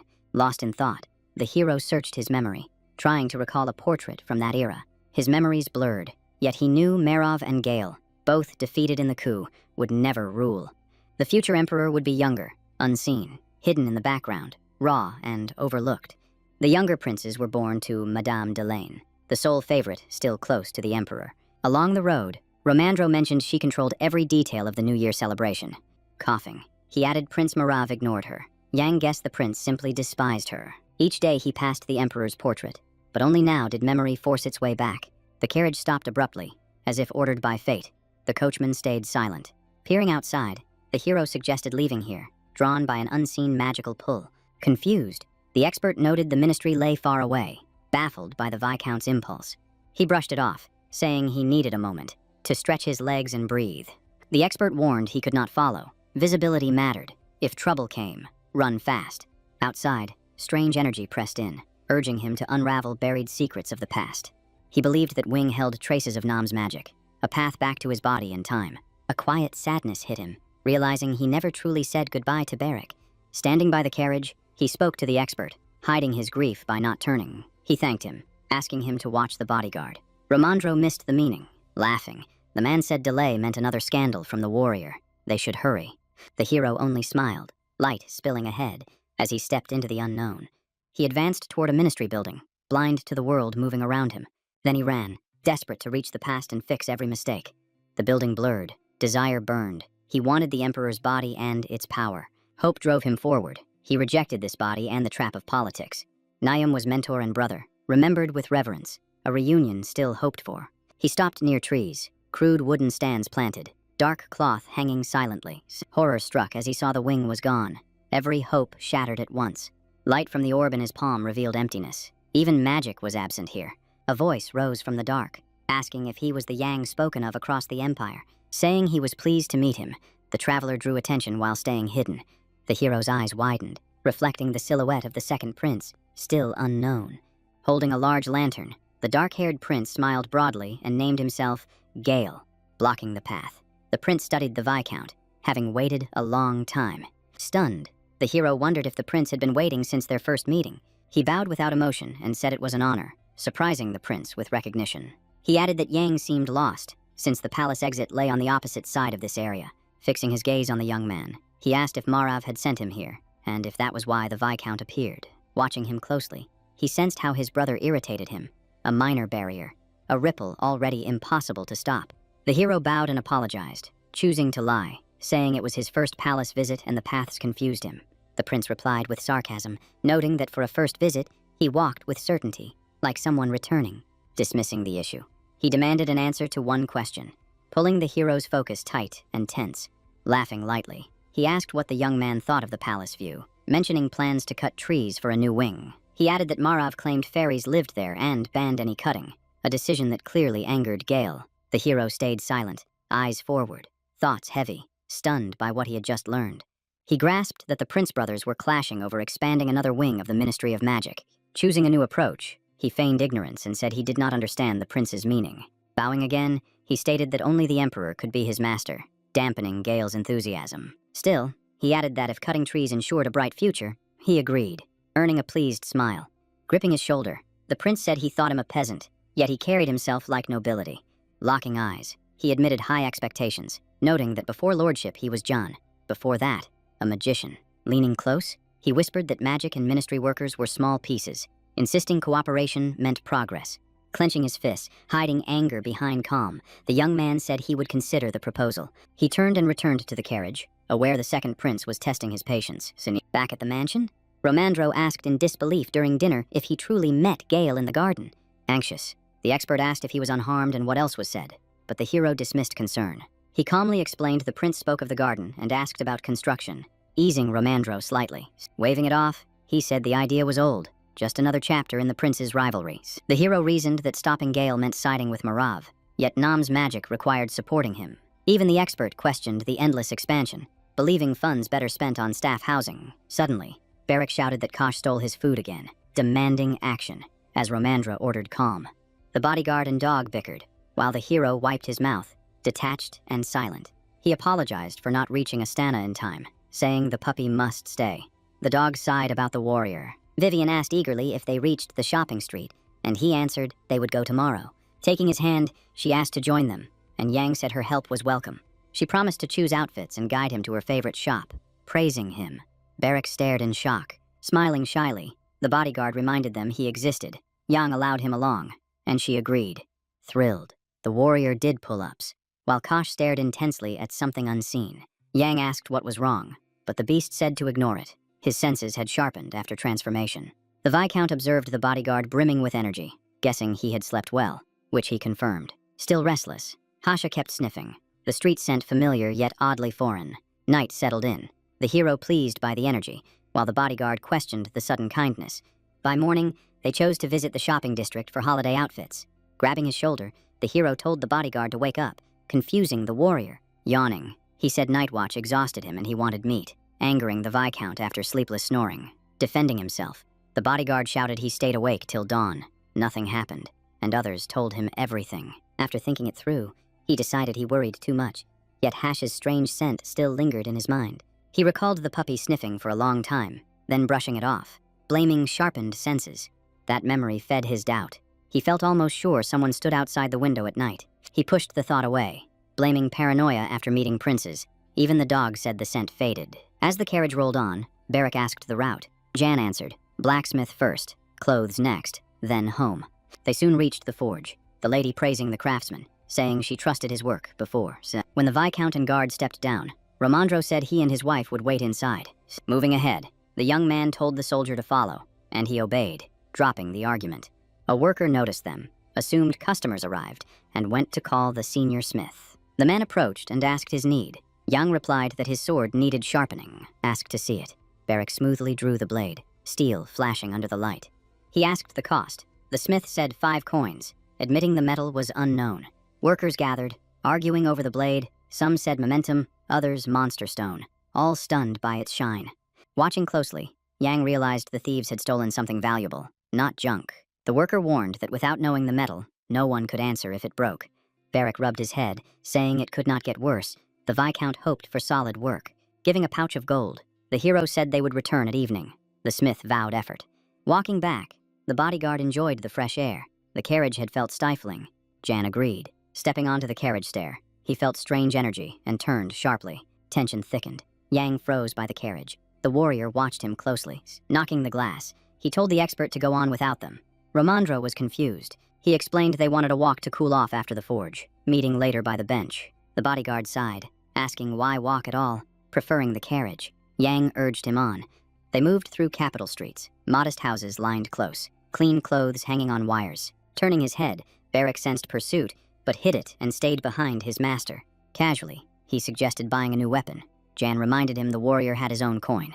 The guard protested it was a master's duty, as they rounded a building corner. To keep up and not lose them, the girl quickened her pace, staying within shadows. Reaching the crossing, she lost sight of them and stared into narrow alleys ahead. Tension rose as she realized they vanished within steps, their path unclear. As she searched, Barrick came from behind, moving to seize her first. Shock locked the stranger in place, unready for such a sudden turn. With a sharp swing, the guard attacked, but struck only air. Using the opening, the rival caught his arm and twisted his wrist. With full force, the girl hurled him aside in one clean motion. The warrior flipped through the air, stunned by her strength. He landed on his feet and took a stance, refusing to back down. Space opened between them. Neither rushed, both waiting. Barrick asked if she meant to attack. She ordered silence and demanded his name. Choosing to lie, the warrior said John, his eyes burning with challenge and pride. He surged forward without pause, executing a clean tactic and driving his fist toward her head. As she raised her arms to shield herself, he pressed the assault, leaving no room to counter. She caught the timing and struck his jaw with precision, blood spraying outward from the impact. Barrick reacted oddly, smiling as if entertained, then licking the blood from his lips. Driving his leg forward hard, he smashed her stomach and hurled her aside with raw force. She spat blood, fury rising, and chose to end the fight immediately without restraint. Nearby, Yang watched closely as their brutal exchange continued, each blow answered by another. Studying the girl, he caught her stance, refined and rare, nothing like an ordinary civilian. She moved with discipline and training, far beyond the novice bodyguard, and it showed clearly. Seeing this, He judged her patterns predictable and chose to aid Beric with sharp guidance. As Beric fought, the Viscount shouted that she was left-handed and urged an attack from the right. The bodyguard tracked every motion, guarding openings and denying her chances to strike. In one sudden motion, he seized her cloak hard, catching her off guard with no time to react. He drove repeated punches into her face, blood staining her beard and lips as her strength drained. She reeled under the force, losing balance as the ground seemed to vanish beneath her. Unable to recover, she collapsed onto the ground, landing hard as victory slipped away. Sitting there, she wiped blood from her face and covered it, while the warrior waited, eyes wild, a glowing sphere forming in her palm. She charged, shouting that the youth was Beric, not Yang. Seeing this power, the hero froze in shock, realizing she too wielded sword-bound magic. Channeling energy, she launched a magical dagger straight at the stunned orphan. Raising his arms to block, Beric wondered what the weapon was and where it came from. Jan rushed in instantly, shoving Beric aside and activating his own power to save him. Blinding light spread outward, energy surging as it froze the blade mid-air. A blue explosion erupted, stone fragments blasting outward and rattling nearby buildings. Thick gray dust billowed up, swallowing the scene and cutting off all sight. Gasping, the girl lost strength, collapsed again, blood spilling from her mouth. She stretched her palms to hold herself up, struggling not to fall completely. Watching her, Beric said she struck first and now lay spent. Yang added, "The blow was decisive."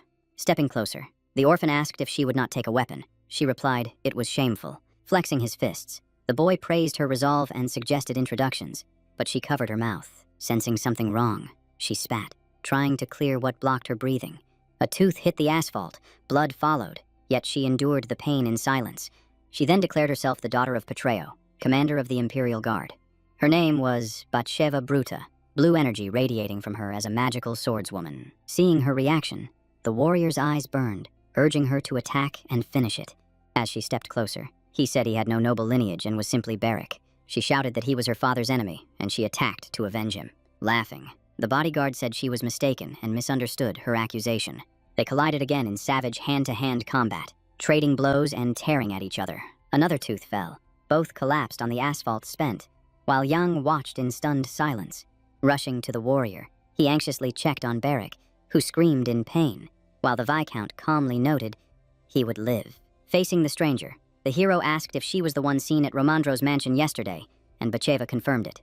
Confused, he asked why she was crying, and she angrily denied shedding any tears. Without warning, she demanded that he kill her, otherwise she would keep hunting her father's enemy without regret. The hero questioned whether Romandro had told her Beric killed her father, dismissing the claim as absurd. Hearing this, the warrior asked if it was the old man from the palace, but Yang stayed silent. He then told the girl they had not killed Patreo, that the man himself attacked them during a staged ambush in Brack. In loyalty to his master, her father chose death, destroying his own face with a potion. Hearing the truth, she clenched her teeth, rage boiling as she realized Melina had deceived her. Refusing to accept it, she shouted it was all lies, and Jan calmly asked why, since he gave clear reasons. Stuttering, she searched for words, but he interrupted, asking if she truly believed her father could abandon her. Stepping closer, he tried to reason with the bleeding girl slumped on the ground. Jan stated firmly that if she wanted duty, she should kill him, but revenge demanded a different path. He said Patreo acted by conviction, asking if a knight's chosen death lacked honor, pride flashing in her eyes.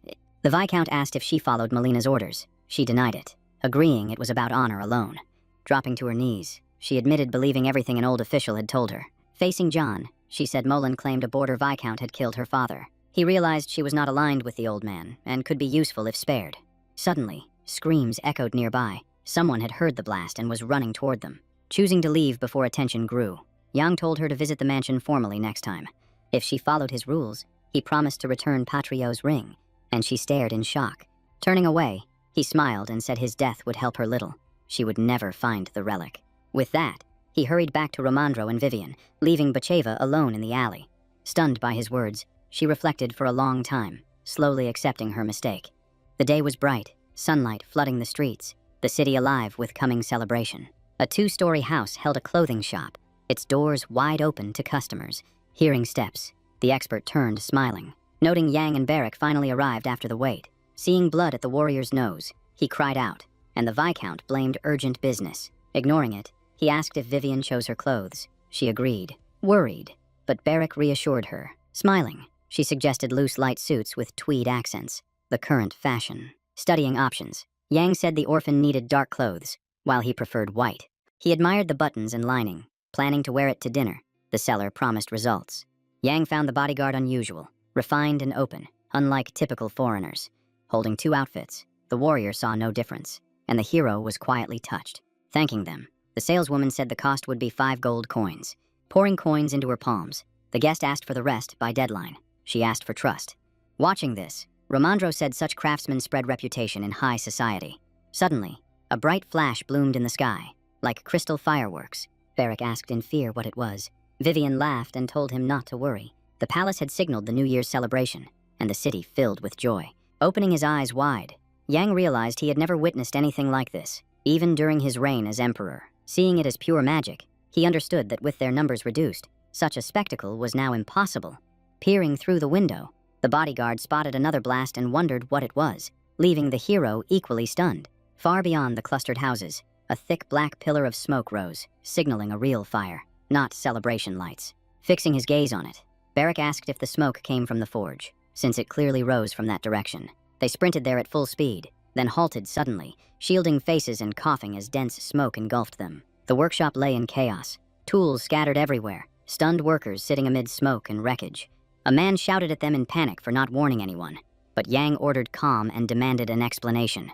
After steadying himself, the master explained they heated the weapon and hammered it, trying to sharpen it. The metal glowed red, nothing felt wrong, and they prepared to work as usual without concern. Time passed, yet something felt off. The saber refused to cool, its blade staying red hot.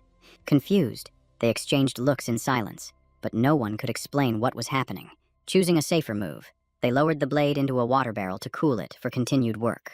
The water began boiling instantly, shocking them, yet they kept watching without pulling the saber out. In that moment, a violent explosion erupted, throwing tools and chaos across the forge. Holding the saber, Barrack laughed, praising its sharp edge and the power of the weapon.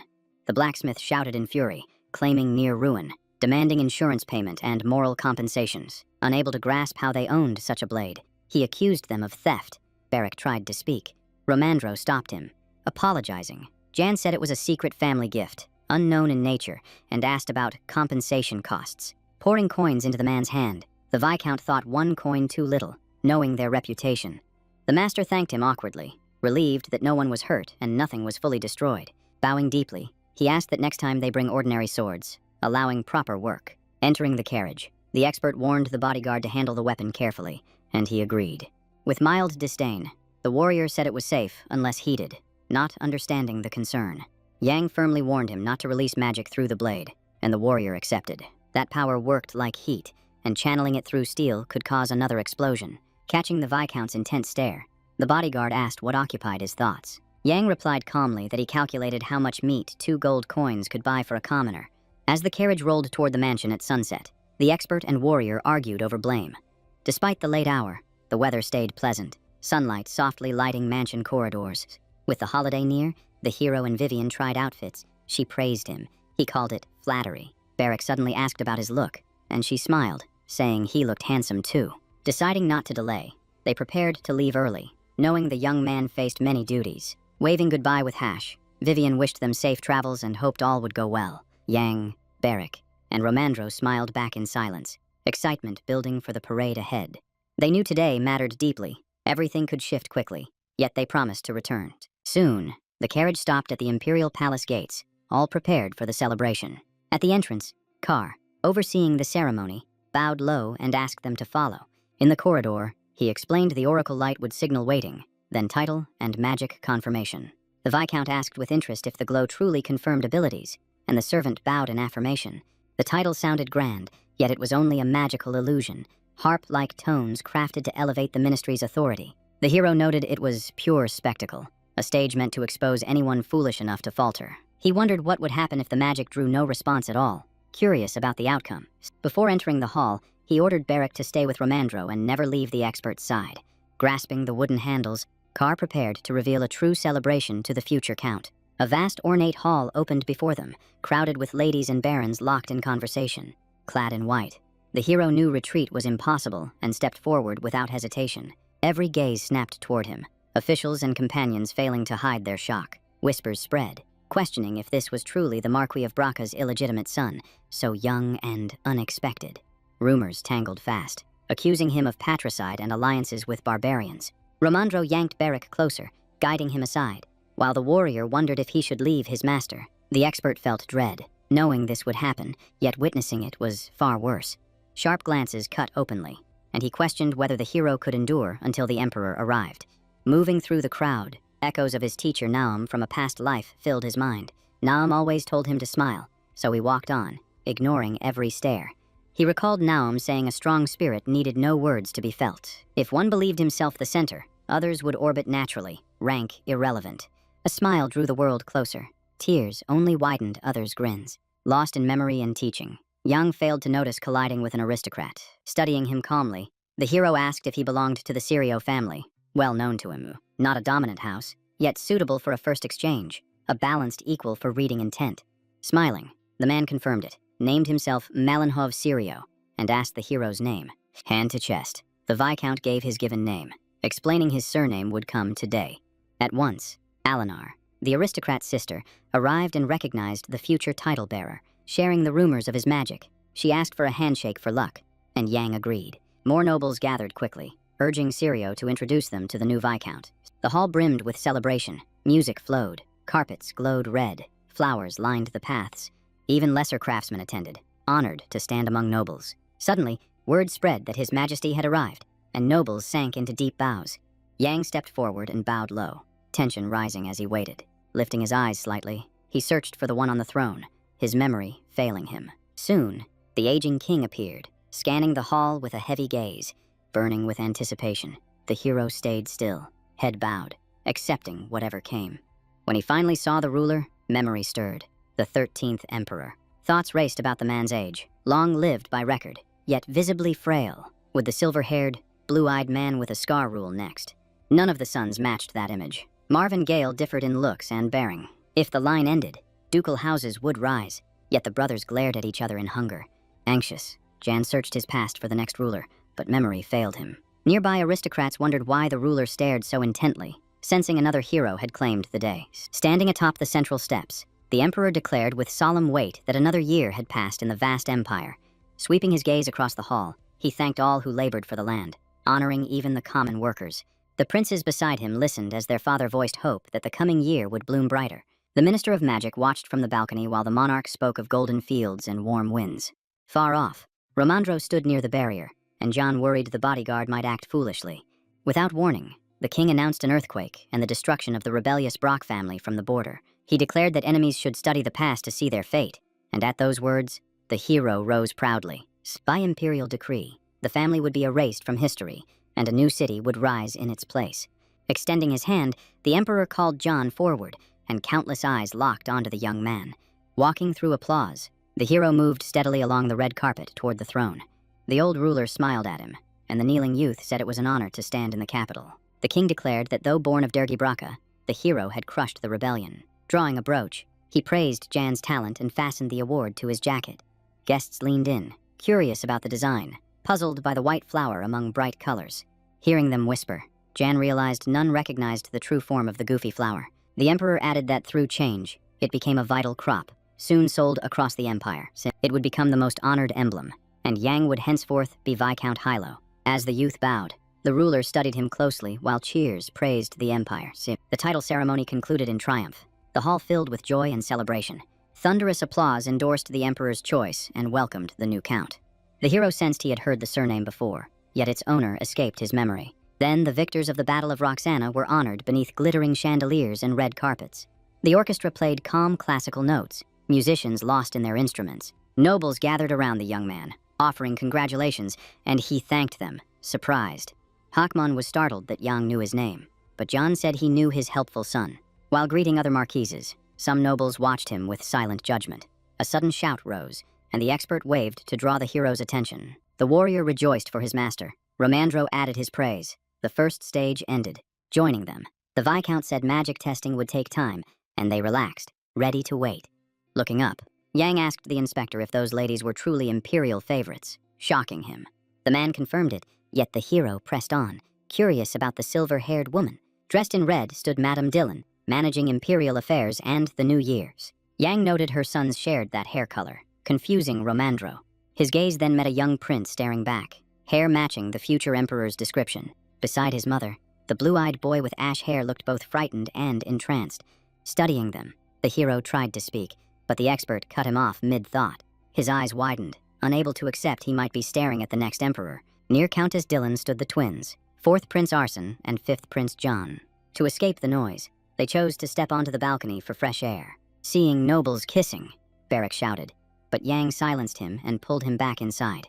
Apologizing softly, the Viscount asked if this was the 13th emperor, but the man gestured for silence and warned him to choose words carefully. Leaning closer, the expert explained this was the 14th ruler, since the father killed in the coup was later recognized as a true king. Turning away, the hero realized every faction told the story differently, meaning past rulers could be erased or restored at will. Officially, the emperor remained the 13th, yet the future stayed uncertain. The storm of history impossible to measure.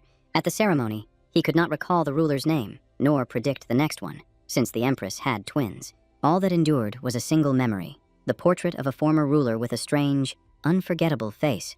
He could not grasp why the names differed so much. The bodyguard joked that Arson sounded strong while Jin plain.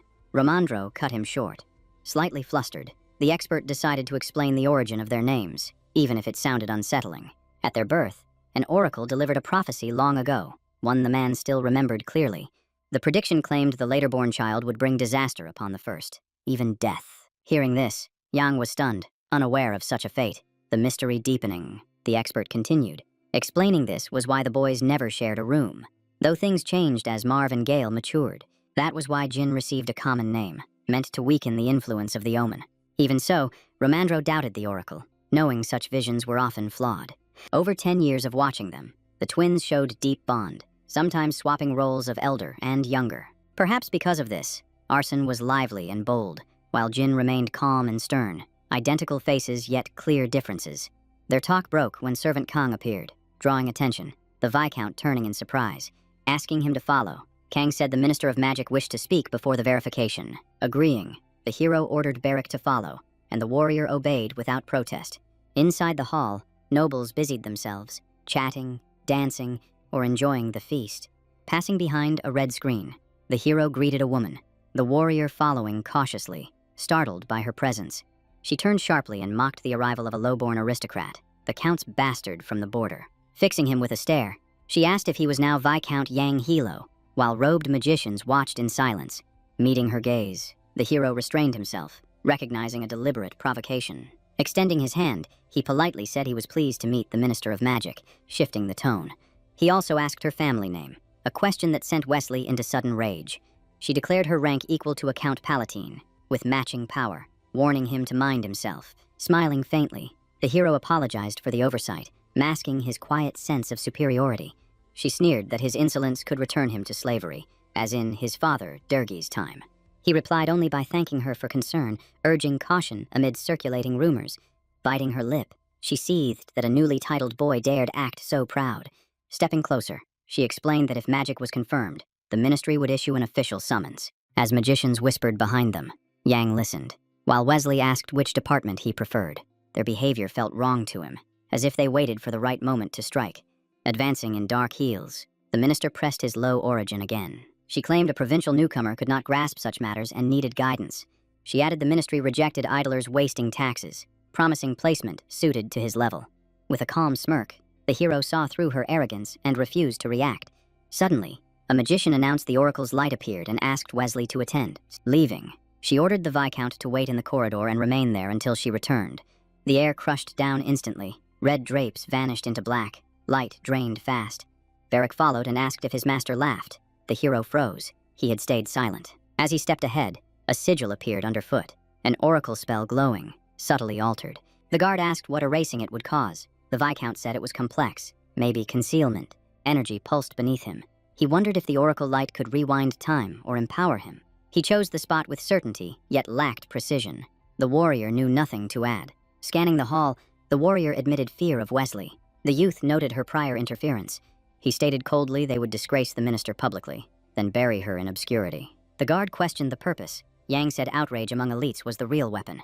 He refused to abandon small victories, even as Marv and Gale dismissed him. Confused, Beric asked the plan. The Viscount replied that the snare was ready. The warrior rubbed his head in pain. The hero thanked him, saying the answer stood before them. The choice cut deep. The prince pushed magic stones. The hero aimed higher. He had to stand forward and prove himself. Bastard or not, his gift was rare. Without warning, he told Beric to bite his finger. The puzzled warrior complied. Jan motioned sharply, ordering bloodlines drawn across the sigil. Confusion thickened.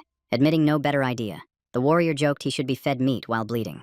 A sudden rattling echoed. A wheeled cart rolled closer, carrying something unseen. Alarmed they might be spotted, Beric rose fast, turning with Jan toward the sound. What appeared stunned the guard. Disbelief hit him like a waking dream. A massive golden harp stood there, known to mages as the Light of the Oracle. Wesley gestured lightly and asked if the Viscount knew the test. He admitted ignorance. She explained he must raise his hand and cast magic. The hall would respond. He sensed an open setup against him. The reason remained unclear. More magicians gathered fast. She shouted for them to prepare their judgment. They shoved Beric back. He protested. The hero calmed him, saying it was fine.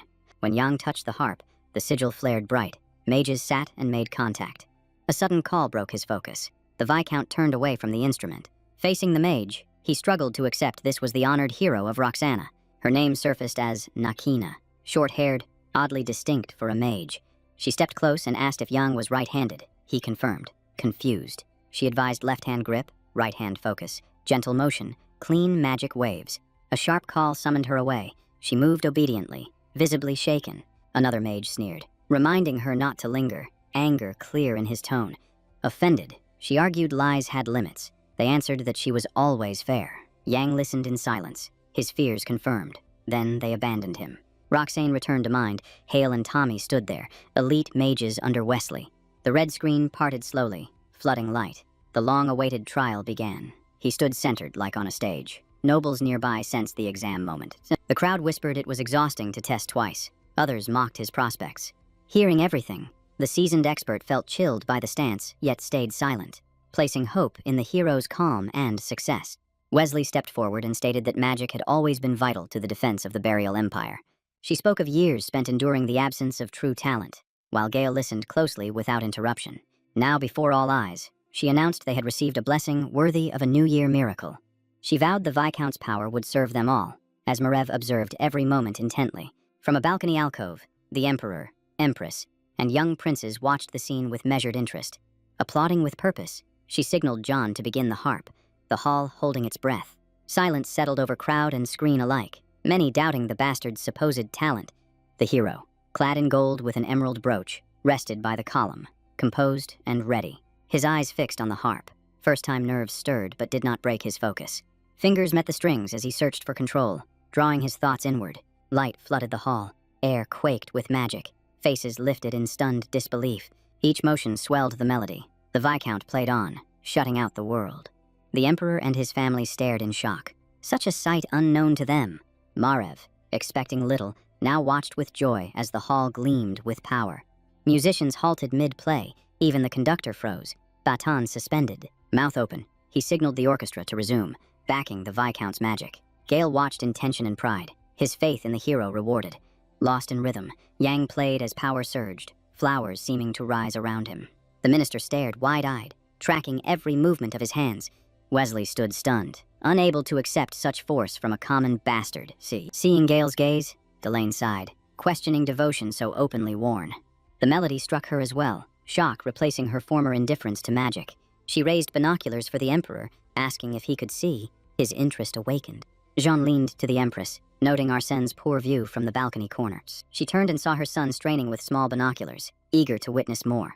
Moved by Jean sharing them with his brother, she praised his kindness and caressed his head. Facing the king again, she asked if the Viscount's play was divine. He only chuckled softly. Enchanted, Jean stared at the new count, fully drawn into the magic-filled air. Sensing unusual power, he admitted Yang was remarkable and wished to know him. Still playing, the young man felt his strength thinning and prepared a final close. Rising with resolve, he declared it was all for Bariel, applause crashing over him. Ending the performance, he bowed, proud he had overcome every hidden foe. Wesley stood behind him, alert and waiting, choosing not to interfere. The Viscount approached, kissed her hand, and bowed with practiced grace.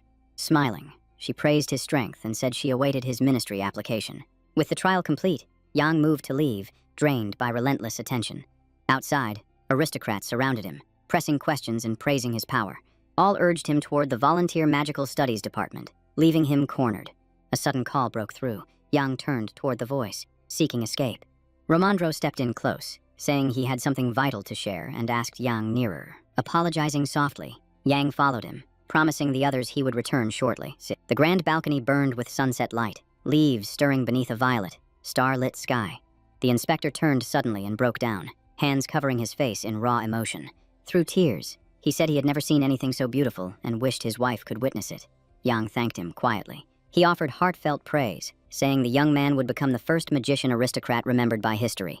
Yang agreed without joy and fell silent. Knowing this meant cutting off his past forever. Confused by the reaction, Romandro asked why, but Yang could not explain his feelings. He still could not accept the moment. Everything felt like an endless, unreal dream. Even decades later, he would remain first, close to the throne, already standing above others. The expert worried he was overwhelmed. Yang thanked him again and asked about the bodyguard. Startled, Romandro asked if the warrior had not followed. Yang said he was expelled before the rite. Silence tightened. None knew where Barrick was, and that uncertainty felt dangerous. Barrick rushed in, holding wine. The expert bristled, fearing trouble among nobles. He demanded answers about Barrick's absence and injured hands. Barrick said it paid for meat. Jan recalled guards needed protein and asked where he had gone. Barrick drank and said the back corridor. Calmly, Barrick added he might have seen something interesting there, but could not recall it. He suddenly shouted for whoever drew the magic circle to step forward. Jan thought of Wesley. Laughing, Barrick said that seemed right, adding she treated subordinates like rats. He once thought the minister would finish the pictogram herself. That belief was wrong. He realized Nakina tried to help him, but was blocked by others with darker intentions. He learned the ministry held factions, one led by the girl who assigned the work. Knowing such divisions existed everywhere, he saw how Naum had helped him adapt before. A sudden call broke his thoughts, pulling Yang back into the present moment. Bowing deeply, a young man apologized and asked Yang for a brief moment aside. He said he would guide him to a second-floor room where the imperial family waited. They neared the royal chamber doors, soldiers posted thick on every side. Bowing again, the man introduced himself as Vales, third captain of the Imperial Guard. He requested a search. Yang spread his arms calmly and agreed, respecting protocol. As Yang was checked, the other guards stood ready, awaiting their captain's command. Afterward, Vales thanked him and allowed entry, satisfied no threats were present. Opening the doors, he urged Yang forward, his white suit fitting the celebration. Inside, Yang sensed warmth. Nobles sat chatting while children ran freely. Seeing him, she stared in disbelief, struck by the Viscount's presence up close. The Emperor suddenly called him over. Yang turned, surprised by the summons. With steady steps, Yang approached confidently, ignoring all other eyes. Before the old ruler, he bowed deeply and greeted His Majesty and family. He scanned the room, wondering if these figures shaped the Empire's fate. The Countess and her twin sons watched closely, the boys whispering in awe. Locked in quiet rivalry, Marev and Gale measured Yang, his power, and his worth. The aging king studied the new Viscount closely, weighing whether the youth could one day rule Braca. Thanking John again, the Emperor said his words would guide nobles, and John vowed obedience. Nearby, Deline leaned in with open curiosity, asking which department he would finally choose. Measuring one another, Gale resolved to block Jan's path anywhere, while Marev stayed unreadable, hand to chest. The Viscount said his own wishes meant little. He would follow Minister Wesley. In truth, he had no plan to join the Magic Stones division. That path led away from power. He knew balance was vital, so accepting Gale's offer while deceiving all was the smarter move. Arson suddenly grabbed his sleeve, demanding another display of the magic seen in the hall. Yang explained he needed the Oracle's light, but the boy pressed him to show anything else. Other boys and Jean rushed over, eager eyes fixed on the magic surrounding him. Watching the Emperor, the Countess noted his frailty, the old ruler barely enduring. Agreeing to indulge them, Yang shaped his energy into a small fireball in his palm. Amazed, the children reached for the glow, and Yang allowed it without hesitation. The boy said it was his first time at such an event, making it unforgettable. Yang was startled, finding it strange a prince near the ministry had seen nothing like this.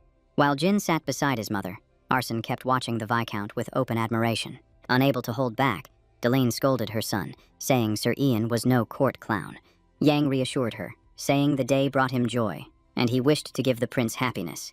Arson grabbed his leg, laughing and thanking him for shielding him from his mother. The Viscount stayed silent, observing the boy and admiring his passion for magic. Suddenly the king coughed, fear flashing across the young prince's face. Marev rushed over, asking if he was well. The emperor wheezed and struggled to breathe. Alarmed, Merev ordered a servant to escort the king to his chambers, and the man obeyed. As she left, Deline called Arson along, telling him to stop pestering Sir Jan. The boy and Yang watched, confused by the blame, but chose compliance. Tension spread as everyone but Jean and Gale followed the emperor, ending the celebration. The doors shut, leaving the prince, the boy, and Yang in long-awaited quiet. With disdain, the prince exhaled deeply, as if shedding an exhausting burden. He turned to Jin and asked if he too should have left, clearly irritated. Jin ignored him, sitting still, eyes fixed on a single unseen point. The Viscount spoke up, breaking the silence, and Jin looked at him in surprise. Sitting beside him, Yang asked to escort the prince, worried by the darkness outside. Confused, Jin stared, but Yang promised to follow any wish without protest. Lighting the path with flame, Yang walked with him and the maid, the dark night outside. Behind them, a servant mentioned a lantern. Yang said his light was brighter. Privately, he noted the vantage let him observe the twins, the second also unscarred, studying Jean. He saw how faces matched, yet personalities differed sharply. There had to be a distinction somewhere, but not in outward features. Stopping, the prince turned back, and Yang listened, moving carefully. In a hesitant voice, the prince tried to speak, stumbling over his words. Drawn by the strange force pulsing from the Viscount's hand, the boy stepped closer and asked to touch the flame. See, Yang agreed and lowered his palm near Jin's face, letting him feel the steady warmth. The glow spread outward, flooding the corridor with light despite the surrounding darkness. As he brushed the light, the boy finally understood what his brother had seen and why it captivated him. Yang studied the child closely, searching for odd behavior while carefully restraining his power. Thinking back to both brothers, he realized that from an outside view, the twins were easy to tell apart. One detail stood out. Jean seemed stern to all, yet only he bore faint dimples when he smiled. In her chambers, Delanne sharply questioned Arson about his conduct toward the Viscount. Still upset, she warned him again to behave properly before Gale and Merev, and the boy apologized. With bright admiration, he asked if she saw how beautiful Sir John's magic was, explaining his excitement, understanding his fascination. The Countess agreed, her rigid expression softening. Stroking his hair, she admitted that even as his mother, she barely understood her own son. As they embraced, a servant entered and announced Prince Jin's arrival, breaking the moment. The doors opened and Jin stepped inside, serious and absorbed in thoughts of what he witnessed. Delanne remarked on his hard day, but Jin replied that she endured more, preparing for the new year. She wondered again how twins could differ so deeply, astonished by it each time. She knew that without the oracle's words, their fate might have taken another path. She asked Jin to explain again what Merev and Gale represented, fearing her own failure of duty. Their talk was cut short as a servant returned, saying the Emperor summoned her, telling Jean to watch Arson. She went to her husband, aware of his fragile state. The servant waited at the door as she left, hiding worry from the children. Once alone, the twins sat silently on the sofa, each lost in separate thoughts. Firewood cracked softly in the hearth, warmth filling the vast royal chamber. Arson pulled a purple-wrapped candy from a chest and turned toward his brothers. Casually, he asked if Jin would scold him for his earlier behavior, as their mother warned. Jin stayed quiet, and Arson asked again. Jin replied that he was thinking of a mistake. Jin reminded him that older brothers once protected them, but carelessness could lead to ruin. The truth of a fallen heir, who valued himself above all, remained buried and unspoken. Jin said they lived in comfort only because they never challenged their elders. Stepping closer, Arson asked for honesty, dismissing such fears as meaningless. He said it was not about age but the oracle, staring at Jin for an answer. He recalled the prophecy about the firstborn, spoken by a seer long ago. Smiling faintly, he added that if an heir near the throne died, the imperial line would end. Jin replied calmly that oracles err, but Arson dropped the candy, saying they were not always wrong. Hugging him, Arson admitted he admired Jin's caution and clear judgment. Turning serious, he asked his twin not to kill him, leaving Jin stunned. Jin wondered if his brother truly believed he could ever harm him. Gripping his shoulder, Jin told Arson not to joke, saying he loved him despite all. Holding him close, Jin asked if he truly thought such evil was possible. Elsewhere, Yang walked alone through long, dark corridors, reflecting on the heavy day. He stopped when Gale appeared ahead holding wine, studying him carefully to read his intent. The prince asked calmly whether his father and Jean reached their chambers. The Viscount confirmed, confused by the concern. Gale said this was the first such incident. Even past choking fits ended safely afterward. Because of that, Merev's panic felt strange to him, as if death was suddenly certain. Yang replied that familiarity never erases fear. Anxiety always lingers beneath routine. He noted the Emperor favored Gale, yet without patronage his standing was fragile, making his calm puzzling. The prince shifted topics, praising the magic ceremony and asking about mages at the border. Yang answered firmly that most there knew nothing of such arts. He met only gypsies. Gale watched him closely, weighing truth against deception in the Viscount's words. He then asked coldly if that meant Yang knew nothing of the blood on the circle. The Viscount said issues arose earlier. Disaster was narrowly avoided, the celebration ending safely. He clarified no blood was his. It belonged to another. Gale's suspicion was misplaced. The prince extended his hand toward Yang, a gesture of trust and future alignment. The white glove slipped from Yang's hand to the floor, another silent loyalty trial. Gale observed in silence, waiting, measuring Yang's resolve and intent. Their fingers met slowly, sealing a moment that implied full trust. Unsure of the purpose, Jan asked if he should show his other hand instead. The prince withdrew abruptly, acting offended, questioning the need for such gestures. Leaning by the window, he demanded plainly what Yang thought of his proposal. He reminded him that before lordship he was common-born. Before that, a mage. Yang answered without delay, saying he accepted the offer without hesitation. Gale asked how loyalty would be proven, whether Yang would break his master's neck. Yang said he would obey if ordered, but Gale must prove the path was right. Gale studied him hard, searching for any trace of false intent. Laughing, he agreed, praising Yang's resolve and reckless determination. The second glove dropped, Gale insisting order and clarity came first. He demanded a clear declaration, whether Yang was true mage or hidden spy. Yang stayed silent, weighing risks, knowing retreat was no longer possible. Romandro suddenly shouted nearby, waving arms, ordering guards to stop. Pushing through, he apologized loudly, saying he carried urgent news for Viscount John Hilo. Gale recognized him as the expert. Romandro said it had been long and protested the delay. He repeated that the message was critical. Gale asked if he took Yang from above. Stammering, he mentioned the night escort. Yang realized Barrack was meant and grew alert. Bowing, Yang said his guard was unused to such events and left to avoid trouble. Drinking from the bottle, Gale dismissed him, satisfied he understood everything needed. With firm steps, Jan moved toward the guard holding Romandro to assist him. Descending the stairs, Yang asked about Barrack. Romandro urged calm, saying he came to remove him. Yang warned him to lower his voice, words carried to the prince. Romandro protested it was half true. Night still ruled outside. Only castle windows glowed with lantern light. Barrack slept near the hall entrance, clutching bottles, utterly unbothered. Studying the scene, Romandro said the young man was drunk and urged Jan to remove him fast before notice. When Yang lifted the warrior, Barrack stirred briefly, and Yang said it was time to leave. Holding his hand, the Viscount knew they could not relax. Gloves meant nothing to a prince skilled in pressure. Guiding Barrack out, they understood escape was urgent to avoid falling fully into Gale's control. From an upper window, the prince watched everything, smiling, convinced the Viscount was already trapped. Moving through dark halls, they complained Barrack was heavy, angered by his reckless behavior. They laid him on the bed, blaming his weight on dense muscle and raw strength. Watching the sleeping guard, Yang said drinking should be banned. Romandro agreed. Sitting nearby, the expert reminded him that acceptance notice from the ministry should arrive tomorrow. His eyes drifted to the moonlit street beyond the window, a quiet smile forming. Hands clasped tight, he asked Yang to listen carefully as he searched for words. Curious, he asked why Yang hid the tribute matter before Marev and chose deception. Caught off guard, Yang stayed silent, uneasy, weighing reasons he could not voice. Without pressing, the expert said he judged nothing. His interest was simple curiosity. He paused, then explained his insistence might have seemed excessive to the young man. He added that if Yang placed magic first, he would support him, deepening the mood. Yang asked if he served Prince Marov. Romandro said resignation would end their ties. He asked if that meant silence between them, ready to accept a new partner if needed. After hearing him, Yang chose to clarify his position to avoid future confusion. He stated firmly he would not serve Prince Gale. Romandro rubbed his head, already stirred. Yang continued, saying secrets would stay hidden, revealing cards invited danger. If Marev questioned him, he told Romandro to answer freely without concern. Glancing at sleeping Kosh and Vivian, he asked if family now mattered most.